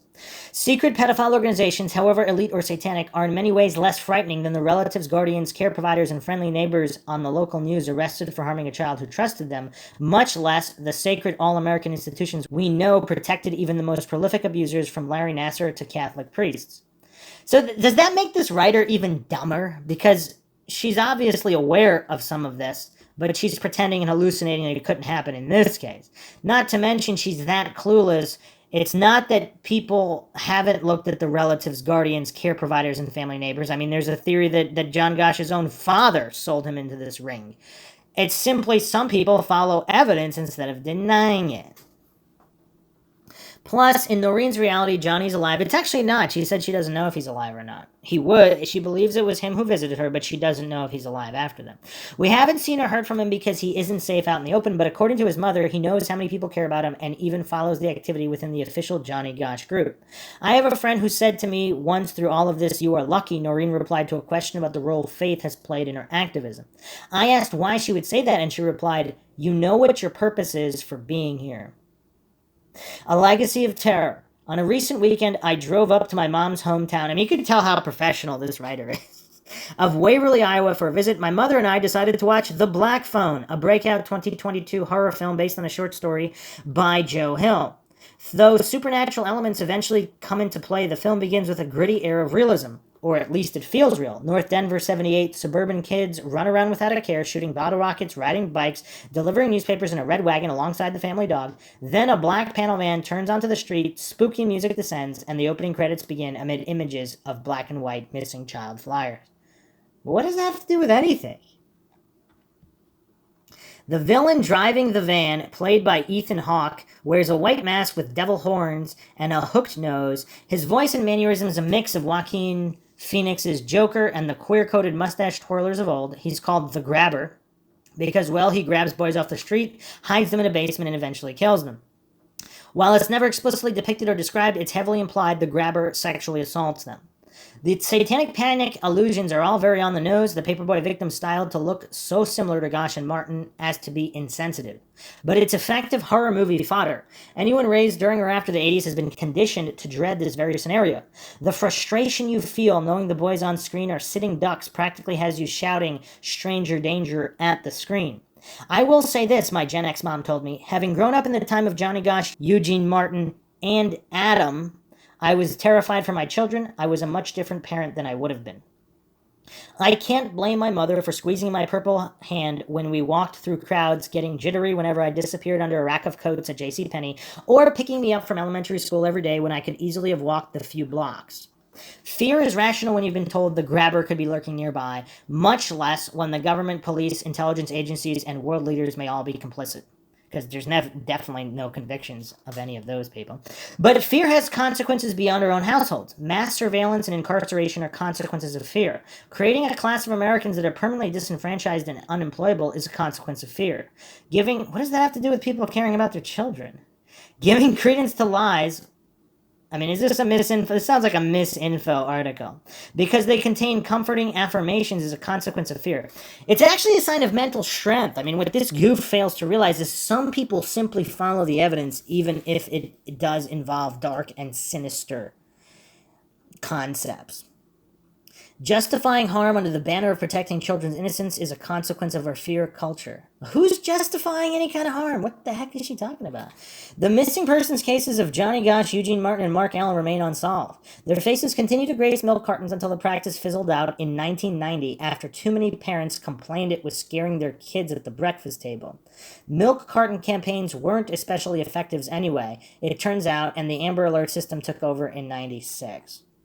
But actually, I think there might be something to that, because then the kids are afraid, and for those that believe in the adrenochrome conspiracy theories, I mean, that just puts the fear in kids. So, yeah, I mean, kids, I guess there's a responsible way to do that. The parent pours the milk that the kid doesn't see in the cereal bowl while maintaining awareness for the parent. But similar cold cases have cracked in recent years, bringing bittersweet closure to communities and dumping cold water on decades of wild speculation. Like Bonacci's $1 million judgment.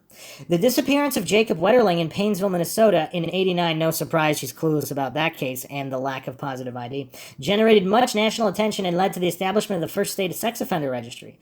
Police bungled the investigation, conspiracy theories swirled around the case, and a local man suspected of being involved became a pariah. But on September 1st, 2016, a pedophile from one town over, Danny Heinrich, confessed to kidnapping and killing Jacob. Yeah, because people who confess are always guilty. Jacob, after 27 years, police recovered Jacob's remains 30 miles from the Wetterling home where Heinrich said they'd be. Or did they? Jacob's mother, Patty Wetterling, has since become an outspoken critic of sex offender registries, regretting the role she and the Jacob Wetterling Foundation played in creating Minnesota's. What we really want is no more victims. Don't do it again. So how can we get there? Locking them up forever. Labeling them and not allowing them community support doesn't work. I've turned 180 degrees from where I was, Patty told APM Reports in 2016. Today, the Wetterling... See, back in the day, like, people who harmed children, they were just shot. Again, I'm not advocating the murder of anybody, but a family member looking to protect their child, they are justified in doing what they need to do to protect their child. Today, the Wetterling Foundation website, zeroabuseproject.org, offers research-based guidance to families. There's even a special section explaining why the org does not recommend stranger danger rhetoric, in part because talking to unfamiliar adults is an important way for children to seek help if they're feeling unsafe. Teach children to trust their intuition, they advise. Remind children that most people in the world are good people who want them to be safe and strong.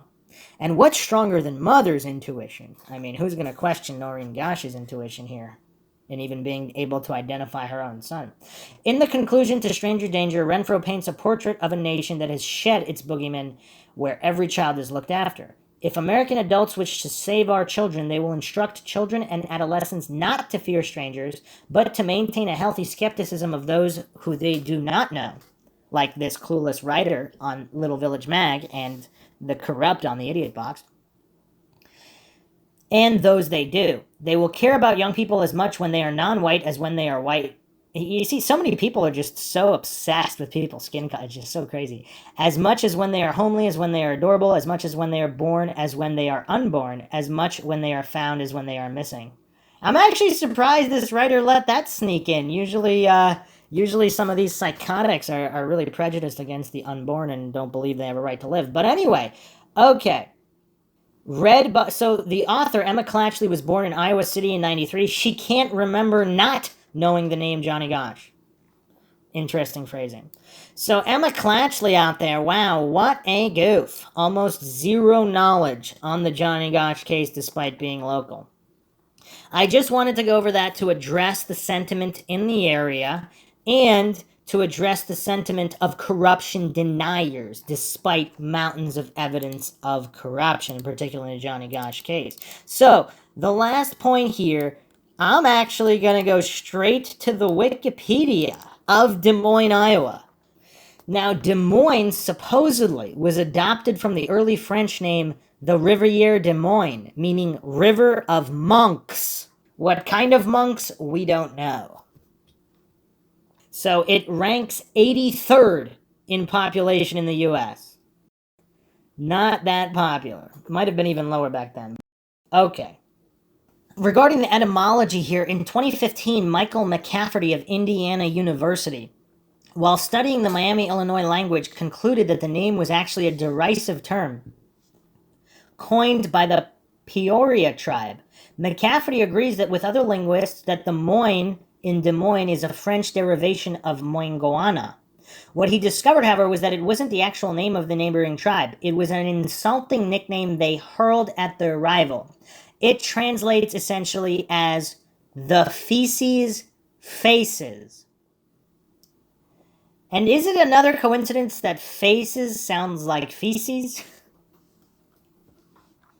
One interpretation of Des Moines ignores Vogel's research and concludes that it refers to a group of French Trappist monks who in the 17th century lived in huts built on top of what is now known as the ancient monk mound at Cahokia, the major center of Mississippian culture, which developed into what is present-day Illinois east of the Mississippi and the city of St. Louis. This was some 200 miles from the Des Moines River. And there's a lot of ties to ancient Illuminati occult practices at Cahokia, which we won't get into for this podcast, but I will go the role that Des Moines and the Iowa caucus has in politics. So this was posted on the Wikipedia before. Apparently it's been amended, but I'll go over it again anyway. Des Moines is an important city in presidential politics as the capital of Iowa, which is home to the Iowa caucus. The Iowa caucus has been the first major electoral event in nominating the President of the United States since 1972. Therefore, many presidential candidates set up headquarters in Des Moines.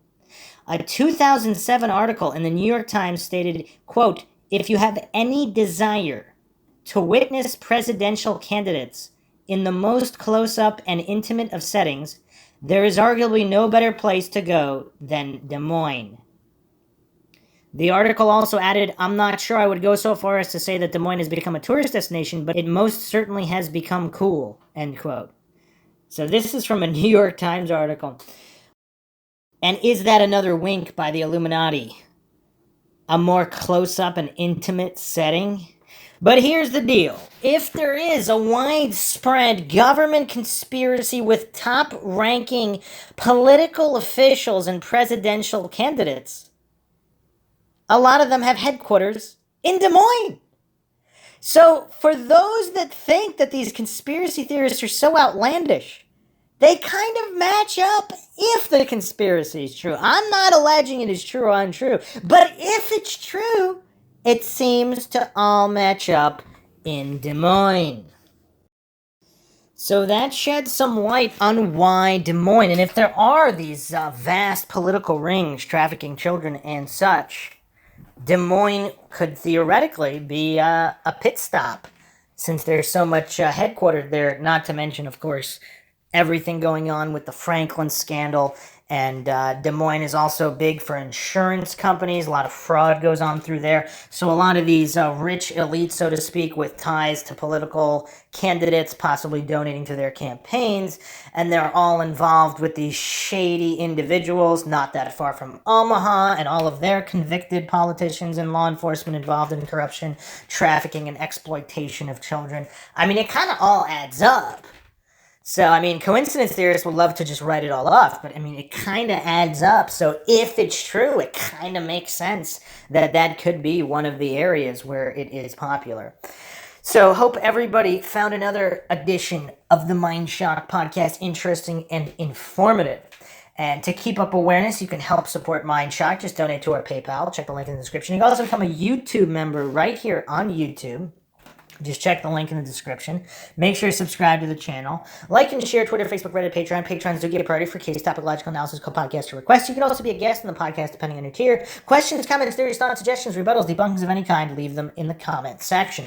In the next episode, we're going to be taking a look at a slew of attempted abduction of paperboys in the Des Moines area around that time period. There's definitely something strange going on with the Register and the Des Moines area. This is Bruce McGuire signing off. Catch you guys next time.